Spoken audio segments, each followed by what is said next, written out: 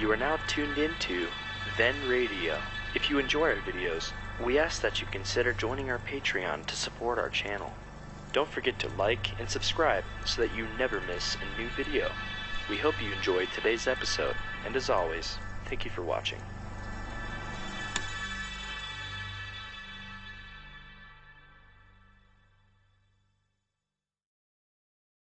From Hollywood, it's time now for Edmund O'Brien as... Johnny Dollar. Is this Mr. Dollar, the insurance gentleman? That's right. Well, this is Captain Lyle Woodstock. I was given a message that you had telephoned. Yes, I did. Your insurance company wanted me to look into this trouble with your wife. I wonder when I could see you. At your convenience, but it's not trouble yet. It's quite possible that nothing is wrong at all. Oh? I understood you were worried about her disappearance, that you hadn't heard from her in over a week. Isn't that it? Yes, but, well, I'll explain it all to you. But as I said, in spite of her absence, it's entirely possible that nothing is wrong at all. All right, Captain Woodstock. I'll be out to talk with you this afternoon.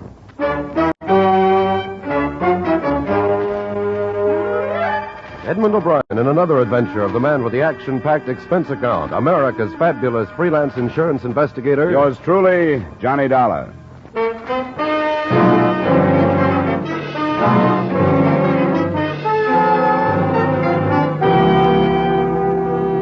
Expense account submitted by Special Investigator Johnny Dollar to Home Office, Washingtonian Life Insurance Company, Hartford, Connecticut. The following is an accounting of expenditures during my investigation of the Celia Woodstock matter. Expense account item 1, $25.50, car rental and mileage to the Woodstock home off the highway just east of Bridgeport. It was a large frame house, shuttered against the cold. Icy landscaping swept down to the shore, where an empty dock stood against the winter wind blowing across Long Island Sound.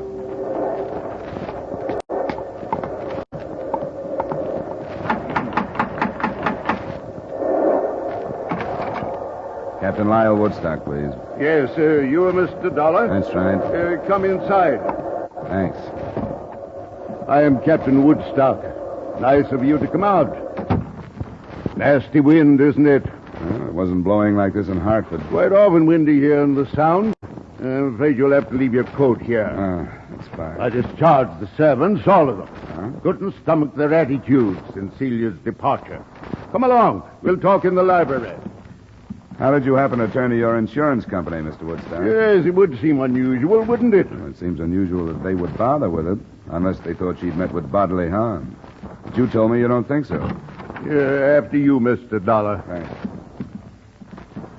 I'm afraid I was guilty of a certain amount of deception when I spoke to Mr. At the Washingtonian Company? Miller, Sam Miller. Yes, Mr. Miller. Through a delicate choice of words, I'm afraid I intimated that I was frightened for Celia's very life. Sit down. Why the deception?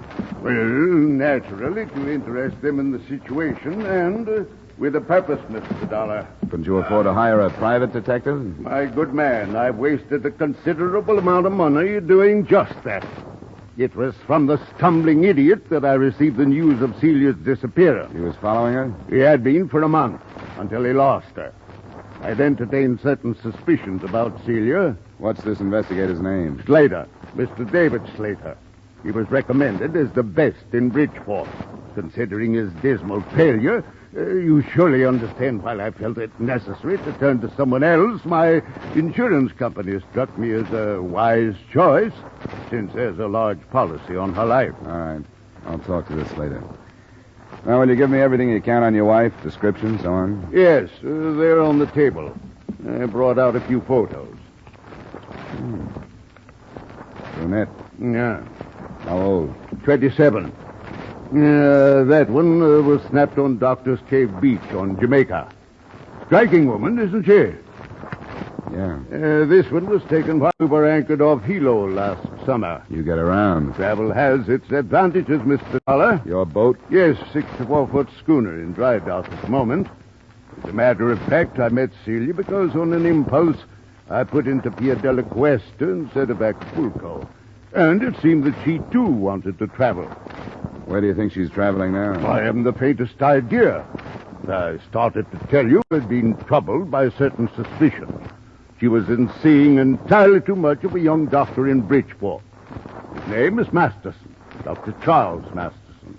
You think he could have had something to do with her disappearance? Is that what you mean? No, I shouldn't like to say. I believe that she is a quite perfect physical specimen, yet she visited this doctor fellow at least 3 times a week. Mm-hmm. Anything else? As a matter of fact, yes. We were in Acapulco 2 years ago.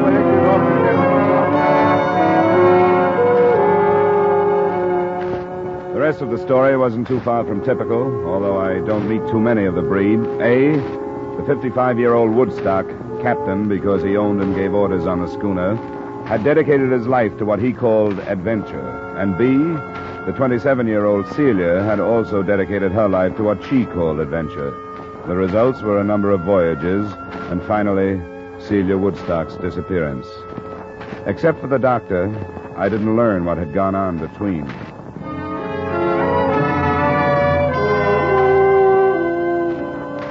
I found the private investigator, David Slater, in a conservatively crummy suite of offices on Front Street in Bridgeport. Well, you've met him, so you know what type he is. Yes, I followed his wife. What did she do? I've got a report on every move she made for a month. You want to see it? No, not if you remember the highlights. What about this Dr. Charles Masterson? Doctors are hard to pin down, you know that. She went to his office 3 times a week, but never met him anyplace else. Maybe she was sick. Her husband says no. Well, I didn't find out. I couldn't have talked to the doctor without letting out who I was. He had a nurse who quit the day before I left the case. You didn't talk to her. I was going to, but after I left, I didn't. Why should I? Do you know who she is, where I can find her? Yeah. Her name is Janet Squire. She went to work in a Red Cross blood collection center up on Union. Good, thanks. Now, what about the day she dropped out of sight? Was there anything special? Sure, there was something special, or I wouldn't have lost her. I'm no rookie in this business. She bought a ticket to New York City on the 3:45. So did I. I got in the same car she did. I didn't see her, but I figured she was powdering her nose or something. Then when she didn't show before the train left, I went through the rest of the cars.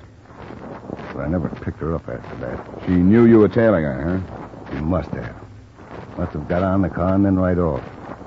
That and the money she drew out of the bank makes me think she was running out on old Woodstock and nothing else. No money was mentioned to me. That's funny. Woodstock knew about it. $2,000 the morning she left. I wonder what else the old renegade is holding out on me. The phone call she made? Oh, he didn't say anything about any phone calls? Well, she made quite a few from public booths. I finally got into one next to her. I couldn't get the number, but she talked to somebody named Spray. Didn't say much but the name, and then asked, "Where do you want me to meet you?" When she was answered, she said, "All right, I'll let you know when everything is arranged." And that's all. Well, that's enough for me. If he thinks he's got a free wife chaser in me, he's mistaken. You going to drop it? Sure, if that's the way it is. I gave up that kind of work a long time ago. I don't like it.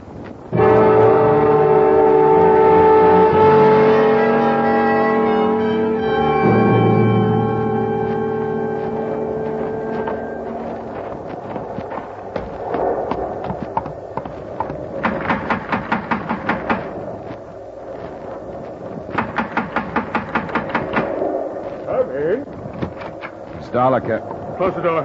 What's this? Where's Woodstock? Close the door. If you do anything else, I'll kill you. What's happened? Who are you? Stay away from me. I smell cordite. You fired a gun. Where's Woodstock? He's gone. You come this way now. Move down the hallway. Why? I'll kill you if you don't. You came in here.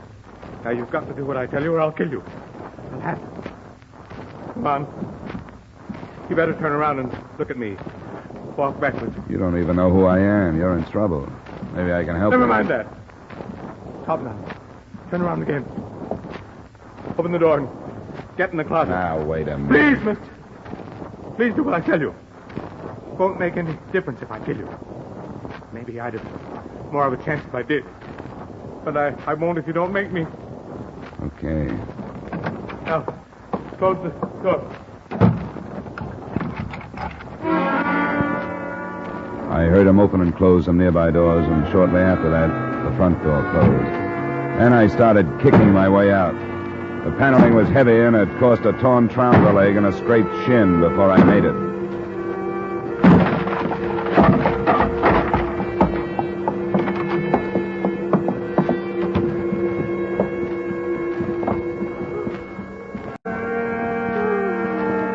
Woodstock? This is Woodstock. Hello? Hello, operator.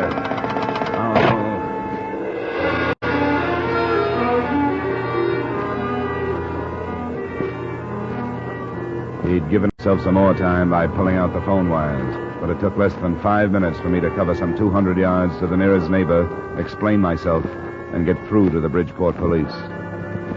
A short time after that, I met Homicide Lieutenant Al Jester, and with him watched 2 ambulance attendants start Mrs. Woodstock toward the hospital. What's the condition, boys? Can you tell? It's bad, Lieutenant. Her right lung. No chance of a statement? We'll do what we can, Lieutenant. Well, I guess it depends on her, how hard or easy this thing is going to be. Yeah, but better not count on him. I've been disappointed too often. What else did Slater tell you? Oh, that's about all. She'd drawn $2,000 the day he lost her on the train.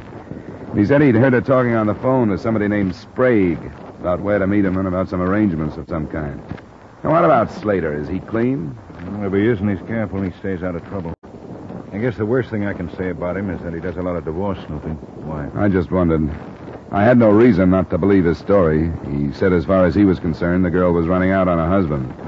The more I saw of it, the more it looked that way to me, too. And I came out here to drop the case, and it blew up in my face. The man you described, could he have been this Sprague? Well, he could have. I didn't ask him. He was half crazy.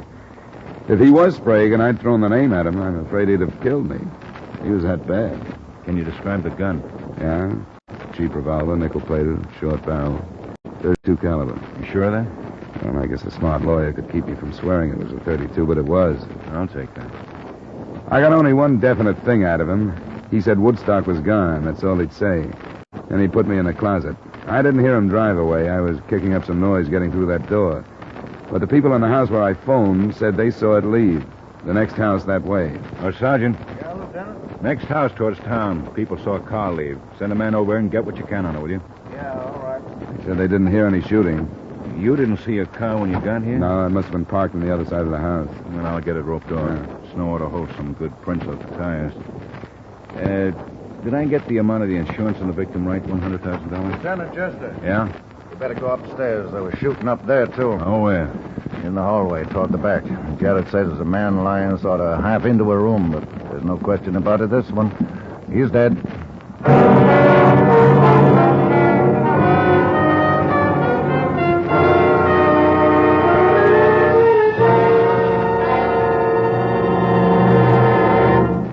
We will return you to the second act of yours truly, Johnny Dollar, in just a moment. Have you heard the new Sing It Again, the new comedy with Jan Murray as your host on the Coast to Coast phone? The new cash prizes for cracking the mystery of Sing It Again Phantom Voice. The new speed and color of the tuneful little riddle songs that make Sing It Again a Saturday night must for radio listening. Be listening for Sing It Again tonight on most of these same CBS stations. Now, with our star Edmund O'Brien, we return you to the second act of yours truly, Johnny Dollar.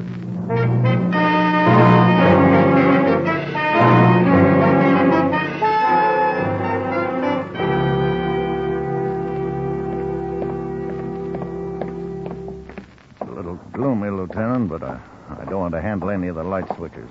Right back there. Oh, yeah. I see. Woodstock. Let me see. Huh? That's who it is. And get some light on in the room. The shutters are all closed. Push the switch with something that won't hurt prints. Yes, sir. Chalk key ought to do it. Shot from behind. Here's a gun on the floor, Lieutenant. That guy told you Woodstock had gone, darling. He couldn't have been more right, could he? Oh, I guess not. Well, let's get out of here until the photographers show up. Neither the photographers nor the fingerprint men, nor a thorough search of the house resulted in any progress. By the end of that first day, the description of the man I tangled with had been broadcast along with a possible description of the car he was driving. The police had also put out a futile search on the single name Sprague. And Celia Woodstock hadn't died, but she hadn't regained consciousness either, or shown any signs of recovery. I took a hotel room in Bridgeport that night where I'd be called if and when anything happened. Nothing did.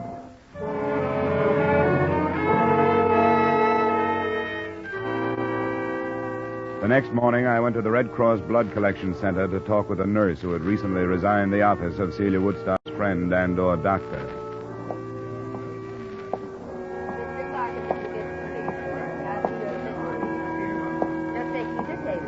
I'd come in with my mind tossing motives for murder around, motives of personal greed and selfishness and hate. And it was almost a shock to suddenly face a segment of this country, citizens, old ones, young ones, men and women, quietly going about the business of helping the best way they knew how. I stayed to give my own blood after Janet Squire talked with me, and I knew it would go overseas in the best of company. We can go in here, Mr. Dollar. Thank you. I'm sorry to bother you, Miss Squire, but I was told you were in Dr. Charles Masterson's office until a short time ago. Yes, that's right. Have you seen the morning papers? No. Why do you ask?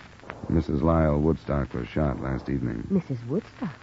Why, she's one of Dr. Masterson's patients. Was she, seriously injured? They don't know if she'll live. Her husband was killed at the same time. How dreadful. What happened? I don't know. I'm working with the police on it. I'd like to learn as much as I can about Mrs. Woodstock. Well, I'm afraid I know very little. She was a patient, but other than that, I know nothing. Her husband seemed to have the idea that she might be more than just a patient. That there might have been romantic interest between them. Uh-huh. Was there? Well, not that I know of. I make it a point to do very little prying into other people's affairs, Mr. Dollar. Mm-hmm. Sometimes I wish I could. Do you know anything about anyone named Sprague? Sprague? No, I'm afraid I don't. I'm sorry. So am I. I hope the results are better when you start working on me. I am sorry, Mr. Dollar. If you'll step right through there, Miss File will take care of you.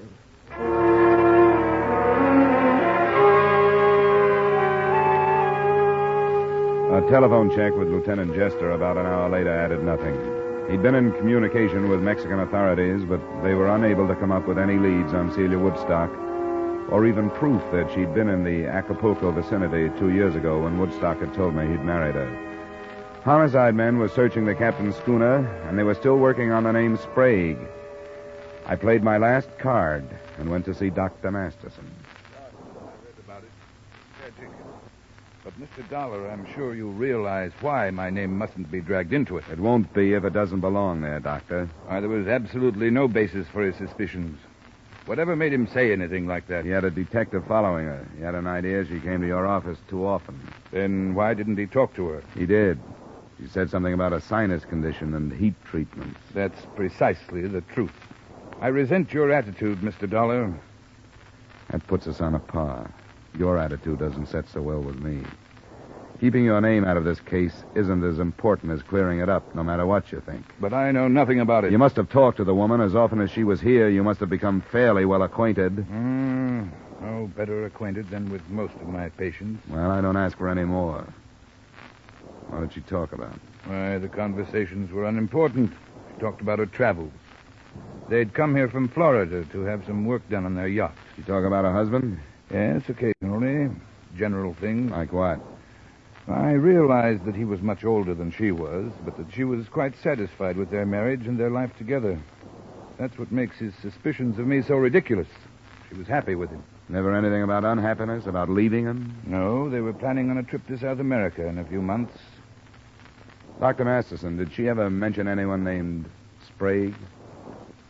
Sprague? Yeah, Sprague.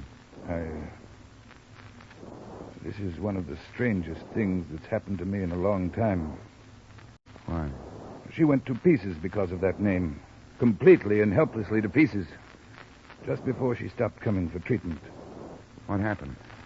The last visit she made, the afternoon about a week ago. Someone telephoned and asked for a Mrs. Emil Sprague. My nurse and receptionist called in and asked if Mrs. Sprague could answer the phone. Was the nurse Miss Squire? No, she'd just left me. It was Miss Hall, who didn't know my patient by name. But when Mrs. Woodstock heard the name Sprague, she went into hysterics. I gave her a sedative. When she was calmed, I wanted to ask her about what had happened. But, well, I didn't. There was something about her that begged me not to. I decided to wait until she came back. But she never did. Well, it's Emil Sprague now. I'm sorry I was hesitant, Mr. Dollar.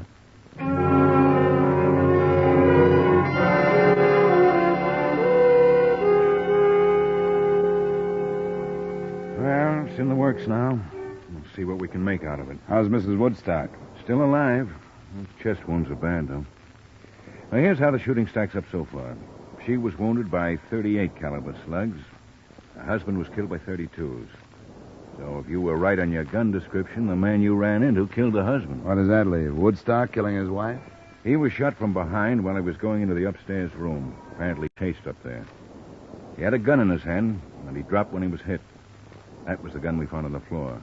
38 caliber. Ballistics hasn't run any comparison tests yet? No. And I won't buy the theory. Mr. and Mrs. Woodstock seem to have been pretty happy. What about their schooner? Well, I talked to my men on the phone. Nothing yet. Crewmen are all available and with alibis. But what's all that got to do with somebody named Mrs. Emil Sprague? I couldn't answer him. Nobody could. But close to 12 that night, the lieutenant phoned me that Mrs. Woodstock was finally responding to treatment and would likely live. I was at the hospital at 12:30, but it wasn't until almost 3 that Lieutenant Jester and I were told that she was conscious and able to answer some questions.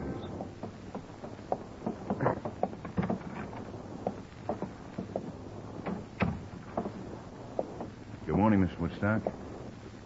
Feeling better? My name is Lieutenant Jester. This is Mr. Dollar. Hello, Mrs. Woodstock. We're both interested in what happened at your house the other evening. Mrs. Woodstock, do you understand what we're saying to you? Do you understand? My husband,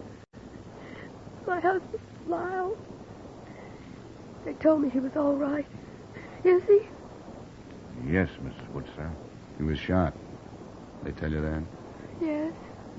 You know who did it? Yes, I know. I was there. I remember. We wish you'd tell us, Mrs. Woodstock. Emil Sprague? Yes. Yes, Emil. No one else was there. He made me go. Made you go where? To my house. To talk to my husband. Emil Sprague made you go? Why? How could he make you go? Because I'm Mrs. Emil. You're Mrs. Emil Sprague? Yes. And I hate him. But you were married to Mr. Woodstock. I shouldn't have. I think I understand. You were married to Sprague. Your marriage to him was never ended, but you married Woodstock anyway. Yes. I was wrong. I lied. I didn't tell him. And then it was money. He wanted money. Sprague did? Yes. I didn't know where he was. Mexico. I had to get away. And I married my husband. That's all that matters. I'm afraid it isn't. Sprague followed you here. From Florida. I begged him not to. The $2,000 you drew from your bank? I gave it to him. Mm-hmm. But it wasn't enough. He made me stay with him. And made me go with him for some more money. And my husband, I tried to make him understand, and he wouldn't. He blamed me and called me things. He went to the drawer. Oh, why didn't he shoot Emil instead of me? Are you sure of that? Woodstock shot you? Going to the drawer. I remember. Turning around with a gun. And that's all. You know where Sprague would go? What happened? Why did he? What did my husband say? He hasn't said anything. Evidently, Sprague chased him upstairs, shot him there, and left. Do you know where he'd go? Back to Florida. Well, we don't think so. We got a good description of him and the car he was driving. We think he's still in Bridgeport someplace. You said you were with him. Where? He had a room on Commercial Street. 713. Rooming house? No, it's a big building. Apartments. Now, which one is Sprague? It's, number 12 on the second floor. Does he have a phone in the room? Yes. Pleasant 2132. Well, thank you. We won't bother you anymore. Thank you, Mrs. Woodstock. I want to help my husband. I'll do anything I can. I want him to know that. We'll tell him, Mrs. Woodstock.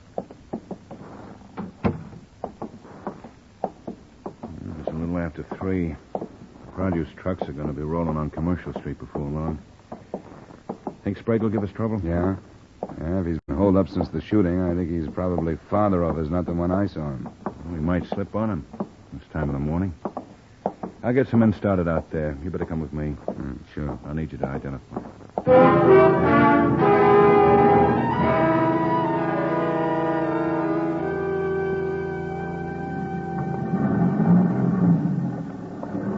Lieutenant. Men should be set in the back of the building. All right, Sergeant. You'll go in with me. Don and I took a look at the floor. It's that corner one up there. There's a door to another room right across from his, so we want to keep him from firing if we can. We didn't warn anybody because we want to keep it quiet. Hope it stays that way. All right, Sergeant. Let's go across. Good luck. Lieutenant, the window. He's onto it. We'd better go on across. He's onto it. He's been watching at the window. I saw him move. Oh, the devil. Well, you better see what you can do on the phone then, Dollar. The phone? We thought if you couldn't catch him off guard, we'd try and talk him out. There's a payphone in the hallway.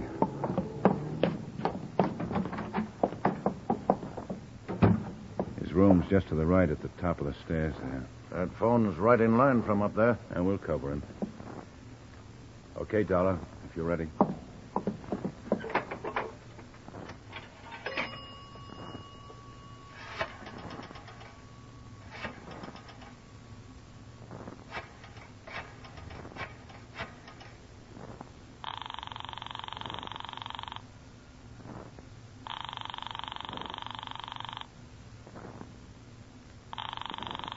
He won't answer. It's ringing. I can hear it upstairs. He'll do something with it. Hello? Hello, Sprague? Yeah? We just got a complete statement from Mrs. Woodstock. You blackmailed the works. She's alive? Yeah, and she's going to make it. I thought she was dead. I saw her fall.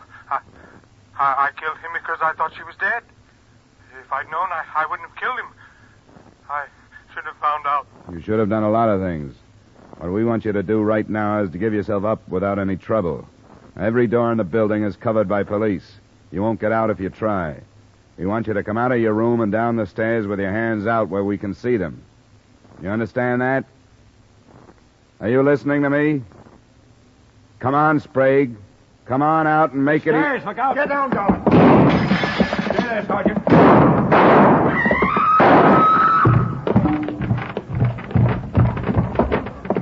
Be careful, Dollar. It's all right. Sprague? He's dead, Lieutenant. Sergeant. Yes, sir? I'll go phone in. Keep the people away as best you can. Okay.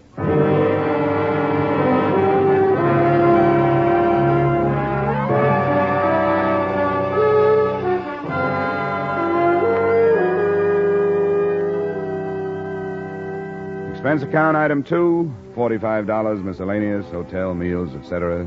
Expense account total, $73.60. Remarks? I understand the lawyers for the Woodstock estate are already measuring ways and means to cut the bigamous wife out of the estate. I don't think the Washingtonian Company has a chance of doing the same with the insurance money. Yours truly, Johnny Dollar.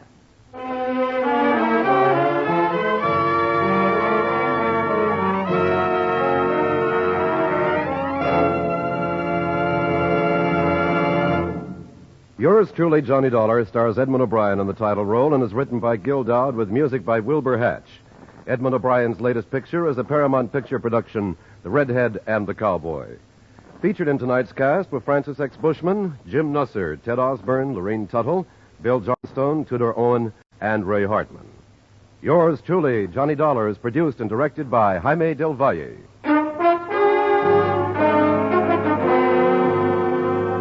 This is Dick Cutting inviting you to join us next week at this time when Edmund O'Brien returns as... Yours truly, Johnny Dollar.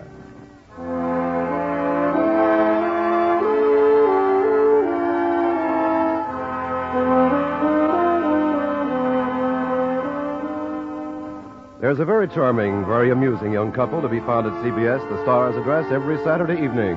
And you're invited to stop by and call on them. They're Liz and George Cooper, and Liz is played by the lovely red-haired Hollywood comedian Lucille Ball. Liz is nice and easygoing. When trouble's ahead, Liz goes forward easily. It's wonderfully hilarious. It's My Favorite Husband, starring Lucille Ball, every Saturday evening on most of these same CBS stations. Stay tuned now for Von Monroe's Caravan, which follows immediately over most of these same CBS stations.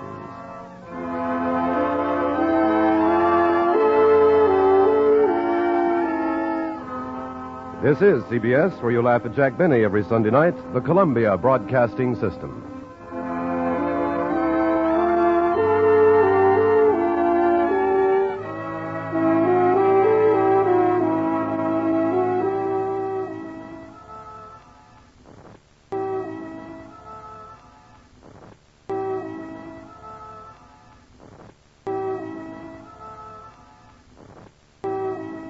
From Hollywood, it's time now for Edmund O'Brien as... Johnny Dollar. Mr. Dollar, my name is Ed Best. I'm in the investment department of the Financial Surety Company. Oh, sure, I've worked for the company. Yes, Bruce Hardwick told me about you. I have something I'd like to have you look into. What is it? Briefly, a few years ago, we bought controlling interest in the Stanley Springs Company, an organization in the Southwest that deals in cotton, has a couple of gins. I just got a letter from out there to the effect that behind the scenes, the company is carrying on illegal traffic across the Mexican border. Oh? How close a check do you keep on the outfit? Our accountant goes out for a quarterly examination, and he certainly reported nothing suspicious, but we businessmen aren't trained to handle smuggling organizations, if one does exist. Yeah, well, training is very seldom enough, but I'll come down this afternoon and talk it over with you.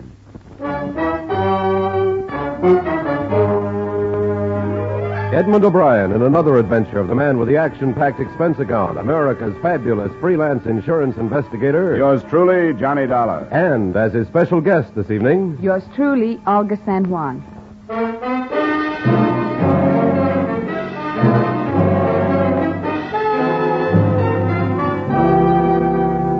Expense account submitted by Special Investigator Johnny Dollar to Home Office Financial Surety Company, Hartford, Connecticut. The following is an accounting of expenditures during my investigation of the Stanley Springs matter. Expense account item 1, $1.75 cab fare from my apartment to Hartford's Insurance Row and the Financial Surety offices. Mr. Best? Come on in, Mr. Dollar. Happy to meet you. Bruce praised you quite highly. Oh? I know Bruce well enough to suspect he was selling me so he wouldn't have to take the trip himself. I doubt that. But be that as it may. Sit down. Thank you. Here's the letter I mentioned to you. Very brief. Unsigned. He's not generous with details, is he? No, nothing but a bold accusation. What does he call it? Illegal shipments? Yeah. What do you make of it? I don't know. Stanley Springs Stationery. Must be an employee. Maybe a crank. Yes, that had occurred to us. You have no reason to think that what he says is true, is that right? Good Lord, no. We'd had the faintest suspicions. We would have investigated them. Don't you think it'd be a good idea to turn the matter over to the federal people? After discussing it, we decided that it wouldn't be a good idea at this time. There's not enough. Perhaps there's nothing behind the letter. We decided to carry out our own investigation first, and then, if there's basis, we'll turn to the federal agency. That was about it from the Hartford end. My only instruction was to keep secret, if possible, my identity and the investigation. Expense account item 2, $135 transportation, first by air, then by train, then by bus to Stanley Springs.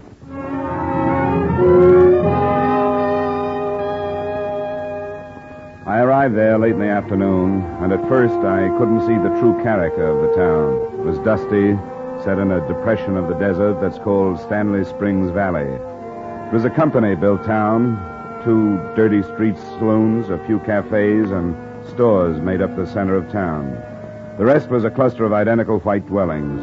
There was only one small hotel, and I checked into it under the curious glance of a dark-haired girl who knocked on the door a few minutes after I'd gotten to my room.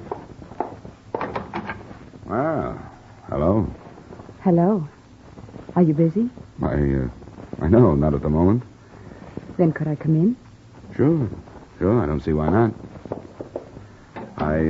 I'm not quite ready to receive visitors. I don't have anything to offer you but a cigarette. I don't want anything. I only wanted to talk to you. My name is Anne, and I live here in the hotel. We don't see many strangers here in Stanley Springs. Well, I'm that all right. Sit down. Why are you here? Well, taking a look at a lot of organizations like the Stanley Springs Company, I'm going to write an article for a textiles magazine. You are from the East? Yeah, New York. You? I lived in Denver before I came here, and I have been in Fort Worth, and Tucson, and Phoenix. Why do you want to write about the company? Well, I'm being paid to by a lot of men who own controlling interest in a lot of companies, and they're too fat and wealthy to come out themselves to find out how they earn money. You don't like these men. I can take them or leave them alone. What do you do? I work in one of the clubs. Clubs? Isn't that a pretty fancy name for them? I know. They don't look like much in the daytime. But at night, you'll see. Mm-hmm. Does the company own these clubs? I think they sold them. That was before I came here. I take it I can drop my money on a craft table if I want to. Yes, there are games in all of them. Oh, but you aren't interested in that. And I'm talking too much. Do you want me to go? No, of course not. I'm glad you came. Then so am I. It's good to have someone new to talk to.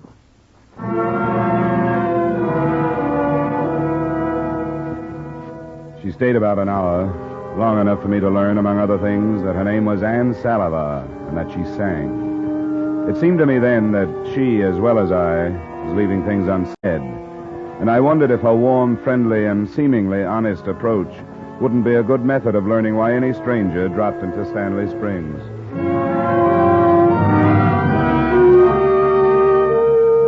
I didn't do anything that first evening and night but recover from my long 15 hours of travel.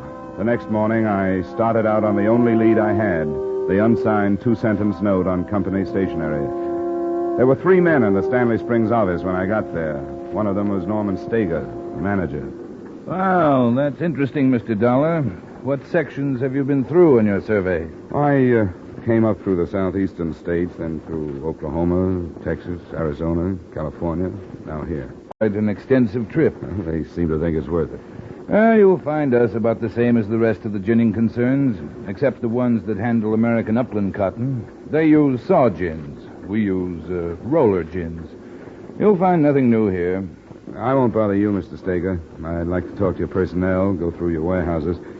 Could I meet the men here in the office? Yes, you can meet them, but I'd rather you didn't talk to them until after we close tonight. We've got a lot of work this week. Oh, sure, anything you say. Well, come on. Oh, Phillips. Yes? Meet Mr. Dollar. Came out from the east to look over our plant. How do you do? Mr. Phillips? Phillips is our chief clerk. Mr. Dollar is going to write a magazine article. Oh, I see. I want you to help him with any information he wants, Phillips, but not until after hours. All right. Phillips is through at 5. You can meet him then. Fine, I'll see you, Mr. Phillips. Yes, at 5. This is Childs over here. He's our shipping clerk. Mr. Dollar, Childs. Hello, Mr. Childs. Howdy. You gonna write us up, huh? Well, I'll try not to get in the way. Say, you've got a shipment going out this morning, haven't you, Childs? Yeah. Maybe Mr. Dollar can go out and watch the bales being loaded. That won't slow things down. Oh, sure. I'm going out now. Good. You can get an idea of the size of our shipments. We send one about like this every other week. Like with the girl, there was nothing there in the office that I could put my finger on. Only things to wonder about. Like the quick look Phillips, the clerk, threw at me when I was introduced, and something about the tone Stager used with him. I went through the formalities of watching the loading operation and noting the number of bales, and then returned to Stager's office for my meeting with Phillips. Oh. How are you making out? All right, Mr. Stager. Phillips here? No, he isn't. He was feeling sick this afternoon. Let him go home at about 2:30. Oh? What's the matter with him? I don't know. Something with his stomach. I think he worries too much. Doesn't seem like he'd have very much to worry about in his job. No, he wouldn't, but I guess it can be quite a strain if you let it. For me, I don't worry about anything. Well, that's the way to be, all right. I'll find him at home then, I guess, or if he doesn't feel good, I can wait till tomorrow. You'd better catch him. Maybe he's sicker than he thinks. What do you mean? Just what I said. Maybe he's in worse shape than he realizes. I hope not. Why do you say that, Mr. Steger? Well, it just seemed to me that he acted kind of funny when I introduced you to him this morning. Didn't you notice? No, I guess I didn't. I've had my doubts about him for quite a while. I think there's something wrong with him. Like what? Something about his past that he's hiding. I've even thought he may have had a criminal record. When he met you, it was almost like he was afraid you'd come out here after him. It'd be easy enough to check if you wanted to. We could phone the state authorities. Oh, not yet, Dollar. Let's wait till after you talk to him. Find out how he reacts. He lives in number 18. That's on 1st Street. Okay, Steger, thanks. I'll go right over. I would. Let me know how you find out.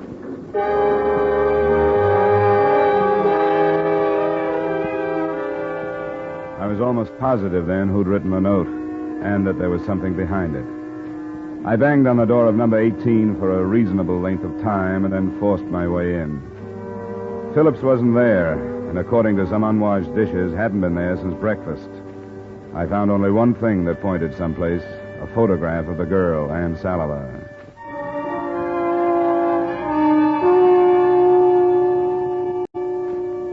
I didn't find her at the hotel when I got back, so at 8 that night I walked into the club where she worked. She was singing as I entered.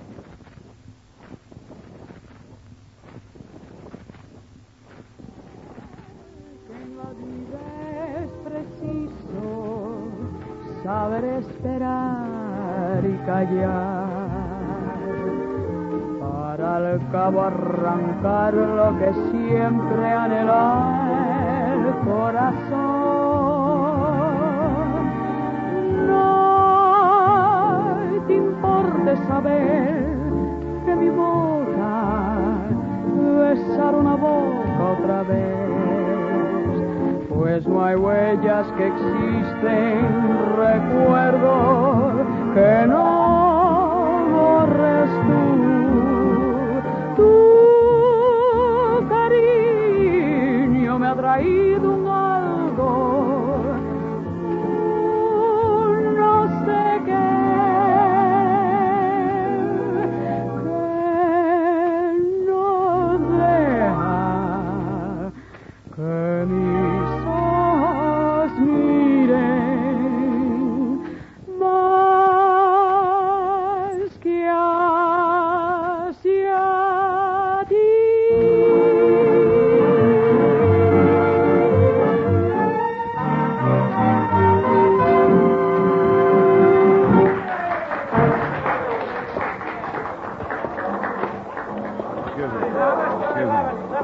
Oh, Ann. Ann. Johnny. Oh, I'm glad you came.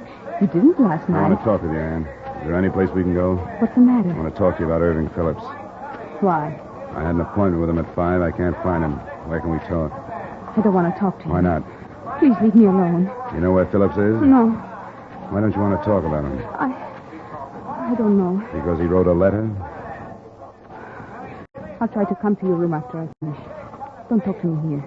It will be about 4. All right. I'll wait for you.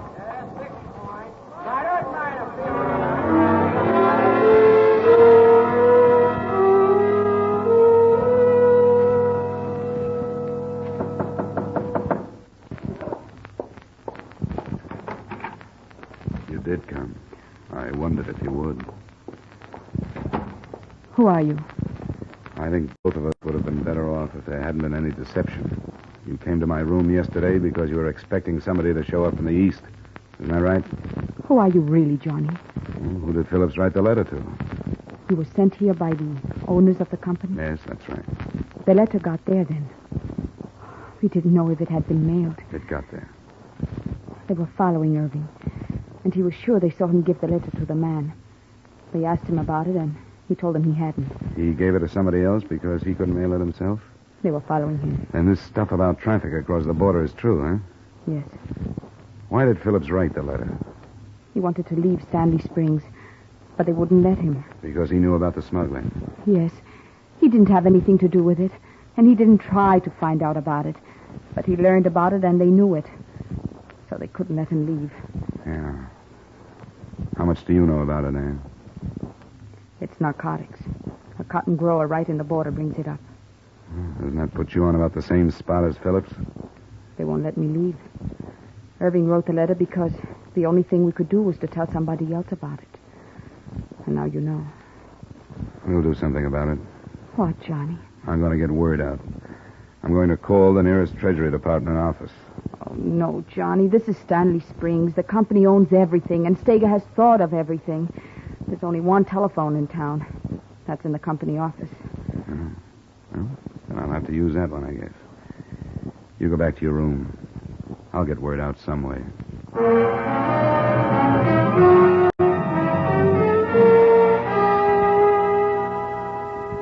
was pretty obvious that I wasn't going to get word out. It was 4:30 in the morning when I left the hotel, but two men were waiting for me in the street.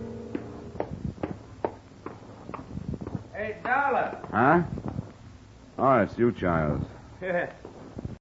You up early or late? I could ask the same thing of you.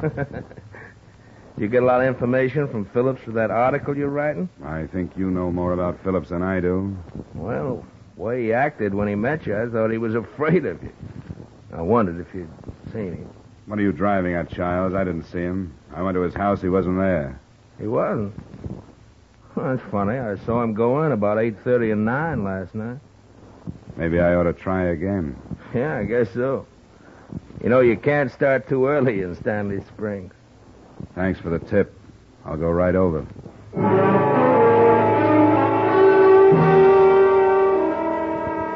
I figured it for a cat-and-mouse game. They wanted me to find Phillips, and I did. Phillips was dead from a bullet wound in his temple. The .38 revolver was still held in his right hand. Except for one completely worthless bit of evidence, Irving Phillips' death was apparently a result of suicide.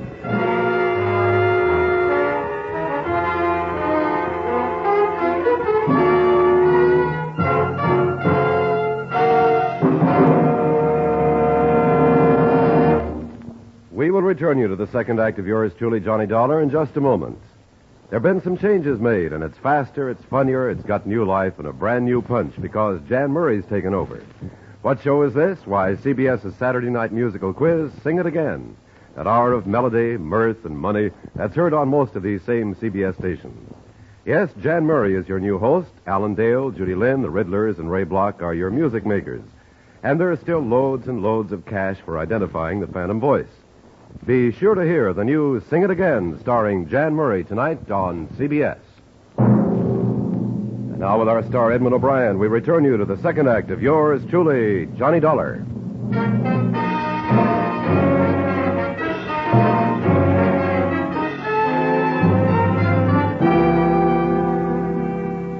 A brief and faltering examination of the scene was made about an hour later by an aged deputy sheriff, Stanley Springs' only law enforcement officer. He didn't ask for a statement. I didn't offer one because I knew it would be useless. I watched the removal of Phillips' body, and then with Childs and the other man following me, I went back to the hotel.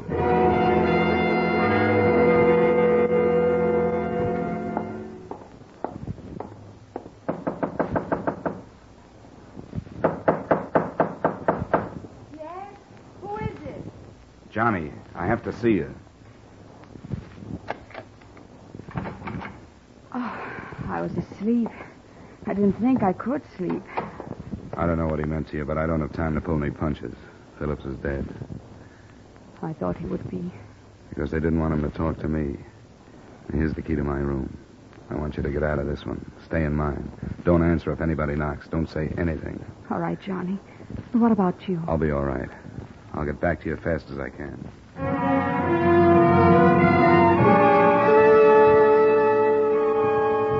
With the two men still tailing me, I found an early cafe and spent some time over coffee. I knew what their mission was, but to check it, I started toward the bus station at a little after 7:30. When I got within a block of it, they started to close in, and they were ready to jump me when I reached the point directly across the street from it. It looked like I was in Stanley Springs to stay. At 8:15, I walked into the company office again. Good morning, Dollar. I was hoping you'd come in. I wanted to talk to you. About what? Why, about Phillips, of course. I told you I wondered about his past. What's behind his suicide anyway, do you know? I know it wasn't suicide, Steger, if that'll help you. Well, of course it was. The gun was found in the man's hand, wasn't it? Yeah, but he still smelled of chloroform when I saw him. Chloroform? It wasn't mentioned to me. Well, I wouldn't worry about it if I were you. I understand the traces disappear in a short time. But let's understand each other. You and I know that he was chloroformed, that when he was unconscious, a gun was put in his hand, that it was pointed at his head, and somebody helped him pull the trigger. You saw this happen? It happened. But the tests will prove that his hand fired the gun. You and probably a couple of your men know he was murdered, and I know it. As far as proof goes, you're safe. For a textile writer, you seem to know quite a bit about these things. I think we understand each other now, Steger. I hope you do. I know you've been sitting on a good thing probably for a long time. The whole town has been a front for you. You control everything.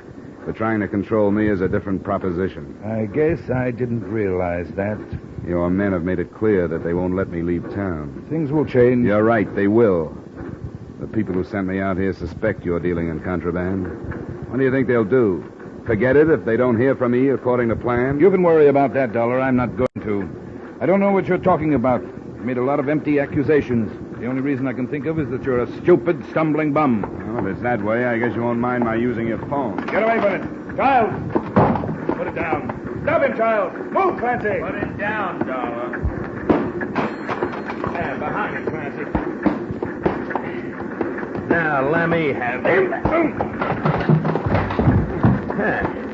Now, come on, get up, Dollar. Get away. Come on, get up. Let go. Yeah, sure, I'll let go.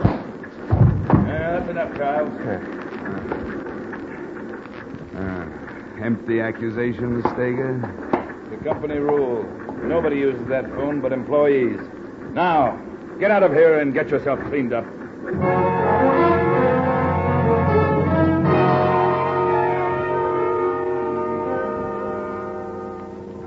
It's the conceit of the man that's worst of all, Anne. He's been toying with me ever since I got here, leading me around, showing me the murder he committed because he knows he'll get away with it. Oh, please sit down, Johnny, so I can put something on your face. I know what he's doing, and I can't stop him. I think this will hurt.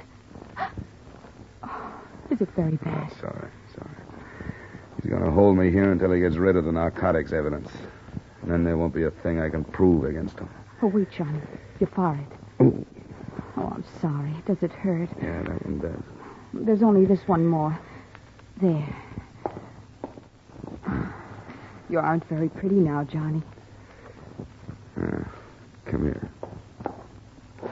Yes. How can you be so calm about this? Aren't you afraid of them? I have been afraid of a lot of things. What things? I don't want to talk about them, Johnny. I have made my life the way it is. I didn't have to come to Stanley Springs. Okay. We'll leave it at that. Why do you want to know about me?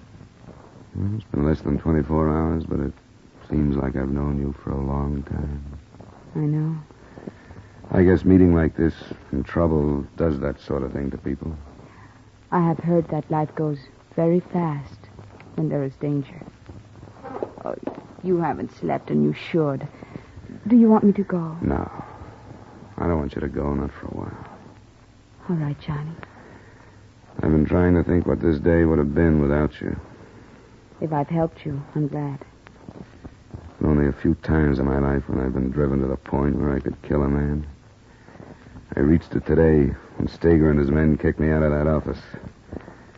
I think if you hadn't been here, I would have gone back to it. Oh, I think it would be better if you forgot all about that. Forgot it? I'm afraid that's a luxury that's not allowed me. I'm not paid to forget. Even for a little while? I'll only stay for a little while. You haven't slept and you should. But tell me about yourself. Where you live. I've wondered so many things about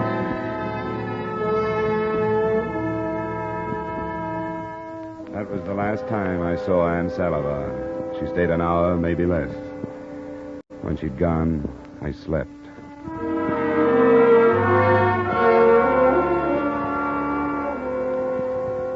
There hadn't been any secrets left between Norman Steger and me after our last meeting. I told him what I knew, and he told me how he felt. Because of that, I thought Ann Salivar was no longer in danger as a giver of information. That's why I let her leave. But after I'd rested, I went to her room, and she wasn't there. The desk clerk told me that she left with 2 men, and his description came close enough to fitting Childs and the other man who'd been following me. This time, when I started for the Stanley Springs office, I was carrying an automatic. Well, Mr. Dollar, I thought you'd had enough out of this office. That's just why I came back. Where is she? Who? Look, the time for tossing words around is gone, Childs. Where is she? You know that gun don't make you mayor of this town. If you use it, you'll be cut down before you can move 100 yards. I won't have to use it if you tell me where she is. I don't know what you're talking about. Where's Steger? He's out. Where? I don't know. Where, Childs? I don't know. You took her out of the hotel. The clerk told me that. Where'd you take her? What did you do with her? I don't know what you're talking about. Understand this, Childs. I'll kill you if I have to. Now, where is she? I don't know. Where is Steger? He's out in the warehouse. Which one? Number 3. Take me out there. No, I won't. No, wait. Now, take me out there. Take me out there or I'll kill you. I mean that. All right, I'll take you out there.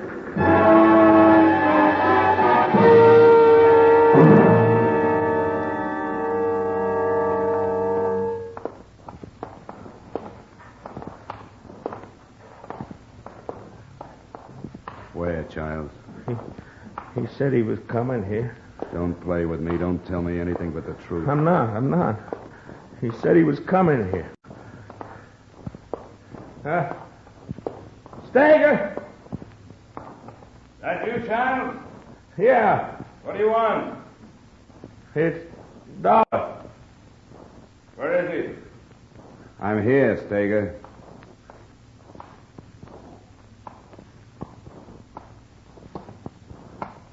Haven't you gotten yourself into enough trouble, Dollar? Yeah, plenty. What's the matter with you, Childs? He hit me with a gun. You're liable to find yourself in prison, Dollar. Do you know that? I've thought about it. Armed assault? That's a felony, I believe. I want to know where Ann Salivar is. I didn't know you were acquainted. Yes, you did. Tell me what you did with her. I didn't do anything with Where her. is she? I don't know. This is another example of these halfway accusations of yours with no proof. If you can't find her, it's quite possible that she left town. You wouldn't let her do that. You don't know what you're talking about, and I've heard enough. I think you've lost your mind. Steger, don't. Don't leave. I'll kill you if I have to. No, you won't, Dollar. Because you don't have proof of anything. Well...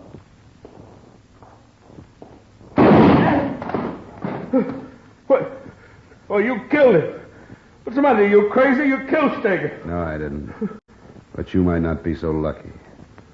So don't do anything I don't tell you to do. No, I won't. I won't do nothing. What do you want from me? Take me to that deputy sheriff. I want to be arrested.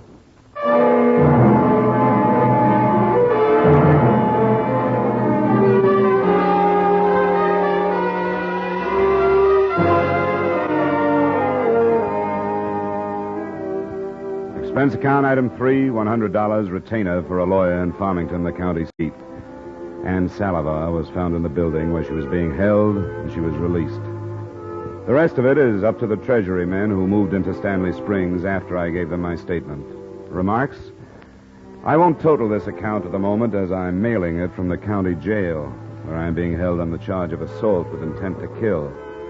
The word is that I'll be freed on the grounds that my assault was justifiable, since it was the only way to stop a man of Norman Steger's power. So I hope to see you soon. Yours truly, Johnny Dollar.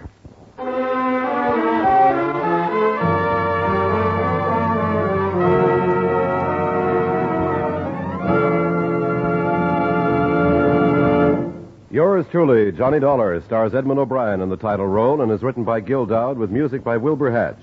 Edmund O'Brien's special guest This evening was Olga San Juan. Featured in tonight's cast were Ray Hartman, Bill Conrad, and Herb Butterfield. Yours truly, Johnny Dollar, is produced and directed by Jaime Del Valle. This is Dick Cutting inviting you to join us next week at this time when Edmund O'Brien returns as... Yours truly, Johnny Dollar.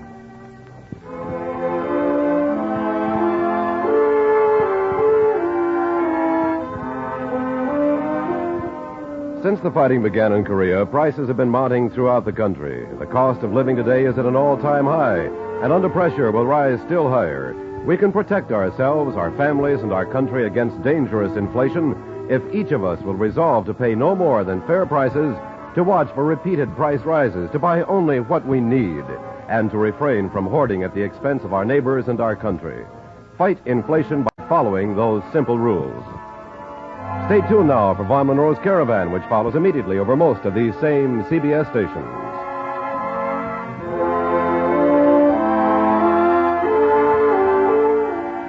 This is CBS, where you laugh at Jack Benny every Sunday night, the Columbia Broadcasting System.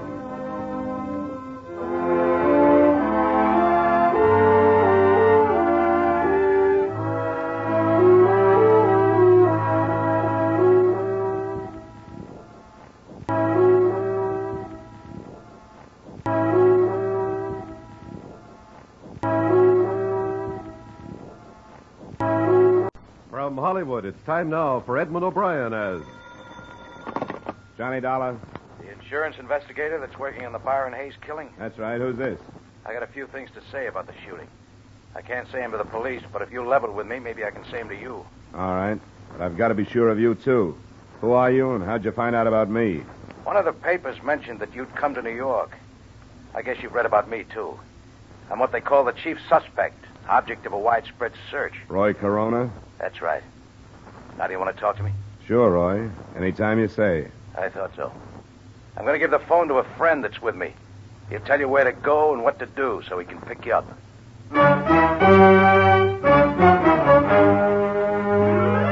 Edmund O'Brien in another adventure of the man with the action-packed expense account, America's fabulous freelance insurance investigator. Yours truly, Johnny Dollar.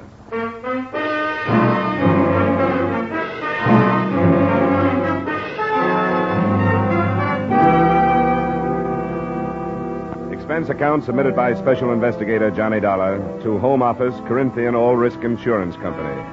The following is an accounting of expenditures during my investigation of the Byron Hayes matter. Expense account item 1, $12, transportation from Hartford to New York. There wasn't much to be done that first day. The police had their theory on who had killed Hayes, and I hadn't had time to form mine. And then that evening, I received a phone call from a man who called himself Roy Corona, the basis of the police theory. 20 minutes later, according to instructions, I was standing on a 7th Avenue street corner holding a copy of Life magazine in front of my face so I'd be recognized.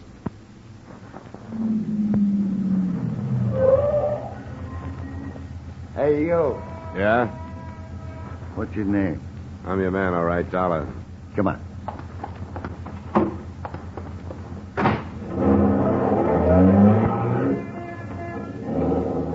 How are you, Dollar? All right.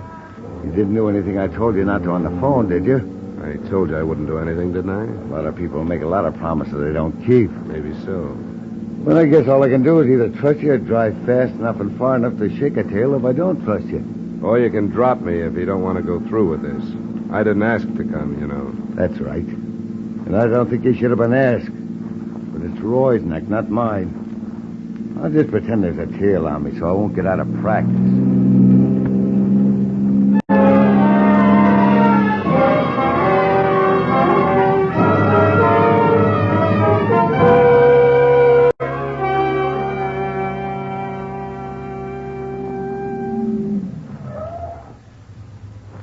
Doorway next to the poultry store there. Thanks for the ride. It's on the ground floor, second door back.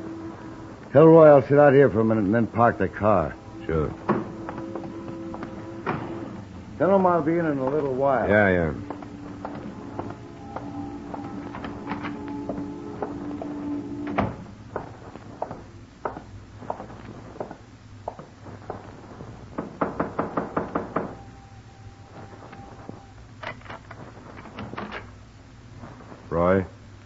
Yeah. My friend stay outside? Yeah, he said he was going to park the car. I'm not so sure I did the right thing calling you, but I guess I couldn't make things worse by doing it. I guess not, Roy. They want you real bad. Sure they do, because I'm a natural. Once you've been in prison, you're a natural for anything. There's more to it than that, isn't there? According to the papers, yeah, but not really. I didn't kill this Hayes guy. I didn't even know him. The police don't seem to think that's important. They figure that a guy who spends 2 years in a prison comes out to find his girl mixed up with a lot of men. He's going to get knocked off balance. Yeah, I guess that part of it's true. It did hit me pretty hard, but not hard enough to make me kill anybody. They think it did. Hayes was one of the men you lost your girl to, so they figure you wouldn't have to know him to kill him. That you were waiting outside her apartment when Hayes came out, you blasted him. Sure, they got it all worked out. The only thing wrong with it is that it ain't true. They don't care about that, but I do. If you can prove they're wrong, you got nothing to worry about, have you? My proof that I was someplace else is a couple of ex-convicts like myself. Statements from guys like that are broken down before they even make them. Isn't that right? I guess there could be better alibis. Why did you bring me here, Roy? Try out your alibi on me or to tell me who killed Byron Hayes? I don't know who killed him. But it would help if you believed that the proof I was someplace else would stand up. If you have something else to back it up, let's assume that I do believe it. It's something the police won't find out. Rita was blackmailing Hayes. How do you know that? I heard him. Right after I came out, when I was having a bad time over Rita. I was in the hallway one night, and I saw him go into her apartment. I listened at the door, and I heard him talking about it. That would make it pretty careless, wouldn't it? Oh, it was him that was talking so I could hear. He told her he couldn't afford to pay her anymore, but it had to stop. It wouldn't do you any good to make this up, Roy. I know that. And if she was taking him, she must be taking the others. A cop wouldn't get the truth out of anybody, but you might be able to check it if they'll trust you. All right. I'll look into it. What about the police? You going to tell them? That I got it from you? Yeah. They'd either toss me into a cell or laugh me out of town if I did. Unless you'd like to stick around and back me up. I don't think I will. I gave it to you, and by the time my friend gets you back to your hotel, I'll be out of here and hold up someplace else. Sure, Roy. I thought you would.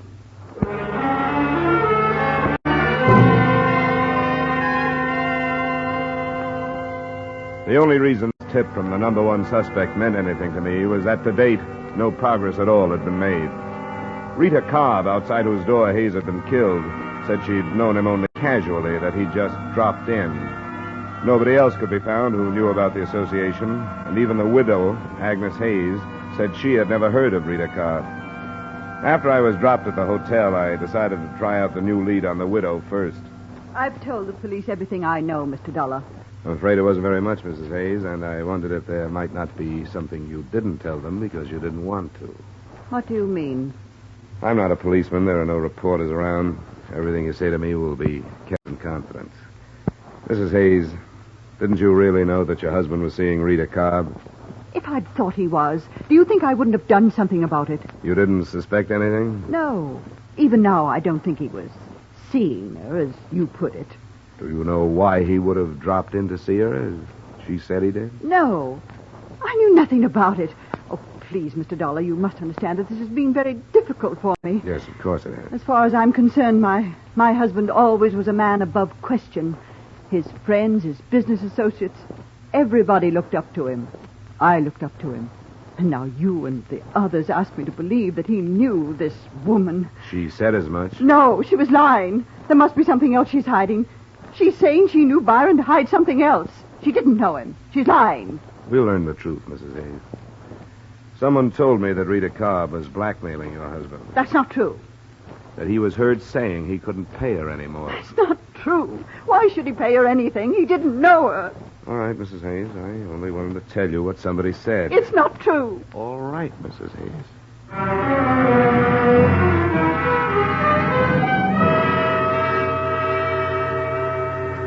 I thought a little more of Roy Corona's lead after I got the widow's reaction. Nobody can deny so vehemently and not be doubted. I wondered how the beautiful blonde in the case would take the bait.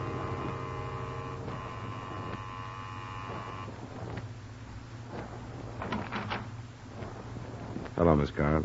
Hello. I'd like to talk to you. Why?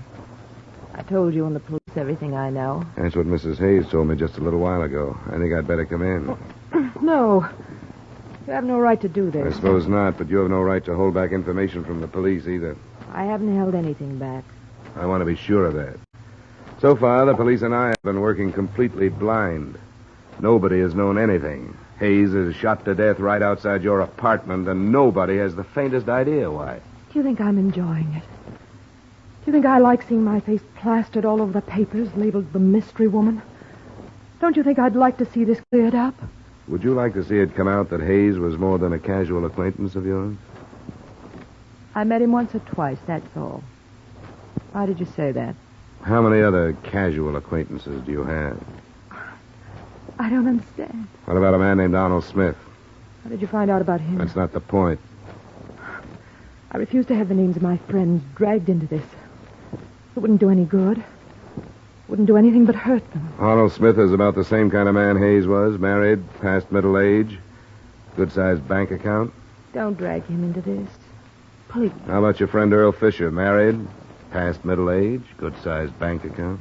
What did you learn about him? I've learned about 2 or 3 more of you men. The police know? Not yet. You're going to tell them? I may have to. I wish you wouldn't. I didn't mention them because I didn't think there was any reason to. None of them had anything to do with Byron. How did you know that? Why, because none of them knew about him. Because he was such a casual friend?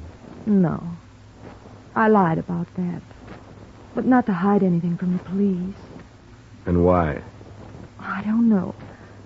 I was afraid to tell about him. I can see why. There are a lot of things that aren't being told about this.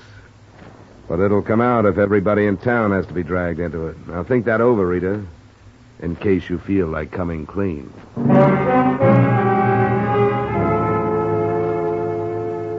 She didn't feel like saying any more to me anyway. It was about 10 p.m. when I left her. And my first stop was a phone booth a half block away from her apartment building. I dialed her number and got what I'd expected, a busy signal. It was nothing definite, but I would have staked my expense account total on the hunch that she was warning somebody.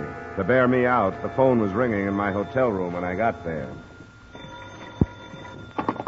Johnny Dollar.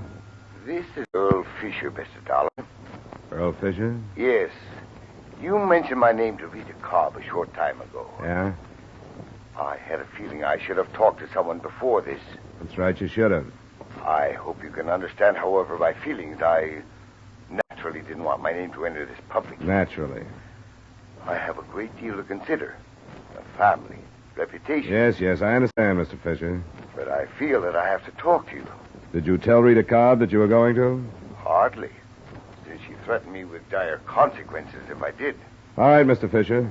Where can we get together? I'd have to know that I could count on your confidence, at least temporarily. I think you can count on that. Could you meet me this evening? Where? Do you know Ricky's Club on Lexington near 80th? I can find it. Then shall I see you there in 30 minutes? The bartender will point me out to you. I'll be there, Mr. Fisher. Thanks for calling.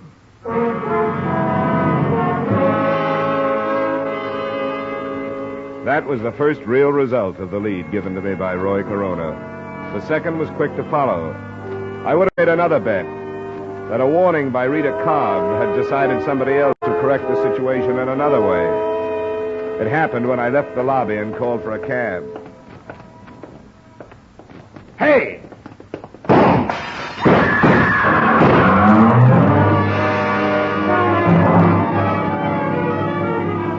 The shots came from a car, double parked. First, I saw the pistol come out of the window. Then I dropped, and from a prone position, I heard the rest. And I remember lying there. I didn't wonder so much about who was shooting at me then. I wondered how many people in the city of Greater New York wanted to see me and my information out of the way.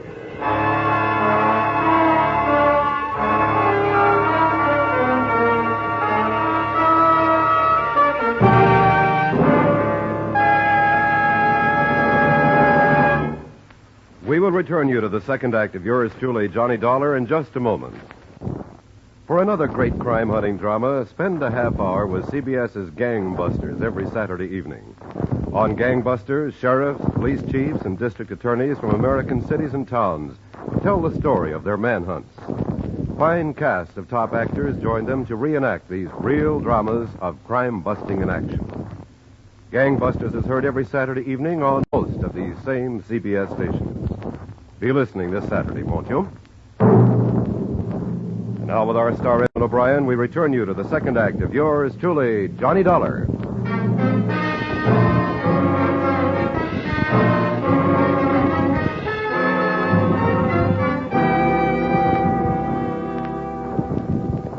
I didn't want to talk to the police right then, but I didn't have a chance not to. A patrolman was on the scene almost before I could get up off the sidewalk. And 25 minutes later, I was in my room with the sergeant of detectives I'd met earlier in the case.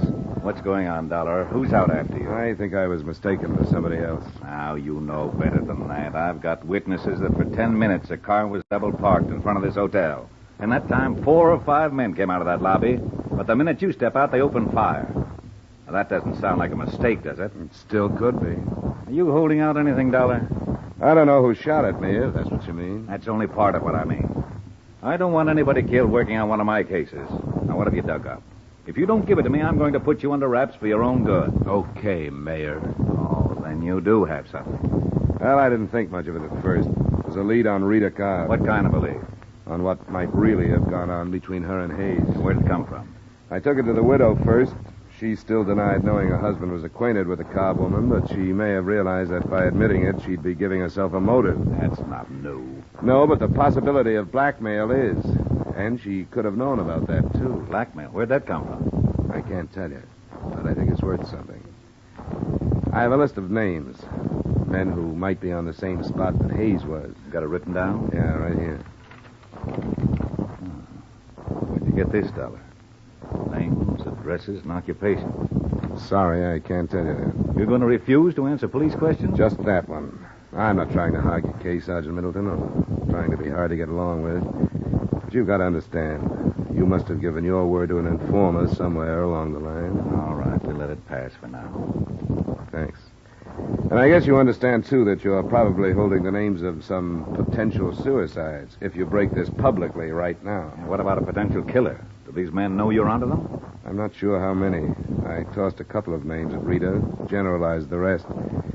Then one of them phoned me. When I was leaving the hotel, I was on my way to meet him. Probably baited you out onto the sidewalk. It could be.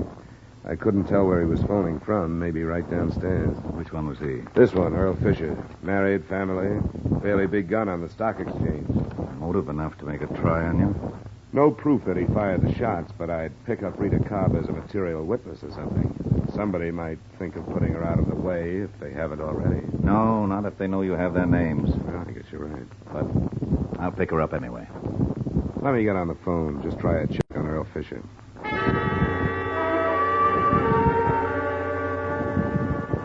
I called the bar where Fisher said he'd meet me. The answer I got didn't do much to alibi him for the attempt on my life. The bartender told me that Fisher not only hadn't been there that night, but that he, the bartender, had never heard of him.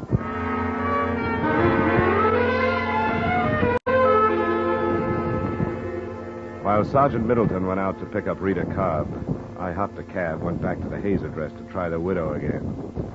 Is it absolutely necessary, Mr. Dollar? I'm so distraught. I'm afraid it is necessary, Mrs. Hayes. A number of things have happened since I left you. Very well. I hope you won't stay long. I'll try not to. Would you like to sit down? Yes, I think we'd better. All right. Come in here. I hope you'll forgive the appearance of the apartment. I haven't had the servant in. Might have been better if you had, rather than staying here alone. I couldn't. I couldn't face her. I don't know how I'll be able to face anybody ever. We've been not what you'd call prominent people, but certainly quite acceptable. Then to have Byron killed in that sordid place under these circumstances. What circumstances, Mrs. Hayes? That girl. No one will ever really believe that Byron didn't know her, no matter what the truth is. I think you know what the truth is, but you've had reason to deny it. Now, what reason? What are you trying to save? Save? What is there to save now? I can't think of anything except what's left of your pride, Mrs. Hayes, if you'll excuse my saying so. You're a cruel young man. I don't like to be, But sometimes it's worse to be too kind. You've taken advantage of the police and me by holding back the truth for purely selfish reasons. Mr. Dollar. You're less interested in seeing a husband's death cleared up than you are in what your neighbors will think of you when the truth does come out. And it has come out. Mr. Dollar. And you're in danger of having to answer impeding the investigation of the death of your own husband. Now, what will your neighbors think of that? Mr. Dollar, what are you saying? What do you mean? Rita Cobb admitted to me that your husband was more than a casual friend. She's lying. Another acceptable husband admitted to me that she was blackmailing him. There are others. So it's only logical to assume that she was blackmailing your husband. That's not true. How do you know? It can't be true. The state will spend a year looking into Mr. Hayes' money transactions if they have to. And there's something else. I'm convinced that you knew about it. I was convinced by the way you reacted when I told you earlier tonight. I'm so confused. When I told the police how you acted, their first thought was that possibly you'd killed your husband. Oh. Your motive would be that you knew about Rita Cobb, so naturally you wouldn't want to admit it. Oh, don't think that. They can't, my own husband, no matter what he did. Police minds go that way when people don't cooperate with them. I was wrong. I thought it didn't make any difference. I thought nothing did but Byron's death. You knew about Miss Cobb, didn't you? Miss Cobb. Yes, I knew about her. Why didn't you tell us? I don't know. And you knew about the blackmail. Yes. Oh, I know why I didn't tell you. I've been trying to spare myself, as you said, but for far worse reasons. I'm responsible for Byron's death. How, Mrs. Hayes? Because I was a righteous wife. It wasn't enough that I found out about her and her blackmail, but I wasn't big enough to forgive him or even think calmly. If I had been, it would have ended. Then there would have been no reason to consent to blackmail. You learned just recently, then? Yes. I made him go to this woman. I made him go and tell her that he was through and that he was going to report her to the police. That's why he was killed. I sent him. And I was afraid to admit my responsibility. He was killed the night before last. You must have learned that day. A man came here. He said Byron knew that woman. I didn't believe him. But when I faced Byron, then I knew. This man, did he give you his name? No. What did he look like? Was he dark? Not quite as tall as I am?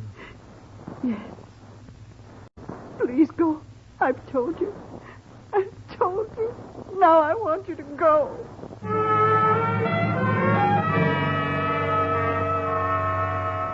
I left and took with me one more piece of the puzzle that looked like it was ready to fall into place. The man I described to her was my original informant, Roy Corona.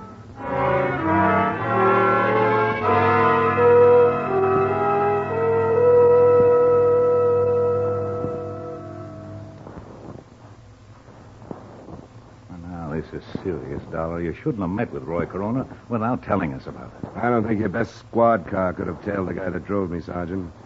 After I met him, he moved someplace else, so it probably doesn't make any difference. Then what do you think his game is? The way I see it, he was in love with Rita Cobb. 2 years in prison, he comes out and finds her involved with these men.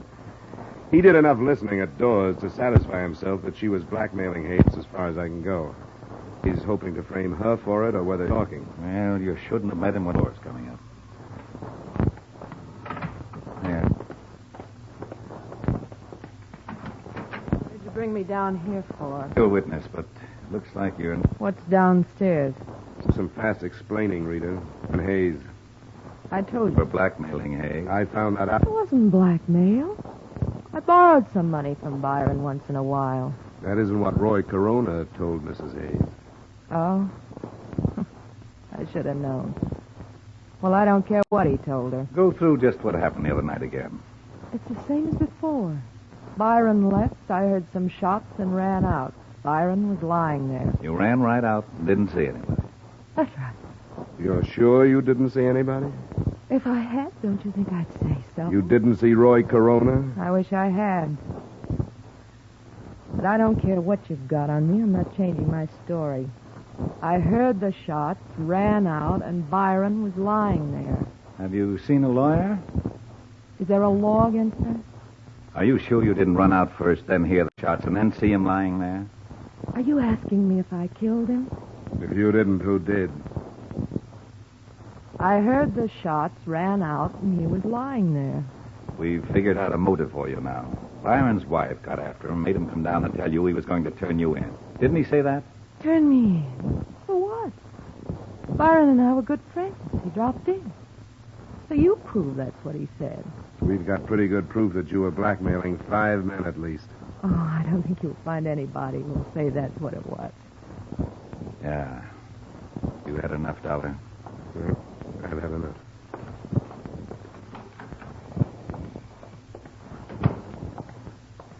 I'm going to see her charged with murder tomorrow. You've certainly got enough.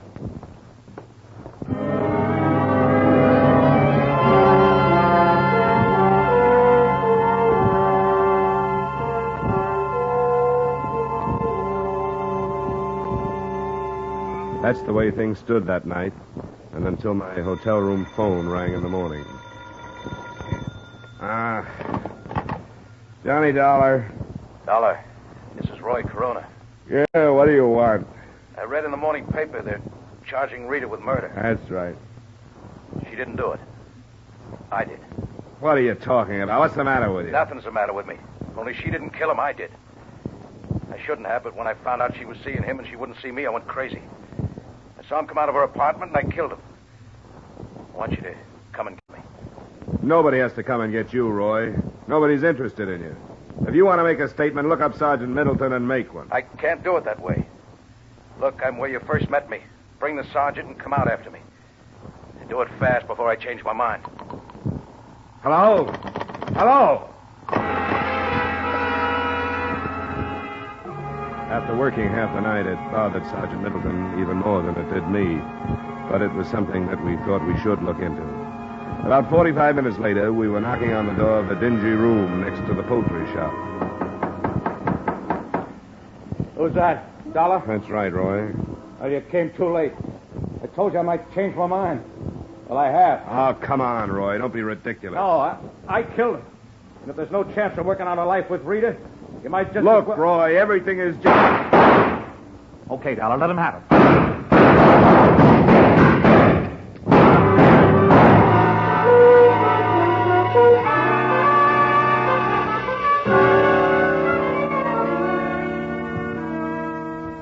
Roy Corona made a good try. As well he might have, since he went to Mrs. Hayes and started the whole thing. But his shots went wild, and the sergeant's and mine did too. When we dragged him out, he was still telling the same story. He didn't stop trying to save her until he heard about the confession made by Rita Cobb after I'd left her, about her motive and about the murder gun that turned up in her apartment. Find enclosed his reaction to that. I'm sorry. I started it. I wanted to get her away from these men. I thought I could scare her away from the things she was doing. That's why I went to Hayes' wife. I never thought it'd lead to this. And I'd take the rap for Rita if I could. I wanted to get her to come back to me. Now look.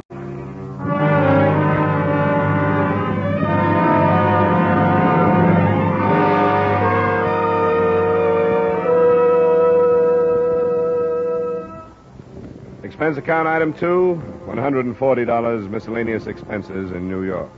Item 3, same as item 1, transportation back to Hartford. Expense account total, $180.80. Remarks? Earl Fisher, the man suspected of shooting at me, was brought in for questioning. Because there was no proof, he survived that. But I felt sorry for him. I saw his wife, and what lay ahead for him at her hands was obvious. He was a condemned man. Yours truly, Johnny Dollar.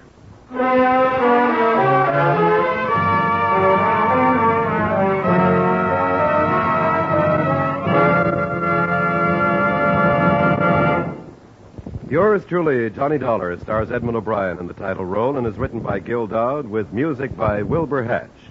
Edmund O'Brien's latest picture is the Paramount Pictures production, The Redhead and the Cowboy. Featured in tonight's cast were Jim Nusser, Lee Patrick, Gene Bates, Ed Begley, and Jack Moyles. Yours truly, Johnny Dollar, is produced and directed by Jaime Del Valle. This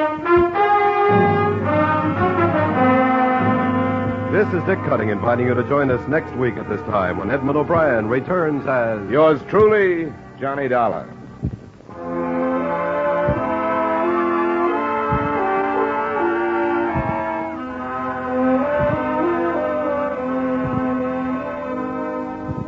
It's faster, it's funnier, it's got new life and a brand new punch because Jan Murray has taken over. It's CBS's Saturday night musical quiz, Sing It Again. An hour of mirth, melody, and money that's heard on most of these same CBS stations. Yes, Jan Murray is your new host. Alan Dale, Judy Lynn, the Riddlers, and Ray Block are your music makers. And there are still loads and loads of cash for identifying the new Phantom voice. Be sure to hear the new Sing It Again, starring Jan Murray, tonight on CBS. Stay tuned now for Von Monroe's Caravan, which follows immediately on most of these same stations.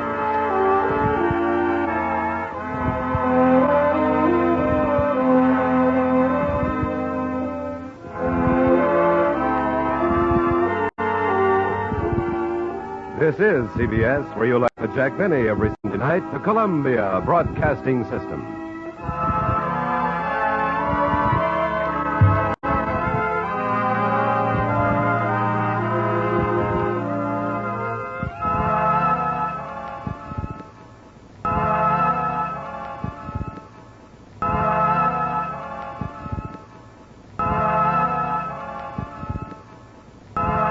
From Hollywood, it's time now for Edmund O'Brien as... Johnny Dollar. Is this Mr. Dollar, the insurance investigator? That's right. My name is Mason, Carl Mason. I'm an adjuster from Sierra All Risk, a West Coast company. Yeah? I need some help. I flew east to meet the claim of a beneficiary, a $40,000 policy. Her name is Jackie Cleaver. Now that I'm here, I can't find her. You mean she's missing? I can't find her. I have an address, but it led me up a blind alley. I've got the authority to hire you if you're free. We can talk about it. Good. I had correspondence with her just last week. It's strange she should drop out of sight so suddenly.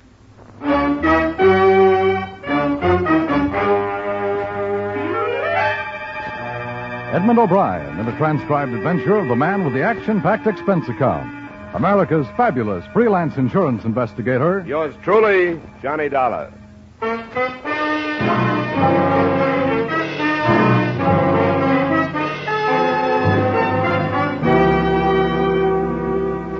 Expense account submitted by Special Investigator Johnny Dollar to Sierra All Risk Insurance Company, 5th and Hill Streets, Los Angeles, California. The following, like it or not, is an accounting of expenditures during my investigation of the Jackie Cleaver matter. Expense account item 1, $250, cab fare from my apartment to the Excelsior Hotel, Hartford, where I was directed to room 216 and Mr. Carl Mason. I'm having drinks sent up. Or is this too early for you, Eastern? Well, it's a little for me, thanks. It's the first time I've been in this part of the country for 6 years. One thing you can say for it doesn't change, except for the weather. The West changes every day. So I've heard. I'm still growing up. I heard a lot of good things about you, Dollar. Oh? That's something new. When I ran into this stone wall looking for this Jackie Cleaver, I called a few of the companies around here. They all suggested you. Probably to keep me out of their hair. What's the background on this thing? I've got it all here. Policies in the name of Schumacher, Howard Schumacher. He was killed in a traffic accident out there. Lots of them, you know. Here, see? Her address was listed as 382 Gardner Street in Manchester. That's just a few miles east of here. I know the place. What'd you learn there? It's a queer sort of a place. Man running around in trousers and a set of long underwear. I got the idea that he was lying to me.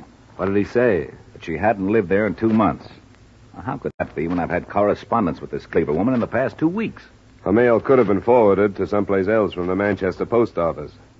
What was the return address on her letters to you? I didn't notice. You'd think she would have mentioned any change, but she didn't. This man, Forsland was his name, said she moved to a place called Middletown, but he didn't have an address. I went over there, but it's too big a place for an untrained man like me. Let me see that. This says she's Schumacher's wife. Ex-wife, I believe. Will you take it over for me? Yeah. Yeah, I'll take a crack at it, anyway. Good. You can take these forms with you. This is the one we want signed. And here's one of my business cards. jot the phone and room number down for you. Thanks. I'll let you know what I find out.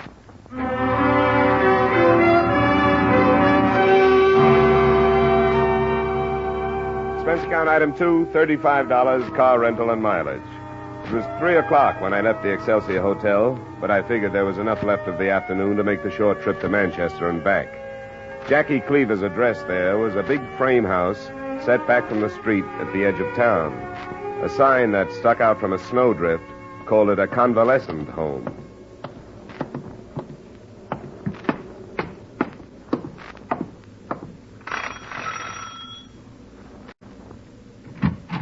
Yes? You Mr. Forsland? I am. Well, my name is Dollar. I'm an insurance investigator. Are you the same as that other one? I'd like to talk to you about the same woman. Well, you better come in. We've got to close the door one way or t'other. Thanks. Yeah. Might find it too warm in here. Got to keep it that way for my patients. Now, what's the matter with that Cleaver woman? Nothing that I know of. Man left her $40,000. I'm trying to find her so she can get it. $40,000? Wouldn't take you long to find me, I can tell you that. Are you sure she didn't say anything about where she was going when she left here? Well, she just picked up and packed one morning saying she'd write, which she never did. She give any reason? Well, said she needed a change. Was she an invalid? Not so as you can notice. Came here for a rest, she said. She was well enough to go clean into Hartford to a bank when a check came twice a month. Did she have any friends I could look up? Anyone come to see her? Nobody, I'd say. She was a lonely woman. Wouldn't talk about herself. Did you happen to notice where her mail came from? Wasn't any except the checks. They came from California, Los Angeles. Uh-huh. Well, I won't take up any more of your time, Mr. Forsland. Thanks a lot. Not so much good, I can tell you. Oh, what does she look like? I've never seen her. Oh, 40-ish, I'd say. Well turned out for that age. Had a bit of color to her hair, I expect. That was brown. Sharpest features and knowing eyes. Saw a lot of life in her time, I'd say. She was strange. Not peculiar, you understand, just strange.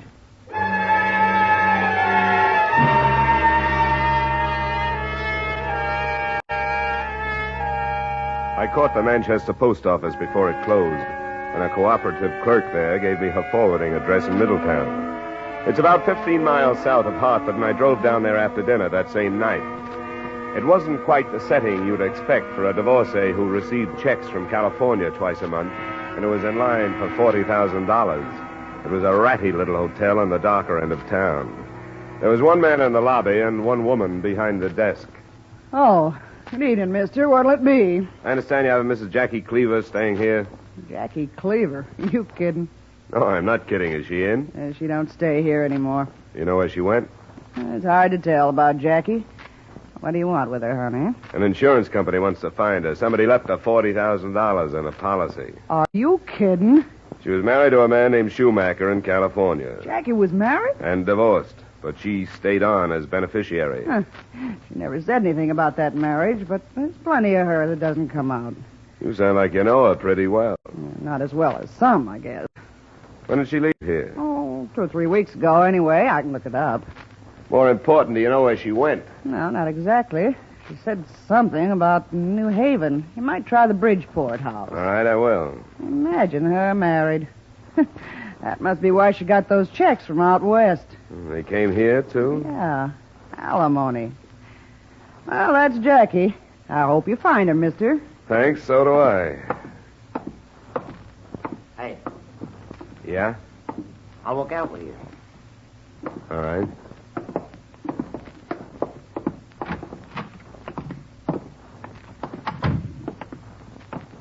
What's this about, Jackie? You must have heard all of it if you heard any. Are you a friend of hers? Yeah. Yeah, who was this Schumacher you say she was married to? I don't know. What's all the mystery about her? Oh, there's no mystery. She's restless, likes to move around. Beneficiaries get paid off every day. Everything about this thing is normal but her. Why is she so hard to find? Oh, maybe she don't want to get found by every Tom, Dick, and Harry passing through. It's none of my business. I'm being paid to get her signature on a form, then she gets her money. Are you from the West Coast? No, I'm from Hartford. Well, maybe I could locate her for you. What then? I'll give you my card. You can phone me at my apartment. That? $1, huh? All right, Dollar, I'll see what I can do.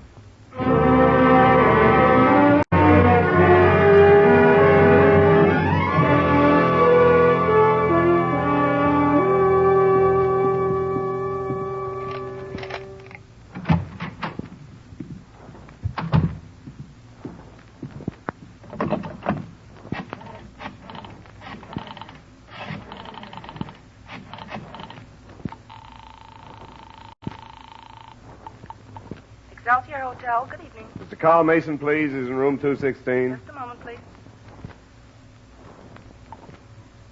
Yes? This is Dollar, Mr. Mason. Oh, what luck have you had? I'm not sure yet. Just got home from Middletown.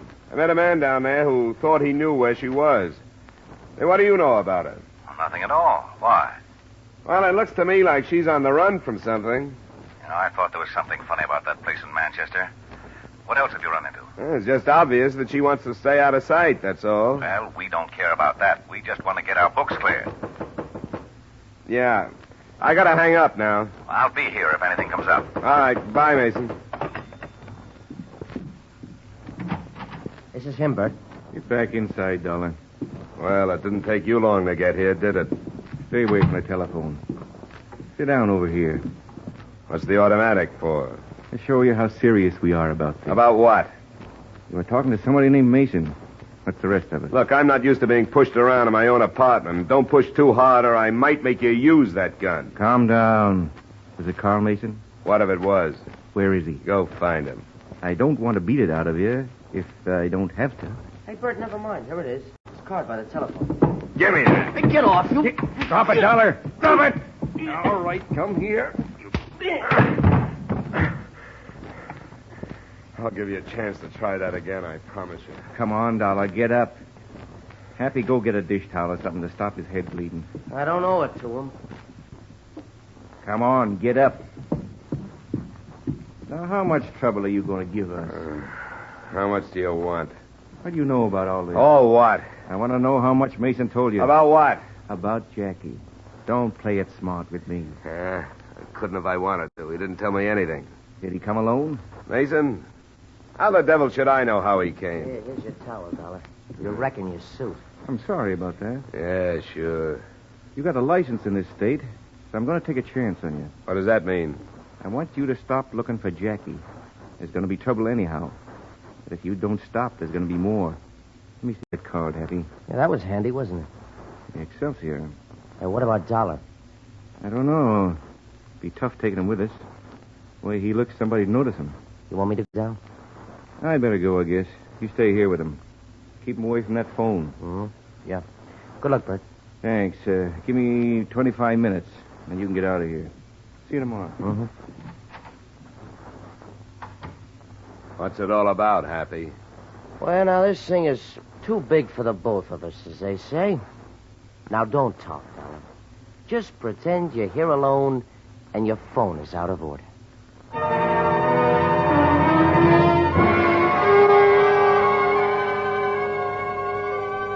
I thought I knew what to expect at the hotel after the one called Happy had left, and I was able to get down there. But I was only half right.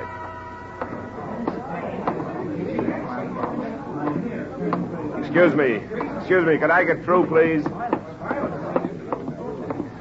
Hey, mister, you can't go in there. Here's my ID. I was working for Mason. Oh, I'm the house detective. Come on. Where is he? In the bathroom. I closed the door. He'd evidently been blasted into the bathroom by the shock of a heavy caliber gun that had taken him in the middle of the abdomen and the chest. But it wasn't Carl Mason. It was the gunman who'd come to kill him. The one called Bert.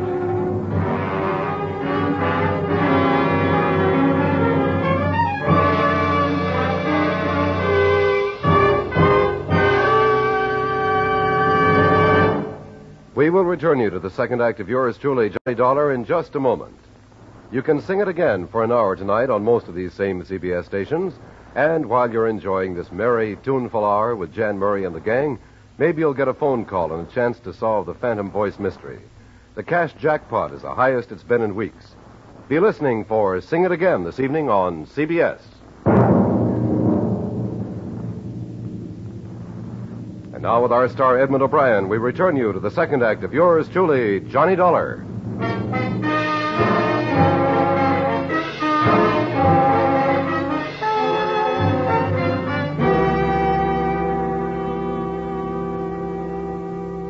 Except for one unfortunate coincidence, I probably would have been able to drop the whole matter right there. And I would have, gladly. But it turned out that the lieutenant assigned the case was an acquaintance of mine. He had once informed me that a friend of his was on the state board from which I got my license, and he had never let me forget it. Now, John, you tell me this fellow Mace hired you? Name's Mason, Schiller. Carl Mason. Oh, I jotted it down with a dull pencil. It's hard to read. Yeah. Mason.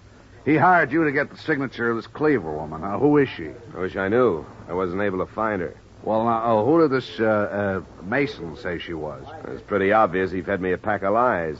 Looks like he hired me to put the finger on her. Oh, why would he do that? I don't know, Schiller. If I'd known, I wouldn't be here. Now, you ought to be more careful who you hire out to, John.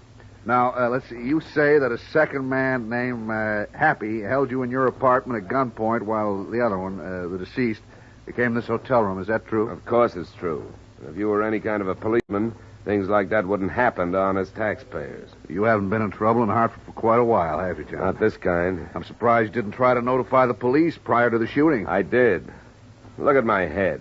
And now you're asking me to risk infection just so you can write a lot of illegible nonsense in that notebook of yours. John, let's start over in a better mood. Force has always cooperated with you. At least I have. You ought to be more thankful. All right, Schiller. But please, put away the pencil and let me tell you what I know.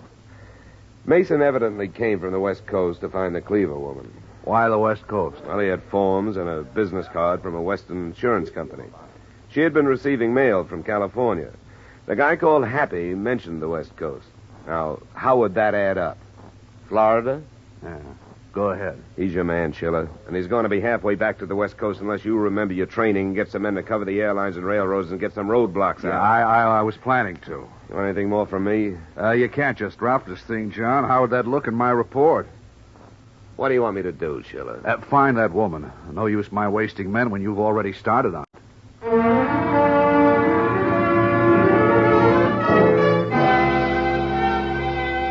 Expense account item 3, $10 to the hotel doctor who stitched and bandaged my head. Item 4, $1.30, night letter to a West Coast detective agency asking for a rundown on both Carl Mason and Jackie Cleaver. Then at about 11, I started back to the hotel in Middletown.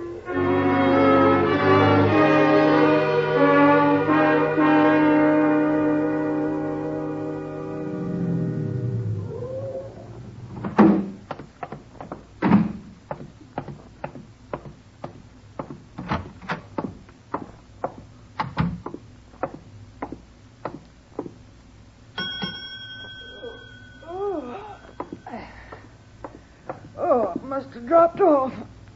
Oh, it's you again. Yeah. Where is everybody? Who? The guy who was in the lobby the last time I was here. Place is all yours. Hasn't been a soul in since you left, I don't think. Does he live here? I'm not so sure I know just which one you mean. I think you do. They call him Happy, which he isn't going to be when I find him. I don't think I know him. What's the matter, honey? Enough to make it smart for you to level with me, honey. The police aren't far behind me. What do you want? I want Happy. Does he live here? No. He just hangs around once in a while. Got a girlfriend lives here. Yeah? Where is she? She's not home. She's sick in the hospital. Which one? The county hospital. What's her name? Nadine Williams. What's the matter with Happy? He and another guy named Bert something teamed up to get rid of somebody, but it backfired. Bert was killed. Oh. What is there about Jackie Cleaver that could cause this trouble? I don't know anything about it. If you're holding things back from me, I can have the police drag you in. I don't know what it's all about with Jackie. But I can tell you a few places where you might find Happy. What's his real name? Snell Chandler. He was going to meet Bert tonight. Do you know where? A couple of places. One's the Wigwam. That's a roadhouse on the highway south of here. The other's further. Tower in New London. All right, I'll check him. If he happens to come in here again, tell him what happened. And tell him he can do himself some good by talking to me before the police get to him. I don't think he'll come back here, not with trouble like this. He probably doesn't know about it yet. Oh, hadn't thought of that. All right, if I see him, I'll tell him what you said.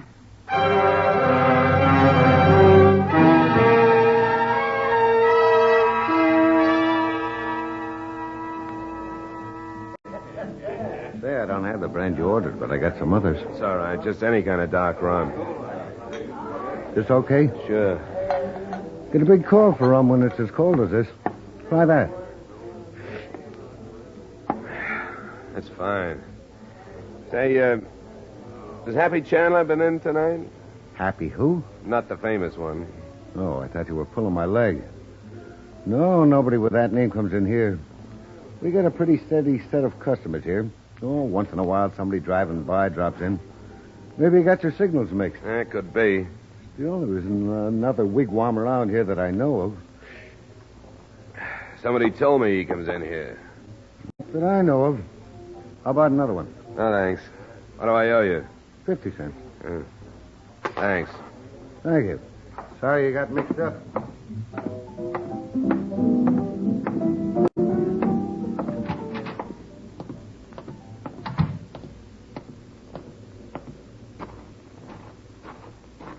Dollar. Over here. It's a lot warmer inside, isn't it, Happy? No, I just got here. Look, May at the hotel gave you a bum stare, see? Don't be too rough on her. She has to play along with us so she couldn't stay in business. You're here. That's all I care about. She phoned and told me what happened, so I came over here to talk it over with you. Bert didn't meet me, so I guess it's straight about him, huh? You'll read about it. Did Mason get away? Temporarily. But I don't think he'll get out of the area. Police have it covered. Well, I wish him luck.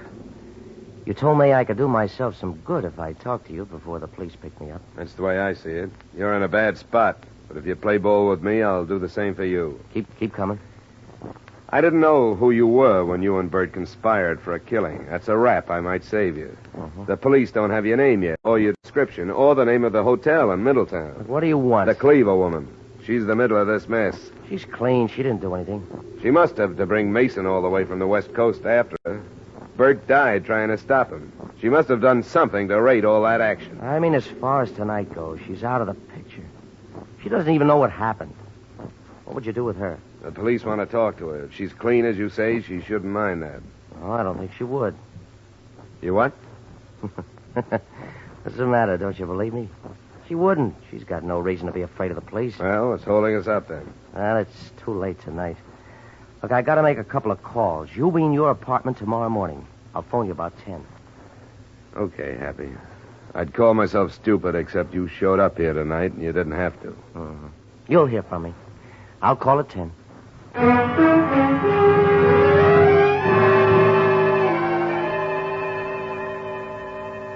The first thing I got the next morning was the information I'd wired for. Carl Mason was a disbarred lawyer who had linked himself with a syndicate that until recently had controlled the wire service, etc., of 4 western states. The machine had been destroyed by the Supreme Court testimony of a state's witness. The rundown on Jackie Cleaver filled out the rest. She had been the witness.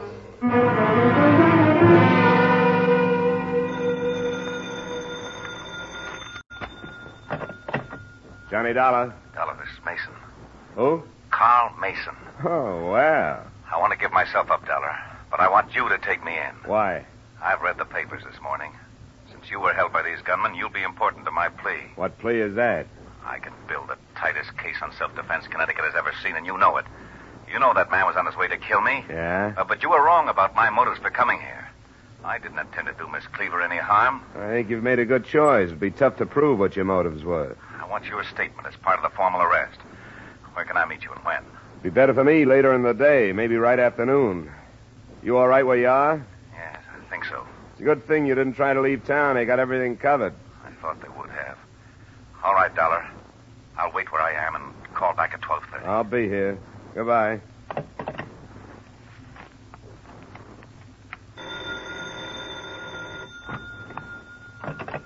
Hello? Hey, your phone's been busy. Oh, is this Happy? Yeah. I'm sorry. Somebody had a job for me. What's happening with you? Jackie's with me. What's the name of the cop in charge of Bert's killing? Lieutenant Schiller. Schiller. Schiller, is he a precinct man or from downtown? Downtown. Well, you have him in his office at 11.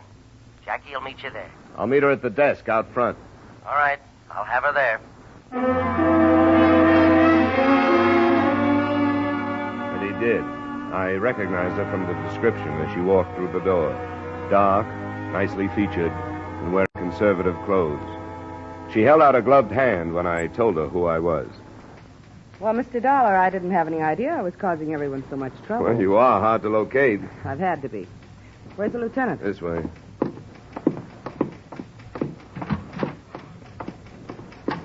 Lieutenant Schiller, this is Miss Jackie Cleaver. Well, sit down, Miss Cleaver. Thanks, Lieutenant. It's a pleasure to meet you. Well, we've had ourselves a little trouble, haven't we? I'm afraid so. I'm sorry, Lieutenant. Oh, I don't blame you entirely. From what Dollar tells me, you're to be commended for testifying for the state out there. I didn't know the secret was out, Mr. Dollar. Part of the agreement was to keep it. I wired for some information on you. What did you find out? Only that your testimony put the syndicate out of business. When you hear the rest, I know you won't talk about it outside this office. They've been very nice to me in payment for what I did for them. They understood, of course, that it wasn't safe for me out there, so they saw that I got here and have been sending a small amount of money twice a month. It's not quite the accepted thing, is it? My money is sent to a lawyer in Los Angeles who sends it on to me. Well, I suppose they have their reasons, Dollar. That's none of our business. I take it the syndicate learned where you were, huh? You can't hide from those people. I don't know how they found me, but they did a few months ago. I've had to stay on the move ever since. I suppose not knowing that, you must have thought I was an arch criminal myself. I was curious. My friends here have done everything they could to help me. Poor Bert. I don't think he went to kill this Mason. Why not? Well, I think he went to frighten him away. Is there any news about Mason? We'll haul him in. Don't you worry about that. He's ready to give himself up. It told Dollar this morning. Oh. Well, I hope you get him. Maybe that'll put an end to it. Do you need me anymore, Lieutenant? Well, I don't think so. Do you, Dollar? I guess not. Well, I'm sorry for all the trouble I've caused. Well, now that we understand, it's perfectly all right. Mr. Dollar? Thanks for coming in. I'm glad I finally met you.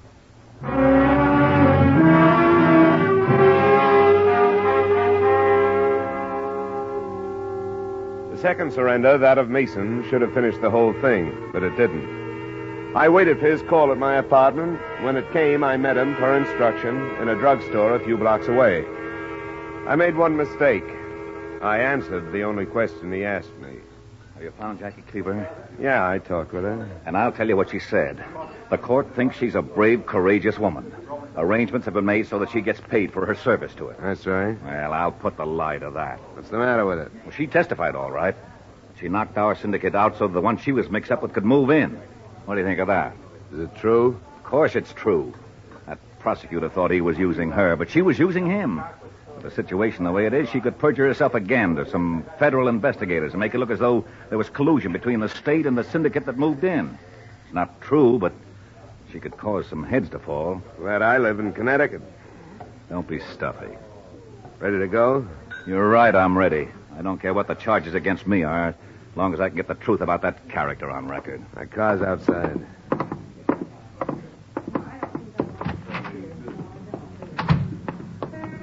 It's down this way. Don't forget, you heard those men say they were going to kill me. I want the arresting...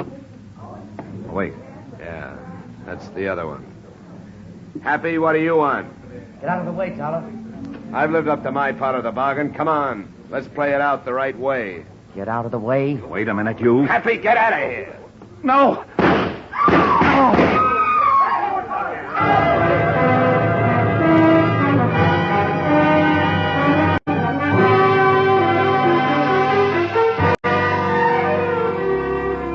I said, it should have ended when Mason gave himself up, but it didn't. Snell, Happy Chandler, was apprehended, but the search was on again for Jackie Cleaver. I wish them luck. They can have the job. Expense account item 5, $45.75 miscellaneous. Expense account total, $280. Remarks? Since Mason actually had nothing to do with the Sierra All-Risk Insurance Company, I hardly expect you to honor this account. But you should. It should be worth that to learn what goes on behind your back. Yours truly, Johnny Dollar.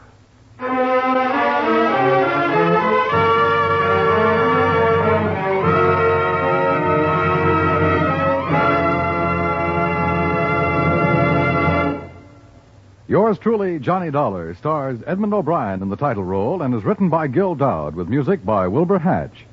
Edmund O'Brien's latest picture is the Paramount Pictures production Warpath. Featured in tonight's cast were Ed Begley, Dick Ryan, Mary Lansing, Sidney Miller, Tim Graham, Virginia Gregg, Hy Averback, and Jim Nusser. Yours truly, Johnny Dollar, is transcribed in Hollywood by Jaime Del Valle. This is Dan Coverly inviting you to join us next week at this time when Edmund O'Brien will return as... Yours truly, Johnny Dollar.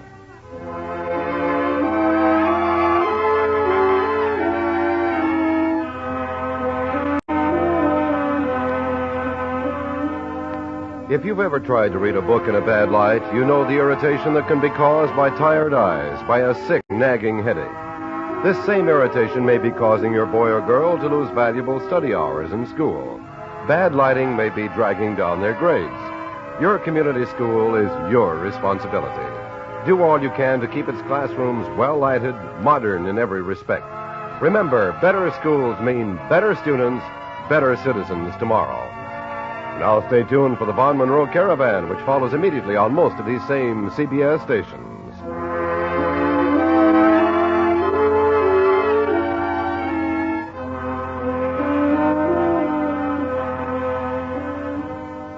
Wanted by your American Red Cross immediately, 4,000 emergency blood donors. The recent influenza epidemic severely curtailed the shipment of life-giving blood to wounded GIs. This blood is needed urgently. Become a Red Cross blood donor now. Call your local Red Cross office at once for an appointment.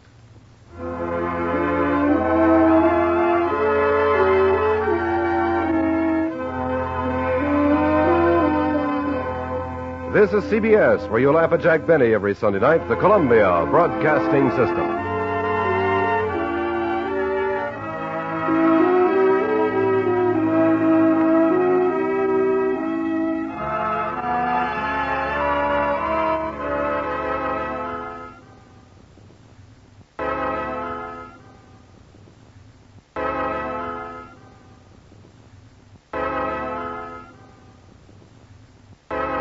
From Hollywood, it's time now for Edmund O'Brien as... Johnny Dollar. Mrs. French speaking. Who is this? Oh, I'm sorry for my explosive greeting, Mrs. French. It's a habit I've gotten into. This is Mr. Dollar from the insurance company. Oh, yes, I received the message that you'd called. But I don't think I understand you're coming to Chicago. Well, I guess they haven't got around to writing you about it. They sent me here to talk to you about your son. I see.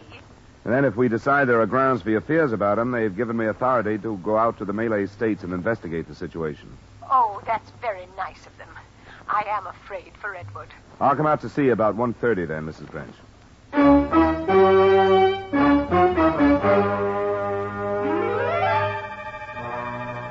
Edmund O'Brien in a transcribed adventure of the man with the action-packed expense account.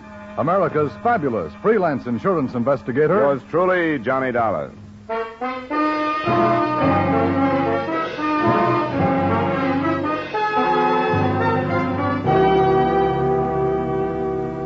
Expense account submitted by Special Investigator Johnny Dollar to Home Office Tri-State Insurance Group, Hartford, Connecticut.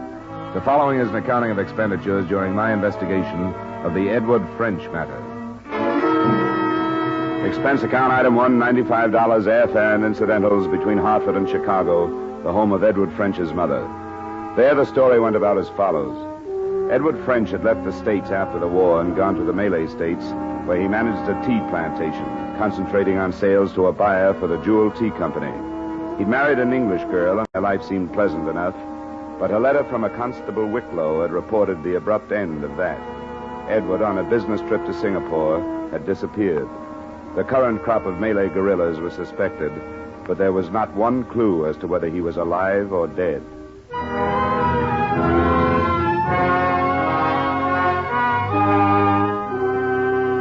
Expense account item 3, $1,283 airfare to Singapore.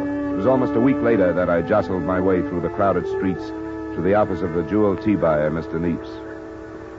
You know, it's odd, Mr. Dollar. You won't believe this, but I was thinking of Ed just as you walked through that door. You knew about the disappearance? Oh, yes. Constable from Raub sent word down a week after he'd been here. Oh, Mr. French did come here after he left his plantation. Yes, we finished our business in the afternoon and went to dinner at the club that night. He left the following morning. Did you hear from him the following morning? Well, no, but I knew that was his plan. Actually, I wasn't worried about him even after I heard about it. Ed's, not peculiar, I guess, but strong-willed. If 50 men told him not to swim across a river, he'd do it just to please himself. You get to expect the unexpected from him.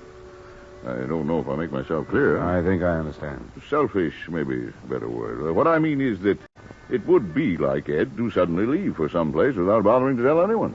Not even his wife? Well, first of all, not his wife. Now, don't misunderstand. I like Ed, but I can't help disapproving of some of the things, like the way he treats Catherine. But none of my business. I like him in spite of those things. I think Ed will show up when he gets ready to and laugh at the trouble he's caused. You don't put any stock in the idea that the guerrillas might have got him, huh? Bandits, I understand you call them? Yes. Well, of course, there's always that possibility. A planter is killed now and then, but I'd expect Ed to be the last one. If he just took off someplace as you suspect, would you have an idea where he'd go? No, I'm afraid I wouldn't. It's a big world, you know. Yeah. How do I get to Raoub?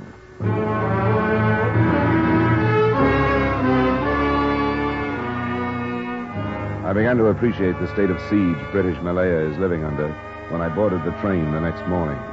All the windows in all the cars were covered with wood, hard and thick enough to withstand fair-sized bullets. At the stopping point near Raoub, I was met by 2 native policemen armed with Bren guns who drove me the rest of the way in a jeep that had been encased in armor. There was no trouble, but by the time I reached the police station in Raoub, I had a healthy respect for the dank wall of jungle that pushed in from all sides and the unseen enemy it hid. Because on the way, I was notified by the native driver that Constable Wicklow had been killed from ambush the day before. His replacement was Constable Downs. It's a nasty business, cleaning them out. Poor Wicklow'd been at it for almost a year. Oh, it must have happened after I talked to the police in Singapore. Yes, last night. They attacked the Stewart estate. That adjoins French's. Wicklow was killed on the way out with reinforcements. They'll single out the leader every chance they get. What do you know about French's disappearance? Very little, I'm afraid. I read Wicklow's report when I learned you were coming. Undoubtedly the work of the bandits, although it might appear to be kidnapping. Kidnapping? That's a new theory. Oh, hardly a theory yet. But it's not been their habit to conceal the bodies of their victims. This is the first case on record where a vehicle has been taken. I didn't know about that either. That's what Wicklow's report said. That's all I know about it. Constable, I want to go out and talk with his wife. How do you... take the Jeep by all means. It's rather late in the afternoon to start out. If you can't be sure of getting back here before dark, well, there's hardly any possibility that you'll take a chance. The native boys simply won't start back. They'll stay behind the barricade there for the night, and so will you.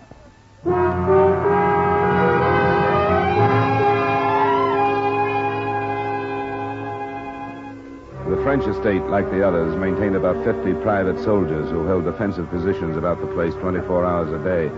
By the time I got there, they had pulled in for the night and were manning a tight perimeter around the main house. As the Jeep passed through it, I saw that they were fairly well armed with rifles, light automatic weapons, and grenades. In sight of all this, waiting on the veranda, and dressed as though she were about to leave for a cocktail party, Mrs. French looked entirely out of place.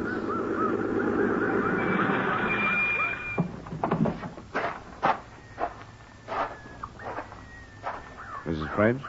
Yes? Oh, didn't Constable Downs telephone about my coming? He said he would. Constable Downs? I'm afraid he wasn't able to. Our telephone wires have been out. Oh. Well, my name is Dollar, Mrs. French.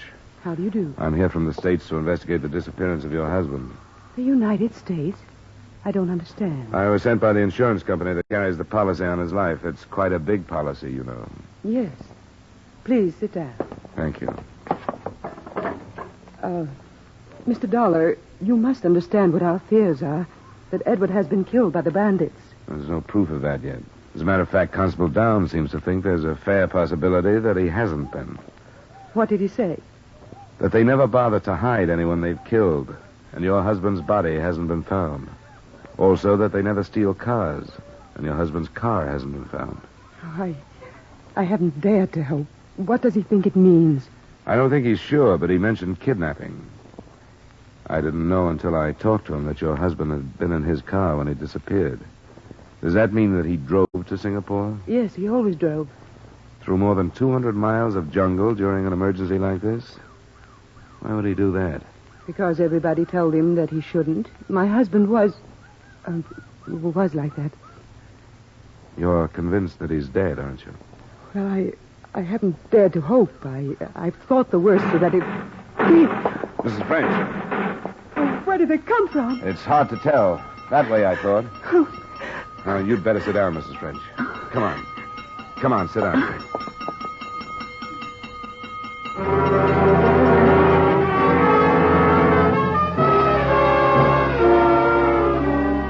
About 15 minutes later, I thought I understood her violent reaction to the shots in the far distance. A small lorry pulled up in front of the house, and a blond man of 30 or so years got out of it. He was introduced to me as Keith Stewart, manager of the adjoining estate. From one brief look that passed between Mrs. French and him, I thought I understood who she had been afraid for. Well, I dare say that nobody would travel all the way out here if I caught it. You Americans are a surprising lot. Yes, I suppose so. And by the way, I very nearly did catch it. We heard the shooting. How many were there, Keith? Hard to tell. As usual, I could scarcely see the beggars. But their number's not as important as the fact that they're still in the vicinity after last night. I'm afraid we shall have to expect another raid tonight. The telephone lines have been cut. Yes, I rather thought they had. I tried to call. That's why I popped over. I think we can expect them here tonight. Is that your Jeep, Mr. Dollar? Constable Downs let me use it. I wouldn't try to return to Raoub until morning if I were you.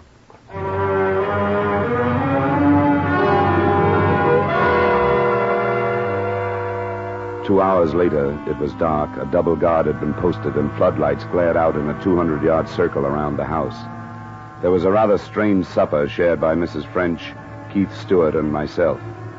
The association between the two was obvious to me by the time coffee was served, and the rest of it came out later that night. I couldn't sleep in the uneasy house, and at 11 I left my room to go get some air on the veranda. But they were already there. And what I overheard from inside the house just about settled the case as far as I was concerned. I was waiting for a definite statement when the conversation was interrupted. They're here. Go inside, Captain. What is it, Stewart? Well, sir, did our little war awaken you? I wasn't asleep. You said you had a weapon for me? Yeah. Inside, Captain. All right. Please be careful. Right over here, Mr. Dollar. Not a gun of American manufacture. Are you familiar with the Thompson product? Yeah, thanks. You'll have to arm it. The chamber's empty. Now then, you're going out there with me? That's what you wanted, wasn't it? Very good. Rather an odd way to carry on an insurance investigation, isn't it? That's right. But you'd hardly call this an ordinary case.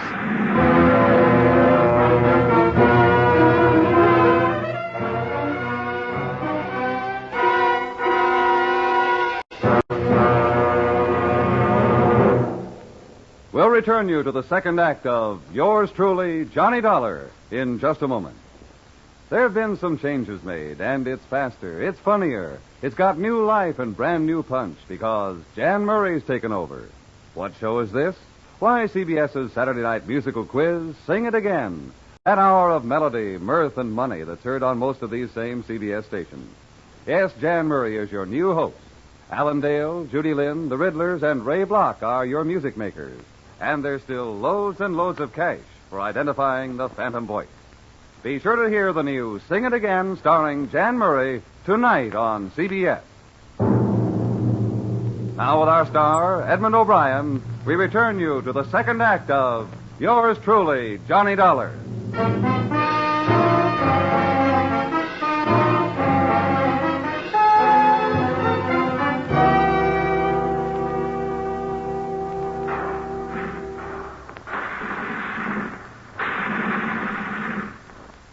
Converge your fire! Converge! Blast to keep that lane covered! We've other guns to look about for targets. There's a movement to the left, Stewart. Good man, 2 of them. Take them if you like. There's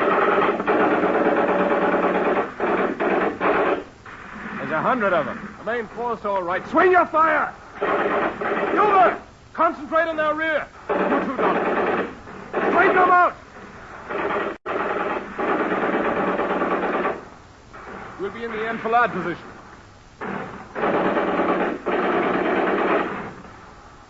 Grenades!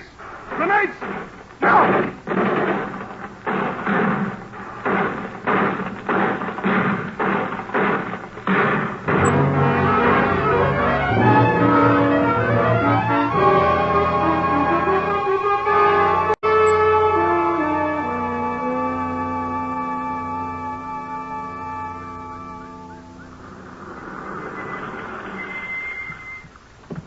Thanks, man.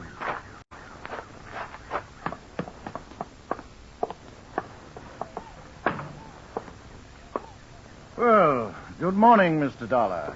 Bandits gave you a bit of a go last night, I'm told. It was over by 2 a.m. I'm sorry I got your men into it, Constable. Oh, nonsense. They're policemen. You brought them both back, didn't you?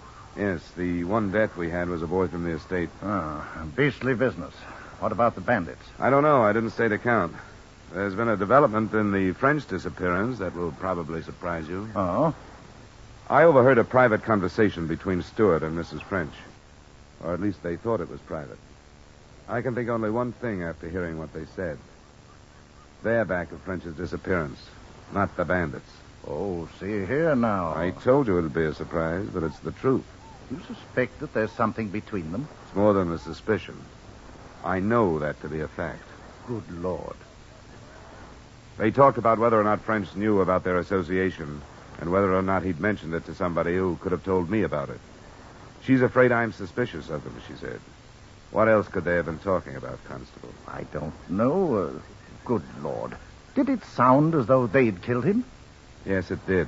But unfortunately, an overheard conversation isn't much in the way of proof. No. Pity the body hasn't been found. That would help. He didn't say so, but I sort of assumed that Stewart has a wife.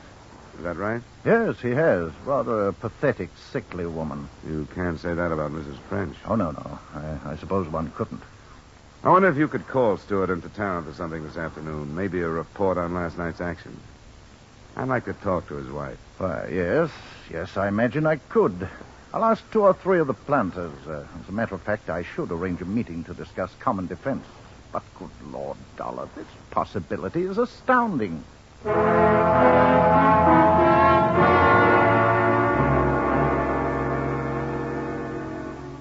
was almost too hot to move when Constable Downs opened his meeting, but I jeeped to the Stewart estate and was admitted to the room where Mrs. Stewart was resting, a pale, fever-ridden woman. Mr. Dollar, you've traveled a great distance in order to ask questions. I find rather strange your hesitancy now that you are here. There are some questions that are particularly hard to ask. They're about your husband, Mrs. Stewart. Yes? Do you know about your husband and Mrs. French? Of course I've known. He's in love with her. And I don't care. Has he spoken of divorce? Under British law, Mr. Dollar, it would be my place to speak of divorce. Why do you ask? I wondered if he or they had any plans for the future. I assure you that any of Keith's plans for the future will include me. Unless he kills me. At times I wish he would. Do you think Edward French knew about his wife? I don't know. Mrs. Stewart, I don't know if you really think your husband is capable of killing you, but it looks very much as though he did kill Edward French. I hope he did. And I hope he's punished for it. Can you think of anything that might help me prove that he did? No. Oh, I wish I could remember. French disappeared about a month ago. Evidently, he left Singapore in his car. If your husband killed him, he would have to have met him on the road back. Can you remember your husband leaving for any length of time about a month ago? Yes. Yes, I do remember. A month ago. He left before noon in his lorry. He was gone for 2 or 3 hours. Did he say where he'd gone? No. I asked him, and he said he'd been inspecting the groves. But he was lying.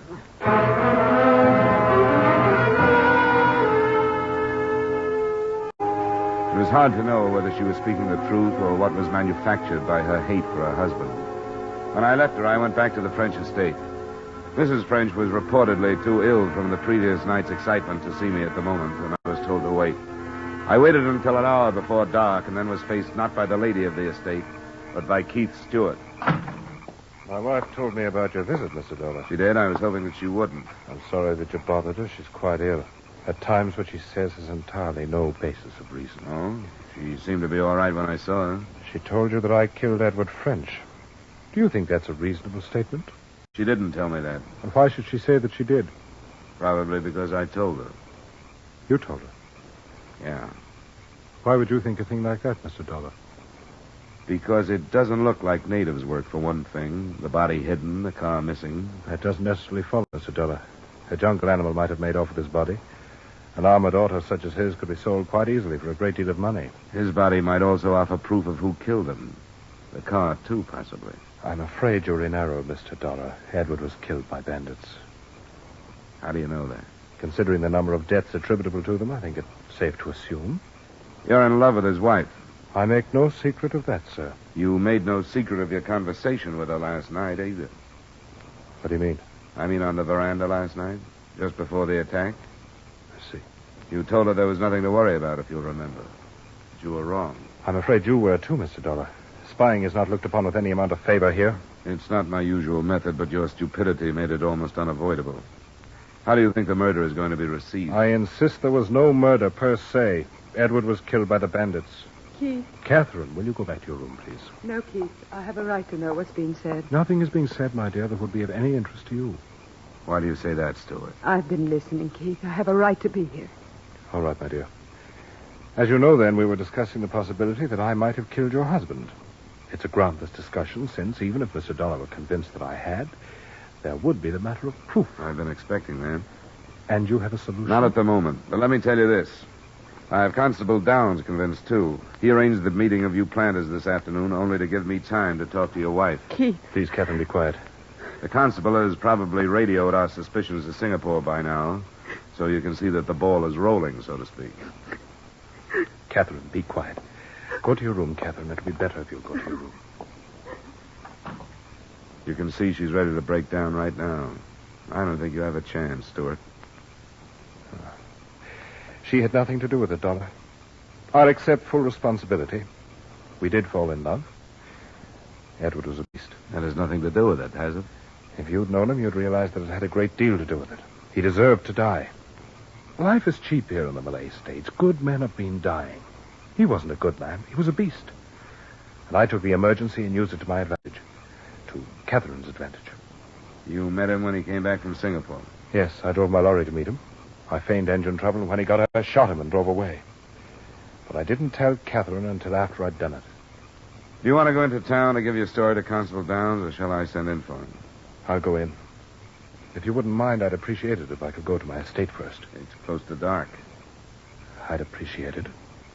We'll go in the Jeep then. I've got 2 armed men in there. All right, Mr. Dollar.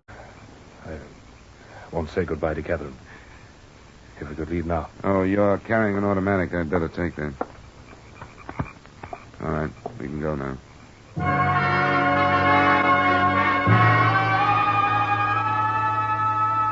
It was too close to dark when we swung into the last mile of his estate. The jungle seemed to press in closer than ever. The orange sun had sunk below the trees by the time we reached the house. The guard was set, and I wondered if I had spent another night with a Thompson in my hand. We walked into the house, and there faced a man I didn't recognize until Stuart screamed his name. French! French? But how? An emaciated Edward French, a scarecrow, half alive, and holding a pistol in his hand. French? Edward? Yes, Keith. No, Edward, no! You are Edward French? Yes, I'm Edward French. I'm still alive. I stayed alive so I could come back and face the man who thought he'd killed me. How is Catherine? Edward. Is she happy thinking I'm dead? She should have known that I wouldn't die. I didn't die, Keith. Keith was going in to give himself up, French. You won't have to now. Now, wait a minute. Let things go the way they're going. I know how things are going. I don't know you, but don't try to stop me. Edward, look, Edward, there's nothing I can say. Nothing I can say, but Edward, there must be something.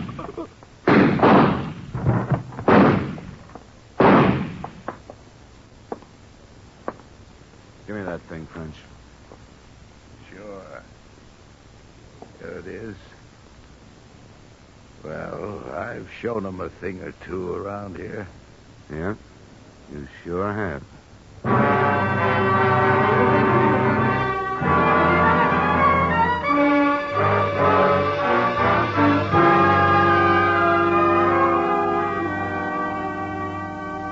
Expense account, item 4, same as items 1 and 3, transportation back to the States in Hartford. Item 5, miscellaneous, $200. Expense account total, $2,739.50. Remarks? The story of French being left for dead and driving to a settlement hospital is too long to cover here. But he did, without letting anybody know who he was. The last I saw of him, he was being booked for murder himself. I had no idea that a cup of tea might have all this background. But I was there. Yours truly, Johnny Dollar.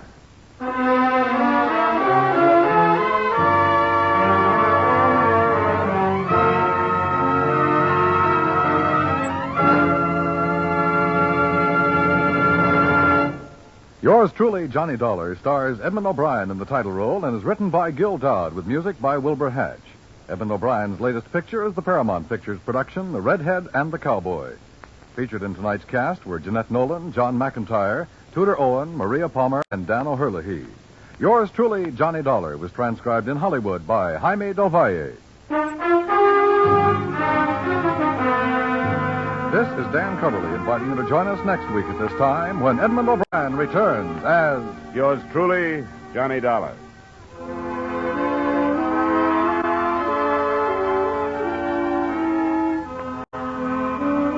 For more adventure and mystery tonight, CBS brings you Hopalong Cassidy, Gangbusters, and Broadway is My Beat on most of these same CBS stations.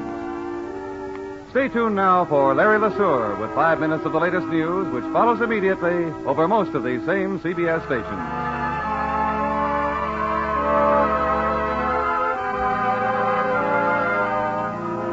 This is CBS, where you laugh at Jack Benny every Sunday night, the Columbia Broadcasting System.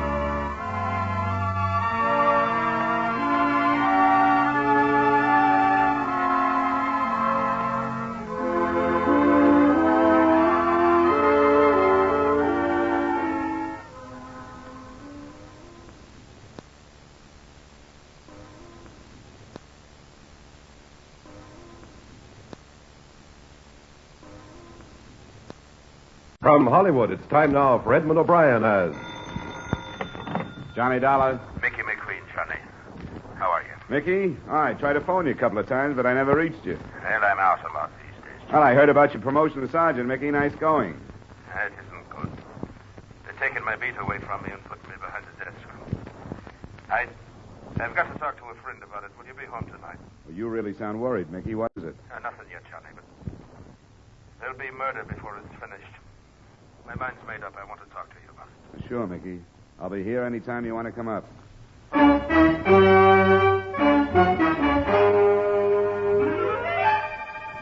Edmund O'Brien in a transcribed adventure of the man with the action-packed expense account, America's fabulous freelance insurance investigator. Yours truly, Johnny Dollar.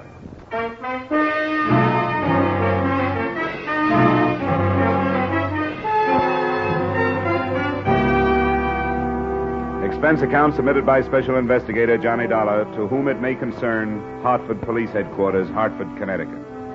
I don't expect you to honor this statement, but since the reports to my regular employers go in on these forms, the following is an accounting of my expenditures during my personal investigation of the Mickey McQueen matter. You may wonder how I got mixed up in it. Well, it's been my privilege to have worked a number of cases with Mickey McQueen here in Hartford, and through the years, a friendship developed between us. So when he phoned Tuesday night to say he wanted to talk to me, I was glad to ask him up. But when it got to be 1:30 in the morning and he still hadn't arrived, I wasn't so glad.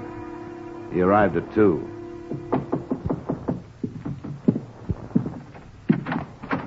I'm sorry I'm late, Johnny. Yeah, what held you up? I was about to drop off. I had to think, Johnny. Oh. You're in uniform, Mickey. What about your beat? Yeah, my beat won't miss me. After 20 years of walking it from dark till dawn, checking its doors and passing the time of night with its people, drunk and sober. Is it too late for a drink, Mickey? I got your brand, some Irish. Yes, that was good of you. I've been a good policeman, Johnny. I can say that without sounding like I'm stuck on myself, can't I now? Oh, I've never heard anybody else say anything else, Mickey. And I've got more friends to my credit than I have arrests. I'll say that. But I've got a quiet beat. I think there are quieter beats in town. Maybe you're lucky. Here's to it. All right. But be careful what it is. There's murder being done and planned right this minute, Johnny, and them that could stop it don't have the heart, right or wrong. What are you talking about? I know what I'm talking about. Are you feeling all right? Feeling all right? I'm as healthy as I was yesterday, ain't I now? I didn't see you yesterday. Yet they're taking my job, putting me behind a desk. A degrading end for a man that's been active for 20 years. After 20 years on your feet, you should take a rest. You've earned one. The very words of the commission, Johnny. But, Johnny, Yeah, Mickey? Never mind. The devil take them all. I've used up enough of your time. Now, wait a minute. You came over to talk about something more than your new job. What's this stuff about murder being planned and being done? I shouldn't have said it. I wish you'd forget it. What's the matter with you? You know me well enough to tell me. You know me well enough to know I'll keep any confidence you want me to keep. You're a good friend, Johnny. Maybe that's why I've changed my mind about telling you. And then why did you come over? Because I thought I was going to talk to you, but I'm not now. All right, it's your business. But you're acting like a kid. Now, if you don't have anything to say to me, it's after 2. I have a job in the morning. All right, Johnny. I'm sorry I bothered you. I'll say good night.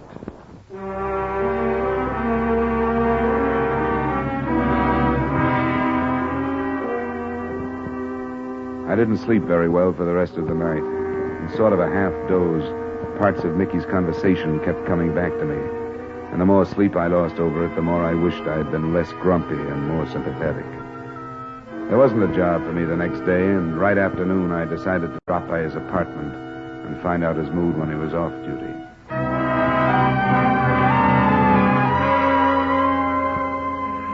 Mickey's apartment occupied the ground floor of a narrow gray row house not far from mine. I could hear a woman crying somewhere inside. I smelled domestic trouble, but I pushed the buzzer anyway.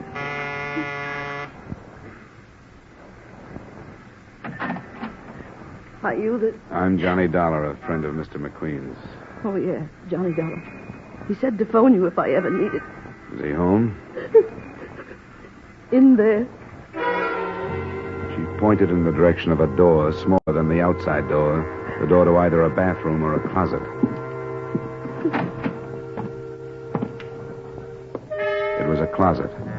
The clothes were bunched at one end of the rod, and from the other, still in uniform, his own polished leather belt drawn tightly around his neck, hung Mickey McQueen.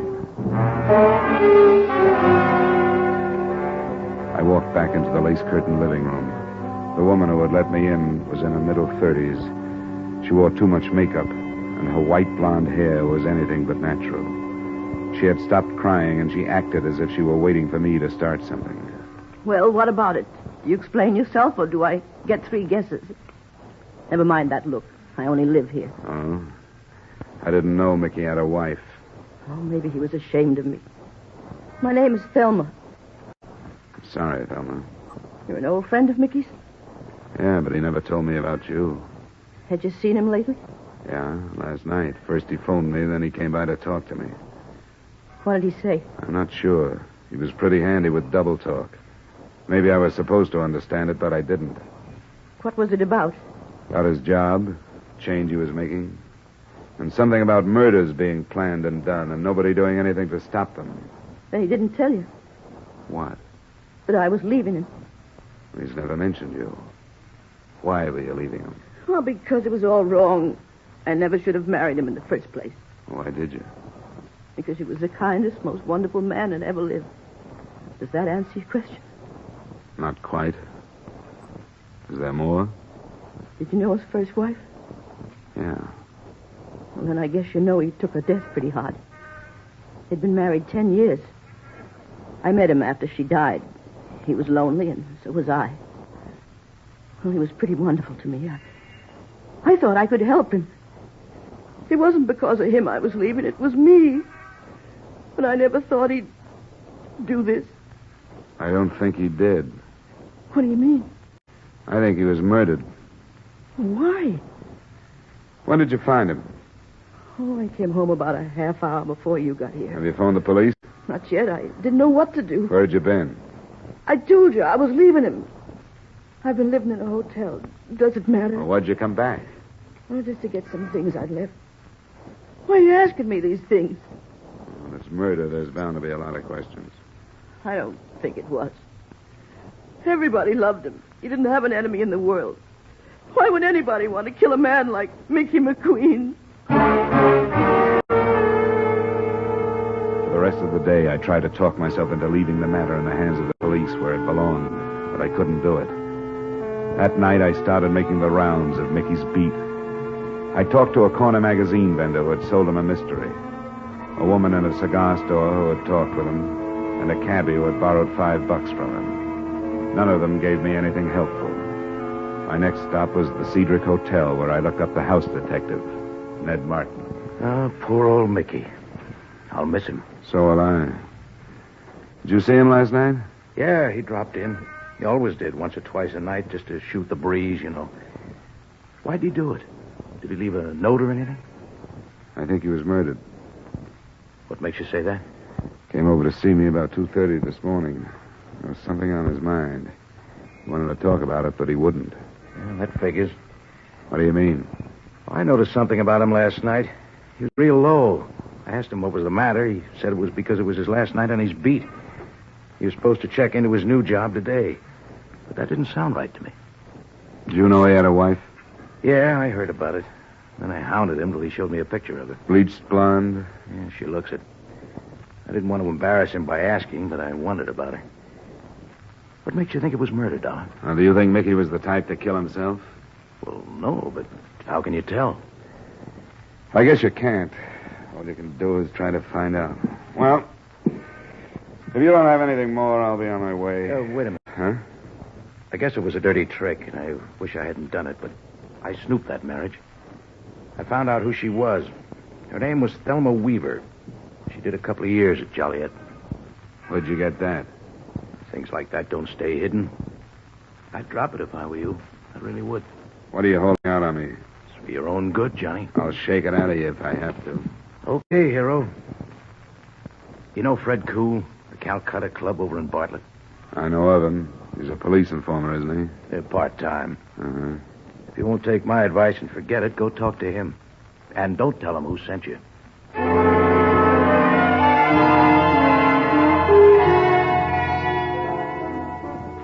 What do you want?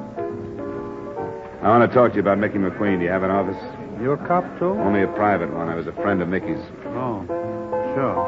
Roy. Yes? I'm in my office for a little while. If there's any trouble, buzz me. Roger, Fred. Come on, this way.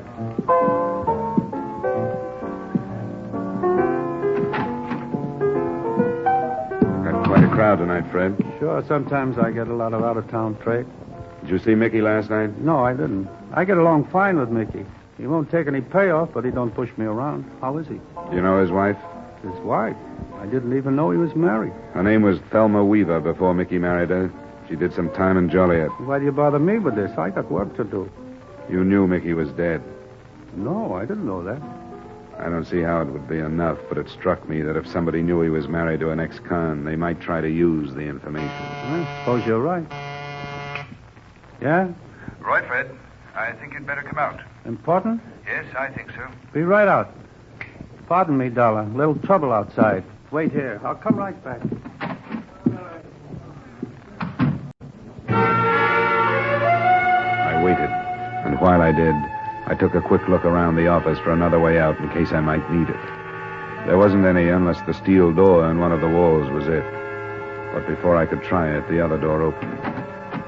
I wasn't expecting Fred Koo to return so quickly, and neither was I expecting who did come in. I didn't expect to find you here, Mr. Dollar. Likewise, Mrs. McQueen. I was looking for Mr. Koo. What for? Oh, I thought I might help if I could. Mickey kept this notebook, you see, where he wrote down all the places he stopped when he made his rounds. This place was one of them. I thought if I could talk to this Mr. Koo... Did you know Fred Koo? Oh, I know. You know anybody named Weaver? Thelma Weaver? All right, mister. That's enough. Reach. Don't be crazy. What good would that do? Stay where you are. Don't try anything. I really mean it. She looked like she really meant it. It was a small revolver, Colt 25. I didn't know whether she had come in meaning to use it on Fred Koo or me. But it didn't make much difference at the moment. She had it pointed at my midsection.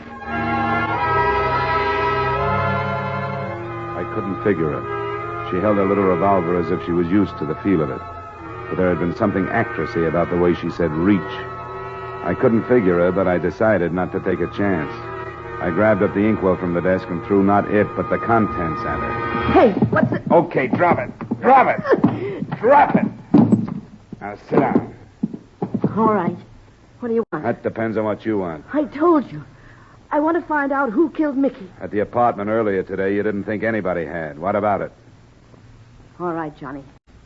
How much do you know? That your name was Thelma Weaver, that you spent 2 years in Joliet. That's right. And after 2 years in that place, I didn't want to go back to the life and start all over again. I gave the bunch in Chicago the slip and came here. I was hanging around trying to pick up enough to pay my way to Florida or someplace, and that's how I met Mickey. He arrested me. Vagrancy. What a laugh. He showed in court the next morning and got me released in his custody. Oh, he treated me like a daughter. He loaned me some money, offered to get me a job, and I really felt for the first time like I could start life all over again. Oh, I know it sounds corny, but... But good. You make it sound real good. You don't believe me, do you? Sure. I believe you as far as you've gone. I even believe the part about starting a new life. You saw that Mickey had a heart as big as the city, and you didn't lose any time moving into it. That was smart. It was about the safest hiding place you could have found. For you, but not for Mickey. How did I know about Fred Koo? Somebody spotted me and told him. And he didn't waste any time getting in touch with Chicago. Those men out there, they all from Chicago? Well, most of them. Did you spot the tall one? He talks with an English accent. Yeah, I remember him. Roy? That's him. He came first. He checked the possibilities on Mickey's beating. Then he found out about Mickey being moved over to a new job. Where was he being moved? Some desk job. Where? At the police arsenal. The arsenal. How did Roy find that out? I told him. I had to. He made me tell him. What are Roy's plans, do you know? Yeah, the Marquardt building. The one that has all the wholesale jewelers. Nah, that's no good. Mickey was supposed to help them with a job of that size if they'd reveal that he was married to an ex-con. That's not enough. They must have more than that on you or him. Oh, I might as well tell you.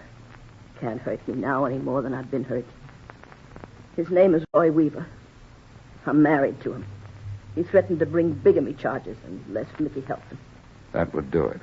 With your record, bigamy would be a long stretch. Yeah, 5 years. Mickey would do almost anything rather than cause me to... Who killed him? Roy did. I wasn't there. I swear I wasn't. But they met him after he got through work at 5:30 this morning. Why did they kill him?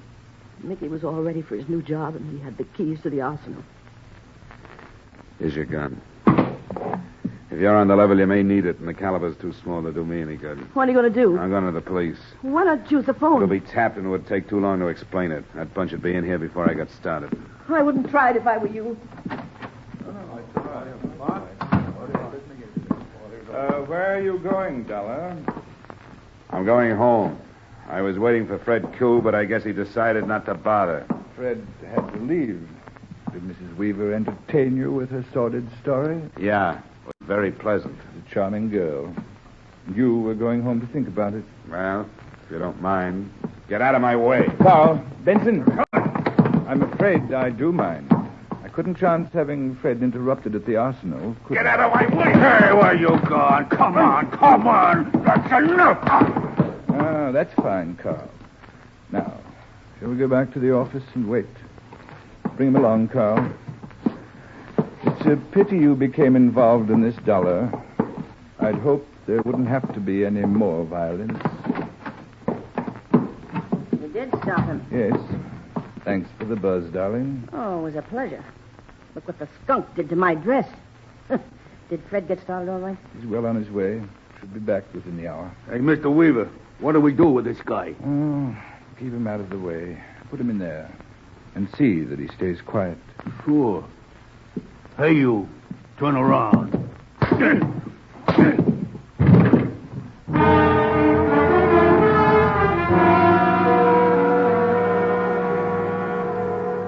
At least I found out what was behind the steel door I'd noticed earlier in the evening.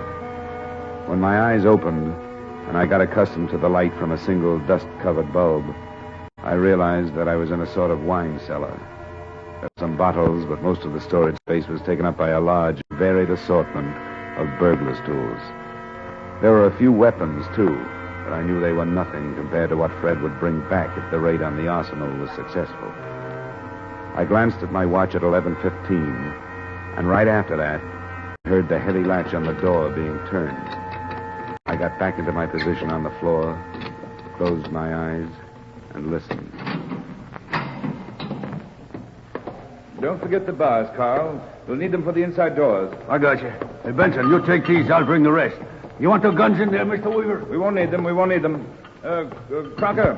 Yeah? Listen closely now. We're behind schedule. Both cars are in back. In the Buick, you'll find the things from the arsenal. Yeah. I want you to move half of them over into the Cadillac.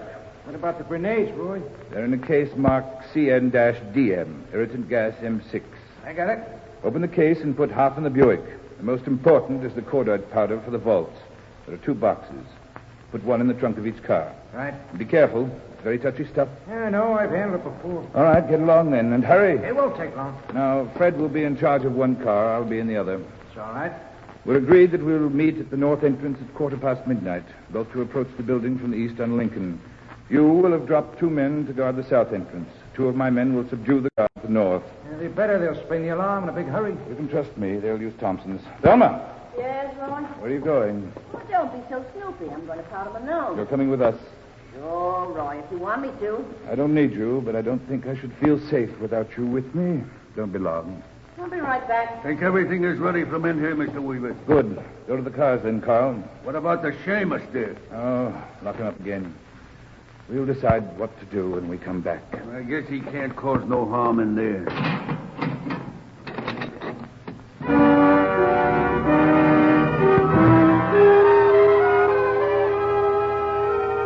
I tried to force the door that time using one of the bars they had left behind, but I couldn't do anything with it. Then I started poking the cement walls. I knew better than to expect to find any other exit, but with the biggest burglary in the history of Hartford underway, I had to do something. I kept a check on the time, and it was 20 minutes before they were due to arrive at the Marquardt building when a sound stopped me. The steel door was being opened. I moved behind it, still holding my bar. Dollar, it's Ned Martin. You in here? Yeah, Martin. I'm here. How did you know I was here? Some dame phoned the hotel. She told me you were here. What happened? Why should she call you? How should I know? I don't even know who it was. Just said she knew you came to the hotel and that you were locked up in here. I mentioned to Calcutta to you, so I came over to see what it was all about. What's the matter? Don't you believe me? I don't know what to believe. You said you were holding something out on me when I talked to you. I was. I knew Fred Koo was selling the information about Mickey's wife to some guns from Chicago. I knew it could have led to trouble. Why didn't you tell me? You said it was for my own good. I thought it was, and mine too. I didn't want you to know so much you'd have to tell where you learned it, to prove how smart you were. I don't like this kind of stuff.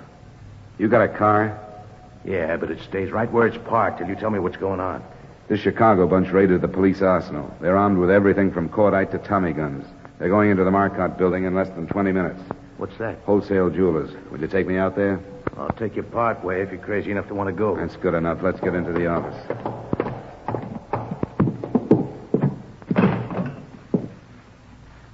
It's dead. Who'd you want? Police? Yeah.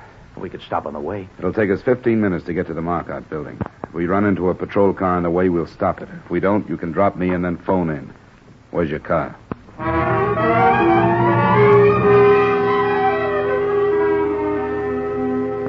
At the speed we traveled, we should have at least picked up a traffic cop, but we didn't. Martin wouldn't take me any closer than the corner of Atlantic and Milton, and we reached there at 12 minutes after 12. That gave me 2 minutes to get to the Marquardt building. I didn't make it before they arrived, but it didn't make any difference. Both cars had pulled up and were unloading men. From a doorway about 50 yards down, I spotted Fred Koo and Roy Weaver. Then I saw Thelma. She got out of the Buick and started toward me. Thelma, where are you going?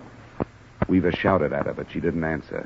Instead, she stopped, and I saw the little gun glitter in her hand as she turned back to them. Then I I saw what she was aiming at. The trunk of the Buick, where the cordite powder was. Elmer! Stop it! The car went up in a blast of powder and gasoline, and she moved back toward the other.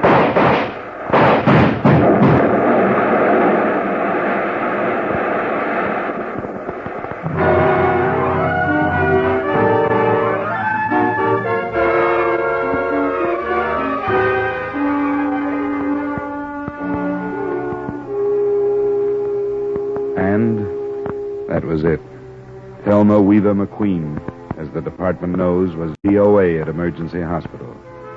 None of the mob got out alive except Roy Weaver, who lived long enough to sign a confession to Mickey McQueen's murder. I want you to know that I may have lost a good friend, but you have lost a better policeman. I hope to see those early news accounts that called him a suicide corrected. Expense account total, no dollars and no cents. Yours truly, Johnny Dollar.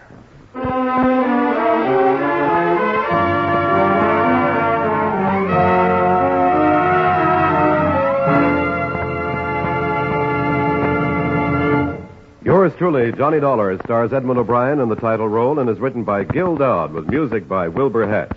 Edmund O'Brien's latest picture is the Paramount Pictures production, The Redhead and the Cowboy. Featured in tonight's cast were Bill Conrad, Martha Wentworth, Herb Butterfield, Jack Moyles, and Ray Hartman. Yours truly, Johnny Dollar, was transcribed in Hollywood by Jaime Del Valle. This is Dick Cutting inviting you to join us next week at this time when Edmund O'Brien returns as Yours truly, Johnny Dollar.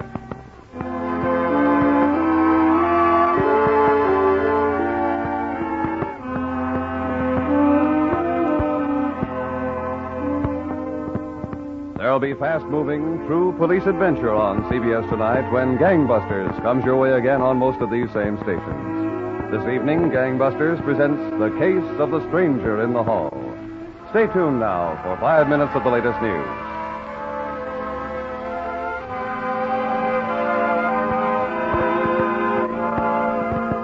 This is CBS, where you laugh at Jack Benny every Sunday night, the Columbia Broadcasting System.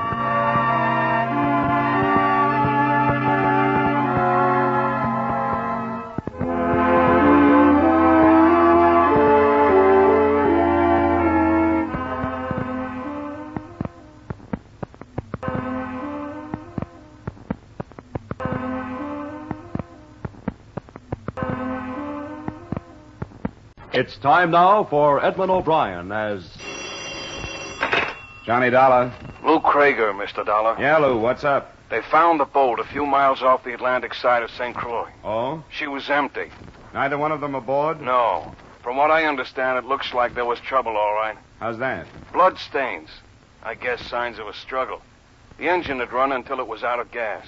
They're sure it's the boat, huh? Yeah, they must be. Oh, they're sure. It's registered to Willard South. Yeah, all right. Where can I see it? Well, they won't have it in for another 30 minutes. The police dock is next to Royal Mail. You can't miss it. I'll meet you there if you want. Good, Lou. I'll see you in about 20 minutes.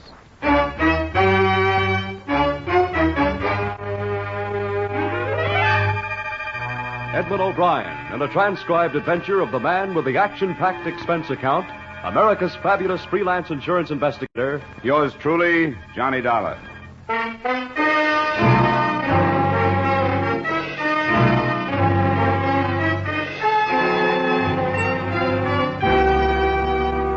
Expense account submitted by Special Investigator Johnny Dollar to Great Eastern Insurance Company, Hartford, Connecticut. The following is an accounting of expenditures during my investigation of the Willard South matter. Expense account item 1, $143.80, airfare and incidentals between Hartford and the city of Charlotte Amalie, island of St. Thomas, Virgin Island Group. I arrived there 2 days after the disappearance of your policyholders, Willard South and his wife, Georgina, and 1 day after the report had been made by his foster mother. She was too upset to be questioned, but I did find a local guide and boat owner who claimed to know the boating habits of Willard South through a number of fishing trips. I made arrangements with him to start my own search the next morning, but it was this guide, Lou Krieger, who phoned that second evening to tell me that South's cruiser had been found, empty.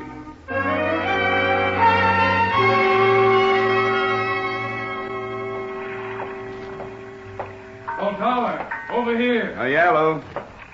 I didn't know if you'd spotted me or not. I hadn't.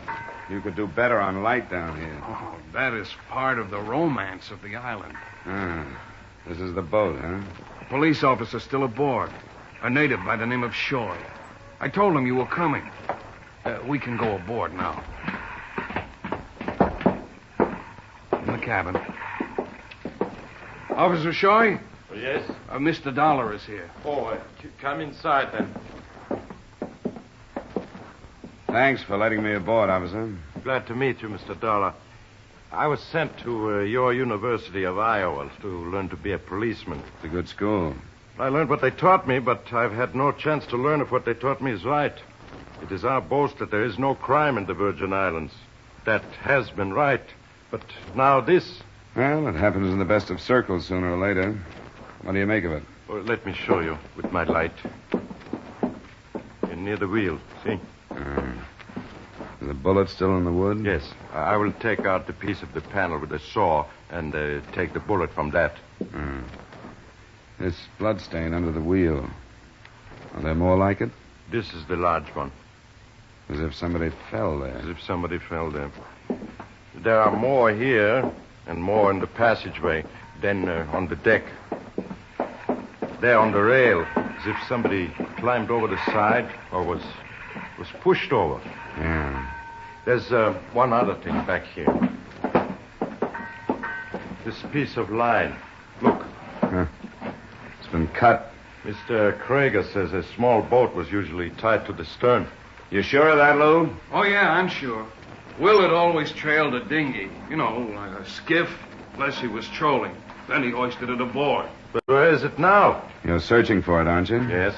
So is the Coast Guard boat. I wish you luck. A little skiff will be a lot harder to find than a cruiser like this. Well, I'll be anxious to learn of any developments, Officer Shoy. I'm staying at the Grand.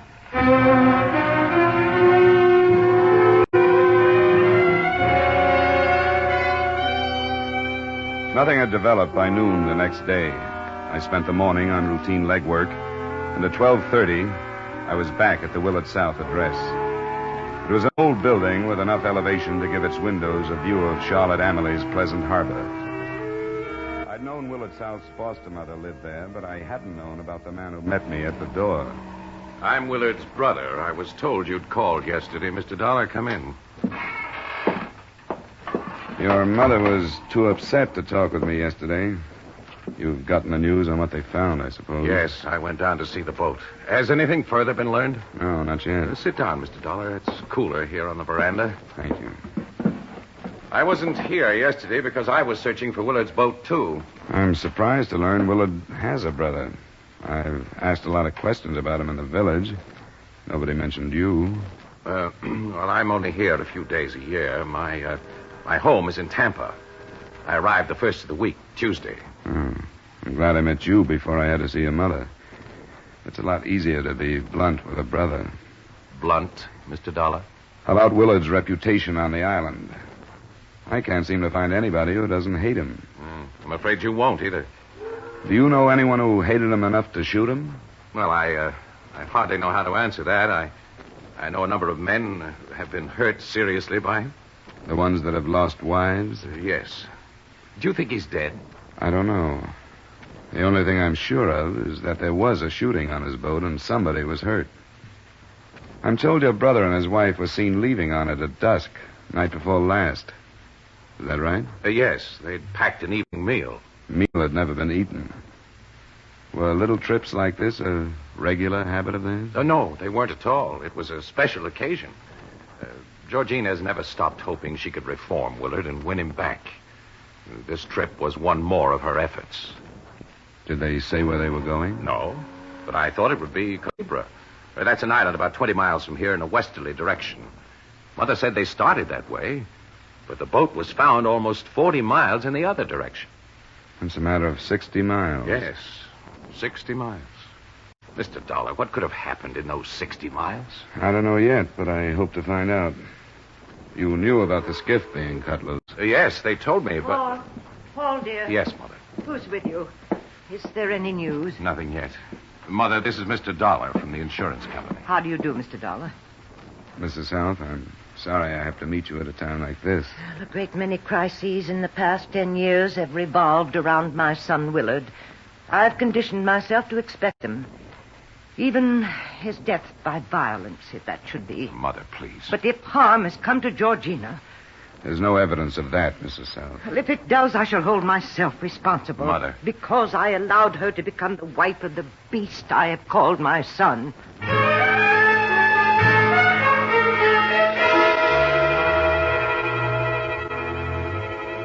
It was a rare situation. There was no actual evidence that Willard South had been murdered, but almost everyone I talked to seemed to think he had been, simply because there were so many motives. One of the people who didn't think so was a newcomer to the island, Celeste Robertson, there to take advantage of the 6 weeks divorce law. Who told you about me? A bartender up the street. He said you and South had been seen together recently. Yes, I know him. As a matter of fact, I've spent quite a bit of time with him in the last couple of weeks. Where do you think he is? But I don't know. Do you think he's dead? No. No, I don't. Most people do. Well, I can't help that. I know a lot of people don't like him. Would there be anyone close to you that doesn't like him? No, there wouldn't. I'm here alone. When'd you see him last? The afternoon before he and his wife disappeared in their boat. You answered that almost as if you knew you'd be asked the question. Well, I didn't. I just remembered it was only a couple of days ago. But you wouldn't remember his mentioning anybody who might be out after a scalp, huh? I understand he enjoys that sort of thing. He never mentioned anybody. What are you holding back, Mrs. Robertson? Nothing. I don't have anything to hold back. Did he ever say anything to you about getting rid of his wife?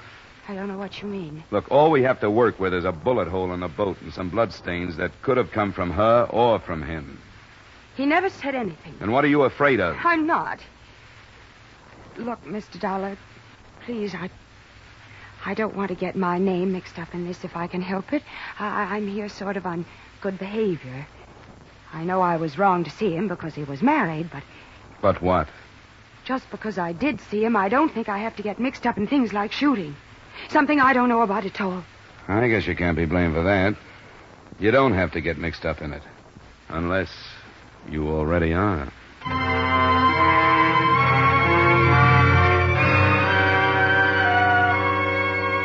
All that day, planes searched the sea for the missing skiff. Boats, too, swept back and forth between the islands. It wouldn't seem possible that anything they missed would ever be found. But it was. That evening, after the planes had given up in order to get back to their fields before dark, a radio report was received from one of the boats. The skiff had been found, and in it, still alive, was Mrs. Willard South. I was with Officer Shoy when the boat was docked under the steady hand of a leathery old skipper with the help of one crewman. Forward there.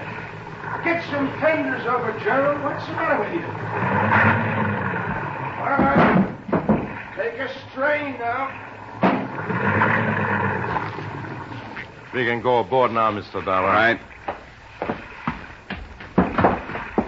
Hello, Captain Bracken. Hello yourself, Officer Shoy. Your luck is good. Ain't used these eyes for 72 years for nothing, Officer Shoy. How's Mrs. South? Can she talk to us? She cannot. She's been put through a hard time. She gets turned over to Dr. Gore before she talks to anybody else. What about her husband? Did she say what happened? Yes, she did. She seen him shot down before her very eyes. And his dead body heaved to the sharks. And then somebody go fetch Dr. Gore. She needs some work, else she'll die.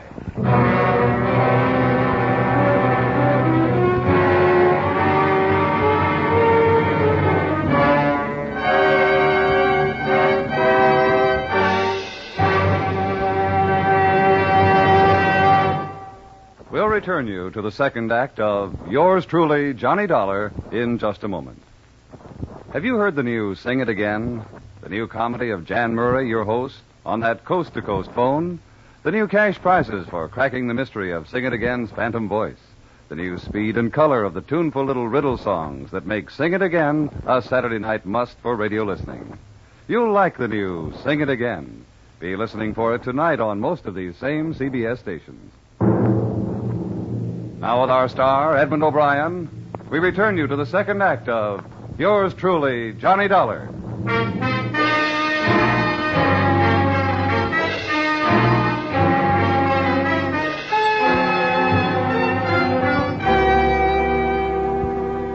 It wasn't until the next morning that Dr. Garr decided Mrs. South was strong enough to be questioned. He'd taken her to the single small hospital in Charlotte Amalie, and at 10, he beckoned from the door to her room. I think it'll be all right, but please don't tire her. Mr. Dollar. Yeah? I want you to question her. I never learned about a case like this one. I never did either. But anything you say. All right, Doctor. Georgina, this is Officer Shoy, and this is Mr. Dollar.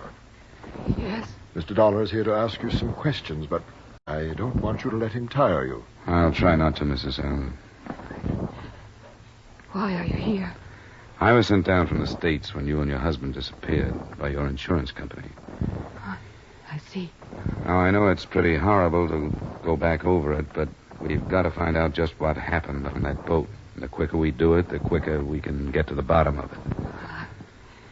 I'll try to help. Captain Bracken told us just the bare details. He is the boat captain who found you. Remember, I mentioned his name. Yes. He told us you saw somebody shoot your husband. Who was it?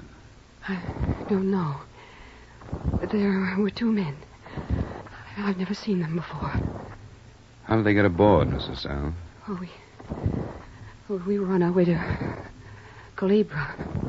Almost halfway, I think. It was dark, and we saw a light blinking from another boat. Will said it was a signal that somebody was in trouble, and we went over. This man said they'd run out of fuel and asked if we had any to spare. But when Will pulled alongside, this man jumped on our boat with a gun and... Dr. Garr... It's all right, Georgina. Don't go on if you don't want to.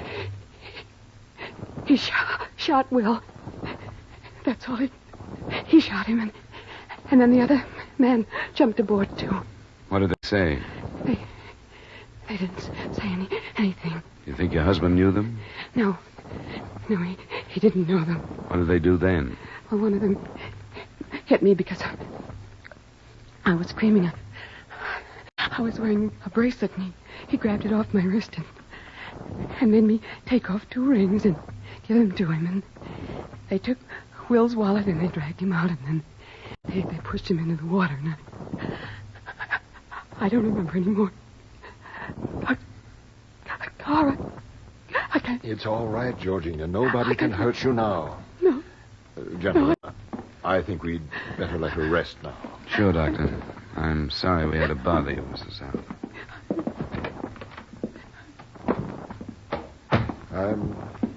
I'm sorry. Don't be. Considering what she's been through, I think she did very well. Actually, her physical condition, except for exhaustion, is quite good. She did have water during the time she was adrift and some shelter from the sun. What do you make of it? Well, the whole thing seems pretty brutal for simple robbery. Say, where's the nearest prison, Shoy? Well, Puerto Rico. Now, that's something that had not occurred to me. Escaped convicts might carry out such a ruthless attack, might they not? Yeah, even more so. Well, I will send cables to both of those prisons. I think you'd better.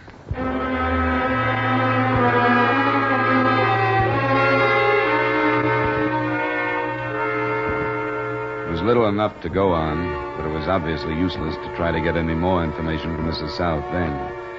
Dr. Guy had every right to insist that we leave his patient alone. Officer Shoy went to his headquarters to cable his questions, and I went back to the waterfront. The skiff was still on the dock, but before I even got to it, I was hailed. Hey, you there. Whatever your name is. How are you, Captain Bracken? How's the invalid? Have you heard? Yeah, I just left her. She'll be okay. Yeah, lots of spunk, that one. What are your figures behind it? Well, she wasn't strong enough to tell us much.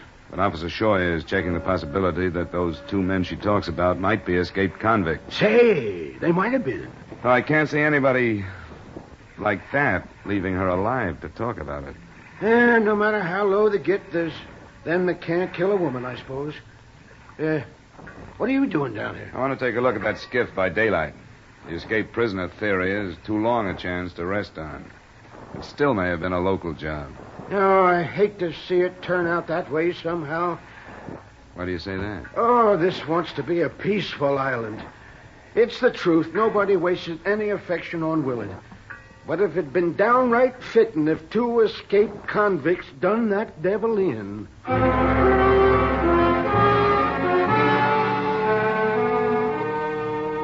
I spent 30 minutes looking over the skiff and another hour going over Willard South's cruiser again.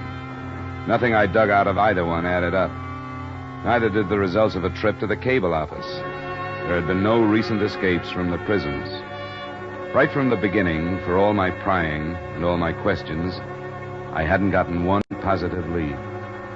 But by this time, there were so many things I couldn't put my finger on that I began to reason, why not make a weapon of just that? So I started again with Lou Krieger, the first person I'd met in the investigation. I found him aboard his boat. Dollar, what's got into you anyway? I'm sick and tired of the runaround and double talk I've been getting. I don't get it. You will. You were quick to make yourself available to me when I showed up here. Why, Krieger? I thought you needed some help. You wanted a boat, I had one. I think you mean somebody else needed help. That piece of line you pointed out to Officer Shoy and me on South's cruiser, the short piece. Who cut it? I don't know. How should I know who cut it? It's one of the things you better get straight. You said it had been used to tow the skiff, but the line of the skiff had not been cut. What does that mean? That you were lying. Now, I'm no sailor, but why cut a line when loosening a couple of half hitches would free the skiff? But it was cut, wasn't it? The line you pointed out was cut, and you made your point that Willard South always trailed the skiff. Why? Because you wanted the search for it to go on, because you knew his wife was alive and would be found in it. I think the tropics have got you, Dollar. You don't think I can break this case down, do you? Because half of the non-tourists on the island are willing to lie to cover up for her. I don't care how noble their loyalty is. This case is going to be broken down. Because there's a reason Coast Guard planes can search for 3 days and not find her, but that night after dark, your friend Bracken can. Her story of the other boat and the two men. If the South cruiser had been stolen, the other boat would have been found. How do you know what happened? I know that a doctor will be here in less than 18 hours who will prove that Georgina South did not spend 3 days adrift. Dollar! You don't know what you're talking about. Where are you going? To cable the doctor. Now, wait a minute. You don't know what you're doing, Dollar. I was told what to do when I was sent down here. Leave things as they are, Dollar. Believe me, it's the right thing to do. Not where I come from. Well, I can't let you... Mr. Krieger, I order you to stop. Stop, or I have the right to use... You heard him, Krieger. You heard him. Take it easy. Listen to me, Dollar. Sometimes right, the way you find it in the book, isn't right. Remember that I told you.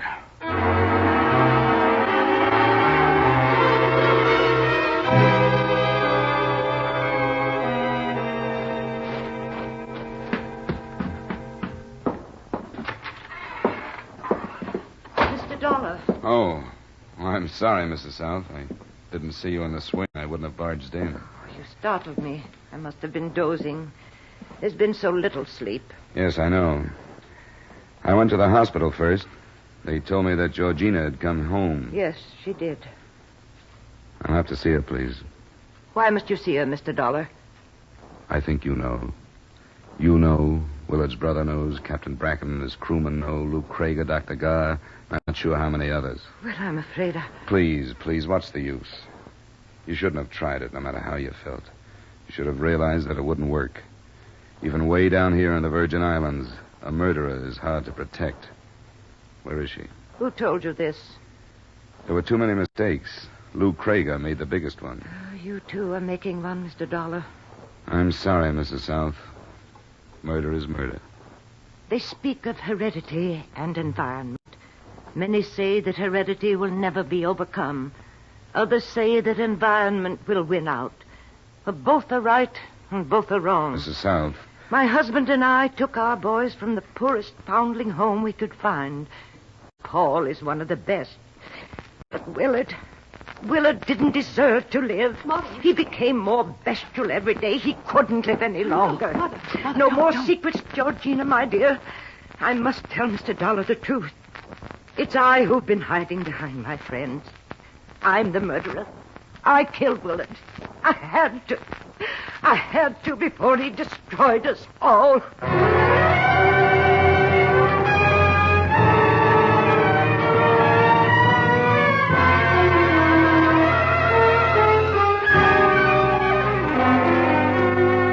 Expense account item 2, $85.40, miscellaneous expenses in Charlotte Annalee.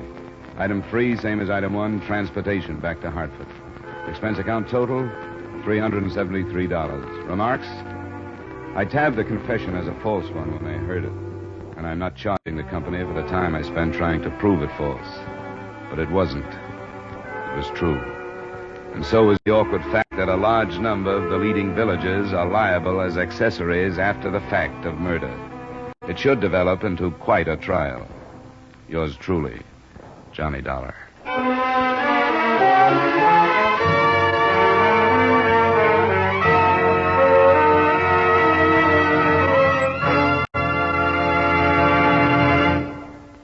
Yours truly, Johnny Dollar, stars Edmund O'Brien in the title role and is written by Gil Dowd with music by Wilbur Hatch.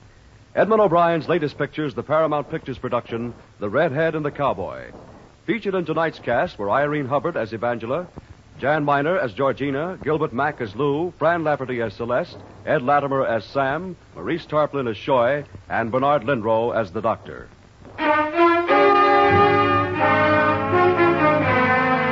This is Olin Tice inviting you to join us next week at this time when Edmund O'Brien returns in another transcribed adventure of Yours truly, Johnny Dollar.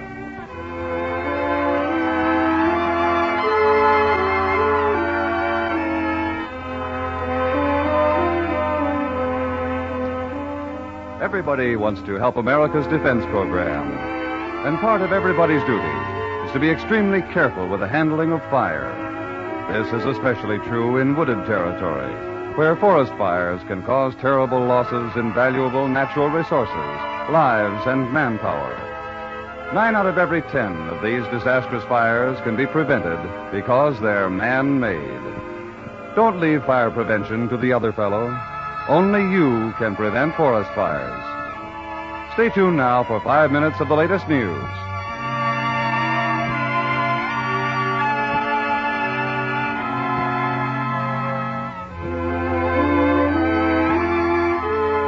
This is CBS, where you laugh at Jack Benny every Sunday night, the Columbia Broadcasting System.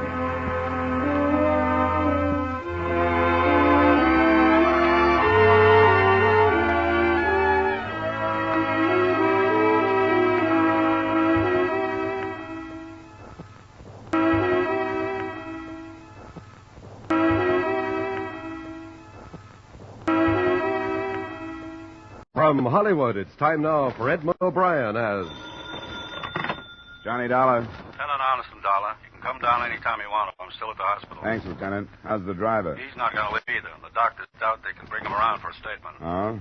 What about the loss? Has the amount been figured out yet? Pretty close. Almost $250,000. I don't suppose there's a chance, but was any of it marked or listed by serial number? Very little of it. You'd better come down. If the driver does regain consciousness, we may get something. If he doesn't, we'll be starting pretty much in the dark. I guess both of us have done that before. All right, Lieutenant Anderson. I'll be right down.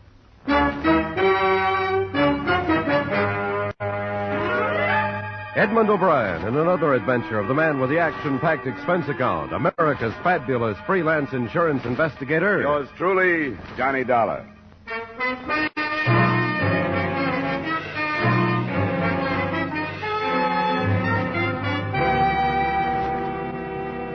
Expense account submitted by Special Investigator Johnny Dollar to Home Office, Columbia All Risk Insurance Company, Hartford, Connecticut. The following is an accounting of expenditures during my investigation of the month-end raid matter. Expense account item 1, $108.25 airfare and incidentals between Hartford and Kansas City, Missouri. where I arrived some 7 hours after the company had advised me of the loss sustained by armed robbery by the Andover chain of department stores. The first details I received were sketchy. At the finish of a 4-day month-end sale, the armored truck that had picked up the receipts from 3 branch stores had been robbed. 1 guard had been killed at the scene. The driver, Carl Biller, was dying at 11:30 that night when I met Lieutenant Arneson in the hospital corridor. Dr. Surrey, report. I'm afraid I talked you into a wasted trip down here. Just saw the doc again.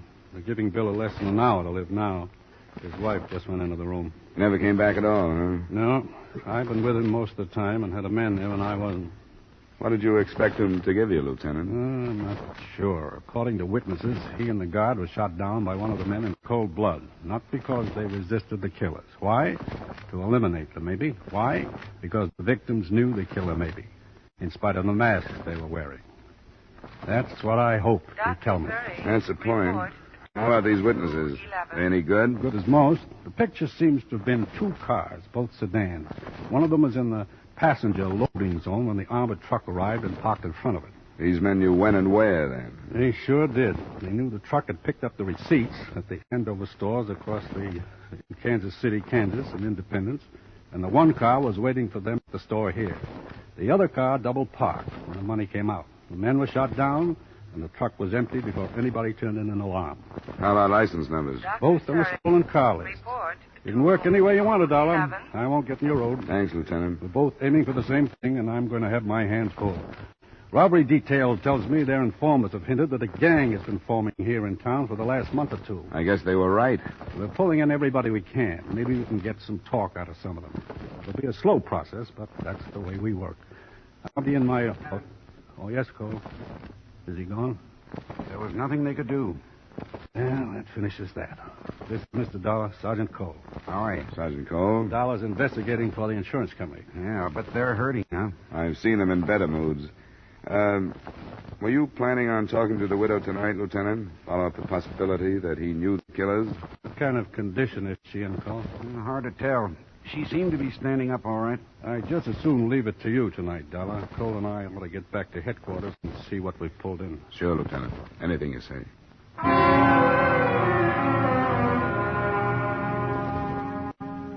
A short time later, a white-sheeted figure was rolled out of the Biller room, followed in a couple of minutes by Mrs. Biller, a plain, lumpy woman in her 40s.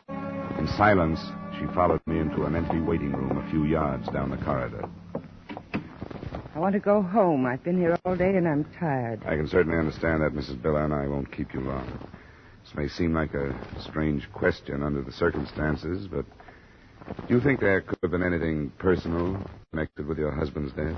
Personal?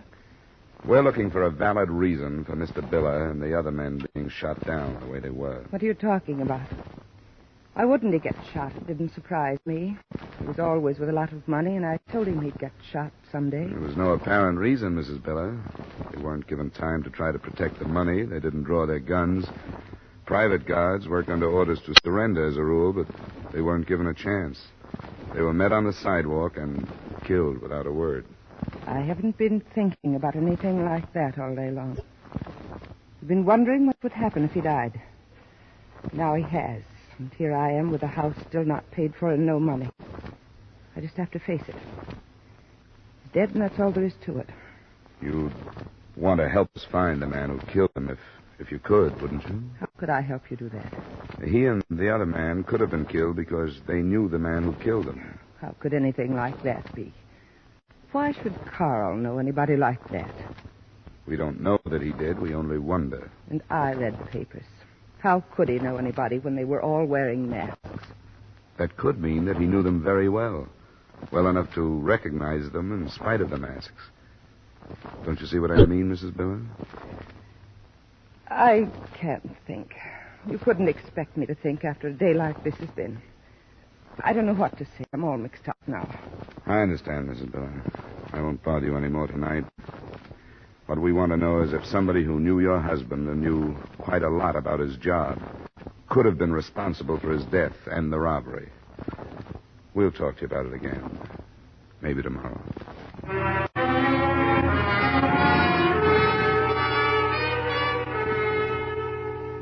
Lieutenant Arneson thought enough of the interview and the widow's reaction to assign a couple of men to keep her covered. The police spent most of that night pulling in known and suspected criminals and grilling them without any definite success. The next morning, I was in the lieutenant's office while he was waiting for one of his informers to be brought in. Nothing on the missing cars yet, Dollar, but I'm dead certain they haven't got out of town. They had it sewed up in a hurry. I put another man on a biller angle, too, looking into his habits and friends, but staying away from his wife. We'll save her for you. Thanks a lot. I thought you'd like her.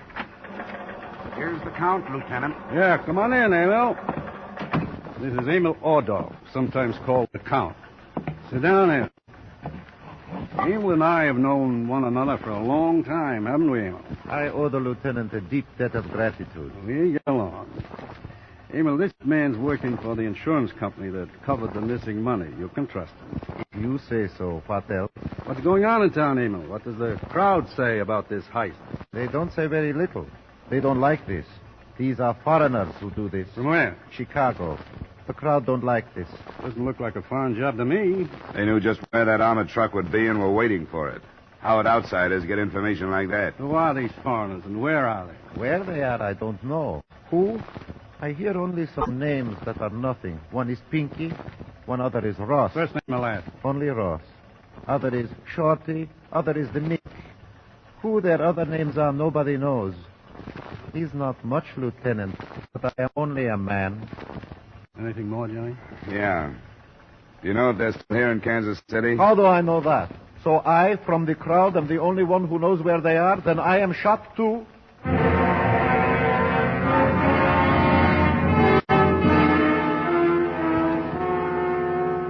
The lieutenant seemed to be fairly sure that the men and the money were still in town. All the escape routes had been covered by police armed with composite descriptions of more than 30 witnesses to the shooting. The information given us by the informer was almost worthless, but the first names and aliases were wired to Chicago for a search. And the officer working on the biller angle came up with a development later that same afternoon. So I was armed with at least something definite when I went out to see the widow.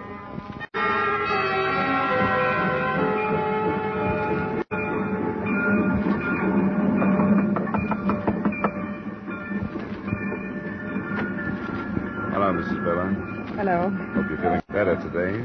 Some ways I do, some ways I don't. You can come in. Thank you. Mrs. Biller, I learned some things this afternoon that I hope you've been thinking about. What? Your husband and this woman named Betty Clare. I was going to tell you. What do you know about her? She's married to a man who just got out of prison. I was going to tell you. I knew she'd get him into trouble sooner or later. I did all I could to get him away from her. Even wrote a letter to the bonding company that she was nobody to be hanging around somebody with Carl's word. He saw her after her husband was paroled? Not so much, I guess. But the husband was away sometimes. I don't know. Guess Carl went to see her some then. You must have thought of her when I talked to you last night. I did. There's no use lying. Why didn't you mention her? I don't know. Maybe I was ashamed of having a husband some other woman could keep a hold on until she got him killed. And you think their association was one where he would have told her details about his job? Yes. Now you admit that you think she had something to do with the robbery. Yes. Because Carl didn't come home night before last. I don't know where he was. But he came here in the morning to change into his uniform, then he left. That was the morning he was killed. Did you ask him where he'd been? No. I got over doing that quite a while ago. Has she been arrested? Not yet. Lieutenant Anderson is waiting for me. We wanted to get what you had to say before we talked to her. Do you have anything more? No. Except I hope she gets hurt as much as she's made me get hurt. I think that's all then, Mrs. Bunn. Sorry you didn't mention this last night. Hope we aren't too late now.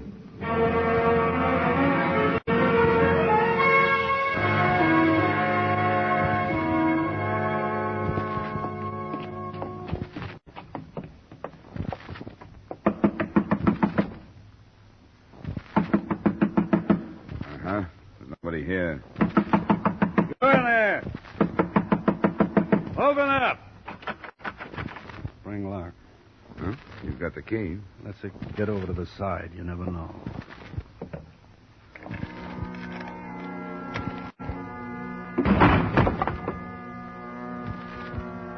Guess we're safe.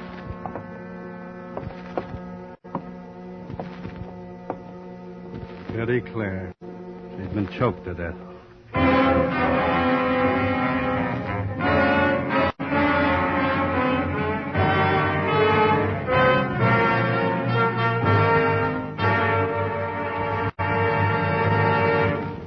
We will return you to the second act of yours truly, Johnny Dollar, in just a moment. There's lots of good folding money and an hour of merriment and music on hand again tonight when CBS presents Sing It Again. The Phantom Voice brings an extra tingle of excitement and pays off handsomely when Jan Murray uses that coast-to-coast phone. Here's Sing It Again on CBS tonight. Now with our star, Edmund O'Brien, we return you to the second act of yours truly, Johnny Dollar.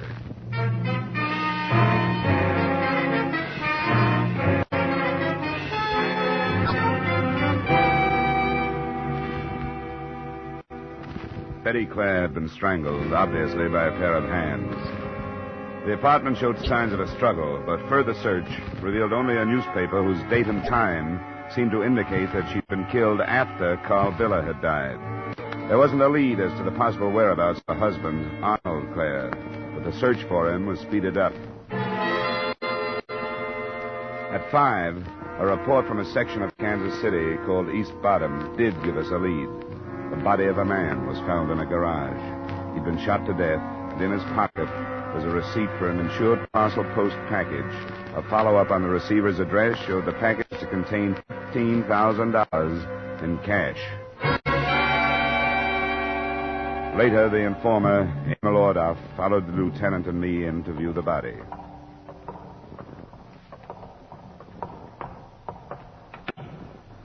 Okay, Charlie.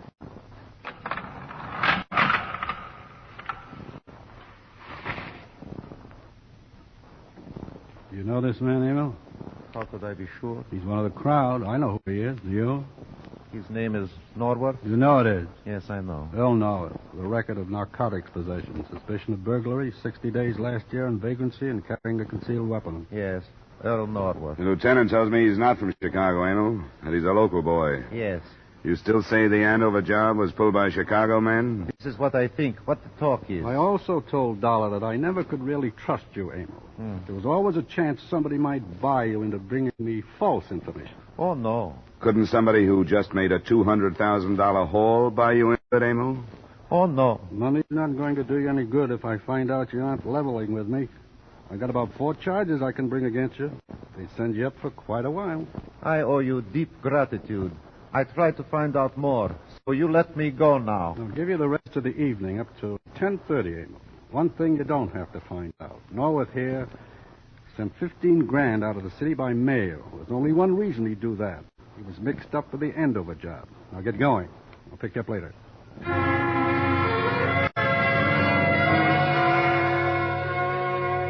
The 2 additional killings, possibly linked to the robbery, set Kansas City's underworld and police force spinning. Every officer in town was put on duty until further notice. By 8, the tanks were filled with hoodlums, while the streets and hangouts were strangely empty and silent. At 9 o'clock, it seemed that things started to break. A known associate of Arnold Clare was picked up and brought to the lieutenant's office. Sure, I know Arnold. I was in prison with him. I met his wife the other night, but I don't know anything about the Andover job. Where were you the morning it was pulled? Listen, I got alibis to prove I wasn't mixed up in nothing. What about Arnold Clare? As far as I know, he was going straight. That's what he told me, anyway. We've got Clare linked up pretty close. We know his wife was running around with the driver of that armored truck. That would give Clare access to the information he'd need. Yeah, well, I can't help what his wife was up to. He told me he was going straight. He said he was looking for a job. When did he say that? Last time I saw him, the other night when I met his wife. Tuesday it was. Tuesday night? Yeah. Robbery came off Wednesday morning. And you were with Clare and his wife Tuesday night. That's right. I tell you, I don't think he had nothing to do with it. How late were you with him? Oh, must have been 1:30, 2 in the morning. And Betty Clare was there all the time? That's right. Doesn't jive with Mrs. Billard's story, Lieutenant. Look, I'm telling the truth. I got no reason to lie. How about proof? Is anyone else there? Yeah, somebody else was there. We ordered some liquor sometime around midnight. The boy from the liquor store brought it up. I forgot the name of the place, but I can show you. Mrs. Biller said her husband was with Betty Clare the night before the robbery. That ain't true. Nobody was with her but Arnold and me. I'll take you to that liquor store. And she was killed yesterday, the day after Biller died. What? Who was killed? Are you sure Biller wasn't with you and Betty Clare and her husband? You telling me Betty Clare is dead? You know she is. Strangled. Now tell us why. Wait a minute. I didn't know anything about it. I swear I didn't. I'll tell you where Arnold is to prove I didn't know. What kind of proof is that? I didn't know. I swear I didn't. He didn't tell me. He said there was too much heat on from the Andover job. And he didn't have an alibi for the whole morning. He said he wanted to stay out of sight for a while. Sure. Make himself look innocent, I suppose. I don't care what you think. That's what he told me, and that's all. But if his wife has been killed, I don't want to have nothing more to do with him. That's a real double cross to get me mixed up in anything like that. I'm through with him. Where is he? There's a shack out by the edge of town near the river. I've been taking food to him. Let's get started. Lieutenant means you, Stone. Now, look, you ain't gonna make me go with you. Ain't it enough I tell you where he is? You're the first real live hunk of progress we've had. We want to hang on to you. Come on. He'll kill me if he gets a chance. We'll try and see that he doesn't get one. Lieutenant? Yes, Cole. Bad news. They caught up with Emil Ordoff. He's dead? Yeah, the report just came in. Well, that's too bad. He was a good, honest steward, and I'm going to miss him. Is it better stop, don't you think? The town is really hot. I can't remember it ever being this hot.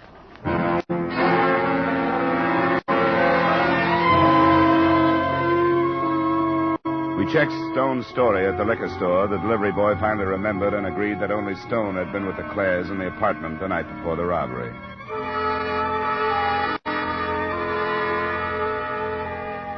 "20 minutes later, with headlights out, our car pulled up on a dirt road.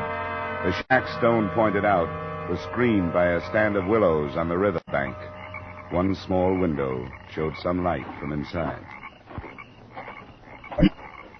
Wait a minute. I ain't going in there. You can't make me. Come on. He'll kill me. No, he won't, Stone. Let's go. I tell you, he'll kill me. It's my case. I'll take it.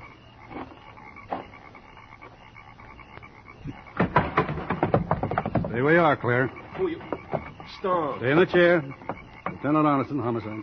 Stone, you sold me out. Don't try it, Claire. You lied to me, Arnold.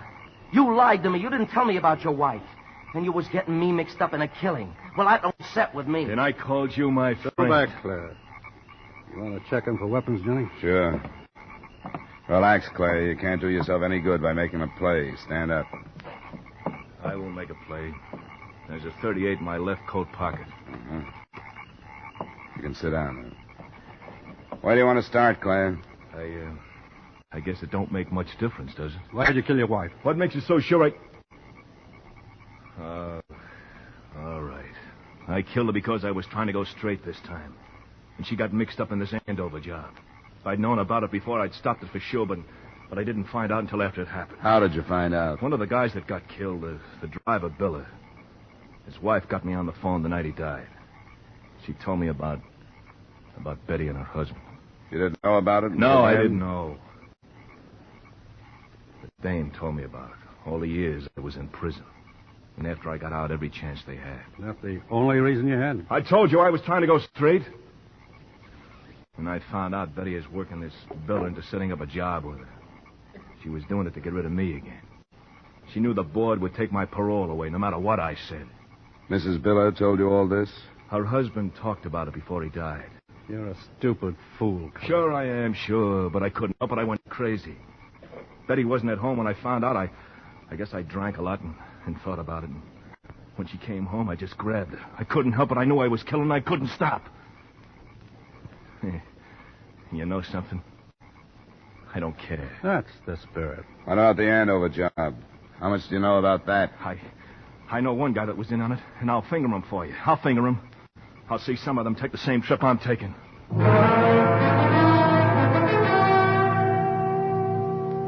From the break Stone gave us, the case snowballed. The man Claire took us to led us to another, and he to another. It went that way until 4:30, when all that remained were the men from Chicago we'd heard of earlier. They were holed up in a house together, and one of them, Ross Degnan, had been the killer during the job. He'd killed for no reason except that he'd been under the influence of narcotics. Dawn was just beginning to break when the stakeout was drawn around the house. Gotta move faster than I wanted to. One of the men who got here before we did says he heard a phone ringing in the house. They've been tipped, then? Probably. Sergeant Cole? Ready to go, Lieutenant? I think so. You cover me with a Thompson from the driveway. Near the porch there. Yeah. You aren't forgetting those sawed-off shotguns, are you? Not going to get within range. Not me. I'll try to call them out from the street. Oh, wait. Car starting. Where is it? The garage. It got into the garage. The garage! You men in the back! Cover the garage! Watch it. Here they come.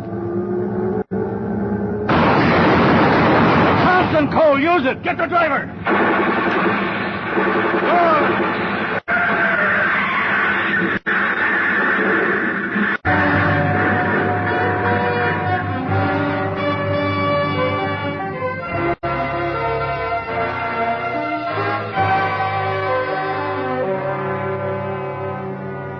It had been a long night, but we saw the end of the trouble there on the street. What the Chicago men had with them and stolen money brought the recovery up to within $2,000 of the original amount. Expense account item 2, $180. Miscellaneous item 3, same as item 1, transportation back to Hartford. Expense account total, $396.50. Remarks? I talked to Mrs. Biller before I left, hoping to get some kind of revenge against the woman who'd stolen her husband. She told Arnold Clare that Betty had set up the robbery, but she got her revenge. Murder. And the company owes her a deep debt of gratitude, because when that broke, the whole thing broke. Yours truly, Johnny Dollar.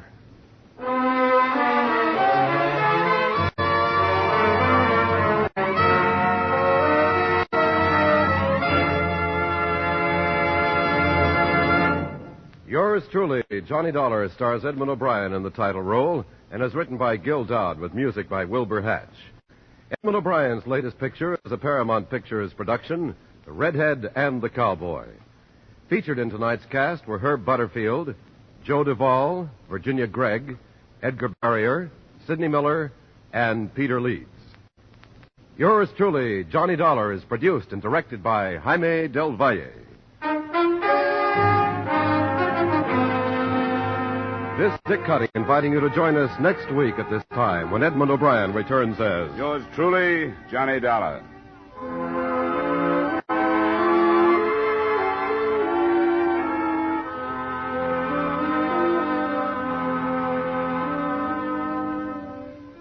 Do you know that there's one fire in an American home every 20 seconds? That fires kill 11,000 people every year? Staggering, isn't it? 90% of fires in the home start through carelessness. Be careful with matches and keep them out of the reach of children. And if you're a careless smoker, don't smoke in bed or discard lighted cigarettes thoughtlessly. Don't gamble with fire. The odds are against you. Stay tuned now for 5 minutes of the latest news.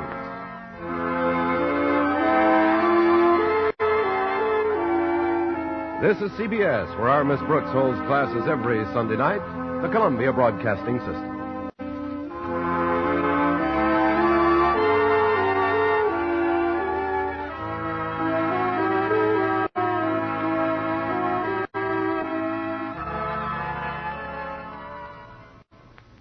From Hollywood, it's time now for Edmund O'Brien as... Johnny Dollar? I received a message you called. This is Roy Underwood. Oh, yes, Mr. Underwood. I've been hired by the Plymouth Insurance Company to look into the jewelry you reported stolen. That's what the message said. I wondered when I could see you, find out if you have any idea who stole it. I'll be in my apartment for the rest of the night, and I'll tell you everything you need to know. I know who stole it, and I think I know where you can find her. Ah, you make it sound very simple, Mr. Underwood. I'll see you after dinner. Say 8:30.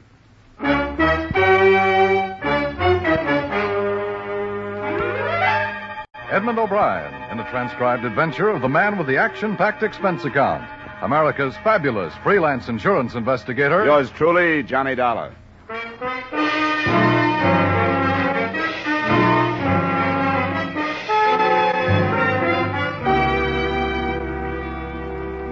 Expense account submitted by Special Investigator Johnny Dollar to Home Office, Plymouth Insurance Company, Hartford, Connecticut. The following is an accounting of expenditures during my investigation of the Virginia Towne matter. Expense account item 1, $20, transportation and incidentals between Hartford and the Hotel Bentley, New York City. I contacted the policyholder, Roy Underwood, and at 8:45 that first night, I arrived at the 63rd Street apartment. The meeting was not in private. We can go in the study. Well, maybe I shouldn't have interrupted you tonight, huh? Oh, won't take long. I'll be right back. A little business. But what am I going to do with him? He just sits there with that character and ignores me. Oh, sure, Ellie, sure. I'll talk to you about it in a minute. Now, excuse me. I hope you'll pardon my not introducing her to you. I will. It gets a little out of hand sometimes. Here. There's whiskey on the table if you want it. No, thanks. This jewelry you reported stolen. I have a description. Will you look at it? Tell me if it's right? Yeah.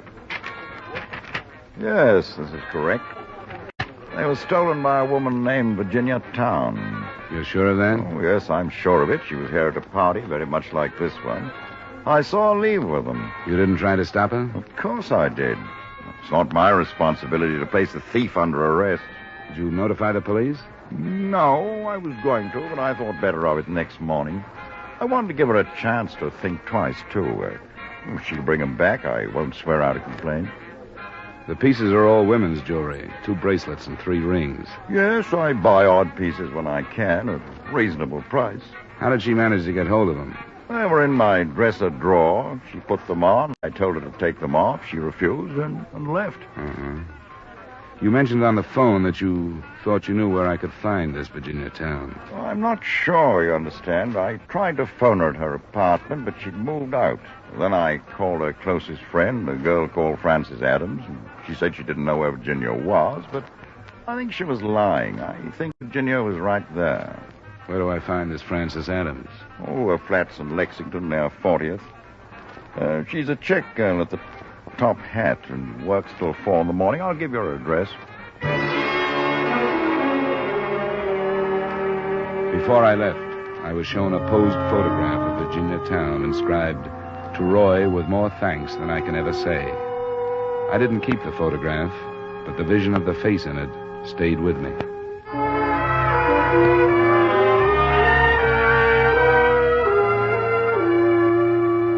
On Roy Underwood's hunch where Virginia Towne might be, I cabbed to the address of a friend on Lexington.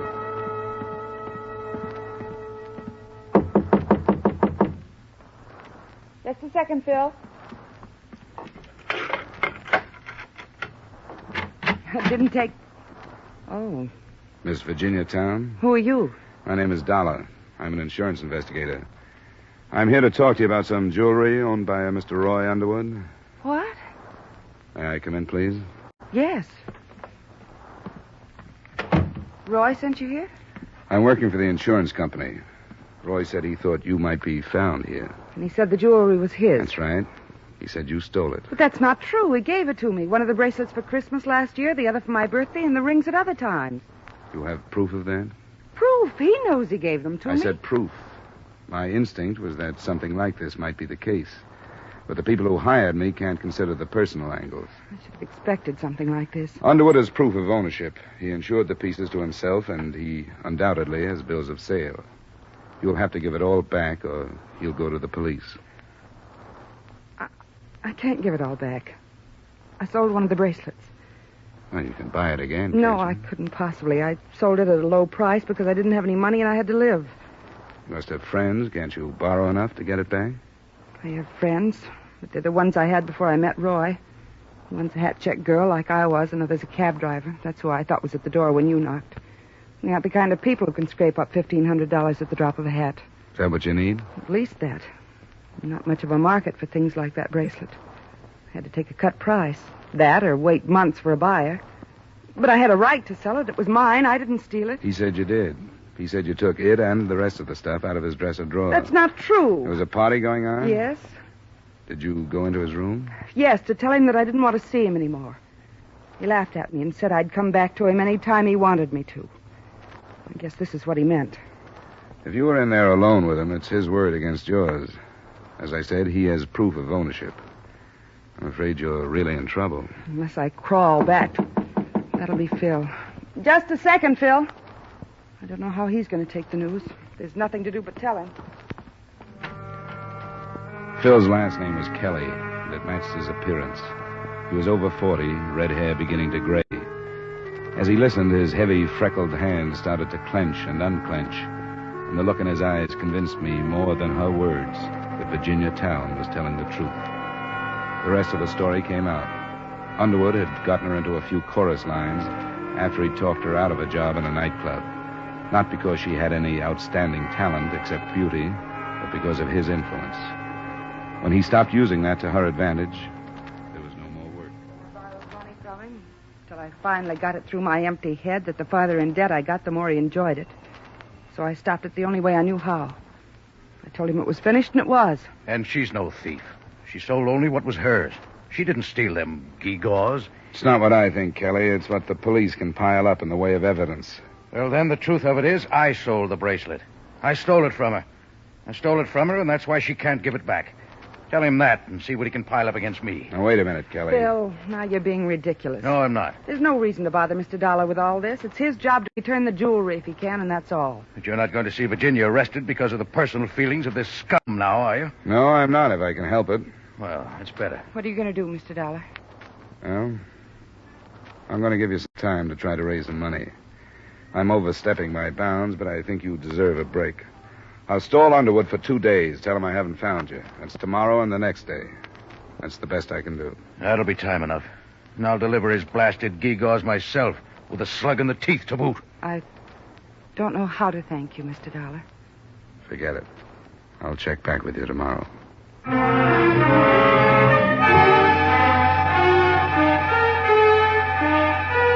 I felt justified in letting personal feelings rule me for that short time, at least, because I was sure the company wouldn't want to be used in any kind of a blackmail scheme. I met Frances Adams, the girl with whom Virginia was sharing the apartment, when I checked the progress the following afternoon. When I went back that evening, a couple of $100 had come in, and Kelly was out trying to raise more. I stayed there alone with Virginia, waiting for him to come back. And I caught myself thinking less about my part of it, and more about the way she was facing what could be in her future. She was uncomplaining and almost naively brave about accepting the possible results of the mistake she had made. I returned to my hotel and called Underwood. I knew I was on thin ice when I stalled him one more day, but it had to end that third night when she calmly gave me the latest development. We couldn't buy the bracelet if we had $5,000, Johnny. I don't get it. It's been cut up. Even one of the larger diamonds has been cut. When did this come out? This afternoon, about 4. Why didn't you call me then? Because I didn't want anybody else to be here when I told you about it. Well, that doesn't seem to make my next move any easier. I'll have to go to Underwood tomorrow morning. I know you will. That's why I wanted to tell you this way. Because the next time I see you, you won't be my friend. You'll be just another man with some evidence. I've grown used to you as a friend, Johnny. I'm sorry it had to happen this way. No matter how it happened, I'm glad it did. You think we could forget all of it? Or we should take me someplace? We can try. Where do you want to go? Any place. Just have a couple of drinks. I don't care. I just want to go someplace with you. Come on, get up. Sure. Hey. What, Johnny?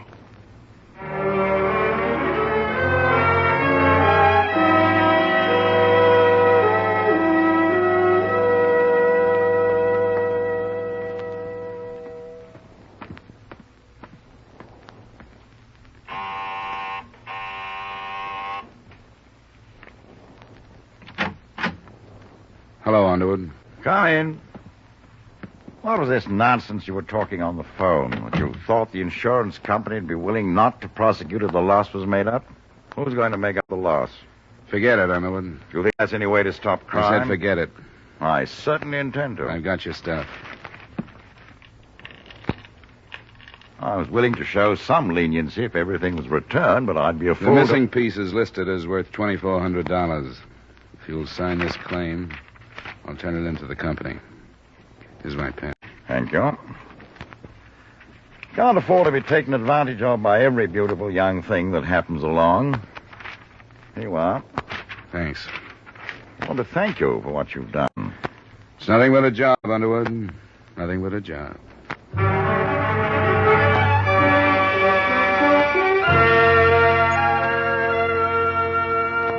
It was 12:15 when I left Underwood's apartment.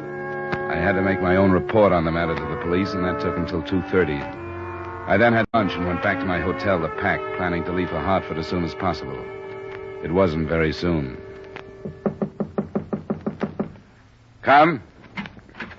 Mr. Dollar? Yeah? Lieutenant Brinker, homicide. What's up, Lieutenant? You made a report earlier this afternoon on some jewelry owned by one Roy Underwood that had been stolen and then partially returned. I did. I guess we need another statement from you. Stuff is missing again, and Roy Underwood has been shot to death. Come on.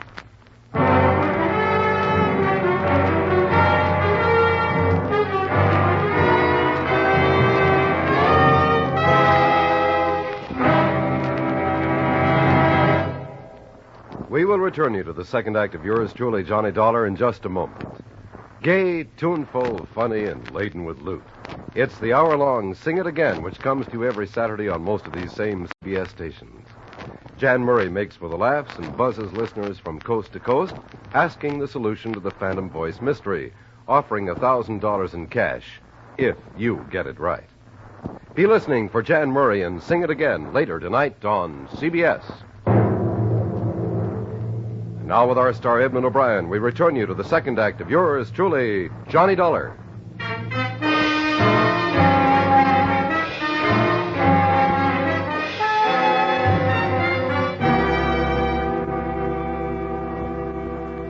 On the way to headquarters with Lieutenant Brinker, I learned that Underwood had been killed in his apartment. The report had been phoned in by the building manager at 2:20 that afternoon when he heard the screaming of Alice Breen. She was the drunken young woman I'd run into the first night on the case. She was being held as a material witness. In spite of the fact that the jewelry was again missing, the police took a dim view of her story that she'd entered the apartment and found Underwood dead. As far as I was concerned, there were a number of things I wish I hadn't done and a number of things I wish I hadn't said in my first report to the police. Now, you stated that after 3 days of searching, you found the suspect in the original theft this morning, recovered the stolen property, minus one item, and returned it to the owner. Do you think that between the time you found this Virginia Towne and started back to Underwood's apartment, somebody could have learned about the jewelry and followed you? I'm not sure. If somebody knew about it and planned to steal it, I don't know why they didn't steal it from the Towne girl. According to your report, this Virginia Towne told you she considered the property in question to be a series of gifts. That's what she said. If that were true, do you think she would have conspired to armed robbery to regain it? I don't know. Why are you working these possibilities over, Lieutenant? I'm trying to eliminate them as possibilities. This Alice Breen, we know she was involved with Underwood. We're told he was pretty ruthless in getting rid of women he was through with. The motive of passion would be easier to work with. I haven't heard a whole statement. She hasn't made a decent one. But what she told the manager doesn't jibe with what she told us. Lieutenant, I can recheck the Towne girl's statements and maybe get something if you'll let me do it alone. Why should we do that? Well, you don't have to, but she knows my sympathies are with her. I think she was getting a bad deal from Underwood, and she knows I think so. You've got a good record here in New York, Dollar. You think you might do better alone? I guess I can take a chance on you. You've got quite a bit at stake yourself, haven't you? What do you mean by that? I sent some men to Virginia Towne's place. She wasn't there, but the girl she lives with was. What she told my men makes it sound like you found her before you said you did. You can still take a chance on me, Lieutenant. I hope so, Dollar.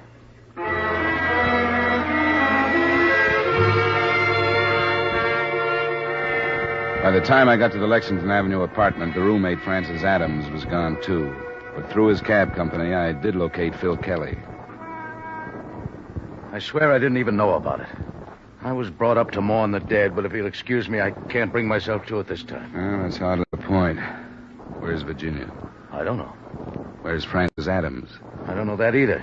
This is a work day. I've been on the go since morning. Where would Virginia go? You must have an idea. From what I've seen, I wouldn't be at all surprised if she wasn't looking as hard for you as you are for her. Have you thought of that? Why would she do that? You don't know? Well, come now. She has the strongest motive for the killing so far. If I can't find her, I'll have to tell the police that's why she's hiding. Now, that isn't so at all. What other reason would she have? They'll ask me that, and I'll have to answer them. She's no murderess. Well, she's acting mighty like one. Get into the cab. I'll take you to her.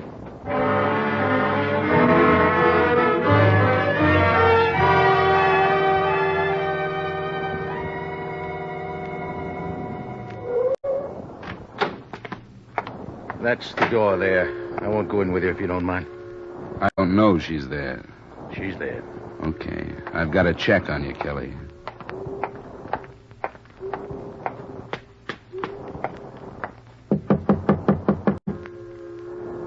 Who is it, Phil? It's Dollar. Let me in. Why did you come here? Who told you where I was? What are you doing here? It's none of your business. You did your job, didn't you? You told me last night that no matter what your personal feelings were, you had to do your job. Well, you did it. Why can't you leave me alone now? If he was still alive, I could. Still alive? The police have been looking for you. Roy Underwood's dead? You didn't know? Of course I didn't know. Johnny... Why are you hiding?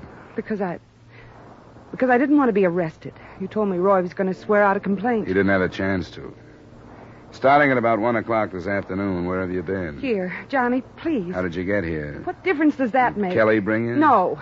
And how did he know where you were? Johnny, I came here because you said Roy could swear out a complaint, and it was his word against mine, and that somebody in my spot didn't have much of a chance. I wish you'd been as truthful with me. What do you mean? You've lied to me. No, I haven't. Yes, you have. Now I realize they were stupid, obvious lies. And I believed them because I wanted to believe them. Johnny...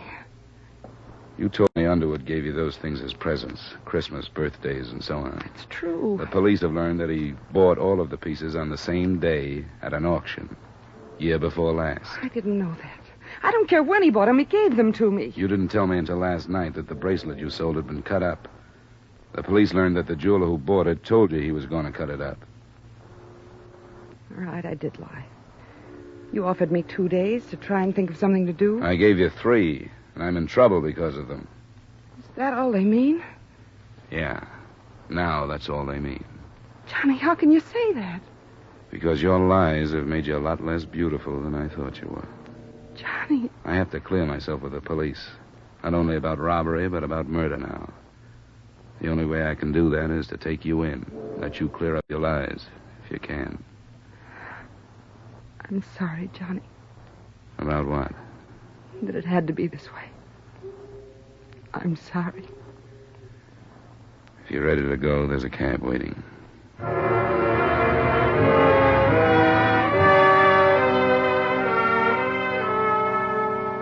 It was a silent trip to police headquarters in Kelly's taxi, and Lieutenant Brinker allowed me the privilege of being present while he questioned Virginia for 2 hours. When it was finished, Alice Breen, the material witness, was released, and I walked out of the building into a murky New York evening. Mr. Dollar. You still here, Kelly? Where else would I be? You want to drive me back to my hotel? Sure, get in. When's she coming out? I don't think she is, Kelly. Why not? Well, they're building up quite a case against her. What about? Not killing that scum. Yeah. She didn't do it, and you know it. I don't know, Kelly. Well, I do. I know where she came from, and I know what she is. She had nothing for so long that when that Underwood gave her his line and made his rotten promises, she thought it was heaven opening up to her. I know, because she told me so. With her eyes shining. Can't you see you've just exposed her motive? She had nothing when he found her, and he was going to send her back with less. A prison term. She didn't kill him. Why do you keep saying that, Kelly? Because I killed him. The motive you've given her was mine. Do you think I'd stand by and let him send her to prison? Do you think I'd do that? Knowing her since she was a baby? And a mother and father before? Kelly, do you know where the jewelry is? Yes, I know. Where is it? I'll tell you in good time. I want you to take me in there now. The police have the jewelry, Kelly. They're lying to me. She told them where she'd taken it after she killed him. And they found it there. Maybe I'd better get another cab, huh?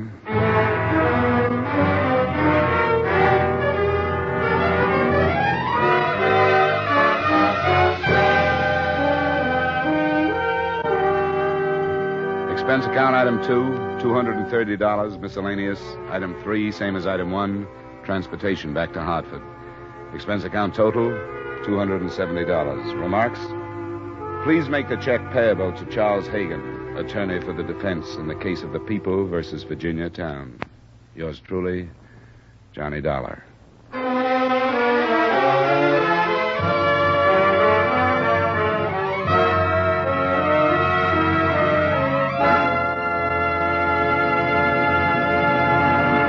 Yours truly, Johnny Dollar, stars Edmund O'Brien in the title role and is written by Gil Dodd with music by Wilbur Hatch.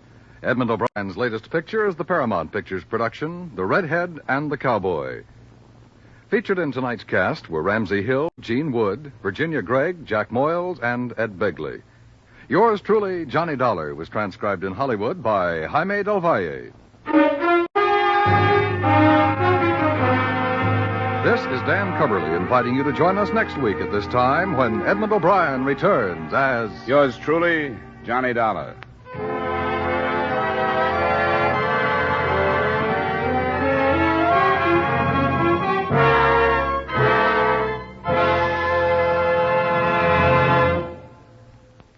If words alone could stem the tide of rampaging communism, it'd be fine, for talk is cheap.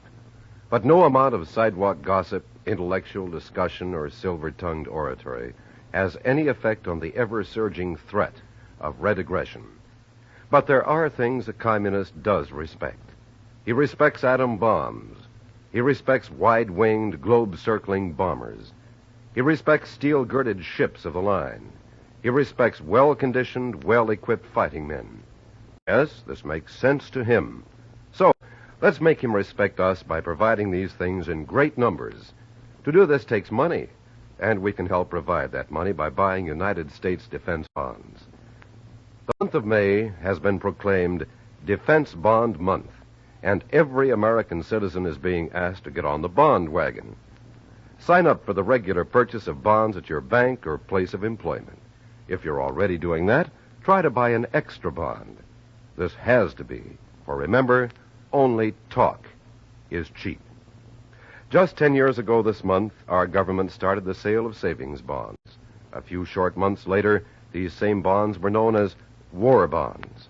Today, with the world suspended in a state of raw nerve existence, we are asked to buy defense bonds.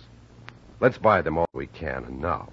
Help provide the weapons of defense and security so that in a few short months they will still be known as defense bonds, not war bonds.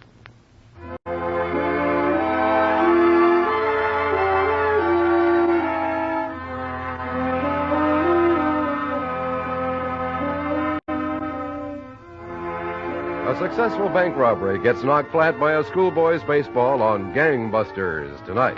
Don't ask me how it's done, but Gangbusters always dramatizes a true police story, and this story, the case of a game of ball, will be told by the California sheriff who knew the boy and captured the robbers. Be listening for Gangbusters on most of these same CBS stations tonight. Stay tuned now for 5 minutes of the latest news.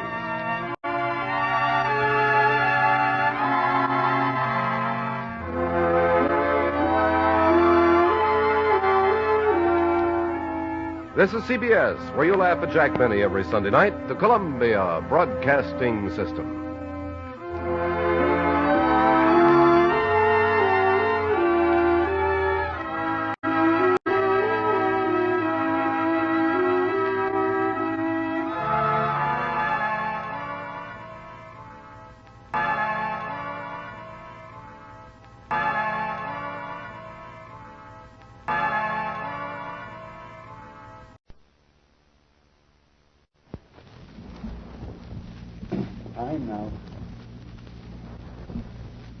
From Hollywood, it's time now for Edmund O'Brien as...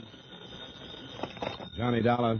You're the man who was sent here by the bonding company, aren't you? Yeah, that's right. Who's this? My name is Shade, Pat Shade. I'm a private detective working on the case for the bank. Fine. I didn't know they'd hired one, too. They call me every once in a while, tracing phonies mostly. Is there any chance that you know the missing messenger? Yeah, I know, Lillis. I had him tagged as a clean, honest kid.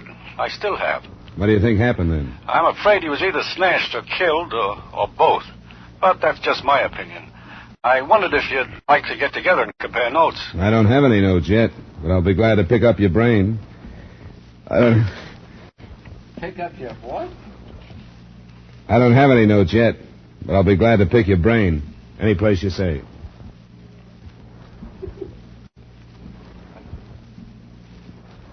Edmund O'Brien, in another adventure of the man with the action-packed expense account. America's fabulous freelance insurance investigator.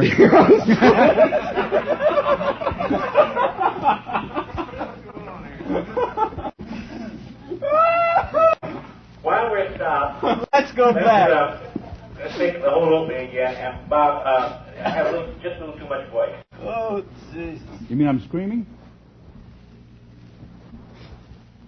From Hollywood. From Hollywood, it's time now for Edmund O'Brien as... Johnny Dollar? The man who was sent here by the bonding company, aren't you? Yeah, that's right. Who's this? My name is Shade, Pat Shade. I'm a private detective working on the case for the bank. Fine. I didn't know they'd hired one, too. They call me every once in a while, tracing phonies mostly. Is there any chance that you know the missing messenger? Yeah, I know, Lillis. I had him tagged as a clean, honest kid, and I still have. What do you think happened then? I'm afraid he was either snatched or killed, or both. But that's just my opinion. I wondered if you'd like to get together and compare notes. I don't have any notes yet, but I'll be glad to pick your brain. Any place you say.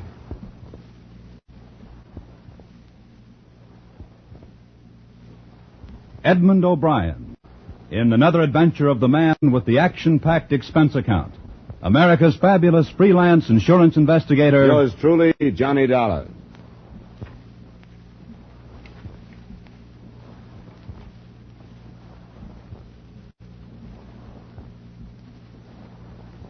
Expense account submitted by Special Investigator Johnny Dollar to Home Office Great Northern Bonding and Surety Company, Hartford, Connecticut.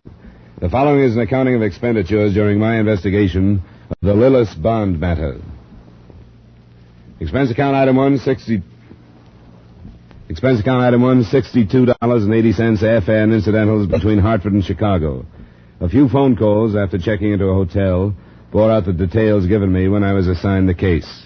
Henry Lillis, the messenger, had left the Golden State Bank at 10:30 a.m. He was carrying $80,000 in cash, and his destination was only a few blocks north on LaSalle Street. He never arrived there. At 5 that evening, in a bar near my hotel, I met the private detective working the case for the bank. Pat Shade was a puffy, florid man with past 50 beginning to show in his watery blue eyes. I've been in the business for a long time. More years than I like to think. Left the police force and opened my own office in 1931. When Chicago was still the rawest town in the country. Not exactly overdone right now, is it? Quieted down a lot. Just as well for me. I'm too old for the rough work I used to do, and I'm getting older. I'll end up holding a sign at a school crossing one of these years. You younger fellas ought to think about it. Ought to get out of the business before it's too late. There's no future in it. I've heard that said before, but never by anybody who left it for something better. I wish I'd stayed on the force. I'd be on pension now. You know, Scotty Dyer's old man and I walked a beat together. Scotty's a good cop. What'd he tell you? Nothing, really. I just wanted to check in with him, and he gave me a free hand. Tell me about this Henry Lillis. Nothing much to tell. Bright kid, a couple of years out of high school. His father's dead, and he's got a mother to help support. You think you know him well enough to be sure of the honesty you mentioned on the phone? Sure? No. I'm not sure of anything anymore. Anything or anybody. But there's nothing in his background to tell you anything else. He had to have a pretty good record to be bonded by this company, you know that. That's why you think somebody grabbed him, huh? That's my hunch, yeah, I think so.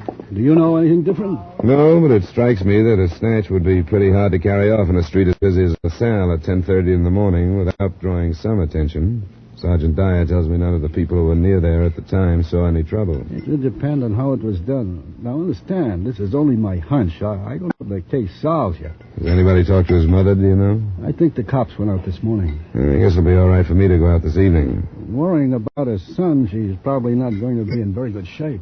Maybe not. But sometimes people who are in bad shape drop a lot of information they wouldn't drop otherwise. Shall we have another round?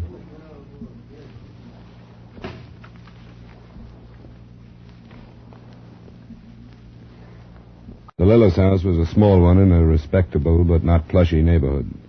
It had been painted recently, and its yard was well tended. I noted these things because they made it appear that except for widowhood, Mrs. Lillis and her son were a comfortable and average American family. She was an attractive woman of some 40 years who obviously, and with good cause, had been crying. Please sit down, Mr. Dollar. Thank you. Police have already been here. I suppose you know that. Yes, I knew they'd come. They didn't say it in so many words, but after they left, I realized they suspect that my son is responsible for this crime, don't they? They aren't sure of anything yet, Mrs. Lillis. It's terribly difficult as a mother to be fair and honest. If Henry did this thing himself, then at least he may be safe and unharmed, and he may come back and take his punishment. Do you understand? Of course I do.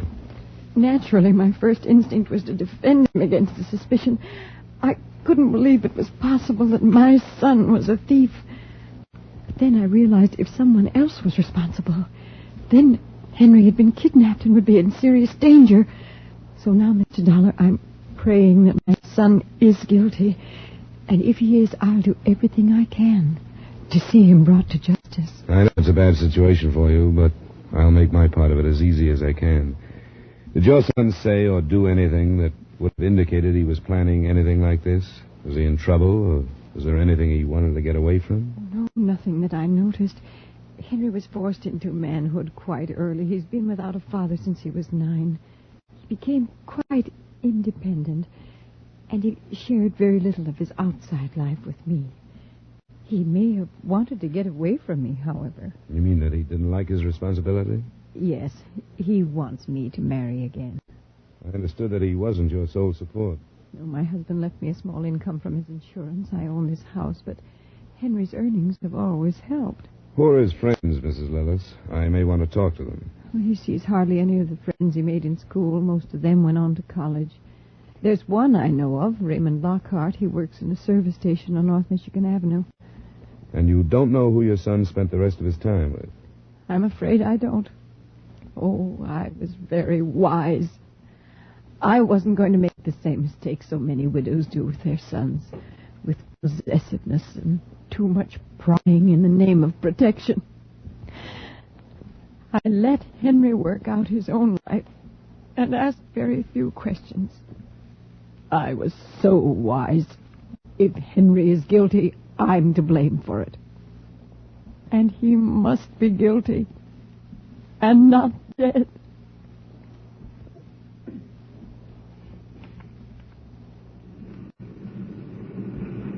Thanks, Mr. Sprague. Come in again, huh?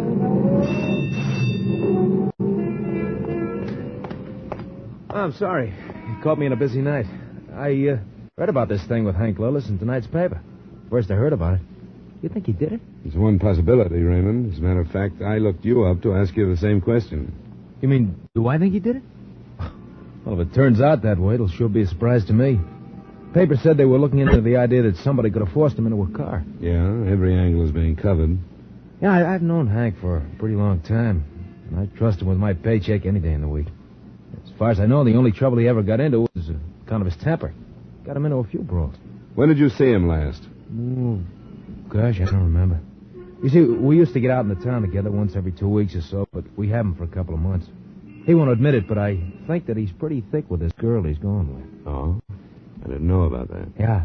They stopped in here one night to gas up. It's her car. She's pretty all right.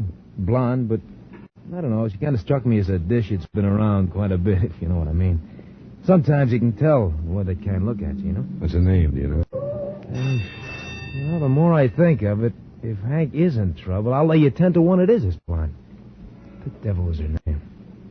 I talked to him about it. Lily or Lillian, I think. Oh, what was her name?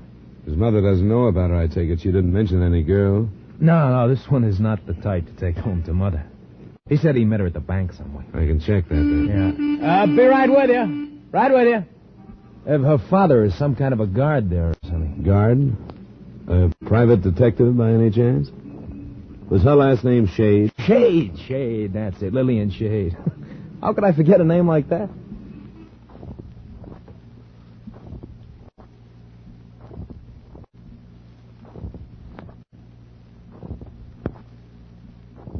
Go ahead. Pour yourself another drink, Shade. I've got an extra bottle in my luggage. Yeah. Did you tell the police about this? Not yet. This will be the end for me if she's mixed up in it. You know where she is? Yeah, she told me she was going to spend a couple of days with a friend. Why don't you check the friend? Maybe your daughter is there. She didn't mention any names. She never does. She's no good. She's like her mother was. You mind? Go ahead. Where is her mother? She ran off with some guy. Lillian was about 5. I shipped her off to my sister in Minneapolis, but I had to take her back when my sister died. She started running wild when she was 13, and I never could stop her. If they pull this together, it's liable to set child psychology back 20 years. The son of a mother who really tried to do the right thing, maybe tried too hard. And the daughter of a guy who didn't try at all. Did you make a point of not mentioning her when we were talking about the Lillis kid earlier? I was waiting for you to ask that. I didn't know there was anything between them. She met him and she dropped in at the bank one morning. I guess I knew they met like that a few more times, but the rest of it I didn't know anything about. Did she have a job? She hasn't worked for a few months. When she does work, it's in some cheap bar, so that's worse. Was it your car she drove? No, it was hers. You know the license number? No, but that won't be hard to learn. You're sure it was registered in her name, then? Well, I never noticed the slip. I supposed it was. She said some friend had some races for her, and she got it for the money she won. I can't see any reason why it wouldn't be in her name. Yeah. Dollar. Huh? It was damn decent of you to talk to me instead of going to the police. Instead? I hope you aren't going to ask me not to give this to the police. Oh, no, of course not. But I was going to ask you to let me tell them. It's going to look mighty bad for me if you go in, with Scotty Dyer in charge of the case and his old man and I on the force together in the old days. I don't want it to look like I was holding back information from him. Were you? No, but I won't be able to prove it to you until we find Lillian. She'll tell you I didn't know anything about her and Henry. All right, Shade. You going in tonight? Just as soon as I leave here, and you don't have to do this, but I'd appreciate it if you could forget your calling me down here. It would be better for me if they didn't know you had to tell me about Lillian. All I'm interested in is getting the money back. Doesn't make any difference what I say or don't say. You go to the police tonight, and we'll play it as it comes after that.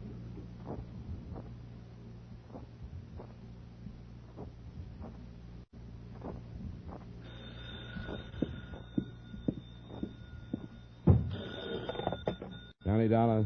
This is Sergeant Dyer, Dollar. Oh, yeah, Sergeant. You're on it early this morning. Anything doing? Henry Lillis just gave himself up. When? This morning? Yep. Hitchhiked in from someplace up the lake. Something about a fight with one of the men in the deal. He's messed up some. What about the money? They need some medical work before we can get a decent statement from him. Shock, mostly. I put him in the hospital. Didn't he say anything?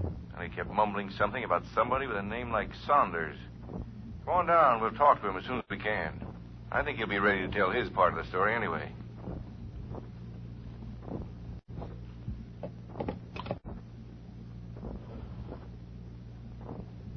I met Sergeant Dyer at 10 that morning.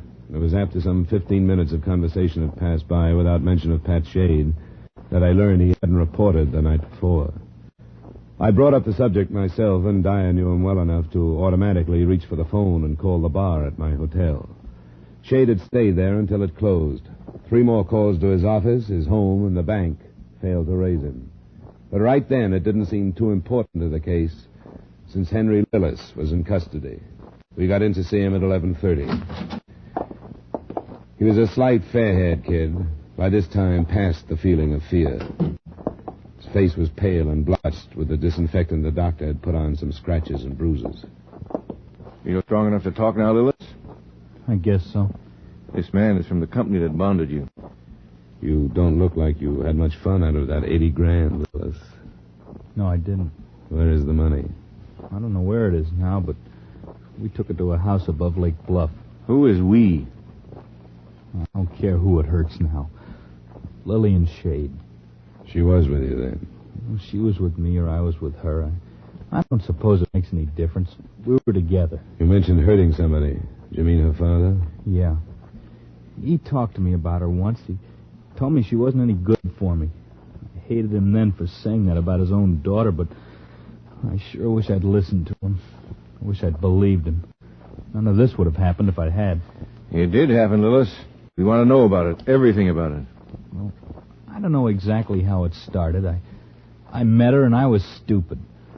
I'd never known anybody like her before, and it sort of seemed as if we were in the same boat. What do you mean, the same boat? Well, neither one of us had all the things we wanted, and it looked like we never would. If everybody in that boat turned criminal, there wouldn't be enough banks to go around. Well, I never thought about it before, the way she did, but the longer I went with her, the more I began to. She'd done other things, never anything like this. What kind of things? Well, the way she got the money for her car. She met this man and learned some things from him. She did it so that it could never be called blackmail, and she got the money. Badger game, maybe. I don't think you know quite what that is. Go on. Well, I don't think I have to go through all of it, but, well, one night she kept talking about how I carried large amounts of money all the time, and that we didn't have... I don't think I have to go through all of it. But, well, one night she kept talking about how I carried large amounts of money all the time, and that we didn't have any of our own. She said she wouldn't marry me unless we could be rich. So we planned this thing. She waited down the street in her car 4 days in a row until I knew she was... She waited down the street in her car 4 days in a row until I knew I was making a big transfer. You knew how much you were carrying? Not exactly, but... Well, I'd worked there long enough to know when it was a big amount, you know, according to where it was going and things like that. So yesterday morning I got into the car, and by the time I was due back at the bank, we were out of town. This house near Lake Bluff where you went, who's it belong to? Well, she said a friend who was on a trip someplace. She had a key. I think it belonged to the Saunders or whatever it is. How'd he fit in? Well, I didn't know anything about him until he showed up late last night. Then I found out that Lillian didn't have any idea of going away with me like she'd said.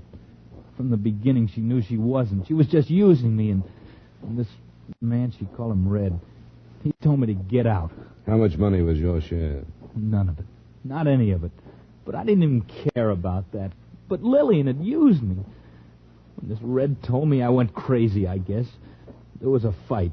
That I barely remember. I left the house, but I don't know where I went. And when it got light, I found the highway and started hitchhiking. Nobody picked me up because I was all bloody and my clothes were torn. And finally, this man did. He was a minister.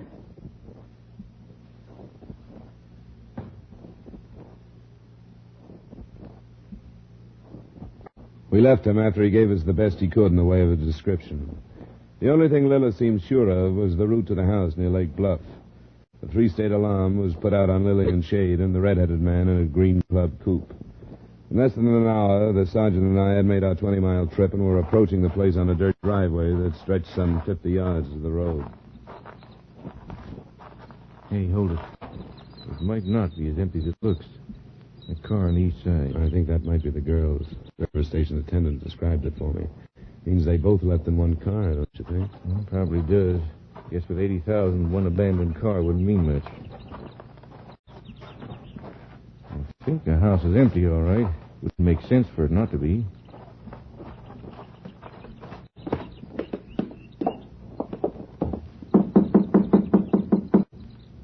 No.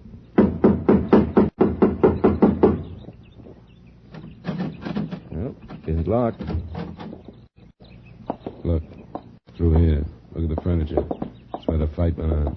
Must have been quite a ruckus. A friend of his told me Lillis packed quite a punch when he got started. Pretty good temper. Yeah, there by the wall. That lamp was thrown.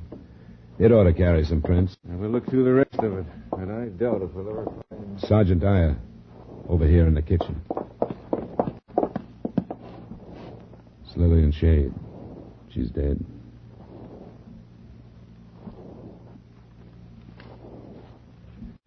And so homicide entered the picture and a new alarm was broadcast. Sanders or Saunders in a green club coupe. Wanted on suspicion of grand theft and murder. I had a different idea. I couldn't sell it to Sergeant Dyer, but it was one... I couldn't sell it to Sergeant Dyer, but it was one of those things that I couldn't drop. The police laboratory men started combing through the house, and I went back into the city. It was about 2 in the afternoon, and Pat Shade was in his office. Now, I can explain if you let me. Never mind that. You know that Henry Lillis surrendered to the police, don't you? I didn't handle myself very well last night. I'm not talking about last night. I know. What I'm trying to tell you is that I didn't get around until late today, and I just read about it. Where is Lillian? You know the house she goes to up near Lake Bluff? No, I never heard her say anything about a house up there. Is that where you found her? You were pretty drunk last night. Where'd you go? Yes, I was pretty drunk last night. It's not every day you come to the end of your rope. That's where I got last night after more than 20 years in this filthy business. Where did you go after you left the hotel bar? I went home. What time did you go to bed? I don't remember. Do you remember leaving again after you got home? Where'd I go? Your daughter was murdered last night. But... what are you accusing me of, young man? I'm not accusing you of anything. I wish I could talk about this later. I don't seem to be thinking very well. I'm afraid we have to talk about it, Pat. Yeah. You asked me if I knew about a house near Lake Bluff because you think I might have killed my daughter. That I might have waited until the red-headed man left for some reason and that I went in. How'd you know about the red-headed man? Henry Lillis' statement. Part of it was in the paper. Do you think I killed Lillian? I know that last night you hated your daughter. Yes, I did. I have nothing to lie for anymore, so I can be truthful. If I had struck Lillian last night, I wouldn't remember. It may be quite possible that I killed her. I don't remember.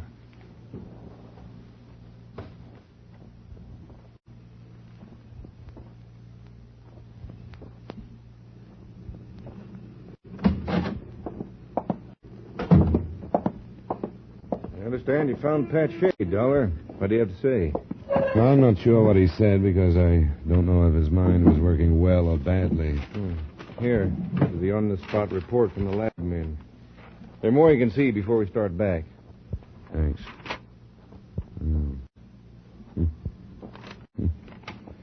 This is almost enough, isn't it? Wait till you see the rest of it. You have a tough time squeezing out now. Well, shall we go?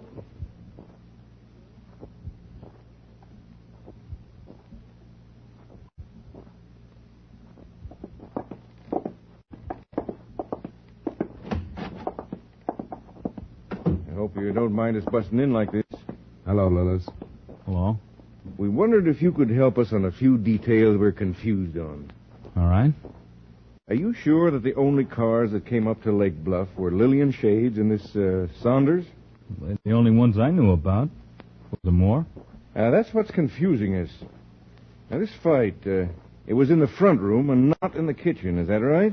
Well, it's hard to remember, I think so. And after And after that, you left, and then you caught a ride into town and gave yourself up. Yeah. Why'd you give yourself up, Lillis? I don't know why. It just seemed like the only thing I could do. Because maybe you thought if you gave yourself up on a grand theft charge and told a sad story that we'd never think of you in regard to murder. Murder? That's a dirt driveway, Lillis. The only car that drove up that driveway was Lillian Shade's. Looks like there wasn't any red-headed man there at all, doesn't it? Like you messed up that room to make it look like there'd been a fight. Fingerprint men aren't through. All right! I didn't mean to kill her. We got out there and we had the money and she got scared. We looked at all of it and she went to pieces. She wanted to take it back and I knew we couldn't. I lost my temper and hit her because I was excited. I thought she was faking, but she wasn't. She wasn't faking. I didn't mean to. We can go, can't we, Sergeant? Yeah. I'll come back later for a statement.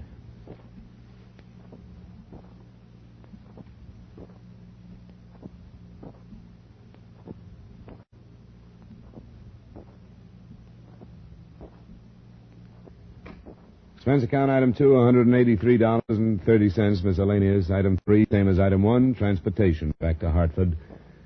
Expense account total, $308.90. Remarks? In his next statement, Henry Lillis revealed the hiding place where he'd put the stolen money, so the company won't lose. That's more than you can say for the two parents involved, either the deserving or the undeserving. Yours truly, Johnny Dollar.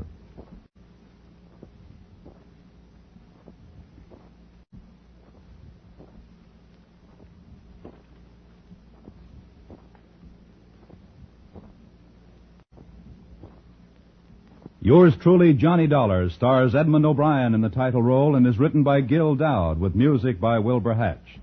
Edmund O'Brien can soon be seen in the Paramount Pictures production Warpath. Featured in tonight's cast were Herb Butterfield, Jeanette Nolan, Tony Barrett, Tim Graham, and Gil Stratton, Jr. Yours truly, Johnny Dollar, was transcribed in Hollywood by Jaime Del Valle.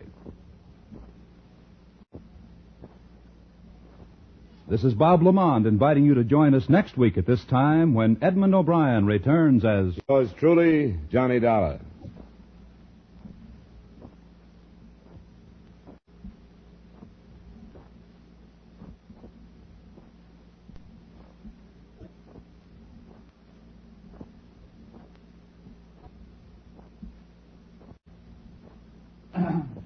I'm not kidding. They were falling down.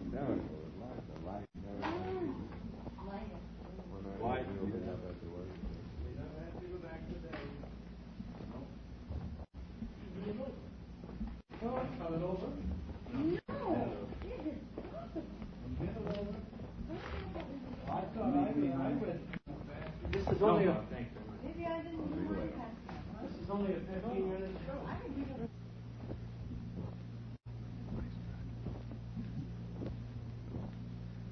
And you don't know who your son spent the rest of his time with? I'm afraid I don't. I let Henry work out his own life and tried to ask very few questions. I thought I was so wise. Now, if Henry is guilty, I'm to blame for it. And he must be guilty. And not dead.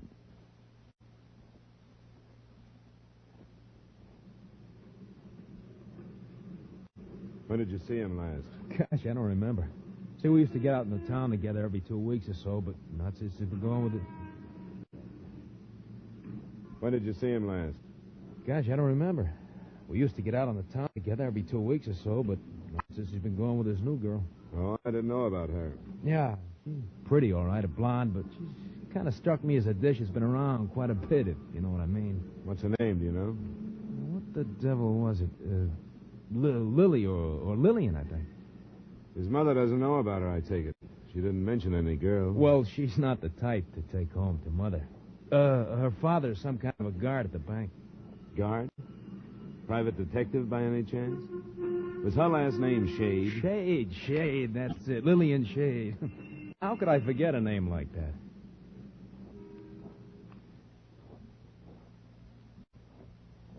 Go ahead. Where is her mother? She ran off with some guy. Lillian was about 5. I shipped her off to my sister in Minneapolis, but I had to take her back when my sister died. She started running wild when she was 13, and I never could stop her. Did you make a point of not mentioning her when we were talking about the Lillis kid earlier?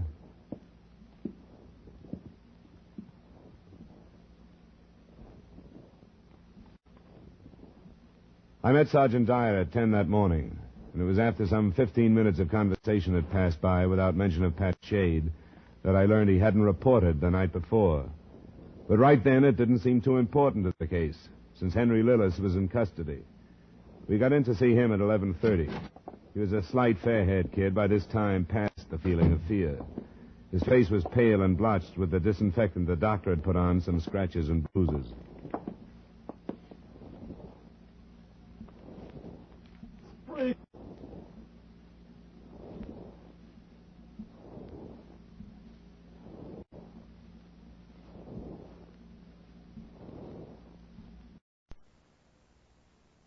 From Hollywood, it's time now for Edmund O'Brien as... Johnny Dollar. This is Edward Whiteman, Mr. Dollar. I understand that Mr. Soderbury's death brought you here. Yes, thanks for calling back. I tried to locate the constable, Fred Remen, I believe his name is. Yes. I haven't found him, so I thought I'd talk with you. You were riding with Mr. Soderbury when he was killed, is that right? Yes, I was. I'll do everything I can to help you.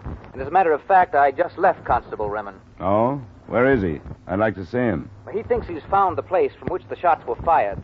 The roof of Goodwin's store. I left him there less than 5 minutes ago. If you'll meet me in front of your hotel, I'll show you. Thanks, Mr. Whiteman. I'll be down right away.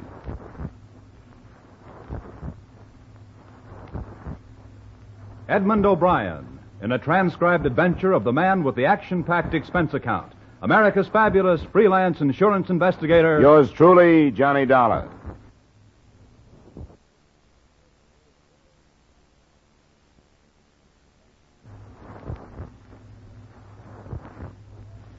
Expense account submitted by Special Investigator Johnny Dollar to Home Office, Britannia Life Insurance Company, Hartford, Connecticut.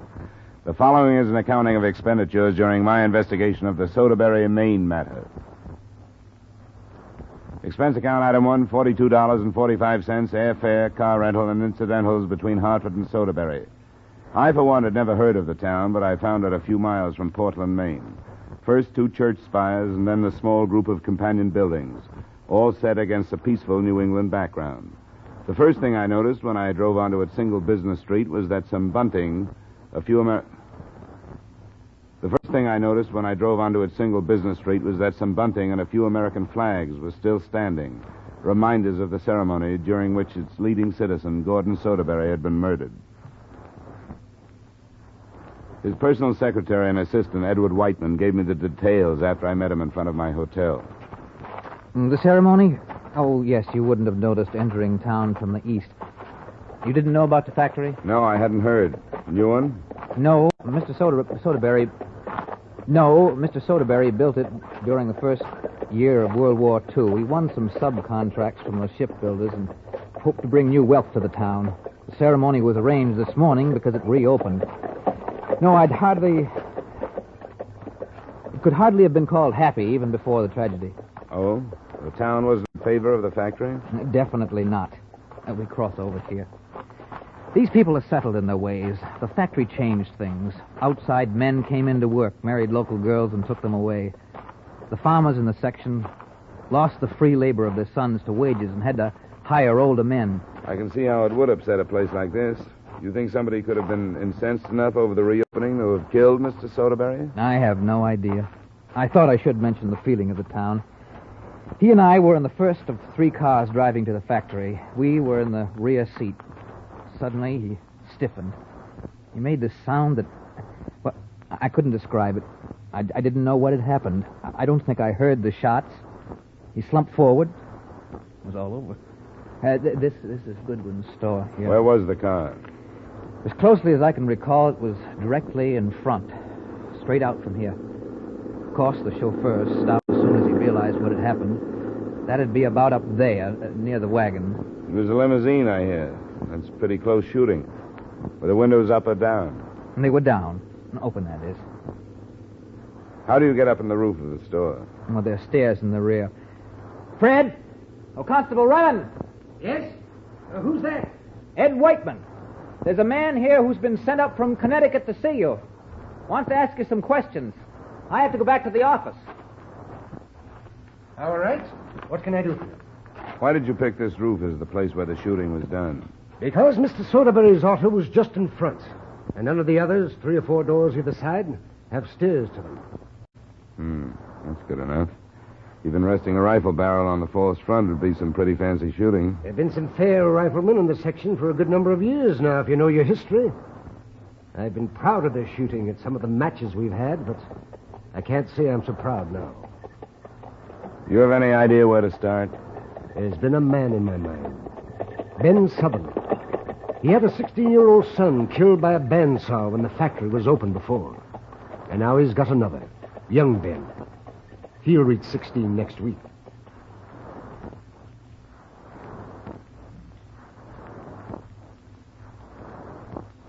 We walked to the Sutherland house, which was only about a quarter of a mile away, and Fred Remond gave me the background of the town.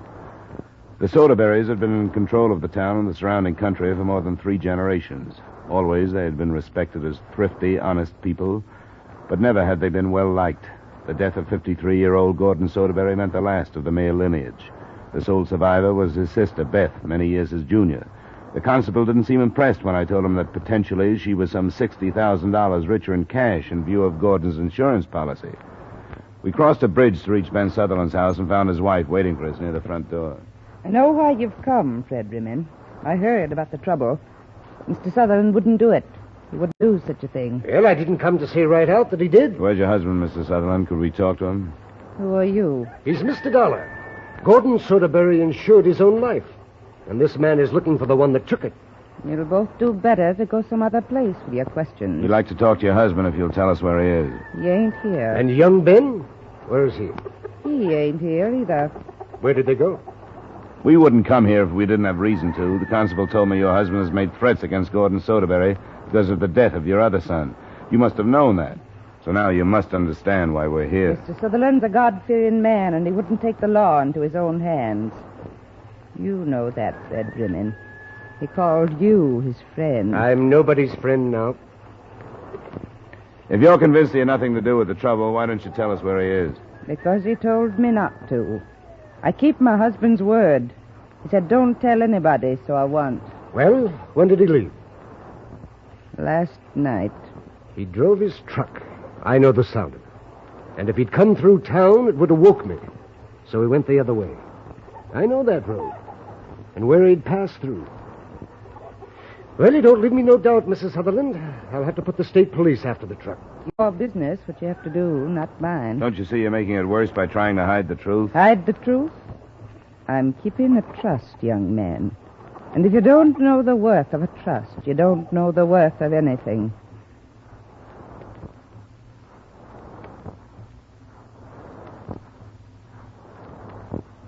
I went back with Constable Remon to his house where he lived alone and which doubled as an office. He phoned the description and license number of Sutherland's truck to his county superiors. And with the typical disinterest higher echelon seemed to maintain for lower echelon problems, they told him they wouldn't be able to take delivery of Soderbury's body until the following day. That left us with no better than a vague promise as to when we'd get such vital points as the caliber of the murder weapon, the entry angle of the fatal bullet, and the distance from which it was fired. Remon left me and went to talk with some of the townspeople, and that evening, soon after dusk, I went to the Soderbury home, hoping that his sister Beth would be in condition to receive me.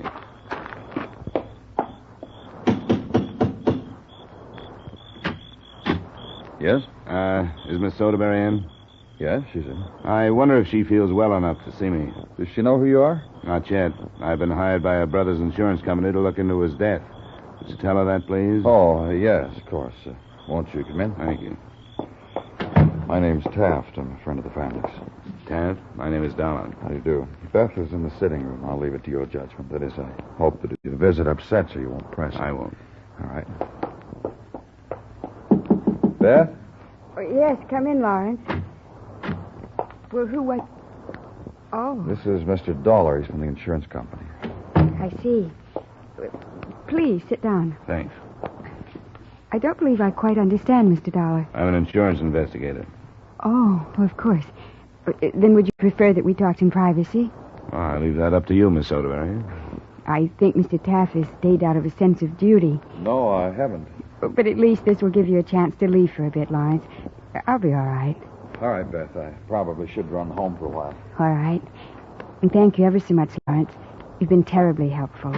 I'll phone you in an hour. Good evening, Mr. Dollar. Good night, Mr. Taft. Now, Mr. Dollar, when did you arrive? About 3 this afternoon. Then undoubtedly you know more about this horrible thing than I do. I'm afraid it's not very much. I've been working with Constable Remon. He wants to narrow it down to one of the local men who is against the factory reopening. But from what I've learned, it refuses to be narrowed very much on that basis. Yes, I'm afraid you're quite right. My brother was not famous for making friends. I say that at the risk of sounding cold and unemotional. Emotion very seldom helps in my work. Which is ferreting out the truth. I think Gordon understood what he was doing. I'm sure he did. He knew that our people detest change. They simply can't cope with it. Yet he forced it on them in 1942. You feel yourself to be apart from your people, Miss Soderbury. Yes, but only by reason of inheritance. Change was forced upon me, too. I was much younger than my brother. I was sent to school in England, but I came back and found it quite easy to forget and settle back into this tiny world. I suppose the whole town did during the years after the factory closed. Of course it did. There was one particular man, Ben Sutherland. What do you think of him? I don't know. I suppose his name is in everyone's mind tonight. The death of his son because of the hated factory, it had a violent reaction on him. And why not? He knew his son hadn't been born to stand in front of the machine that killed him. What does he say? He can't be located. He left town last night. He took young Ben with him. I hope it isn't he. He suffered enough. Oh, what could be troubling the general? That's your dog? Yes, General Scott. He didn't alarm when you arrived, did he? No, it's the first I've heard from him. Oh, someone else's animal, perhaps. Though that seldom happens. He's well able to fend for himself. He's a... By the time we got an oil lantern lit and I found the dog, he was moving silently toward the house, trailing what looked like a fractured front leg. I didn't know what to think when I told the surviving sister about it. She didn't seem frightened. But I couldn't help wondering whether her loyalty to her people wasn't misplaced, and whether the killer hadn't decided to eliminate all the Soderburys from the town that bore their name.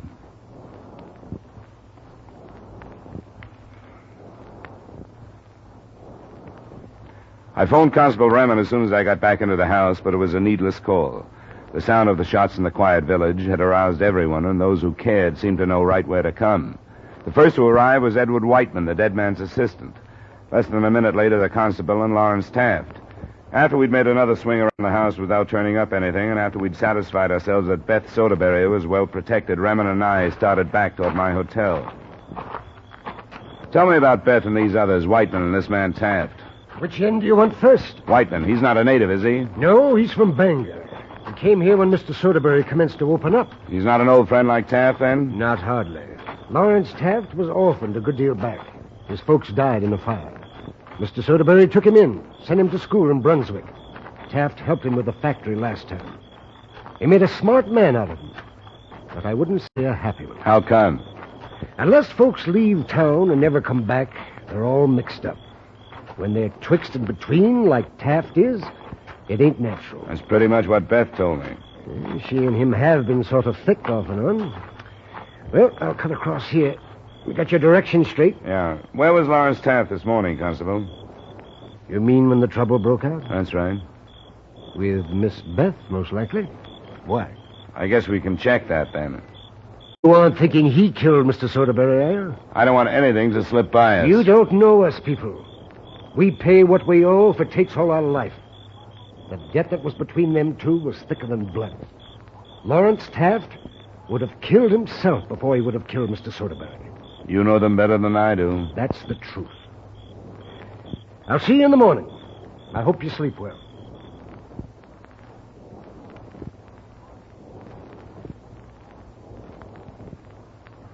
The next day, things moved along a little more according to the book.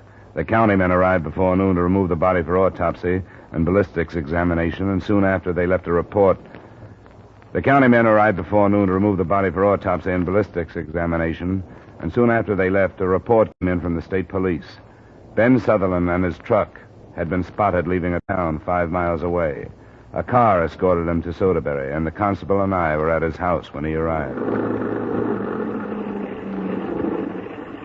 Oh, Ben! Whatever happened to you? Ben! Stop your nagging tongue. Go in the house where you're suited to be. I'll tend to your prying when I've a mind to. Yes, Ben. I was only worried how you got hurt so horrible. From the look of your face and your clothes, Ben, you've been through one thing or another.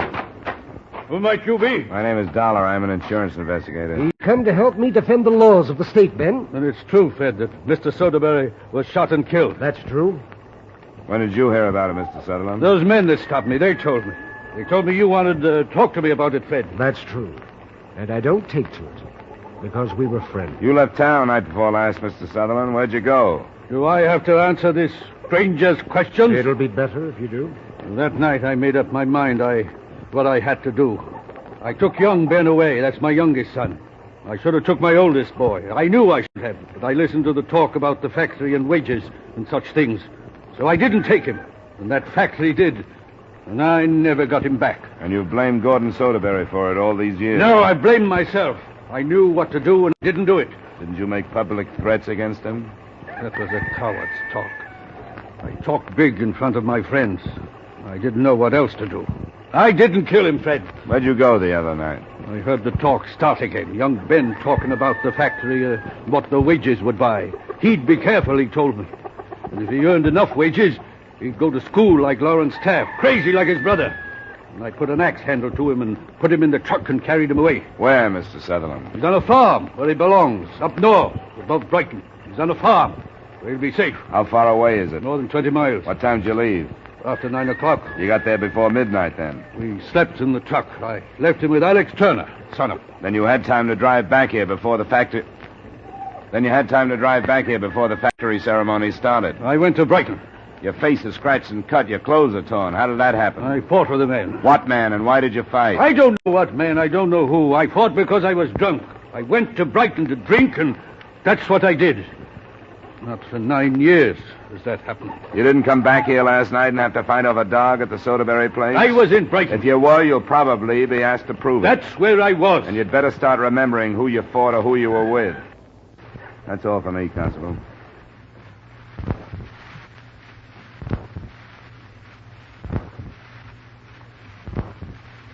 We were involved with approximately 280 people, most of whom were known to each other by sight, at least. The work Constable Remen had been doing without me had alibied most of them. Practically everybody had been on the street during the start of the ceremony and at the time of the shooting. Less than 40 were unaccounted for at 5:30 that afternoon when the county officers called in their report. Point of entry was just below the left armpit. The arm hadn't been touched.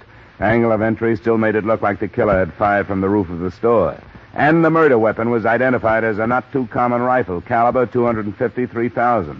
In an hour, the unaccounted-for citizens seemed to be trimmed down to 4 who owned that caliber rifle. Ben Sutherland was among them. It was close to noon the following day before the results of the test firing came back. The murder weapon wasn't among the rifles that were sent in. Well, then I did something wrong. I am no great shakes at trouble like this. It's not necessarily that we did something wrong, Constable. Maybe we just didn't do quite enough. One of those 253,000s got away from us. A man's rifle is no secret here. He's proud of it. What kind of rifle did Gordon Soderbury own? Why? The townspeople hated the factory. That's the motive we've given them. But none of them owned the murder weapon. Not even poor Ben Sutherland, with a stronger motive than anyone else.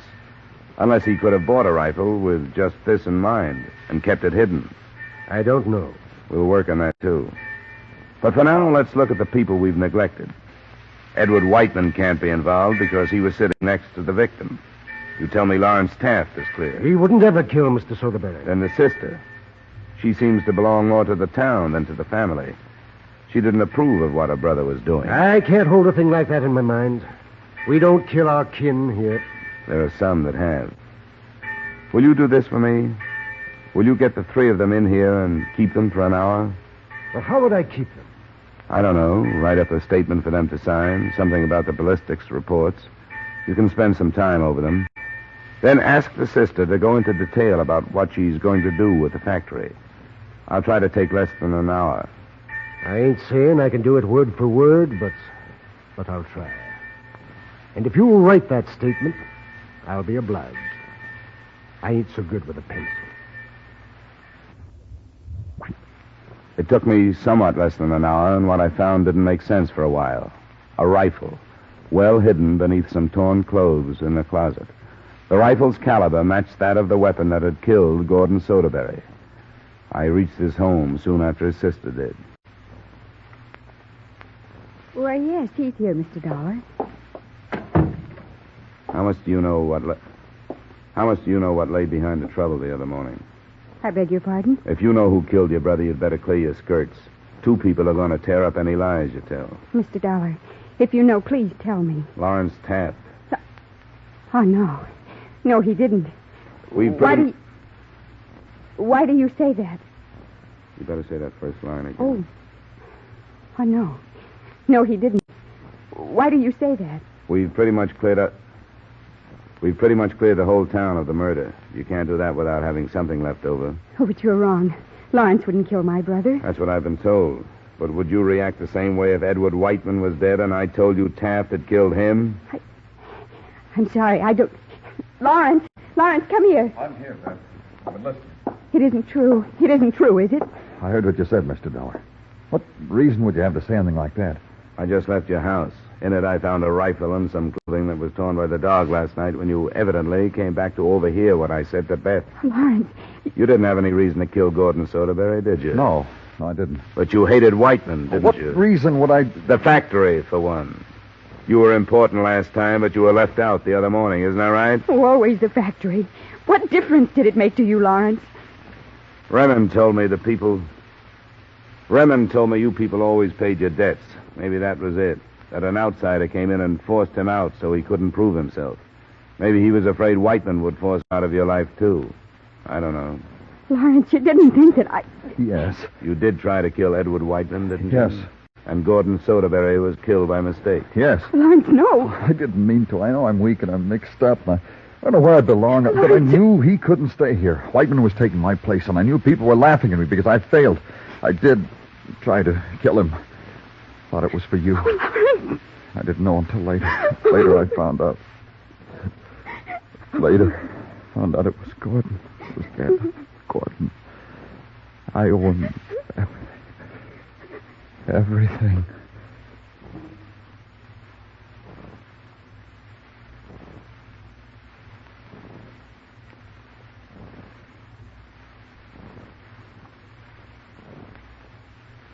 Expense account item 2, same as item 1, transportation back to Hartford.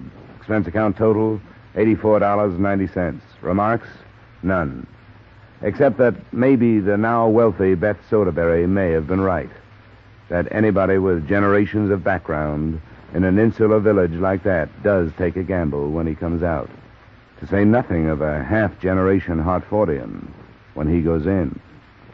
Yours truly, Johnny Dollar.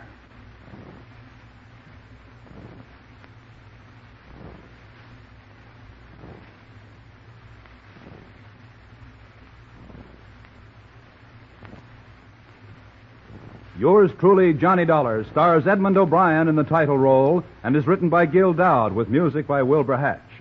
Edmund O'Brien can soon be seen in the Paramount Pictures production Warpath. Featured in tonight's cast were Robert North, Howard McNear, Virginia Gregg, Larry Thor, Sammy Hill, Herb Butterfield, and David Light. Yours truly, Johnny Dollar, was transcribed in Hollywood by Jaime Del Valle. This is Bob Lamont inviting you to join us next week at this time when Edmund O'Brien returns as... Yours truly, Johnny Dollar.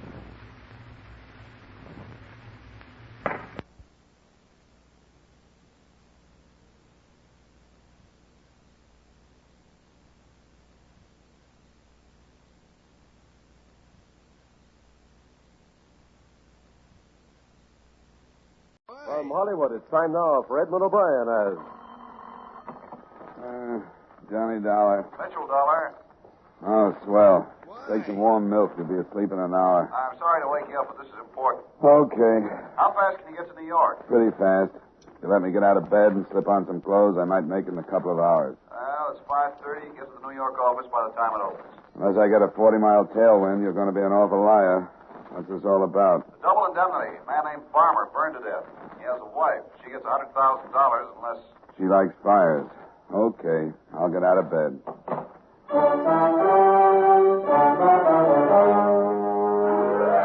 Edmund O'Brien in another adventure of the man with the action-packed expense account, America's fabulous freelance insurance investigator. Yours truly, Johnny Dollar.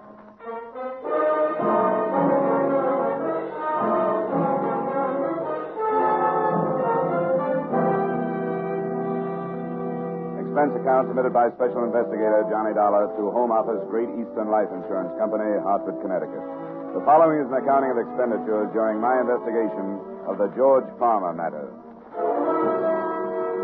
Expense account item 1, $5.80 for gas and a cup of coffee between Hartford and your New York office. Oh, come in, Mr. Dollar.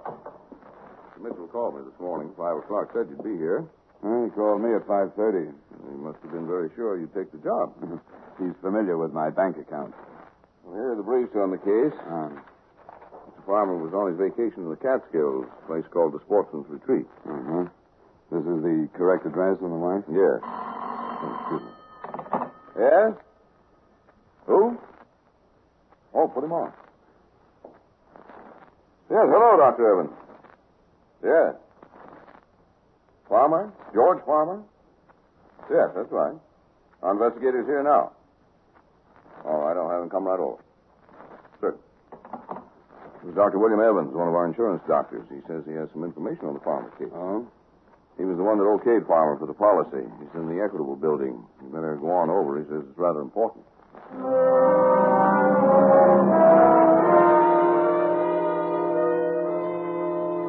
Expense account item 2, $1 for cab fare and tip to the Equitable building. You may ask why I didn't use my car, in which case I may ask if you've ever been absurd enough to wheel your own car through early morning New York traffic. As my cab pulled up at the entrance to the Equitable building, I spotted a large crowd, several police cars, and an ambulance. All right, just keep it back. Okay, you. Where do you think you're going? What happened? Some guy jumped 8th floor. Dr. Evans? I don't know.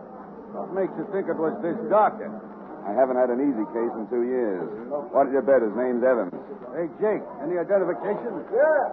Some doctor risked the billing. Name's Evans. Be glad you're not a betting man, Sergeant. Wait just a minute, Joe. Sure. Hey, Jake, come here. Where is it?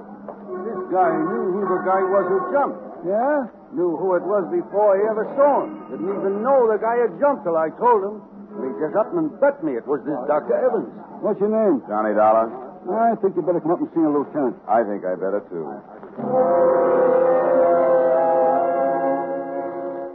Jake followed me into the building and took me up to the 8th floor where I met Lieutenant William Briggs, a nice guy who worked for homicide and had done me a few favors in the past. Hi, Dollar. Hello, Bill. You know this guy, Lieutenant? Yeah, why? Where'd you find him? He knew the guy who jumped. I made a guess. Evans called my office on an insurance matter. Who pushed him? What makes you think he was pushed? Why call me, then take an 8th-floor dive? I don't know. You got any ideas? Anybody see him jump? A couple of people. He came out of the window feet first. They didn't see anybody give him a hand. Well, let me know if you find anybody who might have, huh? I'd appreciate the information. I'd appreciate some, too.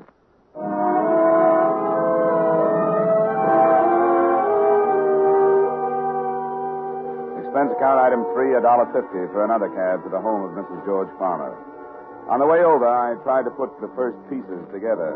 A man named Farmer burned to death. A doctor named Evans had examined him and had some information. Evans winds up dead on the sidewalk. Answer, maybe Mrs. Farmer had it. Come in, Mr. Dollar. Thank you. It's going to be another hot day. I think everybody should have air conditioning, don't you? Definitely. Just make yourself comfortable. Can I get you something cold? Oh, no, thank you. I'd like to ask you some questions, Mrs. Farmer. About my husband's death? Yes. I've already talked to Mr. Arthur from your office, and I've told the police everything I know. Do you know Dr. Evans? Dr. Evans? No. No, I don't know any Dr. Evans. Your husband never mentioned him. No. What's he got to do with my husband? He examined him for his policy. Do you know who sold your husband his policy? I thought you were from the company. Late hunch. Thought you might save me the trouble of checking. No, I don't remember who sold him the policy. All right, Mrs. Farmer. Thank you very much. Is that all? Yes, Mrs. Farmer. That's all for now.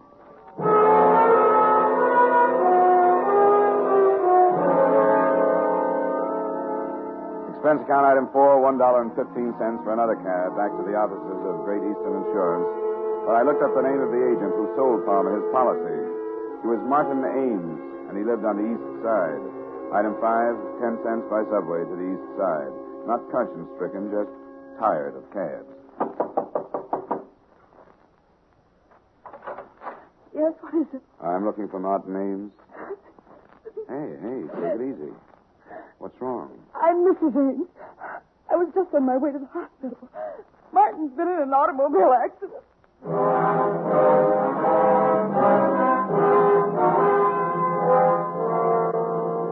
Expense account item 6, $8 for a cab. Fast and necessary. $3 for the necessary, $5 for the tip to make it fast.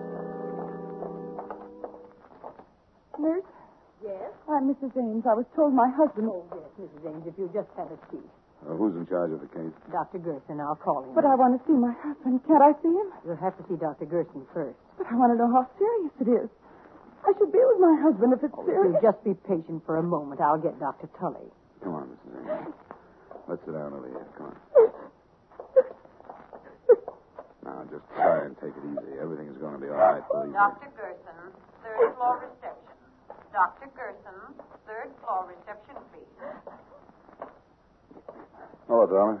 Oh, hello, Bill. Dr. Gerson. No, this is Lieutenant Briggs, Mrs. Ames. Police officer. Just a friend. Nothing about my husband. No, Dr. Gerson's the man you want to see. Can I talk with you, darling? Yeah, sure. You'll excuse me, Mrs. Ames? Yes, of course. You'll be all right? I'll be all right. Okay, Lieutenant. This is far enough. About her husband? Yeah. Died 5 minutes ago. Accident? No, hit and run. Before he died, he told us a car ran him off the road. He went down a 20-foot embankment and right into a cement retaining wall. Wall stopped him from going any further, but it broke his neck. Any lead on the other car? Well, only stretch of road. No one else saw it, and it happened too fast for Ames to see much. One of your company salesmen, wasn't he? Yeah. Oh, there's Dr. Gerson. I don't envy him.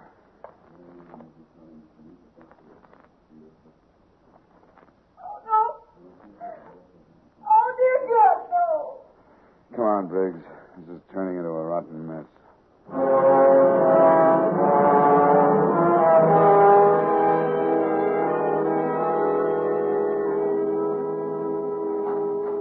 Yes? Oh, Good afternoon, Mrs. Palmer. This is Lieutenant Briggs. more questions? Afraid so. Come in. Sit down. Thank you. Mrs. Farmer, 2 men have been killed today. Both of them knew your husband. What are you getting at, Lieutenant? I'm not sure. Where were you at the time of your husband's death? Right here.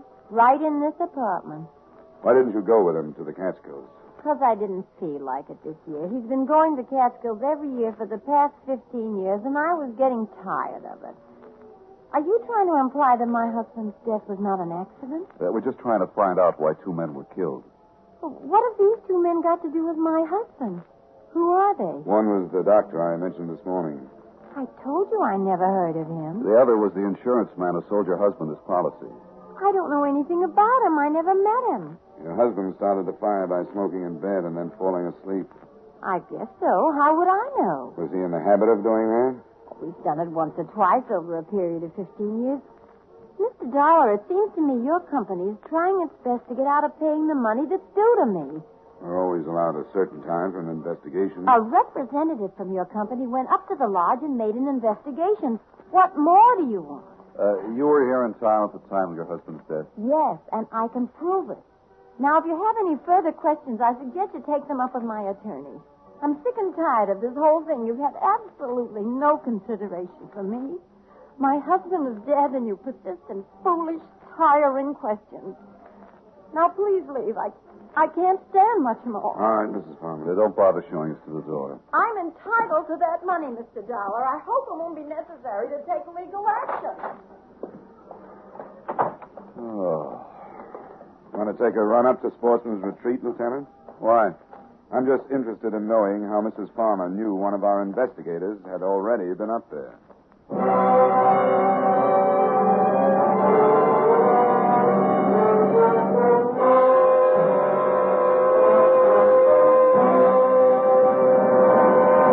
We will return you to the second act of yours truly, Johnny Dollar, in just a moment. A brilliant orchestra leader and a rising young singing star will be found at CBS, the Star's Address, starting tomorrow. Guy Lombardo and his famous orchestra are taking the place of Jack Benny, and Mario Lanza, the sensational tenor of records and films, will be heard on most of these same stations in place of Edgar Bergen and Charlie McCarthy. Be listening for their programs every Sunday, won't you?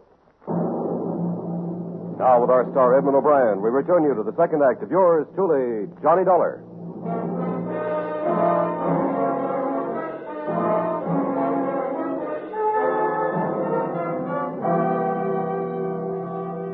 Briggs and I climbed into the squad car and started the long drive to the Catskills. Around 7 in the morning, we turned off the main highway and onto a dirt road. A sign reading Sportsman's Retreat, 2 miles, pointed the way, and 20 minutes later, we were pulling up in front of the main lodge. Oh, I got a stiff neck. Man coming out of the lodge. Morning. Good morning. Well, I suppose you could... Oh, police car. Huh? Yeah, I'm Lieutenant Briggs. This is Mr. Dollar. Oh, Mr. Well, howdy. You up here about Mr. Farmer's death? Yeah, unofficially. You run the place? Well, yes, I'm the foreman. The name's Pop Sloan. Everybody just calls me Pop. We thought we'd stay a while. Pop, can you put us up? Well, why, sure. How long you figure on being around? No, not long. Well, come on in. Come in. Breakfast was an hour ago. If you're hungry, I can have the cook rustle up some old any bacon and eggs, if anything. Oh, sounds good. Many people staying here, Pop? Oh, about 14. 14. The same crowd comes up every year. It's sort of a club, you might call it. How many years did George Farmer come up? Oh, about the last 15 years, I guess. Who owns the place? Mr. Phillips. He ain't here now. He phoned and said he'd be in sometime this afternoon. Say, how come you fellas are interested in Mr. Farmer's death? We had the sheriff investigate. Some insurance fellow was up here for 3 days. You're a little late, ain't you? Well, there are a few things we haven't cleared up, Pop. Sure appreciate some help. Well, I'll give you all the help I can. I'll go get some breakfast for you, and then we can gabble. Pop went back to the kitchen, and we relaxed in a couple of big leather chairs in front of a large window that looked out on a row of cabins. Well, that last cabin must have been Farmer's. Yeah, nothing much left of it. Beautiful up here, isn't it, Johnny? Look at those trees with the sun shining through them. Lieutenant. Yeah? Your soul is showing.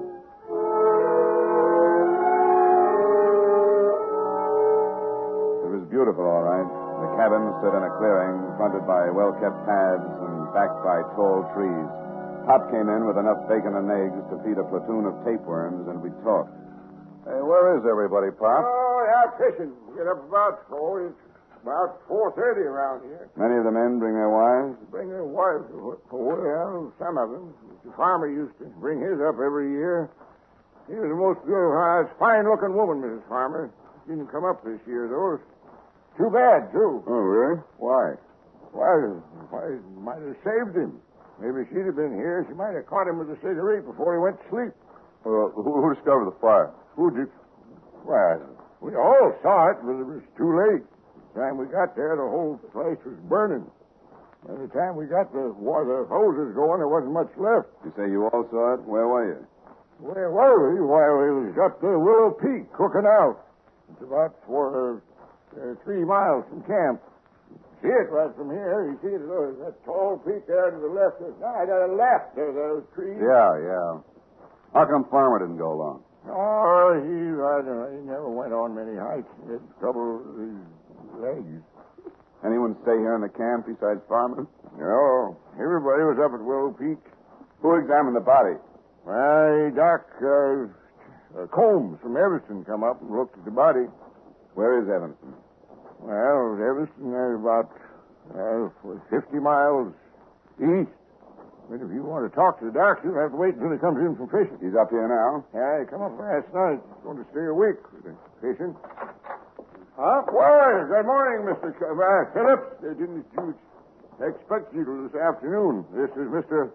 Phillips, the owner. How are you? Hello.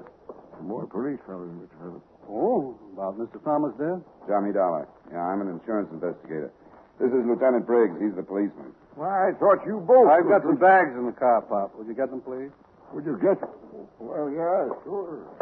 We just want to ask a couple of questions, Mr. Phillips. Well, I thought the authorities were satisfied. Where were you when the accident occurred, Mr. Phillips? Well, I was on my way here from the city. I arrived about an hour later. You live in the city? I have a house there. I divide my time between there and the lodge. Now, tell us something about Farmer, Mr. Phillips. What kind of a man was he? You fellas want any more breakfast? No, thanks, Pop. Go ahead, Mr. Phillips. Well, there really isn't much to tell. Farmer was a nice sort of guy, quiet. Do you have any trouble with him smoking in bed before? Several times. He nearly started a fire 2 years ago. Wouldn't that make you watch him a little more closely? His wife came up with him every year, but this one, she was usually near enough to prevent any trouble. Isn't your company satisfied, Mr. Dollar? Routine. How long did Farmer usually stay here? Oh, a week, 10 days. However long his vacation lasted. He was in the advertising business, wasn't he? Yeah, I believe so. How much did it cost him to come up here every year? Oh, anywhere from $200 to $300. He was tight as the devil, known for it. This was the only luxury he allowed himself. Tell everyone he'd save all year just to come up here and relax for the week. Lieutenant, Mr. Dollar, here comes Doc Holmes. What's the kind of limit? You interested in talking to the doctor? Yeah, Pop tells us he was the one who examined the body. What did you get, Doc? Pop, got my limit. Well, good for you. Come on over here. That's the fellow I want to talk to you. Well, how are you, Phil? Pop said you weren't due in till this afternoon. I'm fine, Doc. This is Lieutenant Briggs and Mr. Dollar. How are you, Doctor? Police? Yeah, the other's an insurance investigator. I want to ask you a few questions. Clear up a few things about George Farmer getting burned to death. All right. Thanks, Pop. Well, I will. Hey, How about having a cook clean up those fish, Pop? The fish? Well, all right, sure. I don't think I could tell you much more than I've already told the sheriff. Did you know George Farmer prior to his death? Yes. Over a period of 10 years. Did you identify the body? Well, not at first. It was pretty badly burned. Not at first? Well, how were you able to identify it later? Well, when they told me that George had a broken wrist, I found the broken section of bone and identified it. Broken wrist? Yes, Mr. Dollar. When George arrived, his lower arm was in a cast. He told us that he'd broken his wrist the week before. What day did he arrive? Tuesday of last week. Which wrist was broken? The right one. Would you say he could move his fingers well enough to write? Depends on how recent the accident. What are you getting at, Dollar? Do either of you know where Farmer had his wrist treated? No. Dollar, would you mind letting me know? Briggs, can you call the precinct, have a man check, and find out where Farmer had that wrist treated? Sure, but I don't see why. George Farmer had to sign that insurance policy, didn't he? Well, he could have done it with his left hand. Go find out when he broke that wrist. And I think I can show you that George Farmer was murdered. Murdered?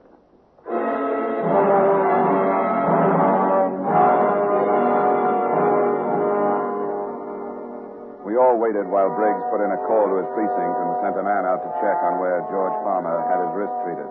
Around noon, the call came in. George Farmer broke his wrist on the 26th of last month. That tears it. Was treated at the Olive Hospital 3 weeks ago. Stayed one night at the hospital and went home. What date did he arrive here, Mr. Phillips? About the 4th. 2 weeks after the accident. He died on the 11th. That's right. Been here about a week. Dollar, would you mind telling me just what you're driving at? The insurance policy went into effect the 22nd of last month. The first claim on George Farmer's policy was the double indemnity clause, not an accident claim for a broken wrist. Come on, Briggs. Let's go back to town. Talk to Mrs. Farmer.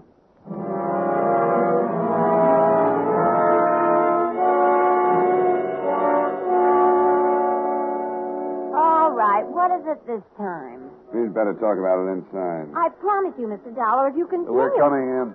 Why? Well, all right. We think your husband was murdered. Murdered? That's ridiculous. We feel that you were an accomplice, Mrs. Farmer. Are you serious? Very. We just had the lab make a check on the insurance policy. The signature and the fingerprints were from the right hand. Of course they were. So your husband didn't have a broken wrist at the time? No, we did that sometime later. Would you swear it's his signature on the policy? Of course it's his signature. I went to the doctor with him. I thought you said you didn't know Dr. Evans. I don't. He was the insurance doctor. Well, I'd never seen him before or since. How could you expect me to remember Your him? husband didn't turn in a claim for his broken wrist? That was his business, wasn't it? Don't you think it's rather strange to take out an accident policy and not turn in a claim on your first accident? I don't know. I didn't bother with my husband's affairs. Is this your husband's driver's license? Yes. Where did you get that? Motor Vehicle Department. The signature on his license is not the same as the one on the insurance policy. What do you mean? He means that the signature on the policy is a very clever forgery. Who forged it, Mrs. Farmer? I don't know what you're talking about. Who went to that doctor's office representing your husband? No one. Why in the world would anyone do that? Why would someone represent my husband? For a $100,000 insurance claim. That's awful. Get out of here. That's not true. I'll sue you for saying that. Your husband wouldn't take out a large policy on himself, so with someone's help, you took one out for him and planned his death. Who was in on it with you? Who killed your husband up at the lodge? Get out! Get out! It had to be someone at the lodge who knew what cabin he was in. No! The insurance salesman and the doctor were both killed because they could identify the man who took out the policy as not being your husband. No! Your husband was going to take this trip, so you planned his death and stayed home for an alibi. The man killed the doctor and the insurance agent. Someone strong enough to run a car off the road and lift an unconscious man out of a window feet first. Who killed him, Mrs. Farmer? I did. Phil! Good evening, Mr. Phillips. Why did you come out? Why didn't you stay in the other room? They'd have worn you down sooner or later. The car's in the back. Hurry up. You did some fast driving. Left the lodge right after you did. Go on, Lorna. All right. Stay right where you are, Mrs. I Farmer. don't think you're in any position to be giving orders, Lieutenant. Sure he is. We expected you. Told you where we were going, gave you enough time to get here. And what are you going to do about it? Take you. Bill! Forgetting my gun. You're forgetting ours.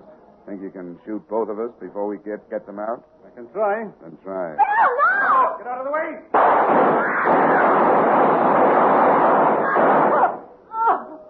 Dollar? Okay. Just a little scared. Girl's hit. Phillips is pretty dead. Mrs. Farmer? Yeah. I'll get an ambulance. You want to tell me about it? Oh, all right. Don't make any difference now. Phillips killed your husband and the other two men? Yeah. We fell in love 3 summers ago. But he planned it. The whole thing was his idea. Sure, I know. The state is pretty narrow-minded about those things, honey. A guy like that gets ideas and gets dead for it. If you like his ideas, you just have to get into some kind of trouble along the way.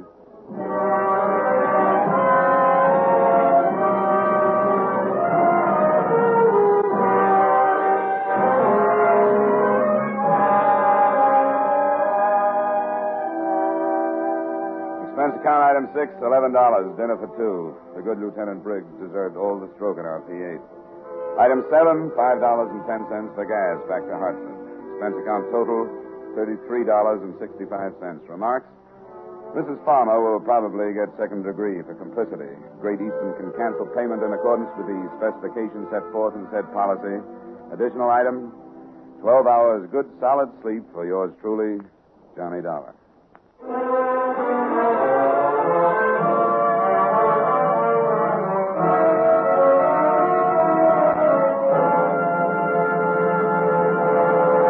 Yours truly, Johnny Dollar, stars Edmund O'Brien in the title role and was written by Blake Edwards with music by Wilbur Hatch. Edmund O'Brien can soon be seen in the Paramount Pictures production, Warpath. Featured in tonight's cast were Hy Averback, John McIntyre, Herb Butterfield, Harry Lang, Jeanette Nolan, and Virginia Gregg. Yours truly, Johnny Dollar, is produced and directed by Jaime Del Valle. This is Dick Cutting inviting you to join us next week at this time when Edmund O'Brien returns as Yours truly, Johnny Dollar.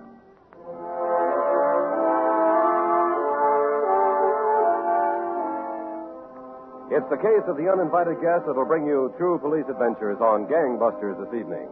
Your narrator will be San Francisco's police chief. Gangbusters is heard every Saturday on most of these same CBS stations.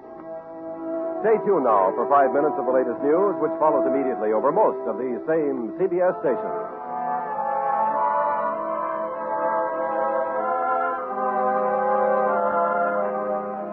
This is CBS, where you meet adventure with Charlie Wilde. Sunday is the Columbia Broadcasting System.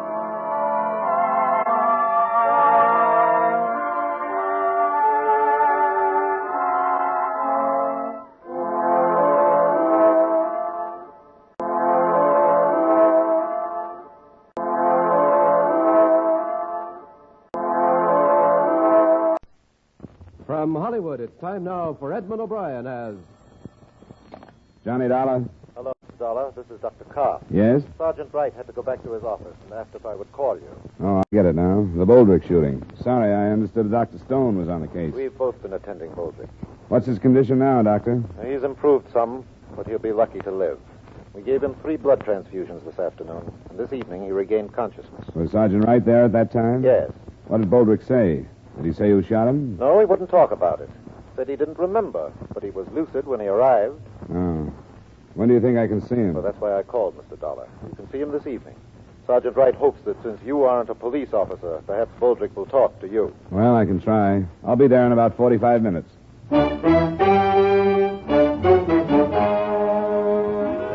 Edmund O'Brien in a transcribed adventure of the man with the action-packed expense account, America's fabulous freelance insurance investigator. Yours truly, Johnny Dollar.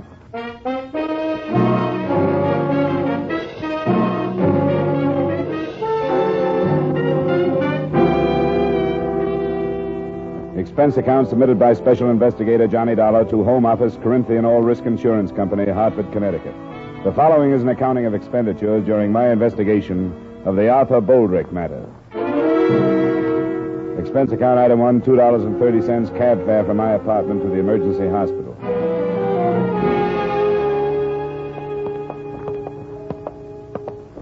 I wouldn't stay with him too long, Dollar. All right, Just Doctor. a few minutes. You'll be able to tell when he tires. This is the room. Well, Boldrick, how are you feeling now? I don't know. You're coming along fine. This is Mr. Dollar. He represents your insurance company. Hello, Boldrick. Sorry about what happened. Yeah. Mr. Dollar wants to ask you a few questions. I've told him not to stay too long, but if you feel tired, you can tell him to leave. I'll drop by and see you later. You think I'm going to die? Is that why you're here? No, of course not. Doctor told me you were out of danger. I've just got some routine questions to ask you. You say it was a man that shot you? Yeah. Somebody I never saw before, that I can remember. But I don't know what happened. You remember where you were when you were shot? It was in the backyard near the garage. I was right by the garage door, and this guy come around from the alley, and... What did he say to you? He was after the car keys. I had them in my hand. He made a grab for me. He said, give me those keys or something like that. And I give him a push, and that's when he shot me. After then, I didn't even know he had a gun. You didn't see it when he asked for the keys? No, if I'd have saw it, he could have had the keys. I don't fight no man with a gun.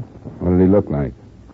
Oh, that's one of the things I don't remember too good. It happened so fast. He was wearing like overalls or something. What color? Oh, blue. It seems like only faded. Could have been shirt and pants too. It was awful fast. There he was, and then it happened. What else about him? That's about all. I think he was sort of dark, but I don't think I'd know him for sure if I saw him again. Maybe I would. Maybe you'll remember more if you try. I will. I figure this guy, whoever he was in trouble or something, and he just needed a car in a hurry. But he didn't take the keys. Well, I figured he lost his nerve. Wilma come running out when she heard the noise. Will Wheeler from next door. This guy was gone when they got to me. Well, I won't bother you any longer, Boldrick. You will help find this man if you'll think about it as much as you can and try to remember what he looked like. Don't worry, I will. Hey, mister, do you think they'll let my wife come to see me tonight?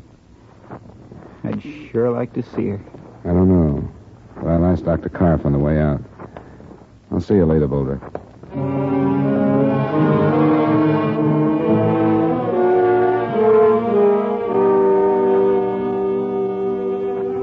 I made my report to the sergeant, and the search was started for a dark man dressed in a faded blue work clothes and possibly armed with a .25 caliber pistol or revolver. It was only 7 o'clock, barely dusk, so I cabbed out to the Boldrick address. It was a single-story, run-down house in a neighborhood we Hartfordians choose to call an older part of town rather than a slum. His wife was a work-worn woman who looked older than her 34 years. She led me into the backyard and showed me the garage that faced on an alley and the spot still stained where her husband had lain. It was there. Nobody was in sight when you got out here? Mm-mm. I didn't see nobody. Neither did Will Wheeler. Your husband mentioned him. He lives next door? Yeah, that house. And this man must have run down the alley. Does it open onto a street at both ends of the block? Yeah. It runs clear down to Lawrence and up to about Cedar the other way. I should think that most of the people in the neighborhood would be home at that time. The time he was shot. Wouldn't you? I should think so, yeah. And the police will probably find somebody who saw this man running down the alley. I think somebody saw him. But most people... Everything all right? Yeah, Will. It's all right. Somebody's bothering you and you don't feel like it, just tell me. It's all right, Will. He's from the insurance. My name is Dollar. You must be Mr. Wheeler. That's right. I don't think nobody ought to be bothering Velma in the middle of all this trouble. I wanted to meet her and ask a few questions. That's all. I'm through. All right, then go on in the house, Velma. Try and get some rest. If it's all right, then. Sure, Mrs. Boldrick. Thanks very much. All right. I guess I couldn't help very much. This has got her in pretty bad shape, finding art like that. And then they won't let her go and see him. How is he, do you know? Pretty bad. I saw him a little while ago. Was he making sense? Seemed to be. Before the ambulance picked him up, he was kind of off. All he could say was some guy shot him, that he didn't know. Something about the car keys. But he told me, too. Yeah, this is a rotten neighborhood. It's full of rotten people. He isn't going to die, is he? They don't know. You didn't tell Velma that, did you? No, but I think somebody should before she reads it in the papers. One of the dangers is a wound he got in the last war. Yeah, in the lung. 2 slugs he took this afternoon may take care of the other one. Oh. I didn't think it was as bad as that. I guess I'd better tell her. I've been a friend of Art's for a long time. Well, I'll see you later, Mr. Dollar.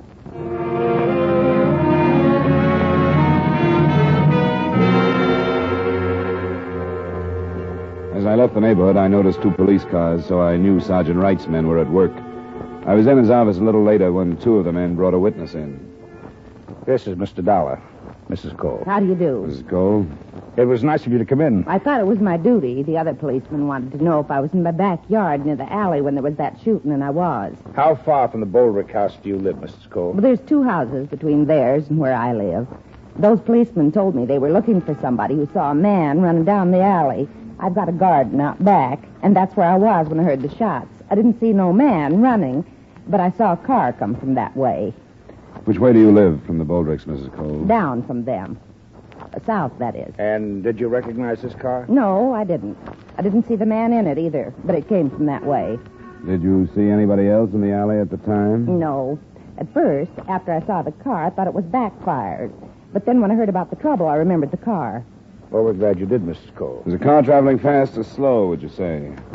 Oh, about medium, I'd say. They can't go too fast in the alley on account of the chuck holes. What color was it?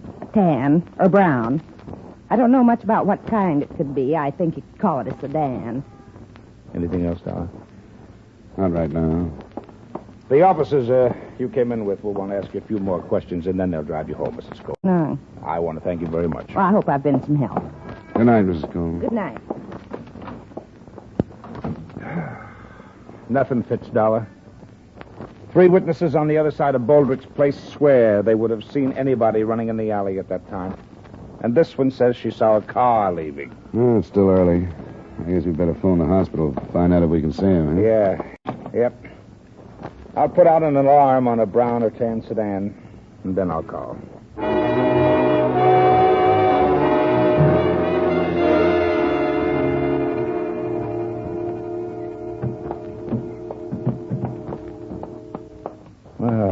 Hello, Boldrick. How you feeling now? Not so good. How come they tell me I'm not strong enough to see my wife and then they let you guys come in? I want to see her. It'll only be a few minutes. We thought you'd like to know what they found out about the shooting. Sure I would. What? Well, enough to make us wonder if you're telling the truth about what happened. I don't get you. 3 witnesses who live in your block say that a man didn't run down the alley after the shooting. Well, I can't help what they said, can I? But another witness said she saw a car drive away. The more people we question, Boldrick, the less possible it seems that this man you talk about could have shot you. They'd have no reason to lie, so we've come back to you. You haven't been telling the truth, have you? Why should I do anything else? What about this car that drove away? I didn't see any car. I don't know anything about Now, it. look, you've been evasive about this from the beginning. You told me you couldn't remember, but you had time to think before Dollar got here. And you gave him the story about this man. We think you're protecting whoever shot you, Boldrick. That's crazy. We want you to tell us who it was. I can't tell you. I don't know. You won't tell us who was in the car? Leave me alone. All right, Boldrick. If you want to protect whoever tried to kill you, I guess it's your business. But we'll learn who it was. Wait a minute. I deserve to get it. That don't make any difference to you, but it does to me. I don't want to hurt anybody anymore. That's why I won't tell you. Now, take it easy, Boldrick. There was only one way to stop me from hurting people. What were you doing? My ex-wife. You were still seeing her? I guess there was only one way to stop me. I was hurting her husband, my wife, and my friend. Was her husband in the car, Boldrick? I think we better call the doctor. Was her husband in the car? Yes, but I don't want to hurt him anymore. Maybe we shouldn't have questioned him, huh? I'll call Dr. Karp.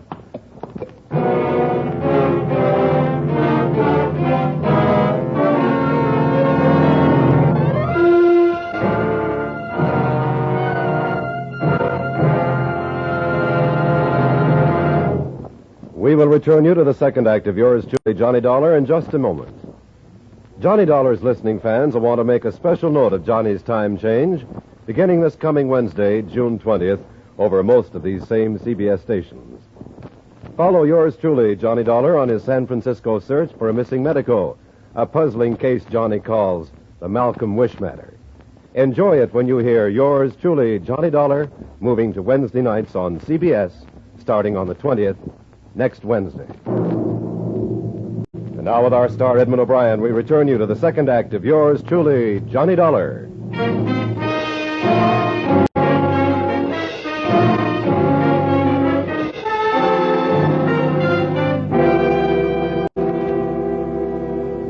With Arthur Boldrick nearing the point of death, the next move was obvious. To bring in the man he had accused and arrange a formal identification and accusation.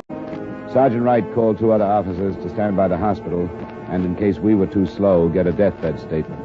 Then Wright and I left. The dying man's first wife, Anna, had married a man named Thomas Hood. We found their house in the slightly more desirable neighborhood, but not too far from where the Boldricks lived. Yes? Are you Mrs. Hood? Yes. Here you are. Here you are. Police. Is your husband at home? No, he's out of town. What's the matter? I think we'd better come in and talk to you then. What do you want with me? We want to talk to you about Arthur Boldrick. What did he do? He was shot this afternoon. Now, may we come in? All right.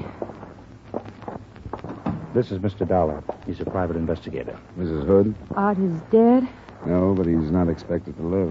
Why did you come here? We just left Boldrick a short time ago. He told us your husband shot him. Oh, no. No, he didn't. You said your husband was out of the city, Mrs. Hood. When did he leave? This afternoon. Why did he leave? He went on business. He's a salesman. He's out of town. He couldn't have shot him. What time did he leave? It was this afternoon. I think about 4 or so. He left this house about 4? I think that's when it was. Boldrick was shot a little after 5:30, between then and 5:45. Is your husband's car a sedan or a coupe or what? A sedan. What color? Tan. A sedan driven by a man and described as brown or tan was seen leaving the alley near where Boldrick was shot. It was seen a few seconds after the shots were heard. No, he didn't do it. I'd better sit down, Mrs. Hood.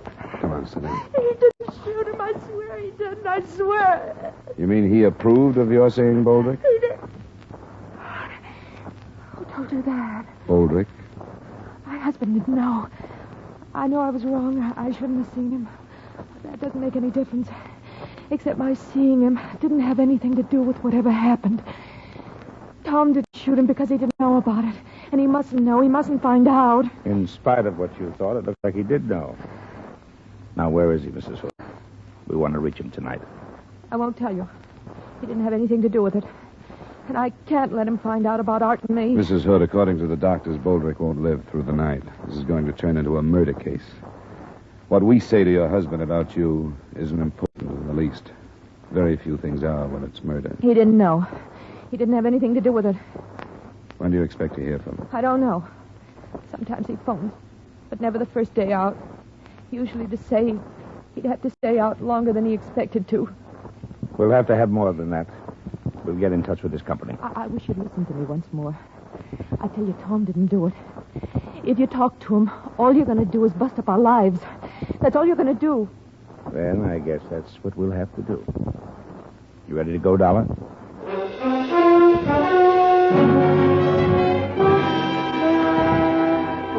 By the time we got back to the hospital, Arthur Boldrick was dead. He had made a deathbed statement, and again had named Thomas Hood as the man who had shot him. While Sergeant Wright went to work on locating him, I stopped by the Boldrick house. It was the next-door neighbor, Will Wheeler, who... I got a lot of drinks down there, and she finally went to sleep. I don't know what kind of shape she'd be in if you woke her up. I won't bother her then. Her husband died about an hour ago. Oh. Well, I sort of knew, I guess, after I talked to you this afternoon. Old Art. Sure going to miss him. He had a lot of faults. Everybody knew about those, I guess, but there were a lot of good things about him, too. Hardly anybody knew about them. Was there any more on the guy that killed him? He changed his story. He finally told us Tom Hood had shot him. Tom Hood? Anna's husband? Yeah. Well, I don't get it. What? Well, he's holding to one story and then changing it. The first one didn't hold up. The police could find plenty of people who would have seen a man running away, but nobody that did. But a woman saw a car that checked with the one Hood drives. I guess you knew about Boldrick and his ex-wife. Yeah, I still don't see why he told the first story and then changed it. I don't either. He said he deserved to get shot, that he'd hurt a lot of people, and there was no other way to stop him. He said he didn't want to hurt Hood anymore. And that's why he didn't say it was him. That's what I mean about the bad side of him and the good side.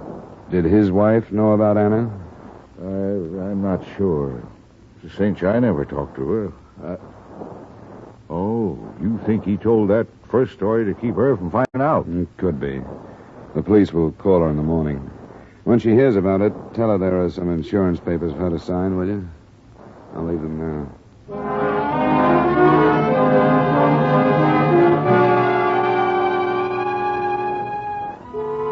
The next morning, when I phoned Sergeant Wright at 10, things stood pretty much the same. Thomas Hood hadn't been located. He supposedly had left for Boston, where he was expected to check into the Royce Hotel, but he never reached there. The Massachusetts police were alerted, and we were sure that part of it was covered. I got to Wright's office at 10:45, and at 11:30 we were thrown a curve. My name is Mandel. I read in the paper this morning about the shooting out north yesterday. Well? My friend said I was a fool for coming in to see you, but I work on radio repairs, and I delivered a set to some people in the next block that afternoon. What time did you deliver it, Mr. Mandel? About 5:30, a little after. I read how some woman saw a tan sedan going down that alley, and you were looking for it. Well, I'm pretty sure that was mine. You drove through the alley? Yeah, I did. You're sure of the time? You can ask the people who own the set. Their name is Olson in the next block. And you followed the alley through the next block? Yes, I did. The same way that dame said. Did you hear the shots? No, but I think I know why. That alley is bumpy, and I got a few loose bolts in that car. It's pretty noisy. But the car that dame spotted was mine. I'm sure of that. Well, thanks, Mr. Mandel. That's very interesting information. It was interesting, especially in the face of Boldrick's deathbed statement. As far as we could see, Mr. Mandel had no reason to lie. Sergeant Wright and I went back over everything we had. When we'd finished, there were only a few points from which to start the investigation again.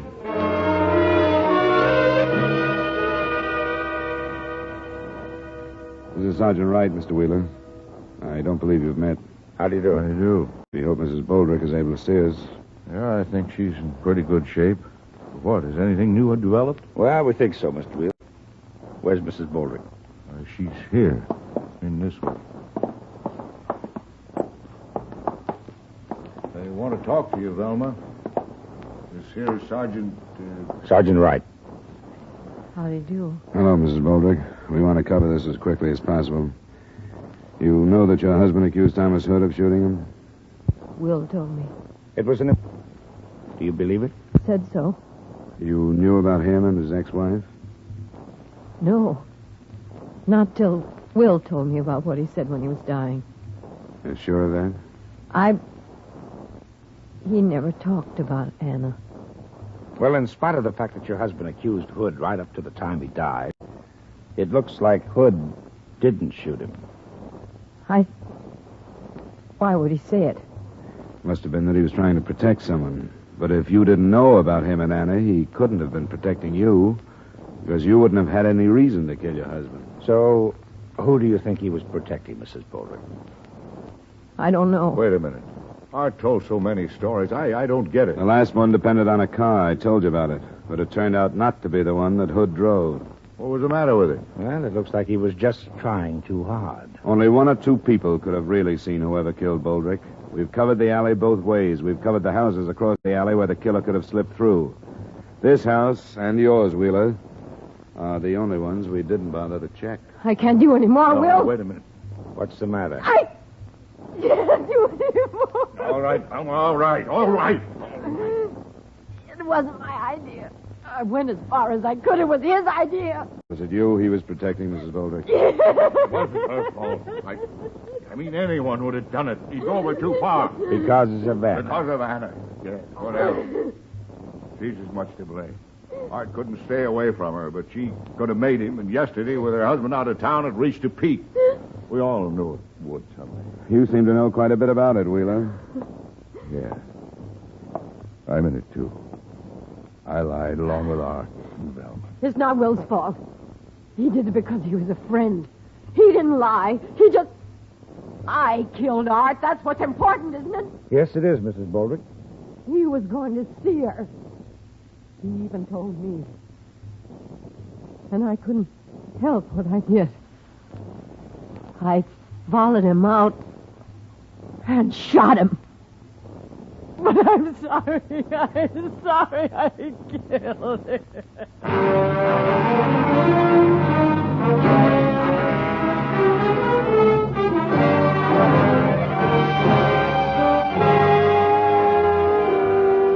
Expense account item 2, miscellaneous, $75. Expense account total, $77.30. Remarks? According to precedent, Mrs. Boldrick will probably get one of those widow's specials from 3 to 20 on second-degree murder. That should have her out of prison in a little over 2 years. So the company has that length of time to figure out ways and means to avoid payment of her claim. Yours truly, Johnny Dollar.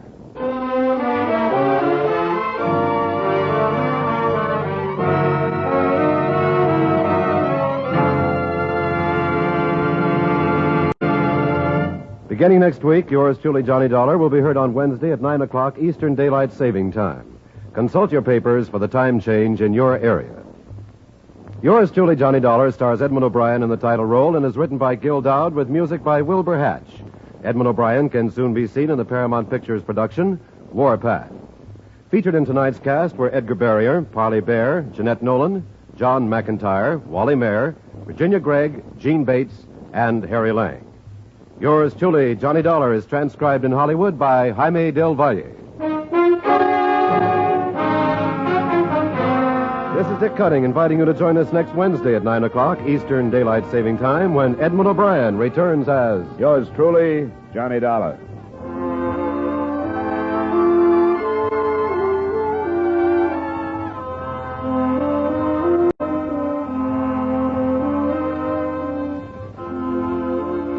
Here is a really novel crime-busting switch. Instead of chercher la femme, it takes a femme to do the detective work on tonight's action-packed Gangbusters Manhunt on most of these same CBS stations. In this fast-paced Gangbusters chase, it takes a lady detective to trap a shrewd safe-cracking trio when her male counterparts fail to get the evidence. And now, stay tuned for 5 minutes of the latest news.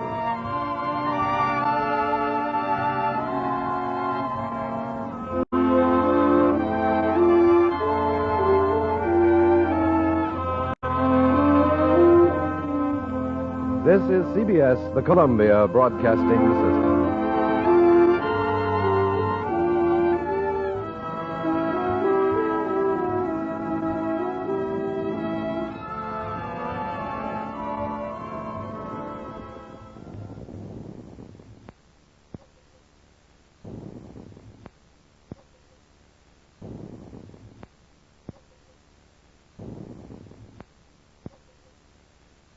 From Hollywood, it's time now for Edmund O'Brien as...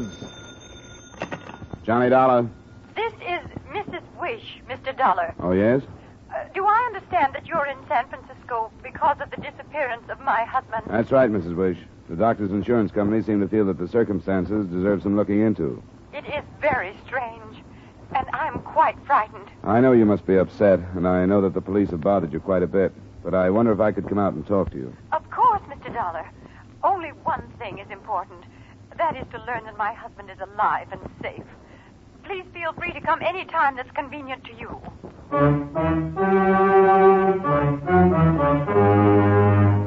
Edmund O'Brien in a transcribed adventure of the man with the action-packed expense account. America's fabulous freelance insurance investigator. Yours truly, Johnny Dollar.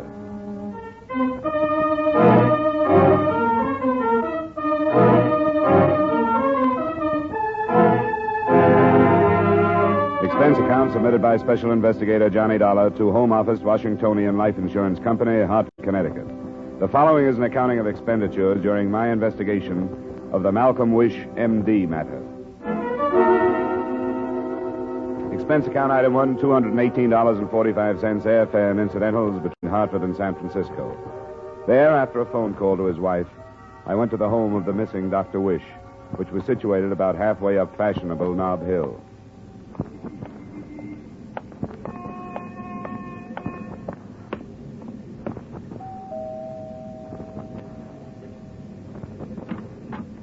Good morning. Oh, Mrs. Wish is expecting me. My name is Dollar. Yes, she is. Come in. Thank you. You're the insurance investigator. That's right. I'm the daughter. My name's Cecil.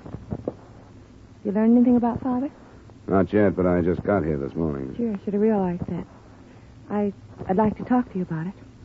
Do you mean you think you know some other things that other people don't? Some other people. You haven't told the police? No, I didn't like the man who came here, Lieutenant Hughes. I don't want to talk to you until after you've seen her. Sure, anything you say. Where are you staying? The Cleveland Hotel on Sutter. I'm going to be downtown. I'll meet you at the coffee shop at noon. Okay, Cecil, I'll be there. Now, where can I find your mother? The second door leads to the morning room and a view of the bay. She's waiting, so just walk right in. And don't mention what I said to you. All right. I'll see you later. Yeah.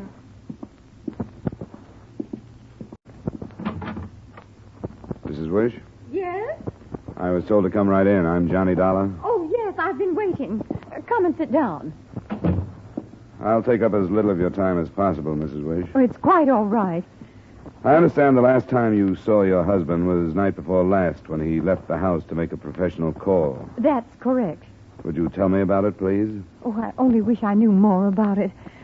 My husband very seldom accepts night calls. But night before last, the phone rang, and he talked for a moment, and then he left. What time was that? A little past 9. Isn't it his habit to let you know where he's going when he goes out at night? No, I'm afraid it isn't anymore. Once it was, yes. And you didn't hear him mention the name of the patient that called him? No. I was out of the room, and he answered the phone himself. Well, he must have said something to you. Well, he seemed to be in a hurry. And he told me he'd be back in an hour or so, that it was an emergency. Naturally, we assumed that it was one of his regular patients. So yesterday, my daughter and I started phoning them. We got the names from Dr. Huber. He's the other doctor in your husband's office? Yes. I believe he's called some of Malcolm's patients, too, but none of them seem to have phoned that night. Oh, I'm terribly worried, Mr. Dollar. We'll do everything we can. How do I get to his office from here, Mrs. Wish? It's in the Tide building on post. You can take the cable car on the corner. It'll drop you just a half a block away. Thanks. I'll be in touch with you. Come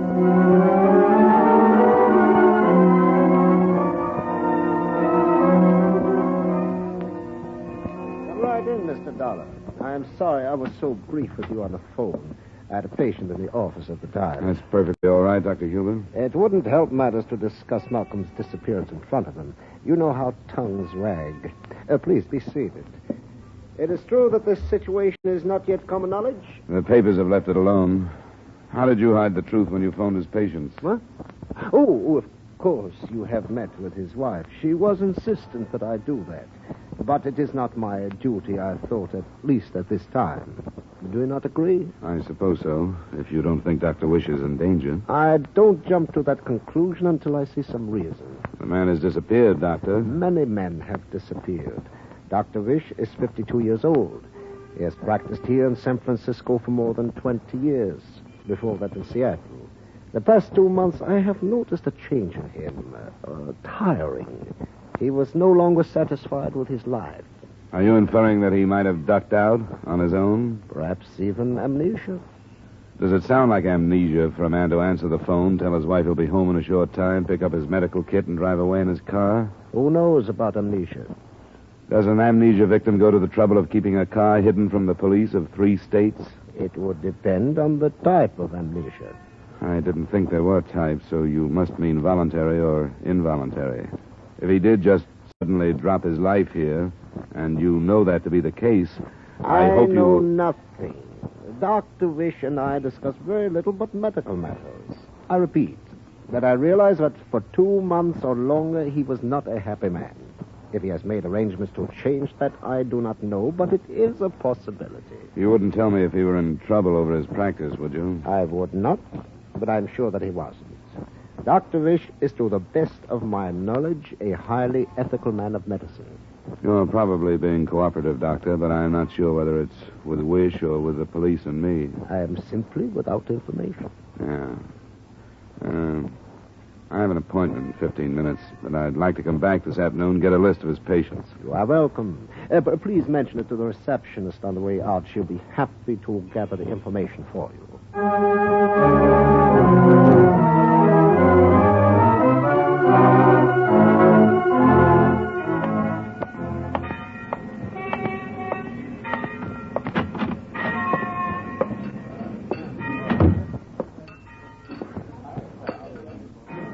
Good afternoon, sir. Would you prefer a table or the counter? I was supposed to meet someone here at noon. It's 5 after, sir. Yeah, I know.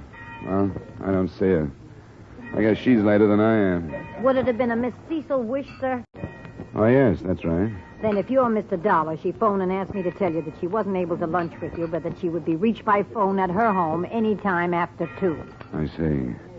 Well, thanks very much. I'll take the counter. Might as well have a sandwich.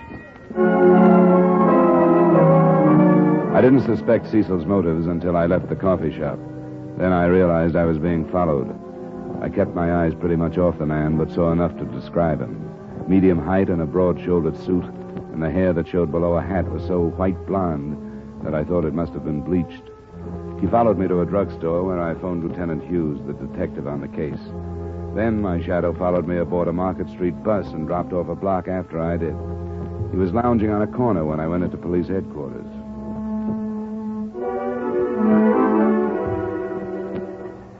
I'm glad to have you in town, Dolly, but I don't have anything to give you. I put out a description of the doctor in his car, and I've been riding along on that. I'll have to for a few more days unless something breaks. I take it you've talked to the other doctor in the office? Yeah, I talked to him. And he hinted that Dr. Wish dropped out of sight. Yeah, and that in itself doesn't happen to be a crime. No, not yet, anyway. Things like that sometimes crowd the law against insurance fraud, Lieutenant. No, not for a while. Oh, don't think I'm passing this off without reason. With the information I have now, there's darn little I can do, except wait and see if the wife doesn't get a brush off by mail from Alaska, someplace that's legal. Do you have a line on any women in his life? It doesn't necessarily have to be one, does it? It helps sometimes. Do you know any reason why somebody should be tailing me? Tailing you? When'd you spot it? Right after I had lunch at the Cleveland Hotel coffee shop. When do you think the tail was put on you? I'm not sure. I went out to the Wish house this morning. From there, I went to his office. From there to the coffee shop. And I came here. Any ideas? Yeah. I've got an idea that a man who wants to drop out of sight wouldn't risk drawing attention to himself by putting a tail on somebody who's looking for him. Would you? Hardly. It's all right with you. I'd like to leave things the way they are. I wanted to let you know about it, but I think we ought to let them play for a while. I'll go along with that. I got some good men I could put on it, but there's always a chance of tipping him. Let's leave him alone. Maybe he's only a hungry tourist who thinks I might lead him to a good steak.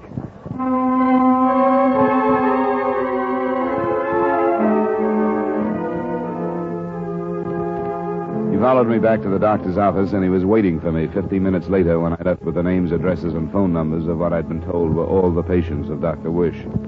By this time, I was learning a few things about the man following me. He was good at it. Unobtrusive, not too eager, yet never losing me, though I didn't make myself too easy to follow. I let my shadow watch me buy some stationery and a paper near my hotel. Then I went up to my room, hoping he'd relax downstairs. I checked in the corridor 3 times in the next half hour, and then at 2:15 I phoned the Wish house.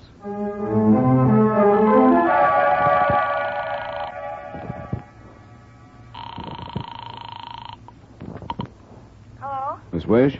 Yes, who's this? Mr. Dollar. Oh, I'm sorry about not meeting you. Something came up that I couldn't get out of. You may have more trouble getting out than even you figured on. What'd you say? It doesn't look good when you promise information, then don't show up to give it. Why did you really make that date and then not show up? I couldn't help it. There wasn't anything I could do about it. What is this information you have? You can give it to me now, can't you? Not over the phone. I'll come up then. No, because Mother will be here. I'll have to meet you someplace. Are you at your hotel? I can be any time you say. Where then, the bar? I think it'd better be my room. Well, then... All right. I'll be there at 8:30. Which one is it? 8:30? Why so late? Because Mother will be here and I'll have to sneak out. You sound as if you've learned something, have you? We'll talk about it when you get here. The room is 323. Don't stop at the desk. Come right up to the 3rd floor and wait near the elevators. I'll be a minute or so late. Why do I have to Never wait. mind. Be here. If you stand me up again, I'll see that the police make the next date with you. Why are you threatening me? I'll be there. So will I, Cecil. Goodbye.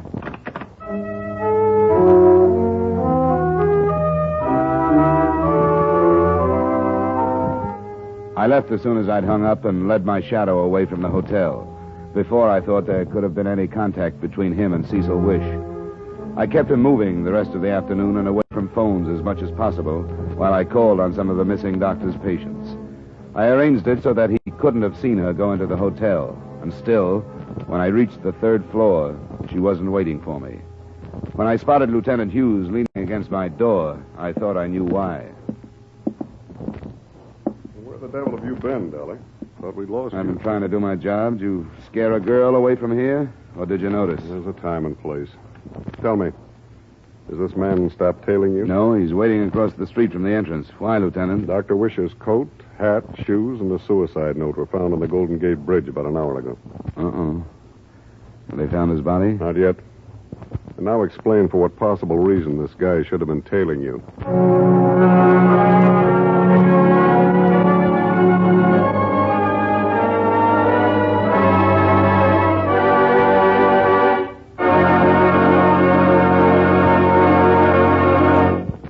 We will return you to the second act of yours truly, Johnny Dollar, in just a moment. George Raft, popular screen star, plays Rocky Jordan, an American in Cairo. His mission, adventure. Every week starting next Wednesday over most of these same CBS stations, George Raft as Rocky Jordan gets enmeshed in new, often bizarre exploits. Next Wednesday, Rocky Jordan takes part in a search to find a beach strewn with diamonds. Don't miss this exciting CBS thriller. And now with our star, Edmund O'Brien, we return you to the second act of yours truly, Johnny Dollar.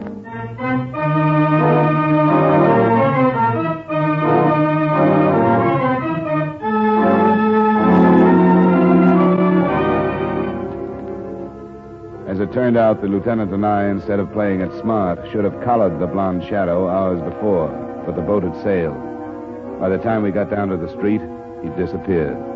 An alarm was broadcast on his description, and Lieutenant Hughes and I went up to the Wish address.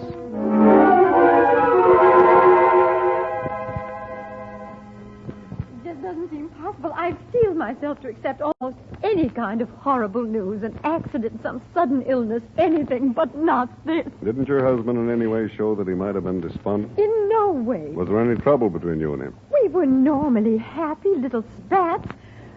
Cecil. Yes, Mother? Was there anything hidden from me? Was your father unhappy because of something that you knew about and I didn't? Not that I know of, Mother. You've seen the note, Mrs. Wish? Yes, I've seen the note. And you're still sure he wrote it? Oh, I wish I weren't so sure.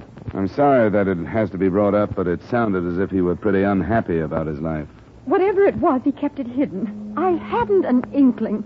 We've been so happy. The other doctor in his office thought that he might not have been so happy. Then Dr. Huber was aware of something I knew nothing about. Perhaps I was blind. Oh, I just don't... I'm awfully sorry. Now we're going to have to talk about it. Oh, She's doing quite well, don't you think? Not as well as you are. I'm not trying. What are you doing? Being honest. Father's not dead, and I think she knows it.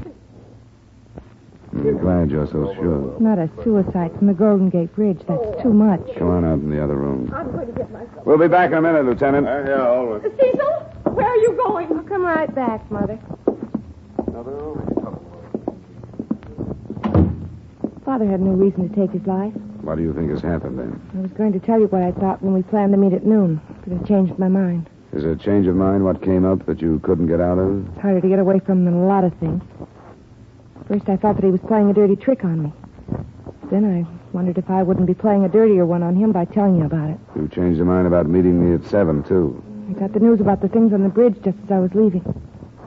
Father's reached what they call the dangerous age. I guess it is. He finally fell in love. I don't envy him. Dr. Huber diagnosed it as possible amnesia. A typical Huber diagnosis. I don't think he knows about things. But you found out. Of course I did. I wasn't taken in by these night calls at all. I followed him. I even talked to her without her knowing who I was. She was nice. And I felt like a chaperone. What's her name? Ann Movius. Did she talk you into luring me to that coffee shop? What do you mean? I was onto that guy that was following me from the time I left there. I don't know what you mean. Stop it. I led him right over to police headquarters and told Lieutenant Hughes about him. Mr. Dollar, I don't know what you're talking about. The guy was good. I had half a hunch he might be a private detective. But then when I realized how well practiced he was on melting away from the police, I began to wonder. There's a police alarm out on him now, so you'll save a lot of time and trouble by telling me who he is and where we can find him. You think I made you go there so you could be followed? I was followed. Why? You put me in that coffee But shop. why were you followed? Because I was looking for your father. You know that. I don't know it. Yes. I don't know anything about her. She's younger than Father, about 34 or 5. Married or single? I don't know. Where does she live? Wesley. It's an apartment, a building on Van Ness. I thought they'd run away together. Maybe. Give me the apartment number. Lieutenant and I'll go and see.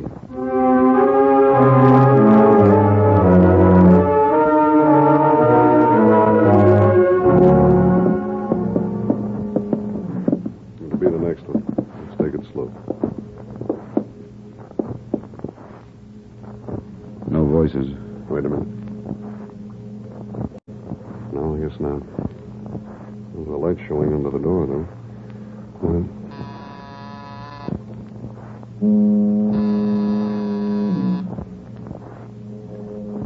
try it. yeah. It's locked.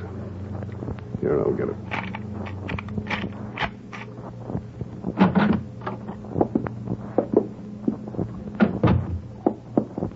That closed door must lead to a bedroom. Mm-hmm. Let's try it.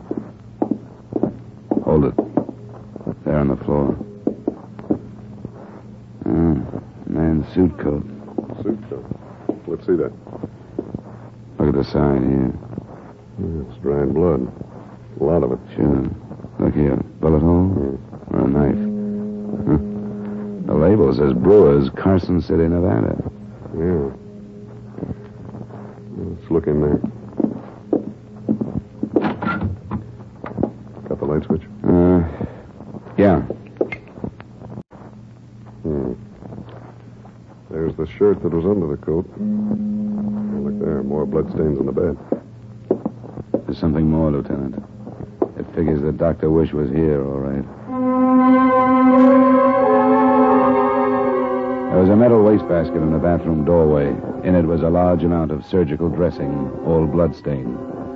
It told of a wound that had been dressed and redressed a number of times. Other things in the room fell into place. A sales slip from Mill's department store in San Francisco. It was in receipt of the purchase of a man's shirt and jacket, probably to replace the bloodstained ones left in the apartment. The slip was dated PM, the current day, which was Thursday. And finally, on the dresser, we found a day-old Nevada newspaper. The front page item that seemed to fit reported, unidentified trio murders and robs Carson City betmaker.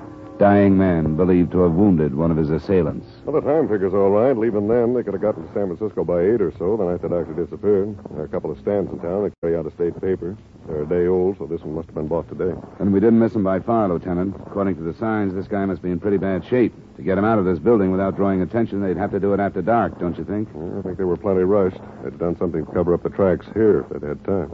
Dr. Wish's coat and stuff on the Golden Gate Bridge. Where does that lead? Almost any place. It's wide open once you're across the bridge. But the blonde man who was still following me when I met you at the hotel, after sticking together this far, would they leave him or come back after him? That's a thought. I'm going to get on the phone out here and put some men on it. I'll check the tenants on this floor and see if the building manager's come in yet. I'll meet you at your office.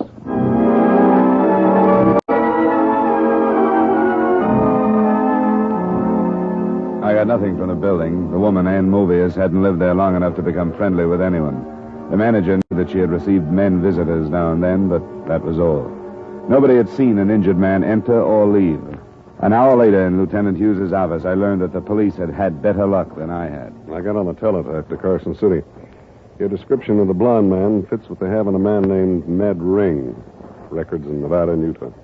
Anybody with hair like that never should have tried to be a criminal. Yeah. And I gave them the name Movius. They have an Alan Movius. No record. But I know an associate of this Ned Ring, so it figures. No next of kin on Movius, I suppose, huh? No, but he must be a brother to the woman, unless that's her married name. Anyway, they never heard of her. She's clean as far as we're concerned. Yeah. Well, I guess she just happened to know her. No, wait a minute. Hello. Right. Yeah, that's the name, all right. Oh, good. Put him in a room. We'll be right down. How was that? Your blonde friend. He was picked up boarding an airport limousine.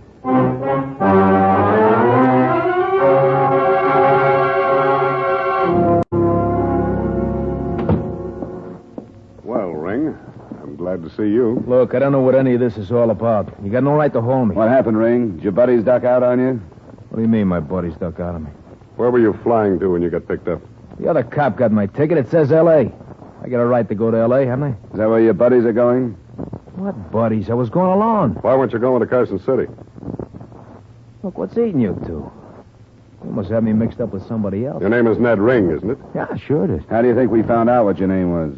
Well, he had it all over me. The other cop got my wallet and stuff. We had your name before you were picked up. We got it from Carson City.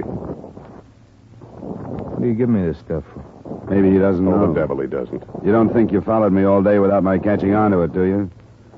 I saw you before. How about a Dr. Malcolm Wish? Or Ann Mobius? I'm not talking to you guys. A couple of men are on their way from Carson City. Maybe you'd rather wait and talk to them.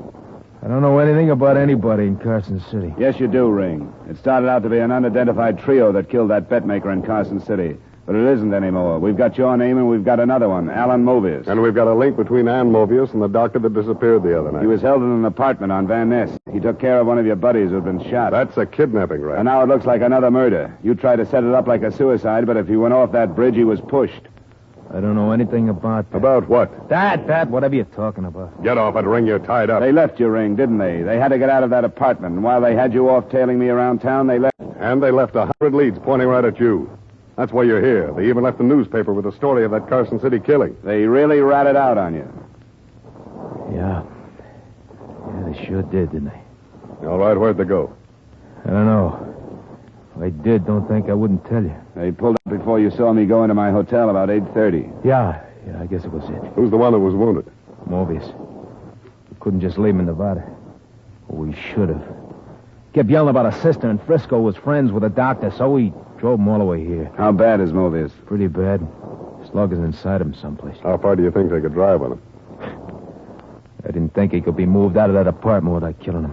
Where does the sister stand in all this? No place. She was stuck. Seeing her brother like that, she couldn't think of anything but him. She lied to the doc. She told him she got hurt to get him over. And Gould and me woke up. Gould? He's the third man? Yeah. He's the one who did the gun work in Carson City. We knew we couldn't let the doc go unless Mobius died or else got better so we'd get out of here. We was trapped more than the doc was. That's why I had a plan on his house and picked you up. I think you're talking straight with us, Ring. I hope you are. I haven't got much reason not to, have I? Well, there must have been some talk about where you'd go if you had to leave. We never did get to that. I knew where they were, brother, I tell you. And you can believe that. I'm not aching to take all this by myself. He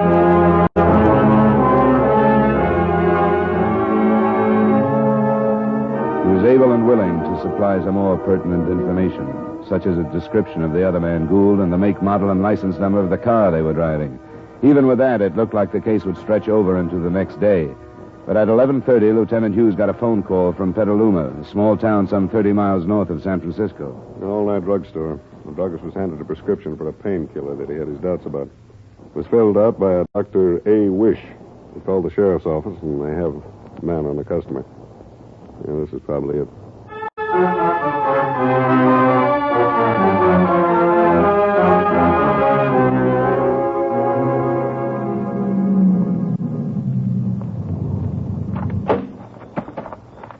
Sheriff Hill was right behind us. You get the layout of this place? I guess all these motels are about the same.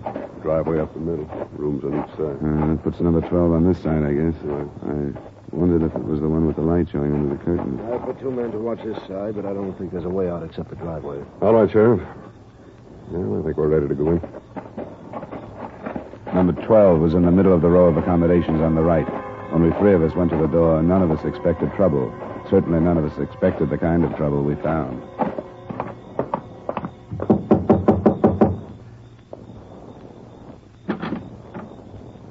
Yes?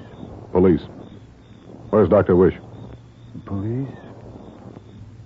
I am Dr. Wish. I'll stay outside, Lieutenant. No, that's sir. You all right, Dr. Wish? Yes. I was sort of surprised when you answered the door. Where are the others? Ann Mobius, her brother, the man named Gould. They They're here. Where? In the bedroom. I'd like to tell you I've killed them all. Sit down, Dr. Wish. I'm going to go take a look, Dollar. Tell me what happened. I killed them. When we left the city, I knew I would. I'd have to, or die myself. I told Gould only one thing would save Movius and wrote the prescription, and I killed them with it. The wounded man with an injection, the others internally in mortar. And Movius, too? Yeah, and Movius, too. It was her brother. She was with him. She told me she wasn't. She told me she... I didn't believe. I didn't believe. Dr. Wish. She told me before she died. She...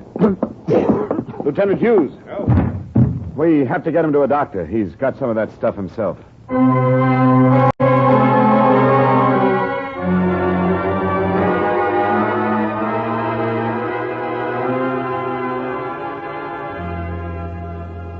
Expense account item 2, miscellaneous $140.50. Item 3, same as item 1, transportation back to Hartford.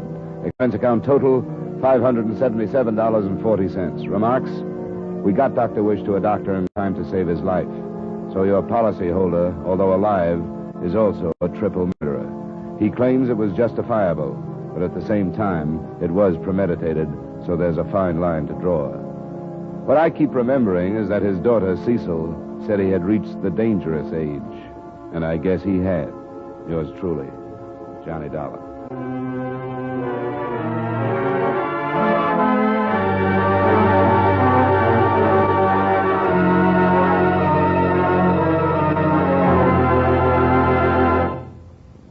Yours truly, Johnny Dollar, stars Edmund O'Brien in the title role and is written by Gil Dowd. Edmund O'Brien can soon be seen in the Paramount Pictures production Warpath. Featured in tonight's cast were Jeanette Nolan, Virginia Gregg, Ray Hartman, Bill Boucher, Tony Barrett, and Lou Krugman. Yours truly, Johnny Dollar, was transcribed in Hollywood by Jaime Del Valle. This is Dan Cubberly inviting you to join us next week at the same time when Edmund O'Brien returns as... Yours truly, Johnny Dollar.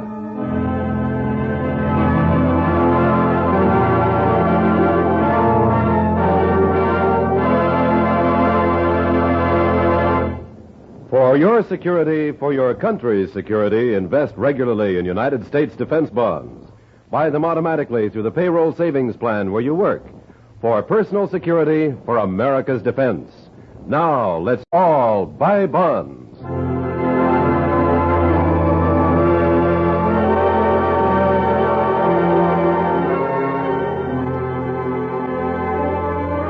Elation and syncopation are the main elements of tonight's Bing Crosby show over most of these same CBS stations. No wonder. The Groner himself vocalizes and informalizes. And Bing's guests include Tommy Dorsey with some fancy licks on his slide trombone, hot violinist Joe Venuti, and that equally torrid songbird, Teresa Brewer. Tonight on the Bing Crosby show, for it follows immediately over most of these same CBS stations.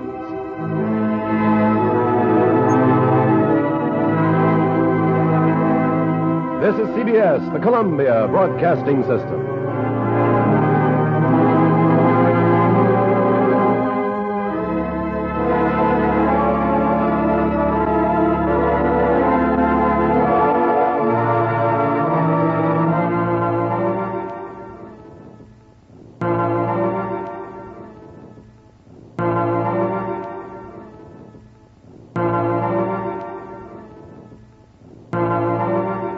From Hollywood, it's time now for Edmund O'Brien as... Johnny Dollar. Oh, yes. This is Inspector Sailor, Scotland Yard. Oh, yes, Inspector. Thanks for calling back. I understand you've been assigned the Scott jewel theft investigation? Yes. Inspector Finley's been taken ill. I was given the case this morning. As a matter of fact, I just received the file with your request to telephone. Well, that puts us about abreast then, Inspector. I got in from the States last night. I'd like to get together with you so we could compare notes. Yes, splendid. Could you come to my office? At your convenience. Well, then, why don't you come right over? But first, Mr. Dollar, tell me, Did the insurance company send you to London in the belief that the yard is no longer competent? What? We've been reminded, you know, that our reputation has fallen off badly since the Stone of Scorn was stolen. But perhaps you and I shall have better luck, huh?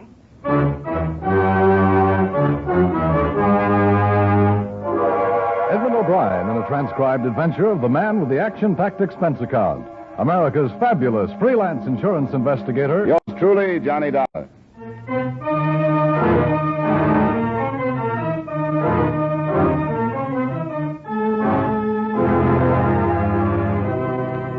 Expense account submitted by Special Investigator Johnny Dollar to Home Office Financial Surety Company, Hartford, Connecticut. The following is an accounting of expenditures during my investigation of the Hatchet House theft matter. Expense account item 1, $432.50, airfare and incidentals between Hartford and London, England.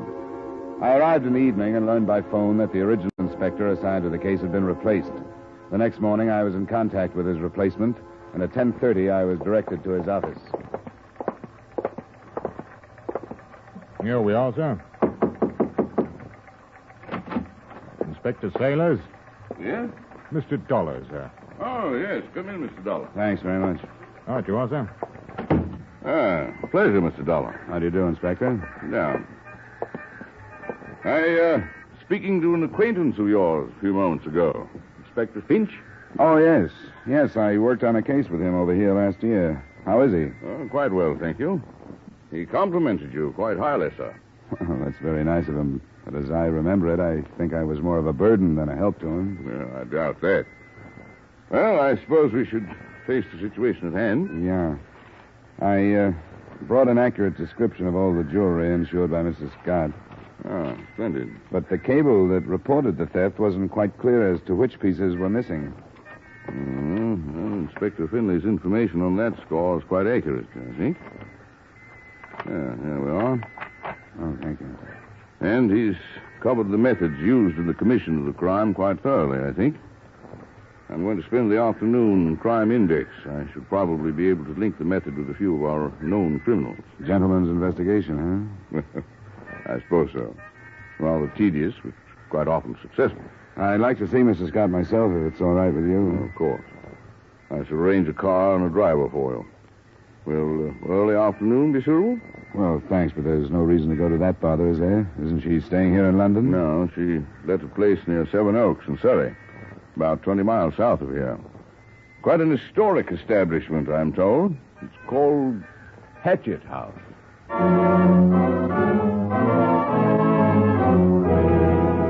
Before I left London that afternoon, Inspector Sailors and I pulled the few facts we had. I was able to tell him that Mrs. Marcella Scott, reputedly a wealthy Texas widow, was actually slightly on her uppers as far as ready cash went. She had sold some jewelry the previous year for considerably less than its insured value. He gave me the news that Mrs. Scott frequently had been seen in the company of another American tourist named Norman King. And together, we figured the loss at slightly over $100,000.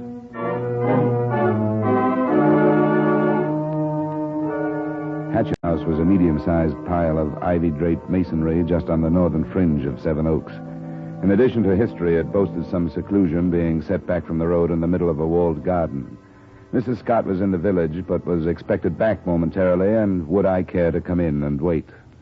The library is quite comfortable if you'd care to go in there. In a minute, thanks. Your name is Garrett? Yes, sir. You've been employed here during Mrs. Scott's whole stay? Oh, yes, sir. She bought my services from the other side. I'm not without recommendations in Seven Oaks, sir. And you must know pretty well who's been in the house, at parties and so on. I'd say so, sir.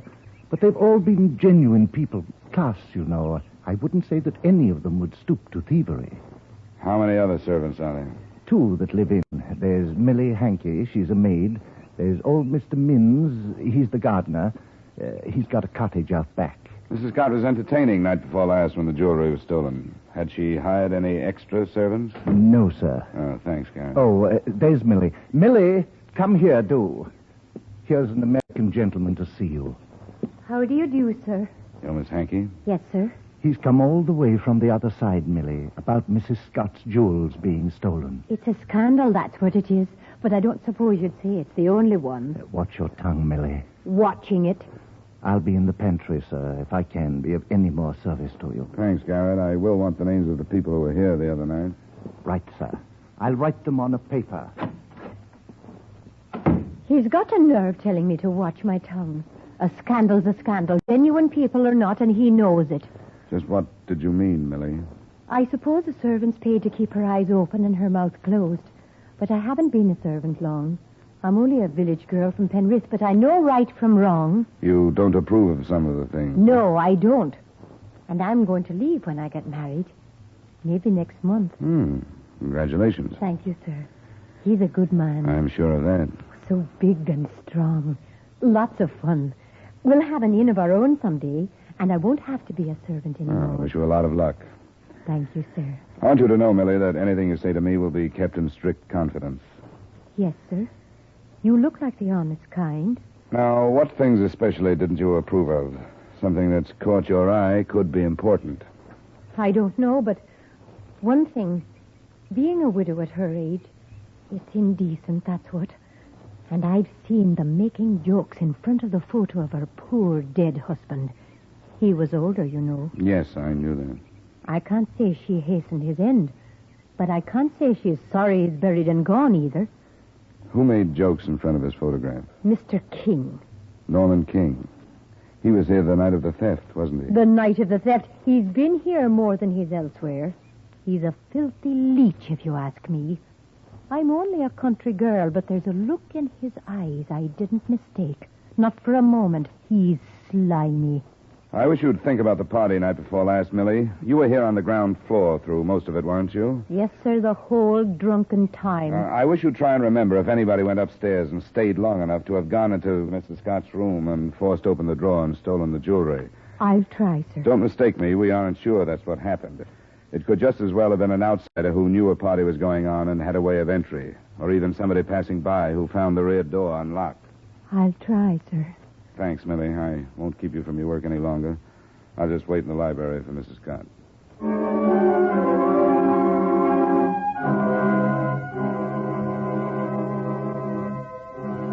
I waited an hour until the butler, Garrett, notified me that Marcella Scott had phoned. She had met some friends in the village, had driven to London with them, and wouldn't return until the next morning. I could find her any time after 9 that night at Claridge's Hotel. I spent another 20 minutes with the servants and left for London and Inspector Saylor's office.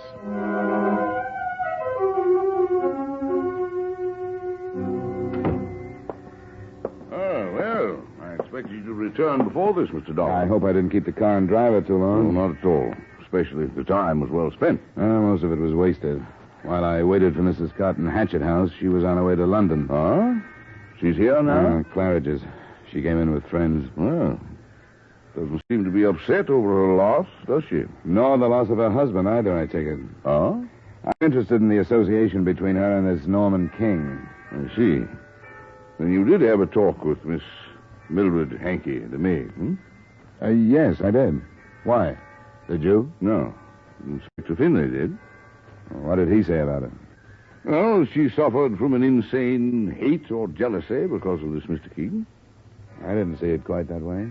That she berated the friendship shared by Mrs. Scott and him. This is what he jotted down.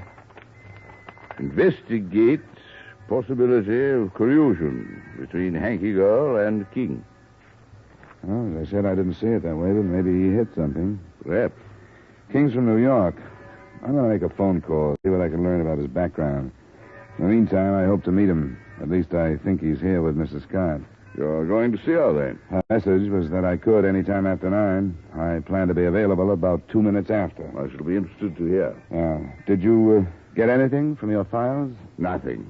Dreadfully and absolutely nothing.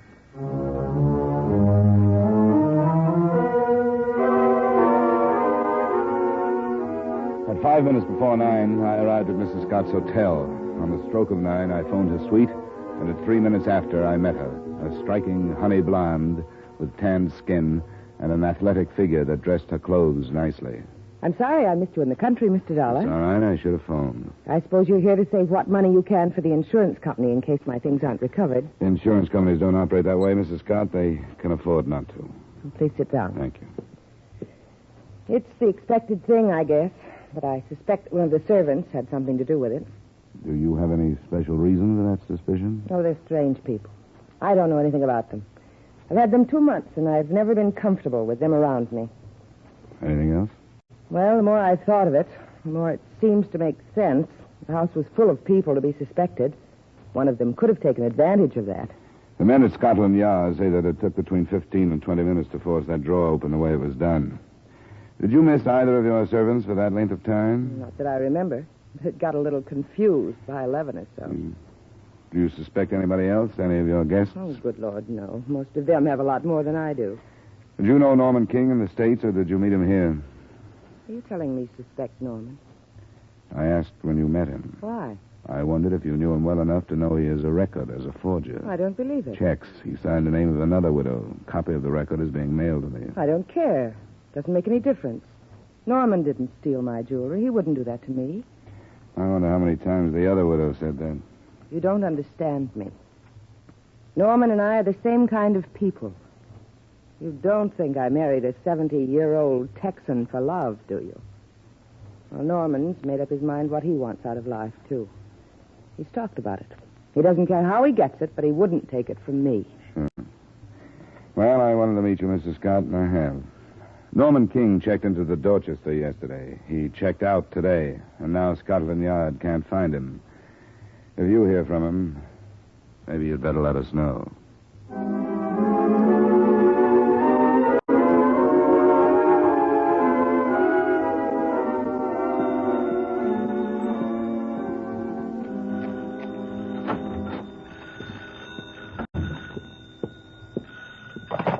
Johnny Dollar. Inspector Sailor. Oh, hello. I'm sorry I took so long to answer. I just got up to my room. Yes, well, I spoke to the clerk at the desk. He thought you might be going up now. Asked him to ring. You saw Mrs. Scott? Yes, I didn't learn much, but I don't think she's mixed up in it. No. Well, perhaps I have some news for you. What's that? I just received a report of a killing in Limehouse. The constable described a piece of jewelry found at the scene, and it corresponds quite closely to the description of Mrs. Scott's emerald brooch. Oh? Who was killed? No identification yet. A man. I'm driving over. I wondered if you'd like me to pick you up. Yes, I would. I'll be waiting in front of my hotel.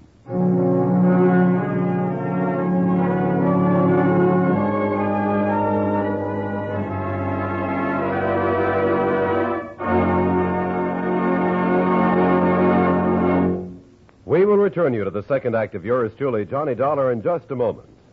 What is the secret of Dr. Walter? Sorry, we don't have the answer, but we know where it can be found. Tomorrow night, over most of these same CBS stations, with a tale well calculated to keep you in suspense. The unique theater of thrills called Suspense looks into the eerie matter of Dr. Walter's private life. Another thrilling CBS suspense drama tomorrow night. And now with our star, Edmund O'Brien, we return you to the second act of yours truly, Johnny Dollar.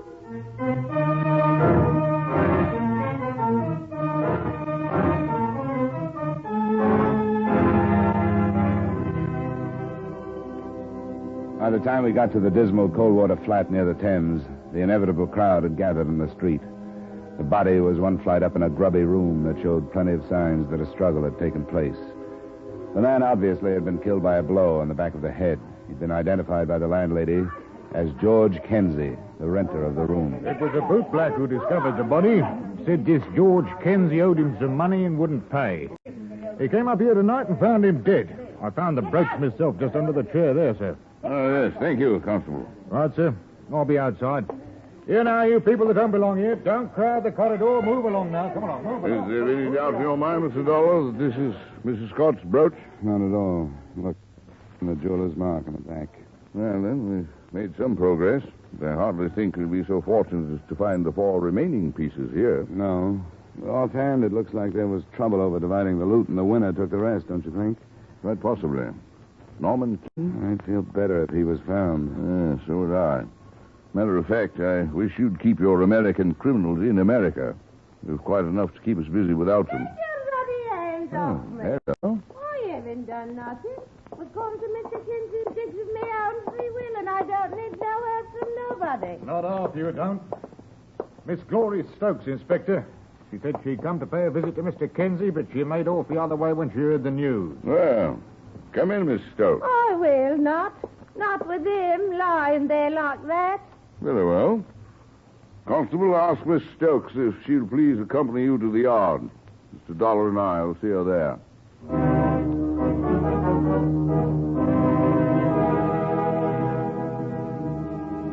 I suppose it's understood that when you're with Scotland Yard, you do as Scotland Yard does. We didn't search the place, but we learned it was empty of any more jewelry after a crew of technical men collected every possible bit of physical evidence in the room and started it towards the yard's various laboratories. The results of their meticulous tests, comparisons, and examination fell into place later. We asked a few questions there without getting anything, and then went back to the inspector's office, where Glory Stokes waited for us. I trust we haven't kept you waiting too long. This is Mr. Dollar, American investigator. How do you do? What would he be investigating that would concern me? We'll explain the whole thing to you, Miss Stokes. It ain't Miss Stokes. Something tells me I'm going to wish it was. You're married? I am. That's why I was going to George Kinsey. I haven't seen me Abby for 3 days. And I was going to ask George if he knew where the rotter was. What's your husband's name? Leonard Stokes. You haven't seen him in 3 days. That's right.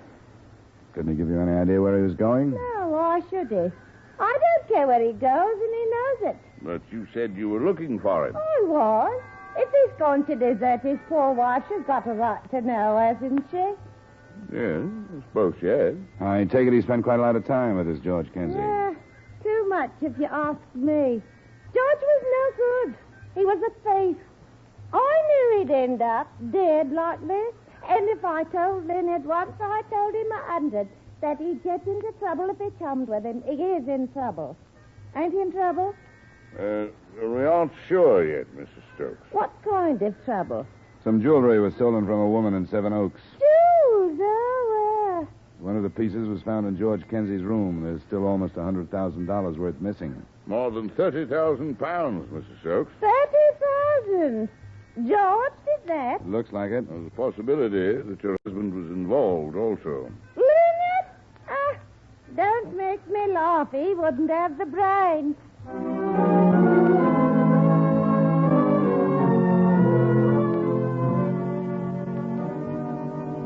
The next morning, armed with pictures of both Stokes and the dead man, Inspector Sailors and I drove back to Seven Oaks. He dropped me at Hatchet House and went on to cover the village himself. Mrs. Scott received me in the library. Good morning, Mr. Dollar. Mrs. Scott, you must have left London early this morning. Yes, I did. Have you made any progress? Some, yes. Have you heard anything? I was very unhappy after you left last night. Why? Did you suddenly get lonesome for your jewels? I think you know why. I made a confession to you. I let you see what I really am. I never do that. It's all in confidence. Forget it. I've been trying to. I got a radiogram from Norman King. It arrived here late yesterday afternoon. Did you notify Scotland Yard? No, I know you asked me to, but I didn't think it was necessary. He's on his way back to New York. He wouldn't do that with stolen jewelry, would he? It would be stupid, but I'll want the name of the ship. I'll give it to you. He inferred that he knew his record would come to light because of the theft and that he'd feel better leaving England before he was asked to leave. He's a stupid, irresponsible dunce. Yeah. I have some photographs I want you to look at. Here, I'll spread them out on the table. Who are they? Pictures of this man may not be quite lifelike because he was dead when they were taken. Who is he? His name is George Kinsey. He was found beaten to death last night. Your emerald brooch was on the floor near him, so we're assuming he was killed because of your jewelry. You ever seen this man around here? No, not that I remember. I want you to remember one way or the other. It's possible that this man just received the stolen property from someone else, but if we can find somebody in the house or in the village who recognizes him, then we'll feel sure that he actually was the thief, or one of them anyway. I'm trying to be sure. What about the other one? I don't think I've seen either of them. And if you'll leave the room, I'd like to talk to your servants. You're going out of your way to be nasty. You thoroughly despise me, don't you? No. What I dislike is the fact that the physical part of you wasn't matched up with some mental apparatus that deserved it. Why? You asked me a personal question, Mrs. Scott. Oh,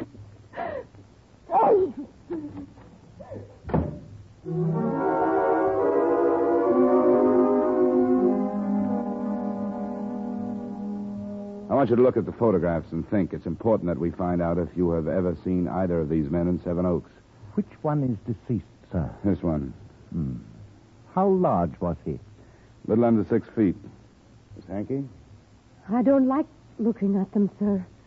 I don't think I've seen either one of them, though. There's something about this one, sir. George Kenzie? Was he plump? No, I don't think you'd say plump. He was heavy, stocky. There's something about him, sir. Can't put my finger quite on it, but there's something. Could he have made deliveries here? Who brought the luggage, Millie? Oh, I don't think it was him.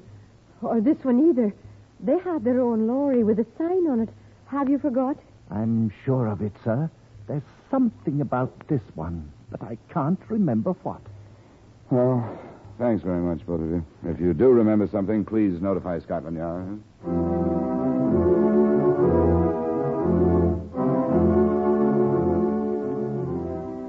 In the village, Inspector Sailors had found a few people who thought they recognized George Kenzie and 2 who were positive.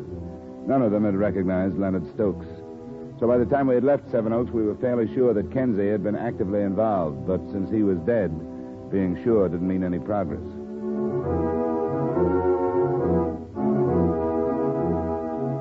Nothing further developed that day, although in London a stream of suspects was questioned. The next morning, the situation hadn't changed, but I began to feel that in the face of the movement of Scotland Yard, a criminal would have to have more than brains and more than luck to escape. At 2 that afternoon, a report was phoned in that a man answering the description of Leonard Stokes had been seen boarding a train in Waterloo Station and followed to his compartment. Another call delayed the train so that Inspector Sailors and I were able to get aboard.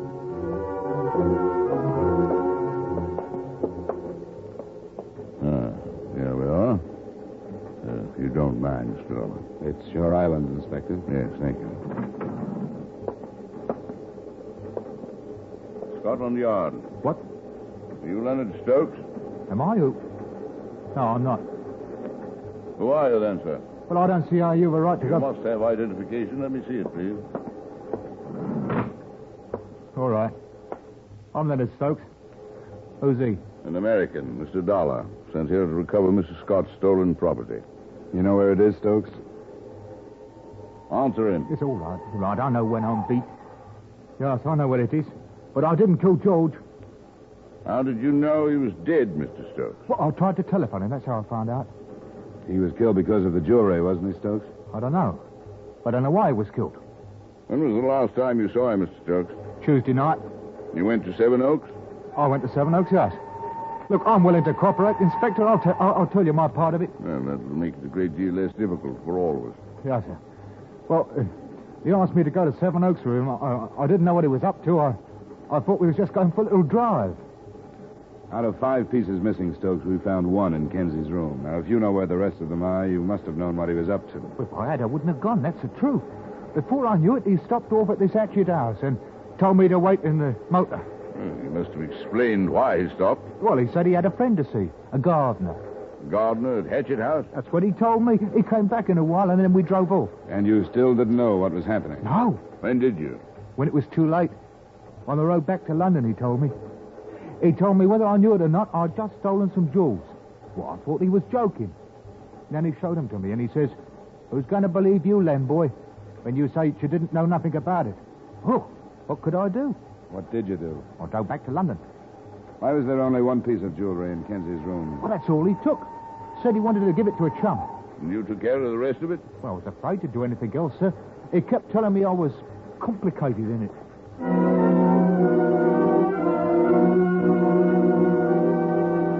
Stokes' innocence, as far as the robbery was concerned, became a little embarrassing even to him by the time we got him off the train and back to Scotland Yard. But his denial of any knowledge of Kenzie's murder was borne out, A, by an alibi that proved him innocent, and B, the result of one of the laboratory tests mentioned earlier. Traces of lip rouge found on the dead man's clothing pointed the way to the murderer. Mrs. Scott is resting in her room and left orders not to be disturbed. We won't disturb her, Garrett. Is Miss Hankey here? She's in the pantry, sir. Could you show us? This way, please. Thank you, Garrett. Oh, Mr. Dollar. This is Inspector Sailors from Scotland Yard, Miss Hankey. Miss Hanky. How do you do? You've come after me, haven't you? Yes, I think we have. I don't mind. I don't care about anything now. You did recognize the photographs of George Kenzie, didn't you? Recognize them? Yes, I suppose so. I remembered. I remembered the man I fell in love with. I told you I was going to marry, didn't I, Mr. Dollar? You met him in Seven Oaks? Yes. He told me he lived in London. And I felt like a child. I'd never gotten to know anyone who lived in London. When you're born in Penrith, you never do. He was so nice. He could talk so I could listen all night. Did he question you concerning Mrs. Scott? He took me to London. And he told me he wanted to marry me. And I believed him. Millie, we're sorry. I wanted a husband the same as every girl. But he was lying. He knew I was a servant. And he found out about things. Then, inadvertently, you told him about the entertainment Tuesday night. The party? He said he was going to come. I left the rear door unlocked because I was going to give him some refreshments. I thought he hadn't come. But he had. He lied to me. That's why I killed him. You went to London last night? Yes. He told me to leave London.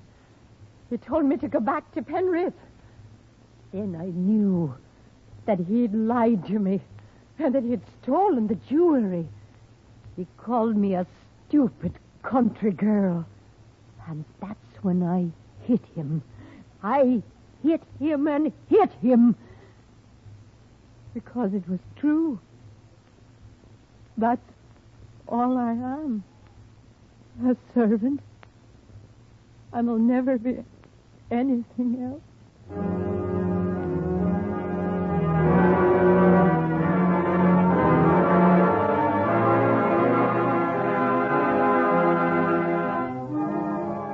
Expense account item 2, miscellaneous, $317.75. Item 3, same as item 1, transportation back to Hartford.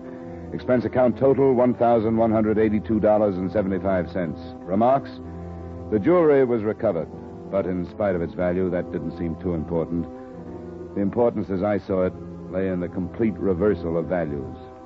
Mildred Hankey, who only wanted goodness, had found badness. And Marcella Scott? Marcella Scott left for Capri the following day. It was truly Johnny Dollar.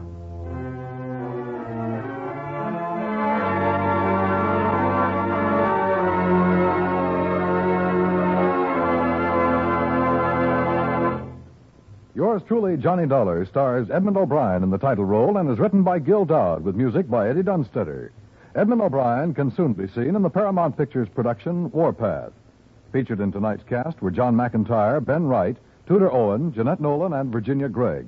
Yours truly, Johnny Dollar, is transcribed in Hollywood by Jaime Del Valle.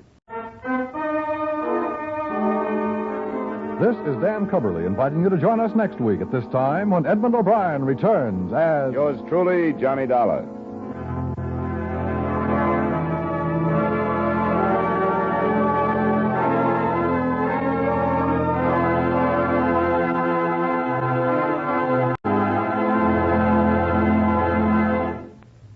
Tonight's the last Bing Crosby show of the season on CBS. What's more, Ken Murray, his pretty blonde songbird, Laurie Anders, and folk singer Burl Ives are all on hand to help the groaner ring down the curtain. Stay tuned for the Bing Crosby Show next on most of these same CBS stations.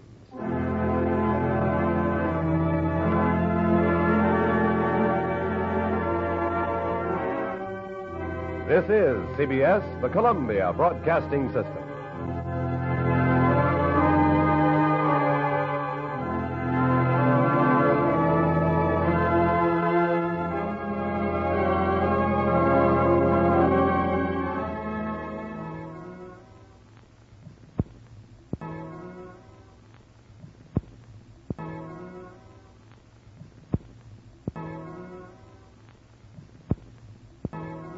But it's time now for Edmund O'Brien as... Johnny Dollar. This is Lieutenant Shock. Did you leave a message for me to call? Yes, I did, Lieutenant. I want It was you... all bungled up by the time I got it. Snyder got your name and what hotel, but I never did find out who you are and what you wanted with me. It was about the Alonzo Chapman killing. Oh. Well, what's your interest in that? I'm an insurance investigator. I was sent out here from Hartford, Connecticut to see what I could learn. Oh, you were? Well, how did you get out here so fast? We got the news at about 8 last night. I was on a plane by midnight and in Los Angeles by noon today. Well, you must be tired. I don't have any more than I had last night. I suppose you want to talk to me, though. Yeah, I'd like to. All right. Come on over. But give me an hour so I can get some lunch.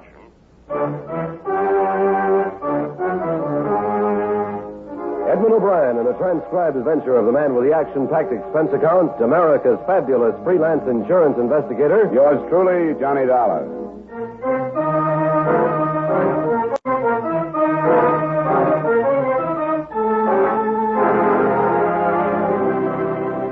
Expense account submitted by Special Investigator Johnny Dollar to Home Office Tri-State Insurance Group, Hartford, Connecticut. The following is an accounting of expenditures during my investigation of the Alonzo Chapman matter.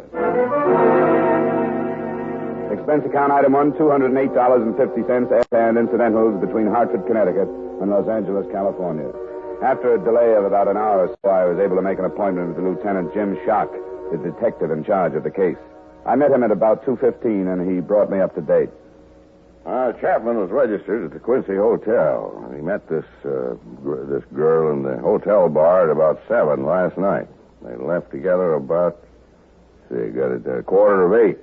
Turned in the alley to get to the parking lot where a car was parked, and that's where he was shot, in the alley. Was it robbery? No, he was well heeled, too, over $300. Has in his coat pocket. What about this girl?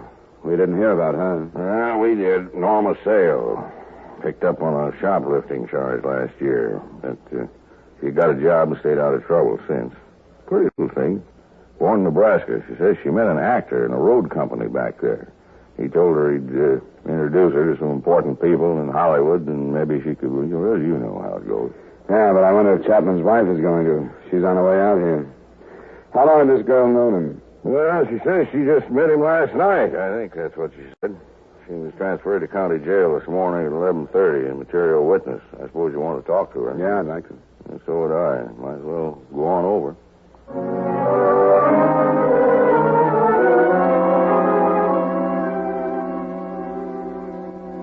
Because it's growing too fast. That's why. We got too many people. We got too many cars. Too much of everything but streets. It's a mess. Of course, I don't know anything about Hartford. I've never been there. Well, it's a little slower paced than Los Angeles, but it's got its problems. Yeah, I suppose every place has something. Yes, Lieutenant. Oh. We just called Cassidy when you want to send her back to her cell. Yeah, all right. I'll do that. Thanks. Oh, come along in, Norma. This man is Mr. Dollar. He's an insurance investigator from back east. How do you do, Miss Ann? Oh, You can just sit down. How you feeling today? not very good.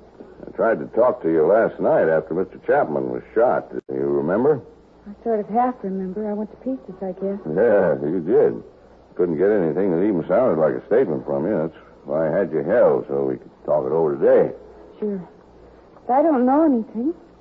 We left and then it happened. How long had you known Mr. Chapman? I just met him last night. He made regular visits to Los Angeles. Are you sure you didn't meet him before? Of course I'm sure. Why would I lie about that? We just struck up a friendship last night. How did that happen? Well, I dropped into the bar at the Quincy for a drink, and he started to talk to me. Uh-huh. What all did he say? It was just one of those things that happens all the time. I knew it was a pitch, but he seemed like a nice guy. He just didn't want to be alone. He asked me if I knew any good places to eat, and I told him about a place I like out towards Hollywood, so he asked me if I'd show him. You ought to be more careful who you get friendly with. Maybe I'd better turn that around and say you ought to be more careful about who knows you're getting friendly with somebody. I guess I don't get you. Well, we're looking for a reason somebody would want to kill Chapman. Maybe a man friend of yours? Well, it couldn't be anything like that. I don't have any steady boyfriends. No, that's not saying there isn't somebody who wants to be one, is it? Well, there isn't anybody, and that's the truth. If it had been somebody I knew, I would have recognized him, wouldn't I? And it's possible that you might want to protect him if you did know him. I didn't know him. There isn't anybody who'd do anything like that. No, I can't hold with that, Norma. You're young, you're pretty. Why, I should think there'd be a bunch of young bucks after you. Boys from that store where you work, maybe. I tell you, there isn't. It's the truth. There isn't. If there was, I'd tell you. Well, maybe you would. We've got to find a reason that Chapman was killed. I don't know. It wasn't because he was with me. All right now, Norma, don't get all upset again. You've got to remember some other things. I hope you aren't holding anything back, Norma. You know that we can learn the truth from other people. Sure I do. Ask the girls I work with. Ask Jeannie Stevens. She ought to know. She's lived with me for almost a year. All right, Norma. Now, when you and this Chapman decided on a place to go for dinner, you left the hotel. You started for your car in the parking lot, huh? Yes. You turned into the alley, which was a shorter trip than going around the corner, and this gunman was waiting there. It wasn't dark, was it? No, not quite. How far down the alley was this man?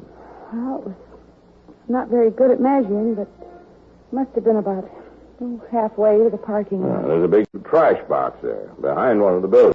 This man was waiting behind the box, and when you came by, he stepped out, fired 3 shots, and ran away. And it was light enough so that you could get a good look at him? Yes, it was darker in the alley, but I'd have recognized anybody I knew. Would you remember if you saw him again? I'm not sure. Maybe I would. Now, Norma, it's up to us to figure out how come this killer was waiting there, where he was. It beats me how he knew Chapman was going to pass by that box. I don't know. You can see how odd it looks, Norma. If he didn't know Chapman was coming that way, he must have known that you were. I don't know how it happened. I'm telling the truth. Maybe somebody heard us talking in the bar. Heard enough to know you and Chapman would go through the alley? Maybe somebody could have. I don't remember exactly how it went, but I told him where my car was parked. Yes, I said just down the alley, I remember. And then did you leave? No, not right away. We had another drink. Well, that'd take about 10 or 15 minutes, I suppose.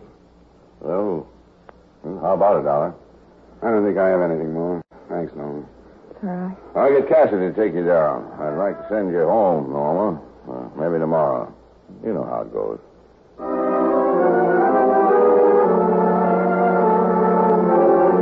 To both Lieutenant Shark and me, the jealousy motive was still first choice. As a matter of fact, at that point, it was the only choice.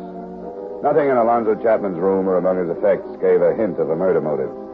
The Cleveland police had been requested to send anything they had on him, and local men were at work checking his Los Angeles business associates and his movements. Shark left to question Norma Sale's roommate, and I went back to satisfy myself on the beginning of it all. I waited for the evening bartender at the Quincy Hotel. No, I'm not busy. We won't get crowded for another hour. How about last night? Were you crowded about 7:30? Oh, yeah, swamped. If you'd asked me about anybody else in the place, I couldn't tell you a thing. But I remember this little blonde dame and this guy Chapman. I'm glad to hear that. Usually it doesn't happen this way. Yeah, I suppose not, but I'll tell you how it was. You see, Chapman had been in a hotel for a few days, you know. Yeah, I got in Friday last week. Well, I'm not sure when I first met him, but he'd drop in for an early drink, like, 5:45. Yeah, we'd talk a little bit, then he'd go up to his room and come back around 7 and stay for another hour or so. I tell you, it was bound to happen. What do you mean? Oh, not his getting killed, not that part of it. I mean a little blonde. I didn't snoop what he was saying or anything, but when she came in, the bar stools were all taken. Chapman spots her and gives her his place. How long had he been there? Just a couple of minutes. I hadn't gotten around to taking his order yet, but when I did, he ordered for the both of them. Then after that round, they moved to one of the booths. Did you happen to notice another man who could have been interested in them and could have been close enough to overhear them? Oh, no, gee, the place was full. I didn't notice. Or maybe the bar girl did, Grace Curcio. She'll be in at 5:30 if you want to talk to her. I'll have to come back later. Chapman's widow is due to arrive in about 20 minutes. That masher had a wife? Yeah, how about that? Oh, I'm no stuffed shirt, but if that guy acted this way in all the towns he hit, she's better off without him. Now, I'll ask Grace if you want. What's your hotel? The Larkin. If she does remember something about it, I'd appreciate a call. Huh? Sure. My name is Howard. Thanks a lot, Howard. See you later.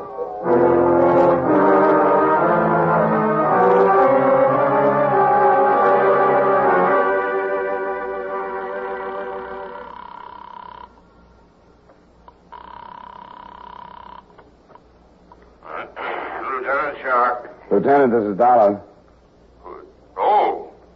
You got anything to report, Dollar? Nothing that does us any good. Mrs. Chapman just checked into the hotel. I'm in the lobby there now. How did you make out with Norma's roommate?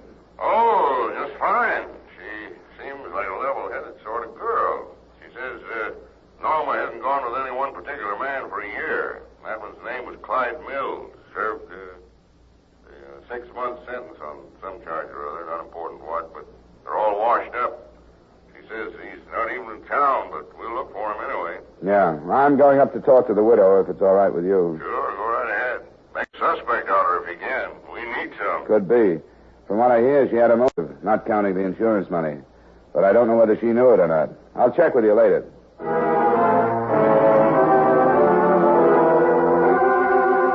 Meeting Mrs. Chapman was quite a surprise to me. I naturally expected to find the widow approximately the same age as the dead man, something near 50. She wasn't. She looked to be only a few years over 30, if that. Don't feel like you have to try and make things easy for me, Mr. Dollar. You don't. All right, Mrs. Chapman. Did he suffer much? No, he died almost instantly. If it had to happen, I'm glad it went that way, then. I hope you understand. I'm trying to. I take it you weren't too fond of your husband. I wasn't. And it would be stupid for me to tell you anything else or to act any other way than I am acting. We're still looking for the reason your husband was killed. You said he was taking this girl someplace. He was, but we haven't been able to make anything out of that yet. She says there's nobody who would kill out of jealousy. I saw her picture in the paper. We doubted her, too, but our closest friend wouldn't have any reason to protect someone who had tried to kill Miss Sale. She said there was nobody. Well, there are other men who'd have good reason to kill him. You didn't know him, did you? No, I'd never seen him. He was good looking. Not tall, but he sort of looked it. He took care of himself. The iron gray hair. He was better looking when he passed 45 than he ever was when he was young. I was surprised that you were so young, Mrs. Chapman. That's why. He was attractive to women. My bad luck was leaving Cleveland and letting myself get roped into a marriage. I found out about one of these girls, and then he started bragging about all the others. You mean it's possible that a man followed him to Los Angeles from someplace else and killed him? I don't know, but I do know that he must have hurt a lot of people. Well, he's through hurting me. I've stuck it out because I knew this was going to happen someday. Every time I've read about a murder like this, I knew it would happen to him. Now it has. Now I own a house. I have a bank account. Insurance money. I'm finally getting something from my marriage.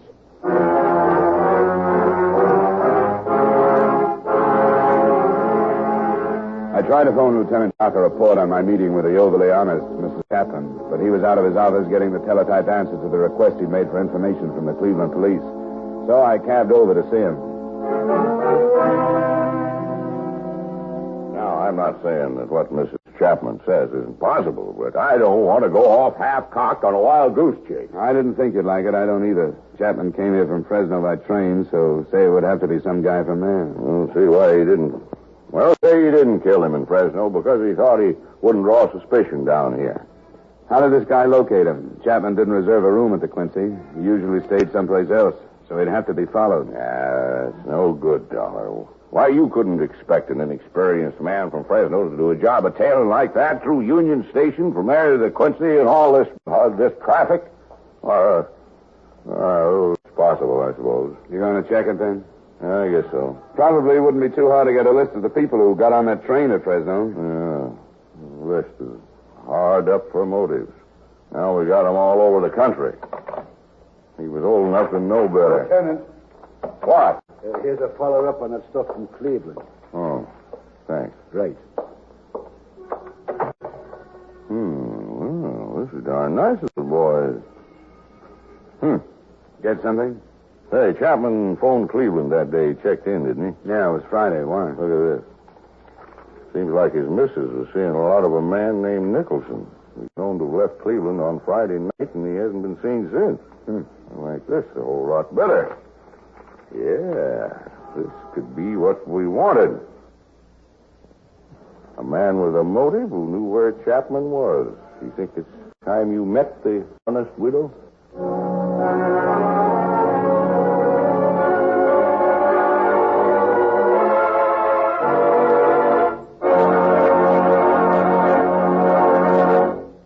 We will return you to the second act of yours truly, Johnny Dollar, in just a moment. Melody knows no boundary, neither does joy, as Russ Emery and Judy Lynn sing their hearts into yours, and Ray Block's orchestra and chorus offer the music that's great from the 48. It's the full-hour Ray Block music party every Friday night over most of these same CBS stations. Listen for it this Friday, a whole hour of the songs America loves, the music the nation dances to and lives by, on Ray Block's Music Party. Now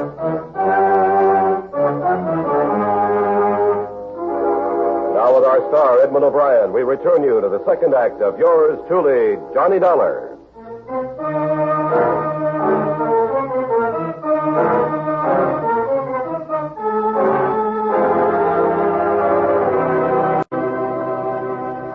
Mrs. Chapman, this is Lieutenant Sharp investigating your husband's murder. How do you do? Glad to meet you, Miss Chapman. Well, I'm sorry about the circumstances. It's not very pleasant. Mrs. Chapman, we never did get around to talking about your friend, Carl Nicholson, did we? What do you mean? Well, you told me about some of the improvements your husband's death was going to bring you, but you didn't mention Carl Nicholson. Please. I know I sounded hard when I talked to you. I shouldn't have said some of the things. I thought you were being honest. I was. Too honest, I'm afraid. I don't think so. Mrs. Chapman, I've been in touch with the police back in your hometown. They found out somehow about this Carl Nicholson. First, they said you'd been seeing quite a lot of him, especially when your husband was out of town. Is that right? Yes, it's true. What were your feelings toward Nicholson at that time? That is, prior to your husband's death. I'm fond of Carl. I never made any secret of that. He's my age. We have a lot of things in common. You know where he is? Why, in Cleveland. Oh, well, that's funny. The police told me he was out of town. I don't know what this means. I don't understand. You didn't know he left town? No, I didn't. Now, if you were fond of each other and you had all these things in common, it seems to me you deserve to be told if he was just going to up and leave town. When did you see him last, Mrs. Chapman? It was last week. Friday, by any chance? No. It was before then. It was Wednesday or Thursday. Why are you asking me these things? The police back there went on to tell me that this Nicholson left town on Friday. The Cleveland police? Why should they even care about Carl? Because I told them that on Friday your husband had telephoned you from the hotel where he was staying here in Los Angeles. Isn't that right? Yes, but I don't know what you mean. Didn't you see Nicholson on Friday after you talked to your husband? No. Do you mean that you think I told him where Al was staying and that he came out here Now, Mrs. Chapman, we didn't say we thought anything, but it's our job to solve this murder. We aren't saying we think you and him planned the whole thing and that he hopped out of here the first thing after he learned where your husband was staying. But there are a lot of things that aren't clear in our minds. The theory you gave me about all these wronged men around the country didn't hold up too well, Mrs. Chapman. It wasn't a theory.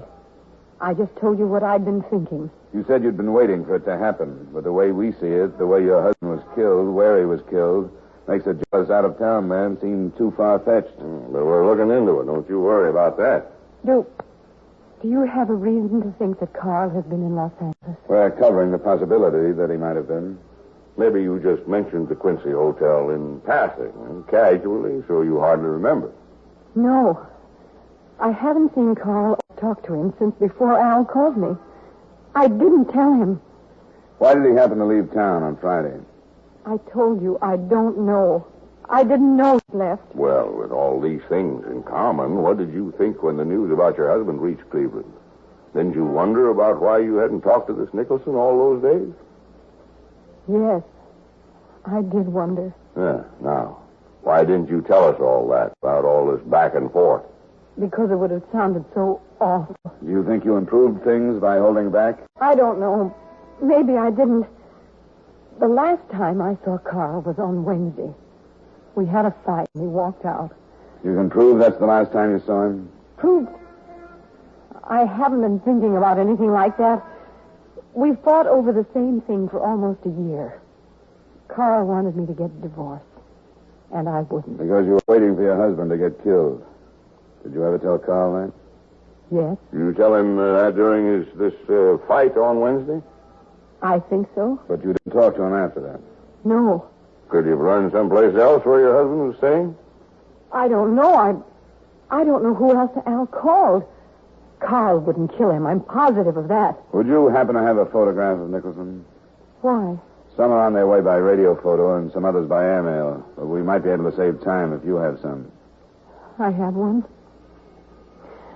I want to erase something off the back. Now, don't you fret, Mrs. Chapman. We'll show it to a couple of people. If Carl is innocent like you think he is, this is the quickest way to prove that, too.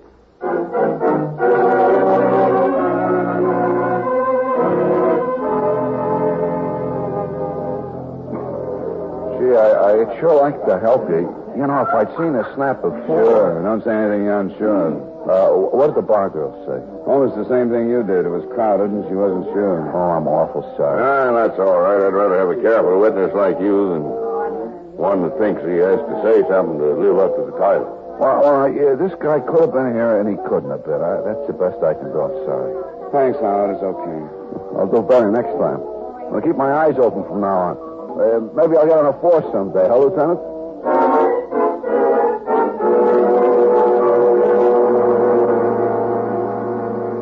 You know how it goes. They say a boat is so expensive to keep up that before long you don't own it. It owns you. So we sold it, and there went my fishing trip.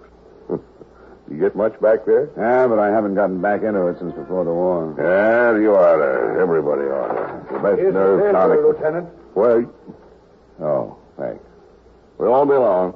Take it down when you're through. Hello, Norma. Oh, We've got a picture of a man we want you to look at, Norma. why? Well, you look at it. Come on, get a good, bright light on it here. Who is he? You ever seen this man? I couldn't swear, but I think he could be the one that shot Trigger. I hate to say for sure because Mr. Chapman was on that side. Look at it again, Norma. What is there that you think you recognize? Maybe I'm wrong, but the way his hair, right here, the way some of it hangs down across his forehead. This man's about Dollar's height. Well, I'm not sure of that. He's kind of crouched. But you think you saw the hair?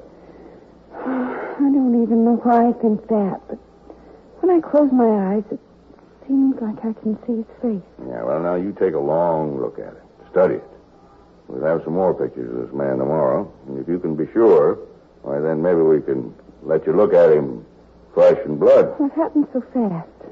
Just take your time after Lieutenant and me. If I could, I'd leave it so you could study it all night, but it's a piece of evidence, and therefore it belongs to the state, so I can't leave it.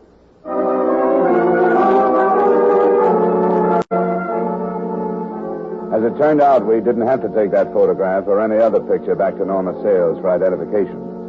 The first reason turned up that night. There was another message from the Cleveland police. The body of our chief suspect, Carl Nicholson, had been removed from the remains of his car. The crash had occurred within 200 miles of his home.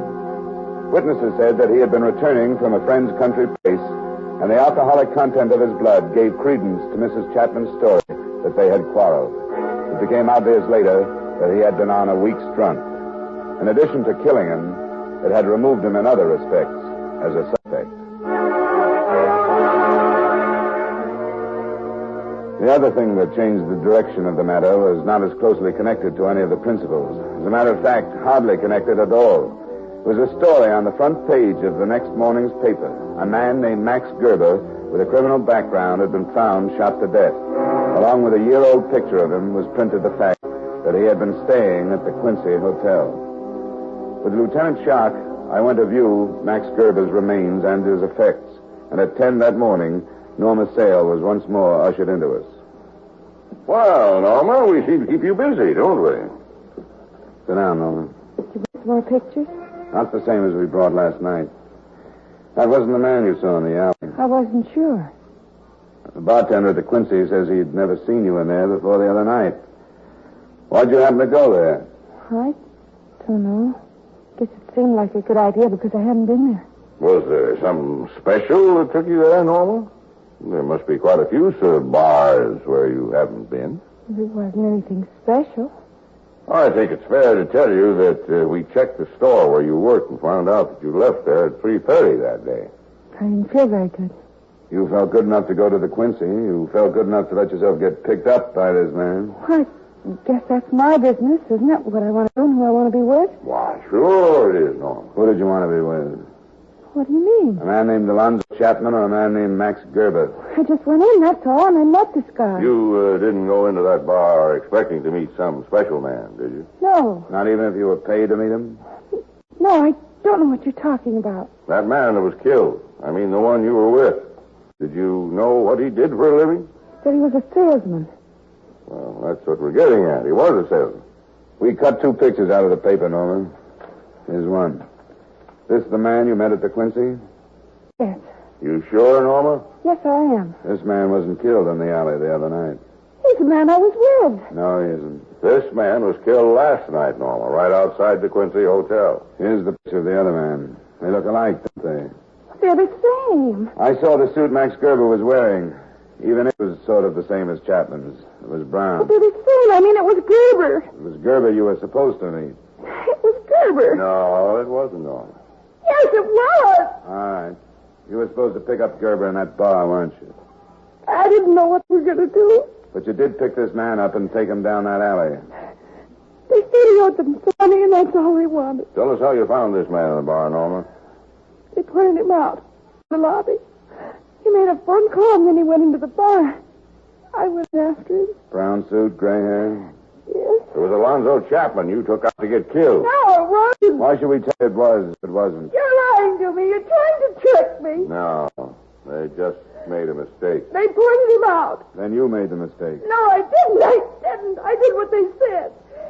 They told me I had to, and I did. They sent me because I was blonde, and it was the right one. They didn't say they were going to kill him. He just owed them some money. That's all they wanted. That's all I wanted. I didn't want anybody to get killed. I was blonde, and I was young, and that's why they sent me. For money.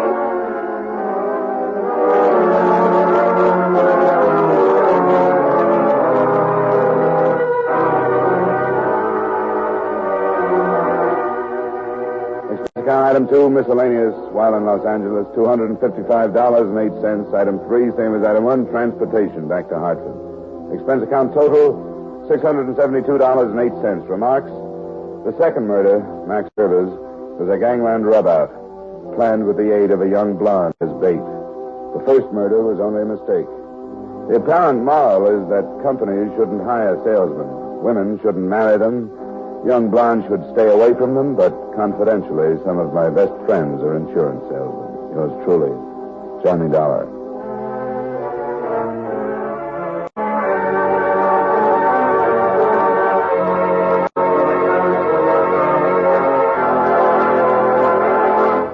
Yours truly, Johnny Dollar, stars Edmund O'Brien in the title role and is written by Gil Dowd with music by Eddie Dunsitter. Edmund O'Brien can soon be seen in the Paramount Pictures production Warpath. Featured in tonight's cast were Hy Everback, John McIntyre, Harry Lang, Jeanette Nolan, and Virginia Gregg. Yours truly, Johnny Dollar, is transcribed in Hollywood by Jaime Del Valle.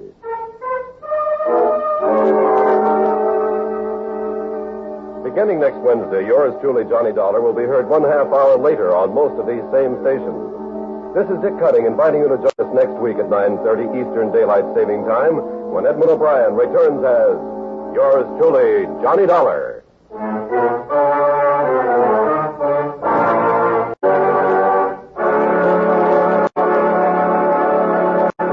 Every time you buy a United States defense bond, you help in our defense effort and you help build your personal security. Yes, defense bonds are good for you and good for your country. Remember, defense is your job. Buy United States defense bonds.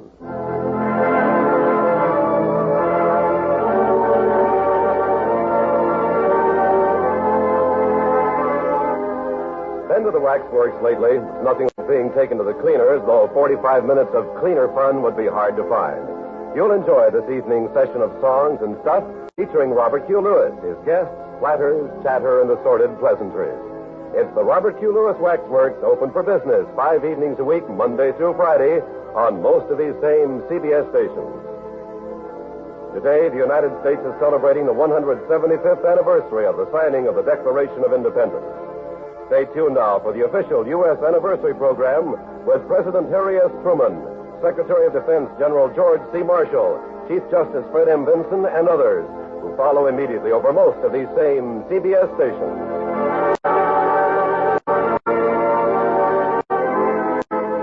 CBS, the Columbia Broadcasting System.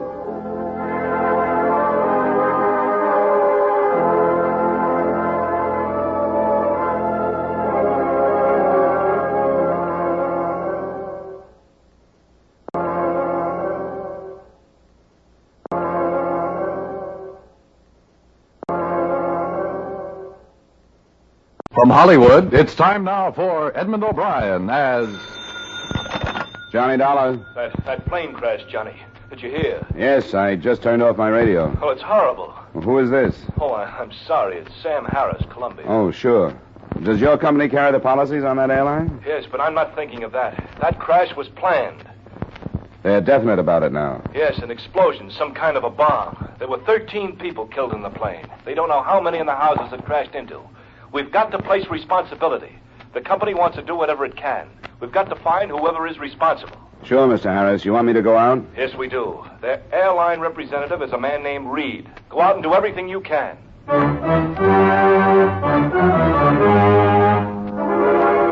Edmund O'Brien in a transcribed adventure of the man with the action-packed expense account. America's fabulous freelance insurance investigator. Yours truly, Johnny Dollar.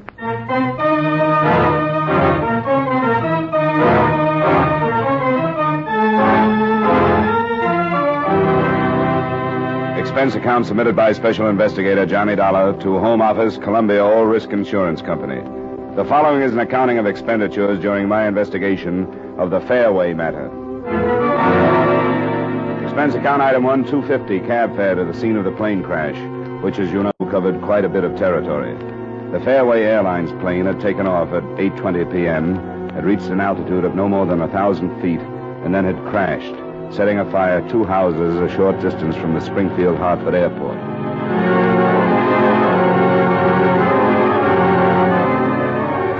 I got there a little after 9:30. One house had been partially saved, but the other had been completely demolished. The family of 4 living in it had been killed. The parents of one child in the first house weren't expected to live. And beyond, twisted pieces of the plane were scattered across a field. Fragments still smoking and turned white by the foam from chemical extinguishers. Well, there's nothing to do here, Mr. Stanley. If I'm home, we'll notify him. Mr. Reed? I've got to know about Mr. Carl Reed?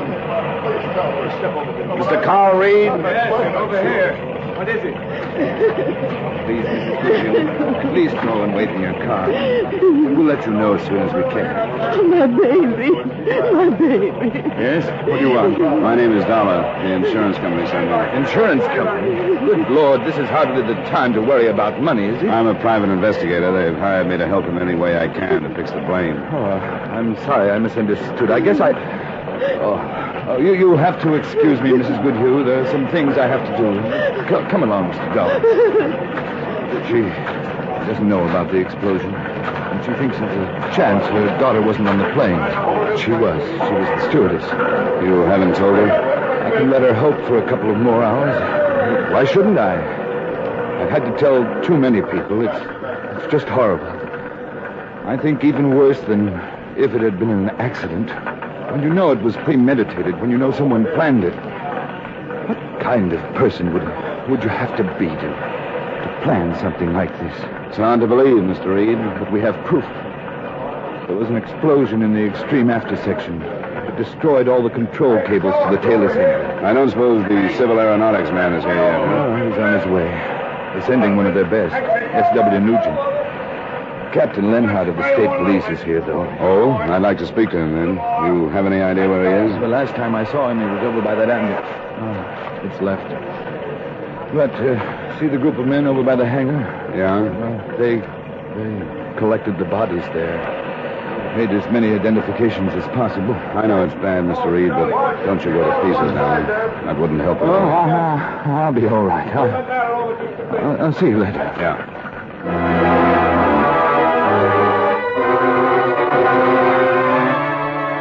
I remembered Captain Jim Lenhart from a case we'd shared last year, and I found him in the group of silent men. The silence and the expressions told better than words how they felt about the row of sheet-draped bodies on the ground. How was Reed making out? I thought he was going to pieces a little while ago. He's still in pretty bad shape. Well, he's not alone. But for us, anyway, Dollar, it could have been worse.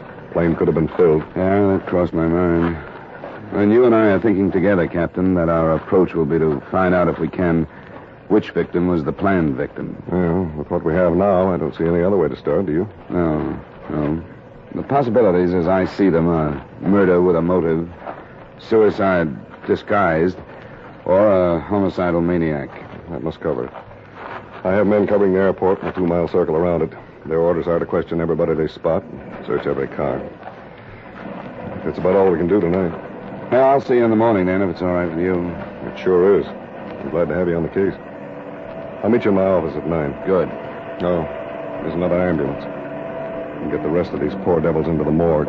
Try to find out who they are.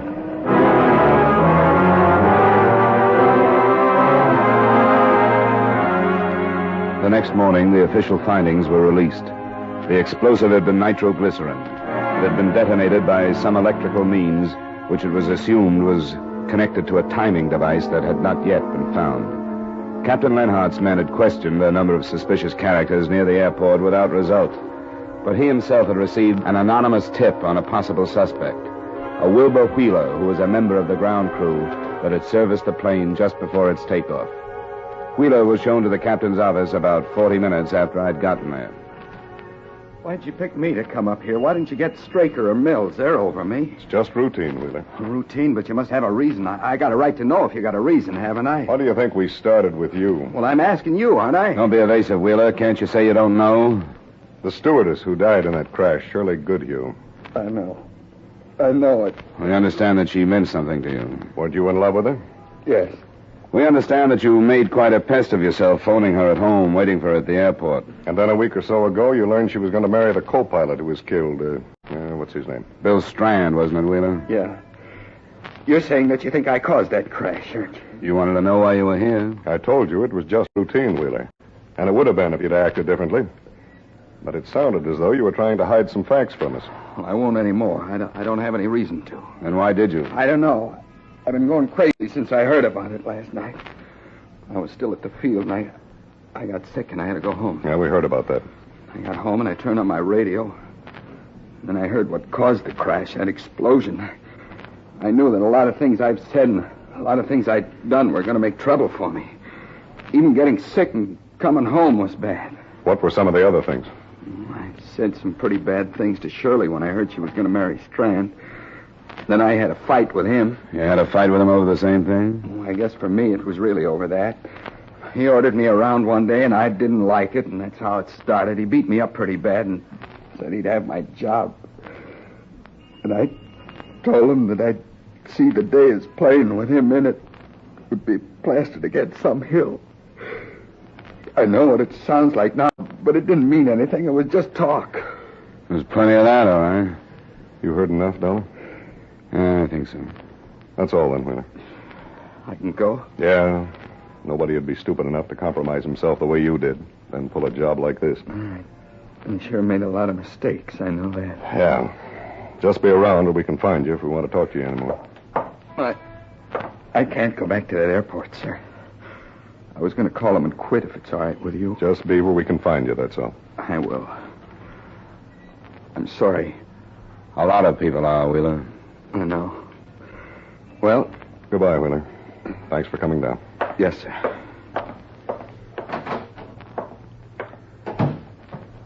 What do you think? The only reason I say forget him is because he's the first one we've questioned, and things don't work out that way. Yeah.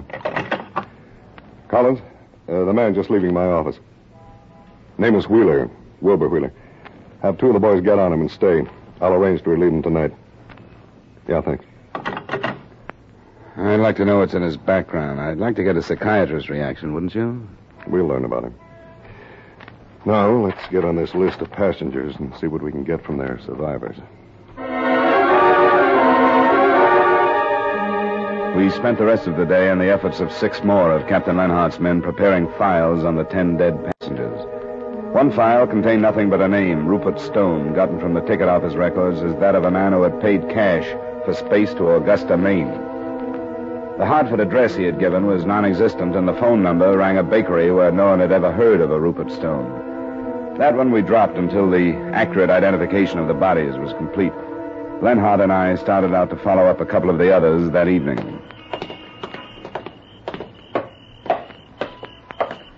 This is rotten work. Check.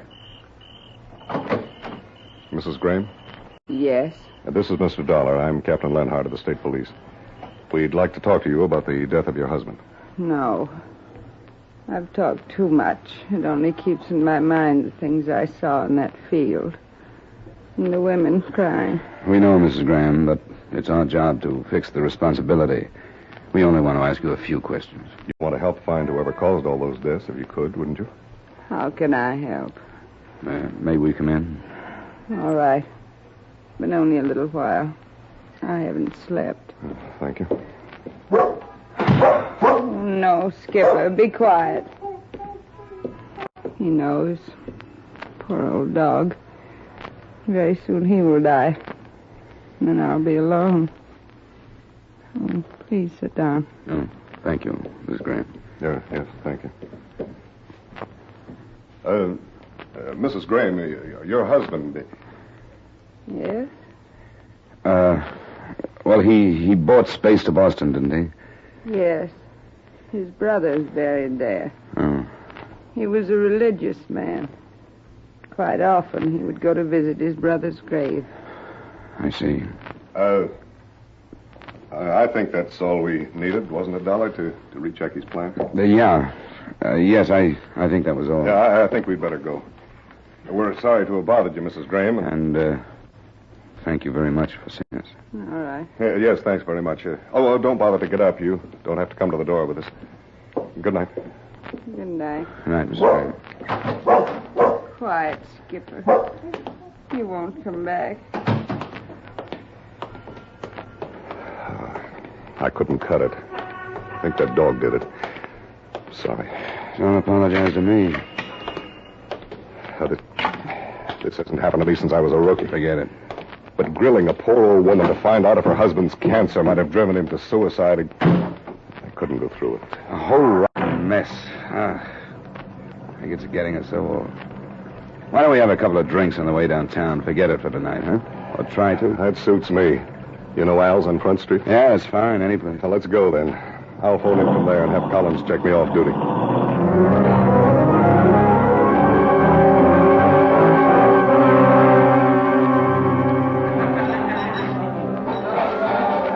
you are, sir. Oh, your friend didn't leave. No, he had a phone. I'll catch it. It's $1.60, sir. That's good enough. Keep it. Thank you. Oh, here he comes. Well, drink up, Dollar. I guess I'll have to waste mine, because it seems I'm not off duty. What happened? Well, we're back to that stewardess again. The explosive has been checked to her equipment. The lab men say some twisted metal they found used to be a first aid box. They think it was in there. That brings Wilbur Wheeler back again, too, huh? And he's been picked up right now. I don't think I need this drink to get through a session with him.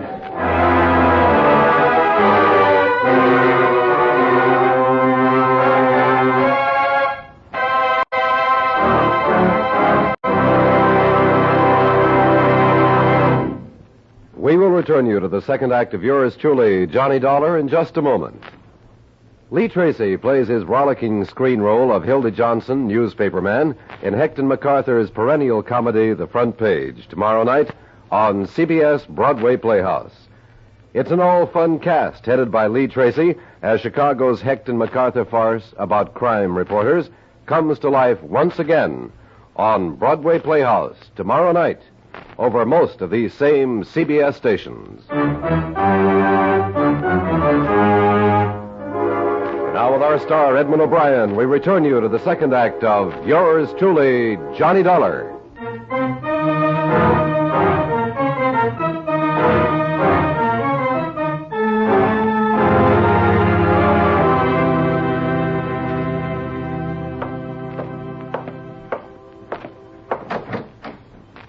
Not necessarily, Wheeler, not necessarily. Well, I heard you do. Did you locate Carl Reed, Dollar? Yeah, he was at home. Poor guy's been under doctor's care, but I think I got what we need. How have you two been getting along? Yeah, Wheeler just got here. We were covering the point of whether or not I have a right to have him brought down here. Maybe I'm wrong. You are. Didn't you want to come, Wilbur? I guess I don't like the idea of being loaded into a police car twice in one day with everybody in the block gawking at me. A lot of people have been loaded into police cars today, Wheeler. They were glad to come in and do anything they could to help clear this thing up. Well, I want to help, too. I didn't mean it that way. We're glad to hear that. How long have you worked for the Fairway airline? About a year and a half, I guess. What'd you do before that? What do you mean? You still think I had something to do with that crash? That's what you mean, isn't it? We'd like to find out who did. Wouldn't you? But you think I did it, and I didn't. I told you I didn't. Even you said I didn't. And it sounds like you've got nothing to worry about, so calm down and answer our questions. I want to know why you're asking questions like that. Why did you bring me back here? Because some new evidence has turned up. That's why. What does that have to do with me? It has to do with Shirley Goodhue. I don't know what you mean. I don't know what you're talking about. I told you everything there was about her and me. Did you know that she carried a first aid kit aboard the plane last night? First aid kit? I don't know what you mean. You don't? After working there a year and a half? What did you do on the plane? I brought food on, checked the water, and a few other things. Things that the stewardess would be involved in. She'd be there with you, wouldn't she? Yeah, but I don't know what you're driving at. I don't know what you mean. In the back part of the plane? Yes. Shirley was there, and you were there last night. Yeah, but I wish... Where did she put her first aid kit, Wheeler? Why do you ask me that? I don't remember. I didn't notice. They had a place. They kept it, but I didn't notice. Was it open? I don't know. What was in it? But if I knew what you meant, I don't know why you're asking me these things. I talked to Mr. Reed, so I know about these things. Fairway is an unscheduled airline, so they have their own particular routines. One of them is that this first aid kit is the stewardess's responsibility. Each one is a kit. They take it off the plane when they leave, and they bring it aboard when they report for work. I don't know what you're talking about. The explosive, Wheeler. The nitroglycerin that was hidden in that first aid kit. I didn't put it there. That's what you mean, but I didn't do it. I didn't know anything about it. Enough explosive to tear out the whole tail assembly. I didn't do it. I didn't. 13 people in that plane, Wheeler. 4 people in one of the houses it crashed into. Probably 2 more in the other. I didn't do it. I didn't do it.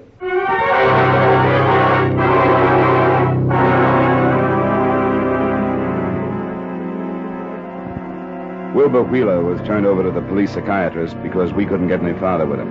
And a lie detector test was arranged for the following morning.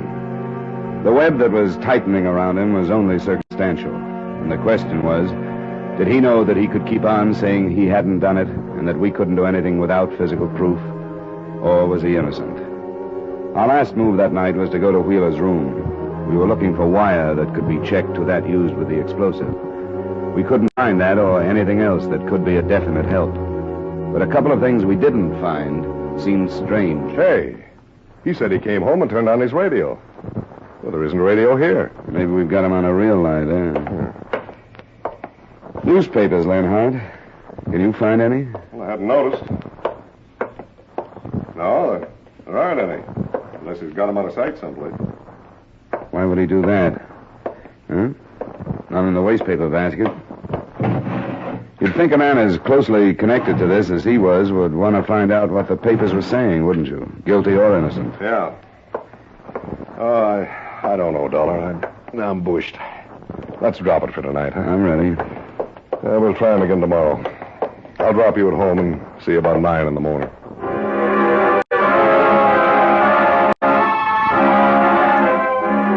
The next morning, Lenhart and I talked to the psychiatrist who'd spent a couple of hours with Wheeler. In technical terms, what he said was that Wheeler was definitely suffering from a severe guilt complex.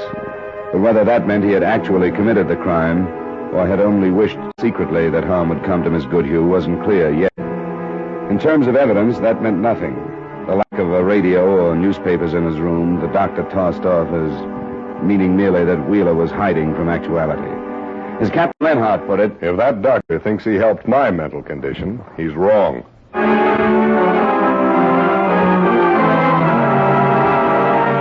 That afternoon, there were 2 developments. The first one was the report that the results of Wilbur Wheeler's lie detector test were negative, but his reactions put the mark of guilt all over him. The second came from the Fairway office of Carl Reed. He'd been unable to locate another of his stewardesses, and when finally he'd sent someone to her apartment, she'd been found, shot to death. We met Mr. Reed at the scene of the second crime. I simply had to get back on the job today. 2 of our flights were delayed yesterday because of my going to pieces. You better watch it now, Mr. Reed. I don't know if Just take it easy. You try to phone this girl and tell her to report for one of your flights. And when you sent somebody out here. She was found dead, right? Yes.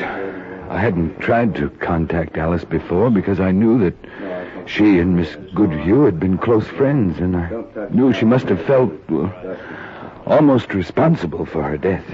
Why, Mr. Reed? Why?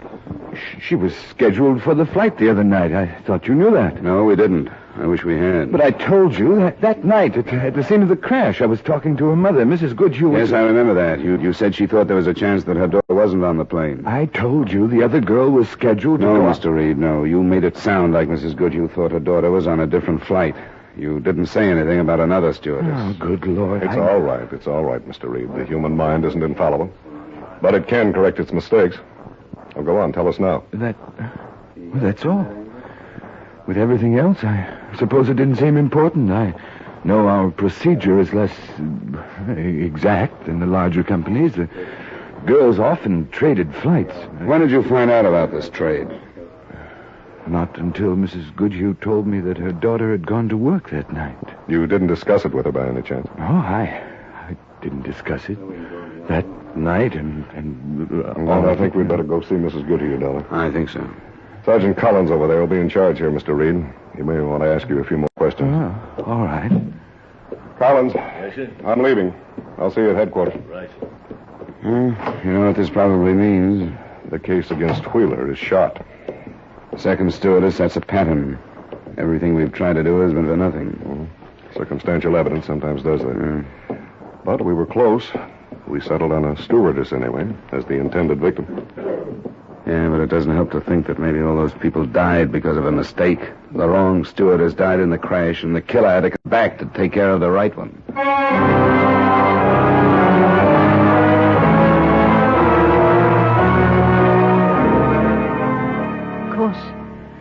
Of course, I'll tell you anything I can. Well, we've just learned that your daughter wasn't scheduled to be on that plane, Mrs. Goodhue. No, she wasn't. Do you know why she happened to be? We understand that she and Alice Turner exchange flights quite often, but do you know how it happened the other night? Well, no. Shirley was here at home, and the phone rang. What time was that, please? Oh, I hardly remember. We'd had an early dinner. The plane took off at 8:25. How long before then? Well, an hour at least. No, it was less than that because Shirley left in such a hurry. What did she say? Well, she said that one of the girls was sick and she was going to take her place on a flight. Just up to Maine and back, she said. She said she'd be home soon after midnight.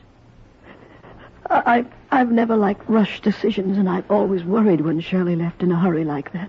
She did it quite often? Yes. Yes, they all did it. 6 of them live here, in Hartford. I never liked it. Did she trade more often with Alice Turner than the others, do you know? Well, I don't think so. No, it was an agreement, almost a code. If one of them couldn't work, one of the others would fill in. Well, then it's possible that Alice Turner called some of the others before she called your daughter. Yes, it is possible. And I wish that I...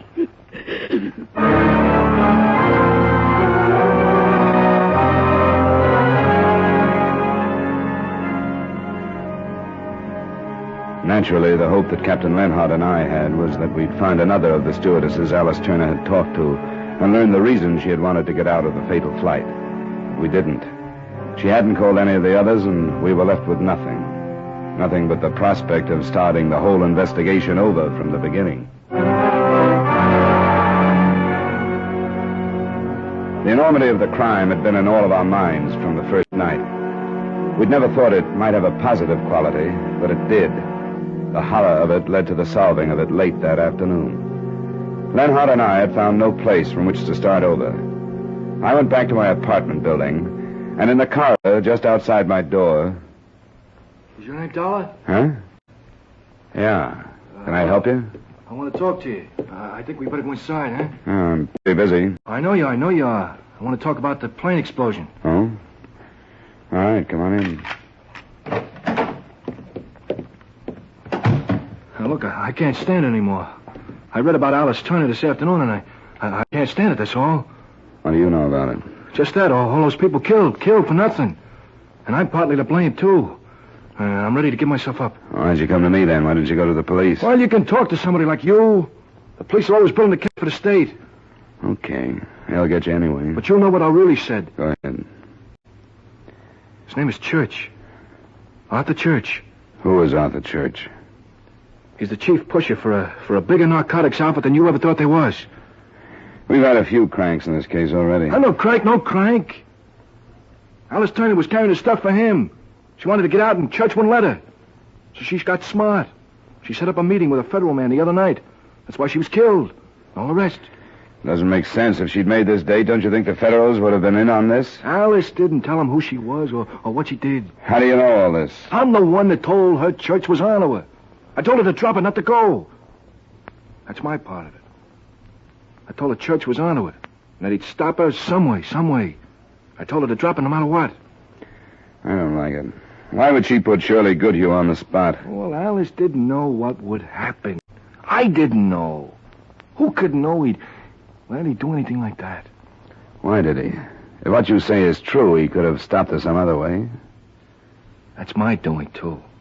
I kept her out of sight. And the other night, I told her to do anything to stay where she was and not to go to the field. She believed me then. I called Shirley Goodhue and told her she was sick. And that's why she didn't go. Do you know where the explosive was that wrecked the plane? I read today. The first aid kit. That's where Alice carried the stuff. And it was her kit.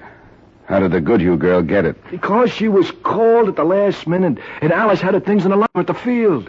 Oh, now look, Mr. Dollar, I wouldn't be here if I wasn't telling the truth. It's a peddling rap for me. But I've been reading these stories about the people that got killed and the families that are left. I couldn't take it. I knew the truth.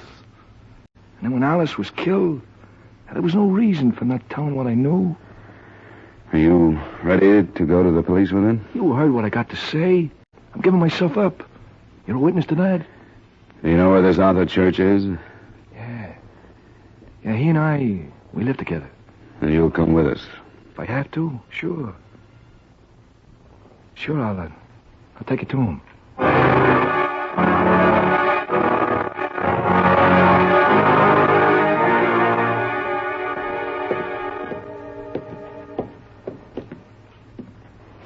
This it, Marie? This is where I left him. You go in then and tell him who's here. All right. Just call him naturally now. All right. Art, are you here? I'm here, you dirty... Get out of the way, I got it.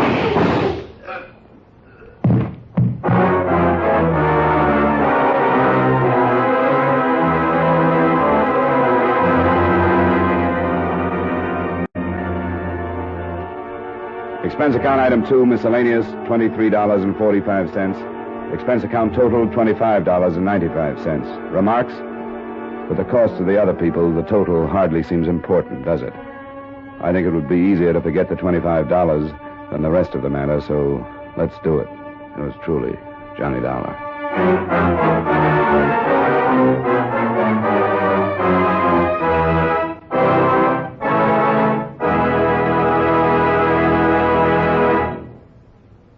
Yours truly, Johnny Dollar, stars Edmund O'Brien in the title role and is written by Gil Dowd with music by Eddie Dunstetter. Edmund O'Brien can soon be seen in the Paramount Pictures production Warpath. Featured in tonight's cast were Peter Leeds, Ray Hartman, Martha Wentworth, Bill Boucher, Victor Perrin, and Virginia Gregg. Yours truly, Johnny Dollar, is transcribed in Hollywood by Jaime Del Valle. This is Dan Coverly inviting you to join us next week at the same time when Edmund O'Brien returns as... Yours truly, Johnny Dollar.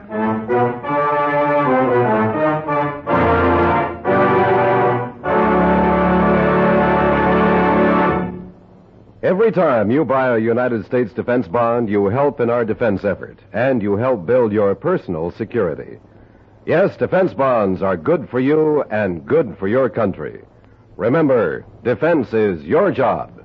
Buy United States defense bonds.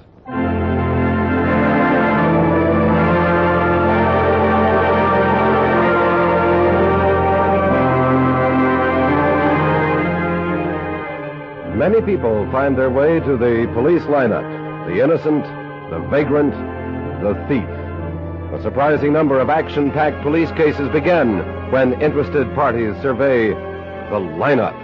And that's where our thrilling lineup story begins tomorrow night over most of these same CBS stations. Listen for these authentic dramas about real police methods on CBS.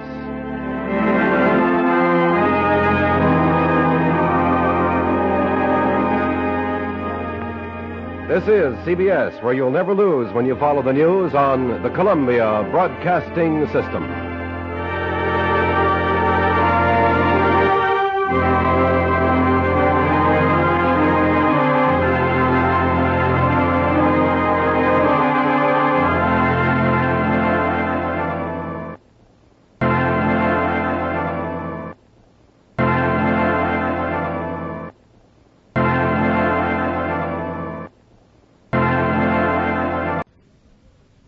Wrigley's Spearmint Chewing Gum, the refreshing, delicious treat that gives you chewing enjoyment, presents for your listening enjoyment Edmund O'Brien as... Johnny Dollar. Hello, this is Bruce Yule, the Lockhart estate. Yes, Mr. Yule. Thanks for calling back. I want to let you know I was in town. I'd like to get together with you if you have time to see me. Why, yes, I just got out of court, and I have a meeting in a few minutes. It shouldn't take long. Could you meet me at 5:30 for a drink? Sure, any place you say. All right, there's a place called Todd's right around the corner from my offices on Spring. I can find it. This is quite a mix-up, Mr. Yule. The Lockhart's being killed like that? Yes, it is. Are you any closer to learning which one died first? We are not. It was a matter of only a minute or so. Yeah, it's only a $200,000 question who lived those couple of minutes.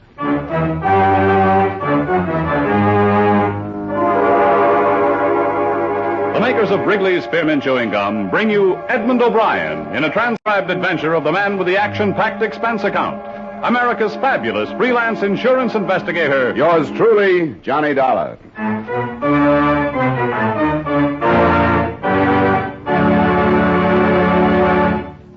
For refreshment while you work, for enjoyment anytime, chew a stick of Wrigley's Spearmint Gum. The delicious, long-lasting, real mint flavor of Wrigley's Spearmint cools your mouth and freshens your taste. The good, smooth chewing helps keep you feeling fresh and alert. Adds enjoyment to whatever you're doing. So indoors, outdoors, at work or play, enjoy chewing Wrigley's Spearmint Gum. Wrigley's Spearmint. Refreshing, delicious.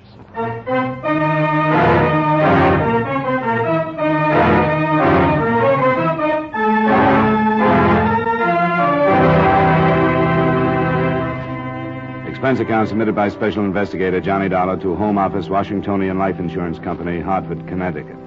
The following is an accounting of expenditures during my investigation of the Horace Lockhart matter. Expense account item 1, $8.90, fare and incidentals between Santa Barbara and Los Angeles. Your Los Angeles agent found that I was on a case in Montecito and saved you some $200 in fare from the East Coast to Los Angeles by bringing me down from Santa Barbara. At 5:30 that same afternoon, I met Mr. Bruce Yule, attorney for the Lockhart estate. You lead off, Mr. Dollar. I'll answer any question I can. So far, I know the bare facts. I tried to get some information from the police, but everybody told me to call some other office. You must have called the local authorities? Yeah, shouldn't I have? Mr. and Mrs. Lockhart were killed in county territory, so it's under the jurisdiction of the sheriff. I was way off then. I was almost up to the highway commissioner when I quit. Well, we have a fairly complicated system here. The Lockharts were killed on the Coast Highway, north of Malibu. They were returning from a visit to Santa Barbara when their car was either forced off the road or went out of control. Crashed through a guard fence and over a bank. What time of night was it? It was about 2 a.m. Now, the actual report was phoned in by the operator of an all-night garage on the highway. But the man was notified by a young woman. She said she had seen the accident happen, had stopped, and gone down to look at the car. But that's where our information stops. Yeah. Am I right that she did tell somebody that one of the Lockharts was still alive then, but that she didn't say which one? That's correct. That's what she told the garage operator. His name is Gallagher. And the whole thing hangs on this girl. What's been done to locate her? Well, we put ads in the classified sections of all the papers. It happened only night before last. I'm certain she'll call in before long. I hope so. How often do you look at the classified section, Mr. Yule? Well, certainly we can hope that she has friends she's talked to about the accident. And even if she doesn't see it, why, somebody will and tell her about it. The man in the garage. You said his name was Gallagher? Yes, Patrick. Thanks very much, Mr. Ewell. I think I'll rent a car and go out and see him.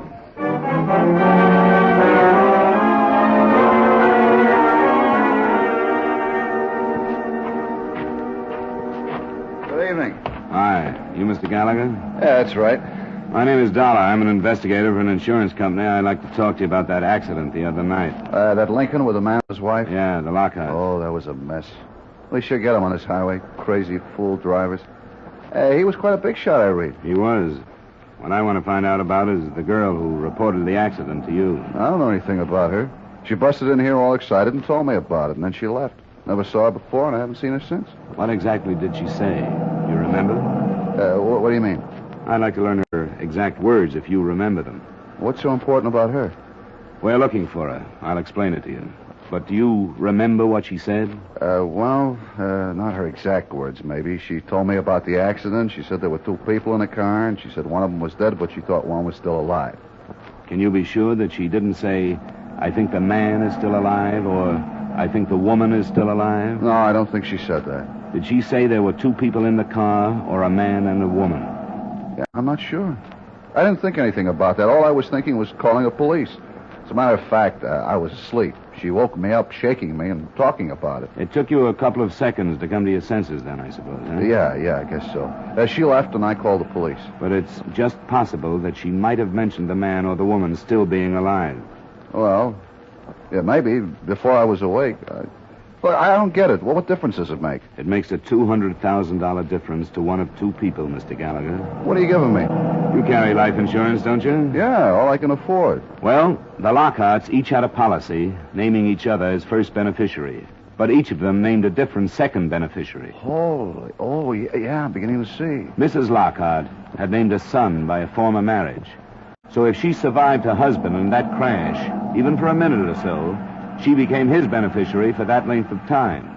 If that was the case, her son is in line for the money from both policies.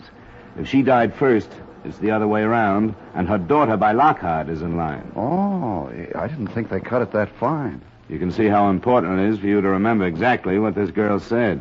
Well, knowing isn't going to make it any easier, to be sure. I'm not sure, that's all.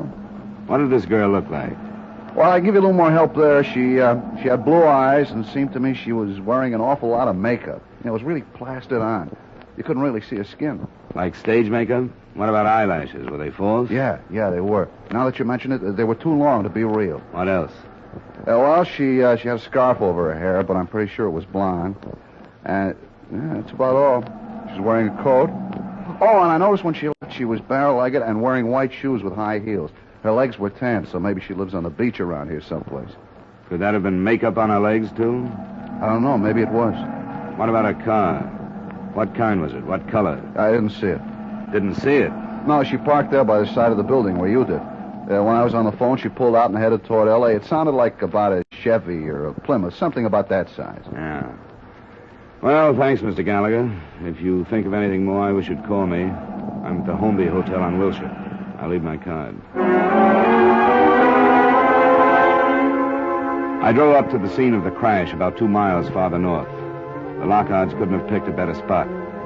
There was an almost sheer drop of more than 20 feet to some big rocks just above the beach.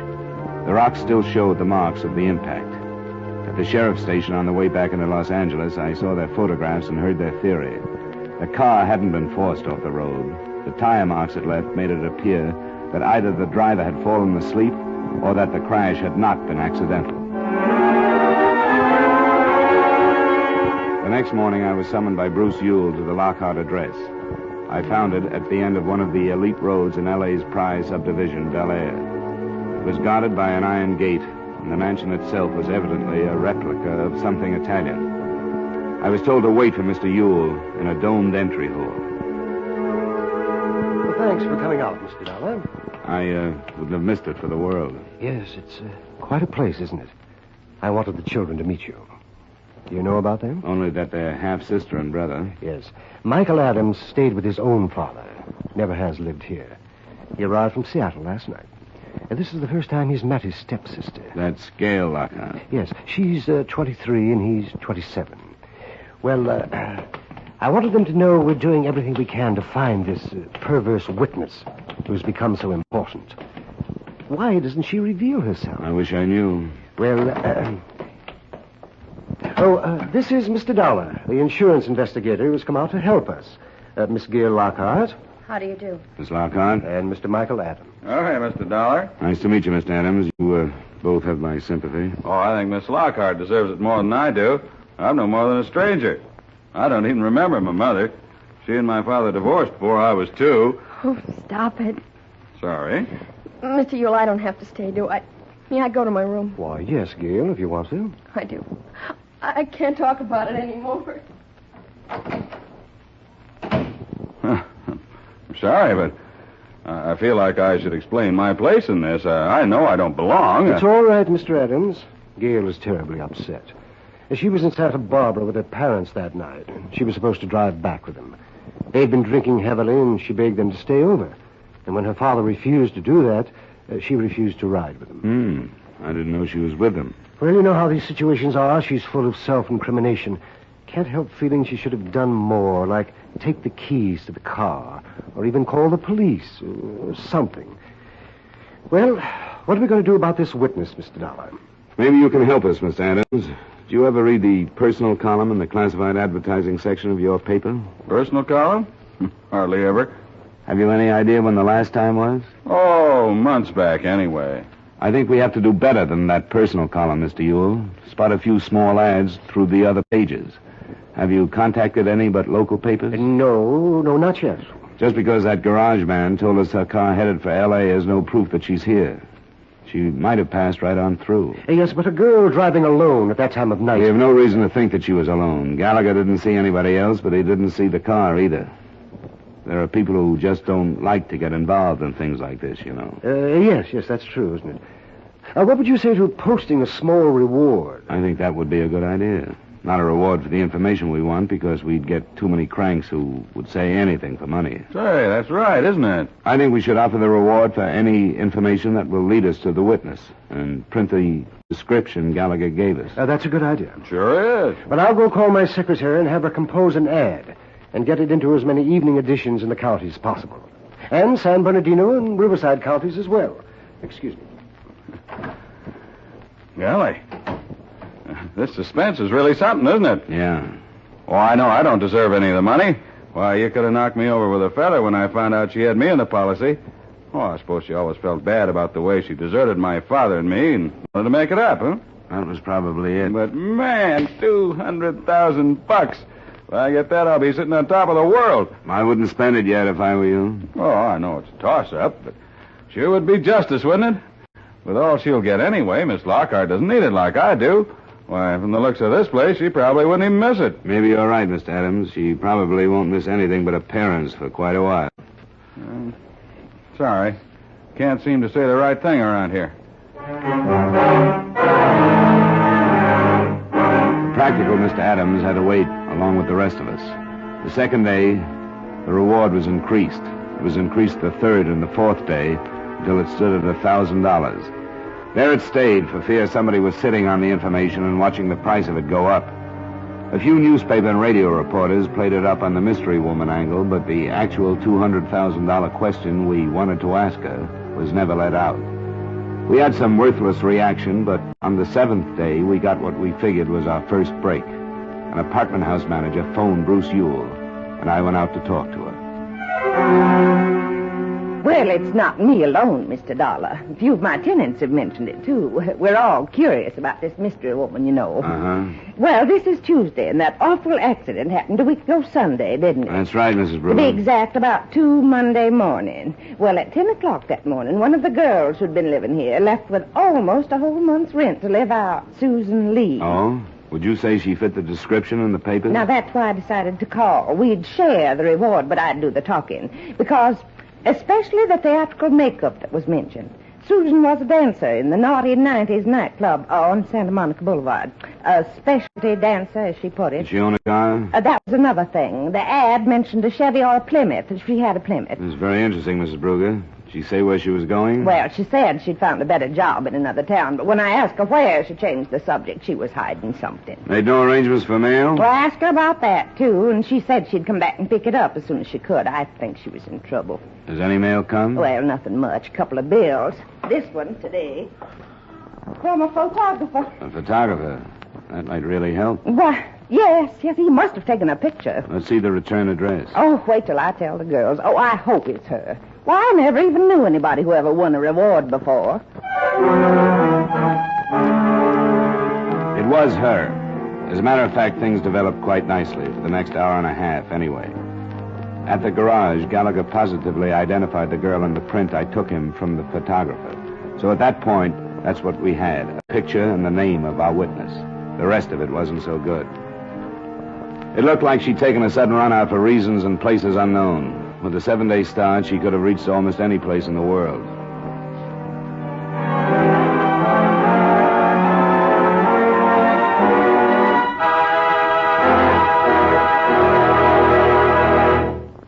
For refreshment while you work, for enjoyment anytime, chew a stick of Wrigley's Spearmint Gum.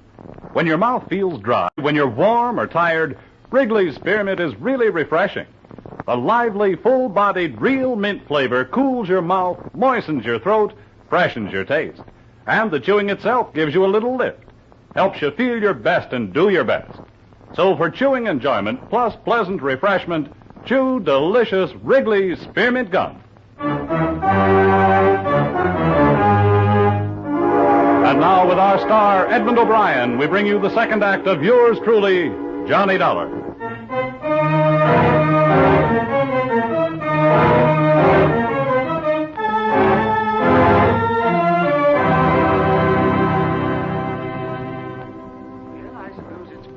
Of a kind, but it doesn't help us very much, does it? No, not yet, Mr. Yule, but it's more than we've had. One thing I'd like to suggest. Yes? I think we should leave the reward ads running just as they are. Oh, you don't think we should get right to the point and add her name and photo to the information? No, not right now. If she's running away from something, we might drive her farther if we did that. I think we should go on as if we haven't learned anything. Oh, yes, I suppose you're right. In the meantime, I'll see what I can dig up.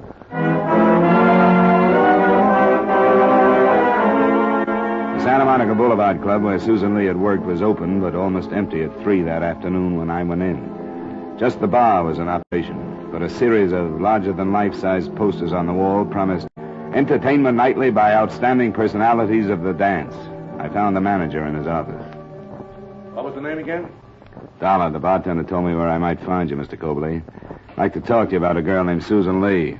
Well, what about her? Come on in, come on. I can spare a few minutes. Thanks. You a cop of some kind? Private one. Why? You expecting some? No, not especially. Except the way Susan dropped out of sight all of a sudden and the way you come in asking about her. What's up, anyway? I was hoping you could tell me. I'm working for an insurance company. All I want with this Lee girl is a statement about an automobile accident she witnessed. Oh, hey. Is this what's been running in all the papers? Yeah. We've been trying to find her for a week. And it's Susan? That's right. What a dope that makes me. And a lot of other people around here. Are you sure? A guy identified her picture. Why didn't I think of that? You know why?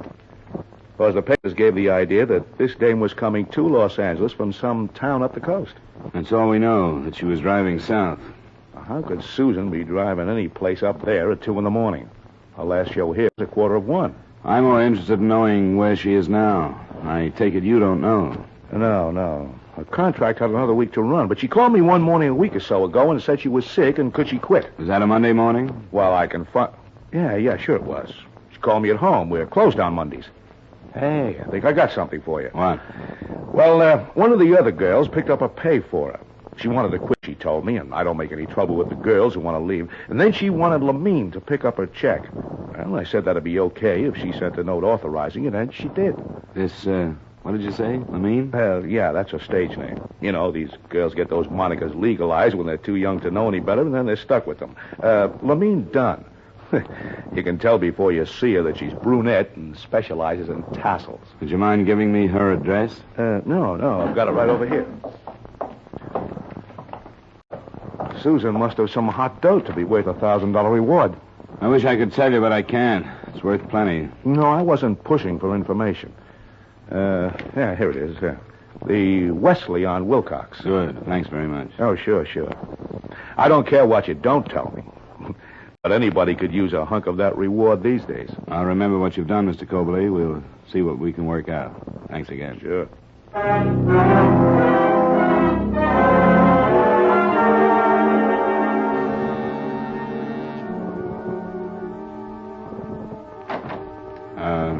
Are you Miss Dunn? Yeah? I suppose you've read the papers like everyone else. I'm the insurance investigator who's looking for that girl. She turns out to be Susan Lee. Oh, well, come on in. What have I been sitting on, anyway? You know what we want her for. Because she saw that wreck. But don't you know what could have happened that made her leave town like she did? No, don't you? Well, I know there was... Look, I'm going to sound like a pretty lousy sort of friend, I suppose, but I only met her when she booked into the club. We happened to get along, that's all. I don't think that's the kind of friendship where you find that greater love hath no man stuff. Besides, she didn't trust me enough to tell me everything. Everything about what? Why don't you sit down? Thanks. I promised her I wouldn't say anything, and I haven't. But now you want to know, and I'm not going to lie about something I don't know. That makes sense to me. Something happened to her that night, and I think it was over that guy she married. You'll have to remember that I don't know anything about her. Oh, yeah, well, she married this guy. I never met him. His name's Robert, she told me. They ran off a couple of months ago, got one of those quick Mexican jobs. You don't know where this Roberts came from or lives. All I know is it must have been a dandy marriage. She still lived in her apartment, and maybe once or twice a week she'd leave after the last show and run up the coast and meet him. She said he traveled a lot. And I believed it, but not the way she meant it. She sounds a little naive for her profession. No, she isn't. Wasn't. I guess everybody really takes a fall sooner or later. But she came here that night, or morning, I guess it was 3:30. She still had her stage makeup on. She said something happened. She had to get out of town. That's all she'd say. She mentioned seeing the accident? No, just kept on saying something happened. Something awful happened. She had to leave town. Could she have caused that accident? The police say no other car was involved. Oh, then it must have been that husband. You know his full name? Yeah, it was Phil. I heard her say that. Philip Roberts. It's probably a common name. We'll get on it. You talked to her the next day, you know, about a paycheck? Yeah, she phoned me, and she told Mr. Cobley she was sick because she didn't want him to ask questions about why she was leaving. So I went down and got her check. I met her in a drive-in joint on Santa Monica, and the same thing, and making me promise not to tell anybody. You have any idea where she might have gone? Yeah, I have. Where? Once a week, every Sunday, Susan used to get flowers. She used to say they were from some masher in San Diego. She'd tear up the card and let the flowers dry up on her dressing table. The bouquet came that Sunday night, and she didn't even unwrap it. It was one of those what's the future nights for me. I was figuring how many years I had left in the racket, wondering what had made me go wrong with the way I spent all the time I'd been in it. Well, I was real gone. When Susan left, I took her flowers and brought them home, and I read the card. It said, as usual, if you ever need me. That's where she's gone. Do you know, or are you guessing? Both, I guess. I met one like that when I was Susan's age. That's where I should have gone. Maybe she did. I still got the card with the name of the florist on it.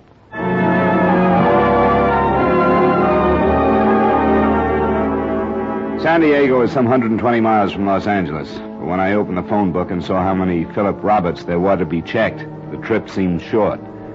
I didn't get there in time that night, but the next morning I located the florist. He had no trouble remembering the man who so faithfully sent flowers on Sunday. At noon that day, I found Robert's house, and I recognized the girl who opened the door to me. Yes? Susan Lee? No, she isn't here. Wait a minute. No, leave me alone. Go away. Get your foot out. I didn't know. I didn't have anything to do with it. I didn't know. Let me in, Miss Lee. You don't have to be afraid. All I want to ask you about is the accident you saw last Sunday night. No, you're lying. Let me in. You're lying. I read about your reward in the papers. You tried to trick me. How did you find me? I had to find you. I didn't do it. I didn't have anything to do with it, no matter what she says. You're saying things you don't have to say, Miss Lee. No, I'm not, because everything else you've heard is a lie. What lies have I heard? Who lied to me? I don't know. Don't you think I've spent all night long, every night, hearing what she said to you? But I believed him. I believed everything he told me. Philip Roberts? That's not his name. I know it isn't now, but I married him.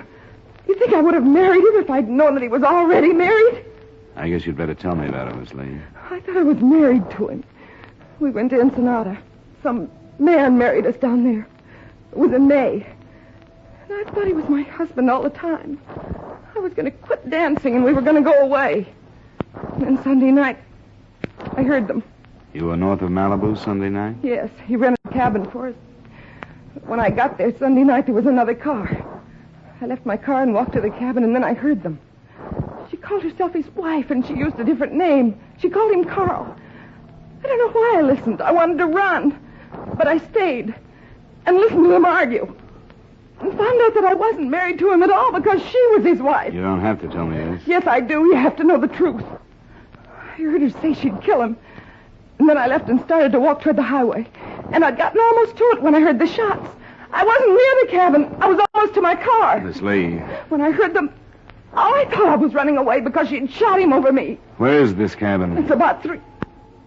You know where it is. You've been there. You found him. As far as I know, no one has been there. I haven't heard anything about a shooting north of Malibu. You're lying. No, I'm not. But we'll have to phone the police to check the story. You're lying. You're still trying to trick me, but you can't. Stop it. You're lying because you believed her. Let go of me. Let go. I didn't do it. I was running away.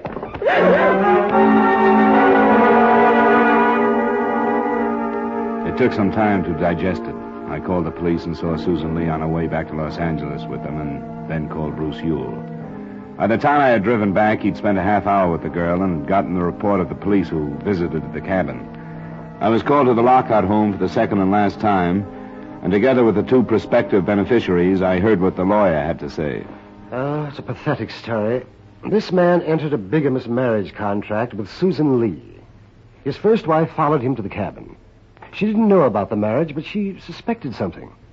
At the height of the argument, she shot him and then turned the gun upon herself. Miss Lee was afraid to surrender as our witness.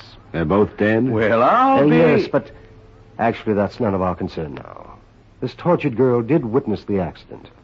And in spite of her own problems, stopped to give what aid she could, which of course was none. Did you get a statement from her, Mr. Ewell? Yes, I'm afraid I did. Before a notary public, Susan Lee swore that the person who was alive at the time she viewed the wreck was Mrs. Lockhart. I knew it. Hot dog. Shut up. Make him stop. Get him out of here. I can't stand it. Here, now, here. Let me take you to your room. It's really true? Yeah, I guess it is, if Ewell says so. Man, $200,000. And for what? For being born to the right mother. That's what I call profit on a small investment. Yeah, I guess that's right. $200,000.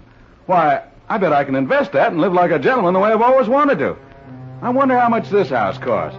Nothing like this in Seattle, but I might show them a thing or two.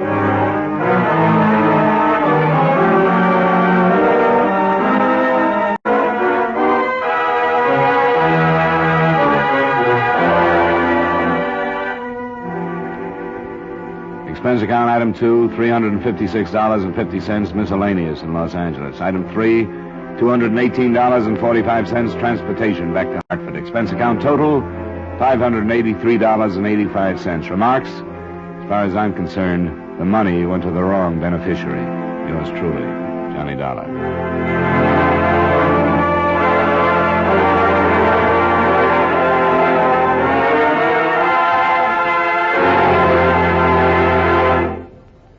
Remember, friends, for refreshment while you work, for enjoyment any time, chew a stick of Wrigley's Spearmint Gum. There's lots of lively real mint flavor in it to cool your mouth, freshen your taste, and sweeten your breath. And chewing Wrigley's Spearmint helps keep you fresh and alert. You feel better, work better, get more fun out of doing things. So indoors, outdoors, at work or play, always keep delicious Wrigley's Spearmint Chewing Gum handy. For refreshment while you work, for enjoyment anytime, chew a stick of Wrigley's Spearmint Gum.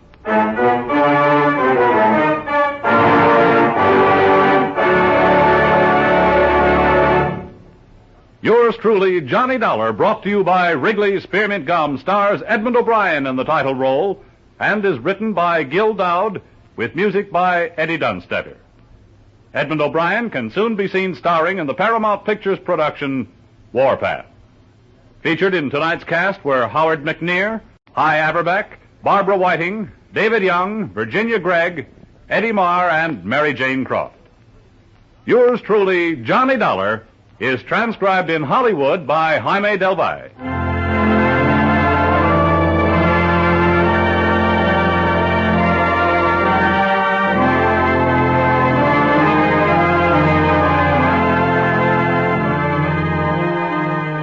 The makers of Wrigley Spearmint Chewing Gum hope you've enjoyed tonight's story of Johnny Dollar and that you're enjoying delicious Wrigley Spearmint Chewing Gum every day. We invite you to join us again next week at the same time when, from Hollywood, Edmund O'Brien returns in another adventure of Yours truly, Johnny Dollar.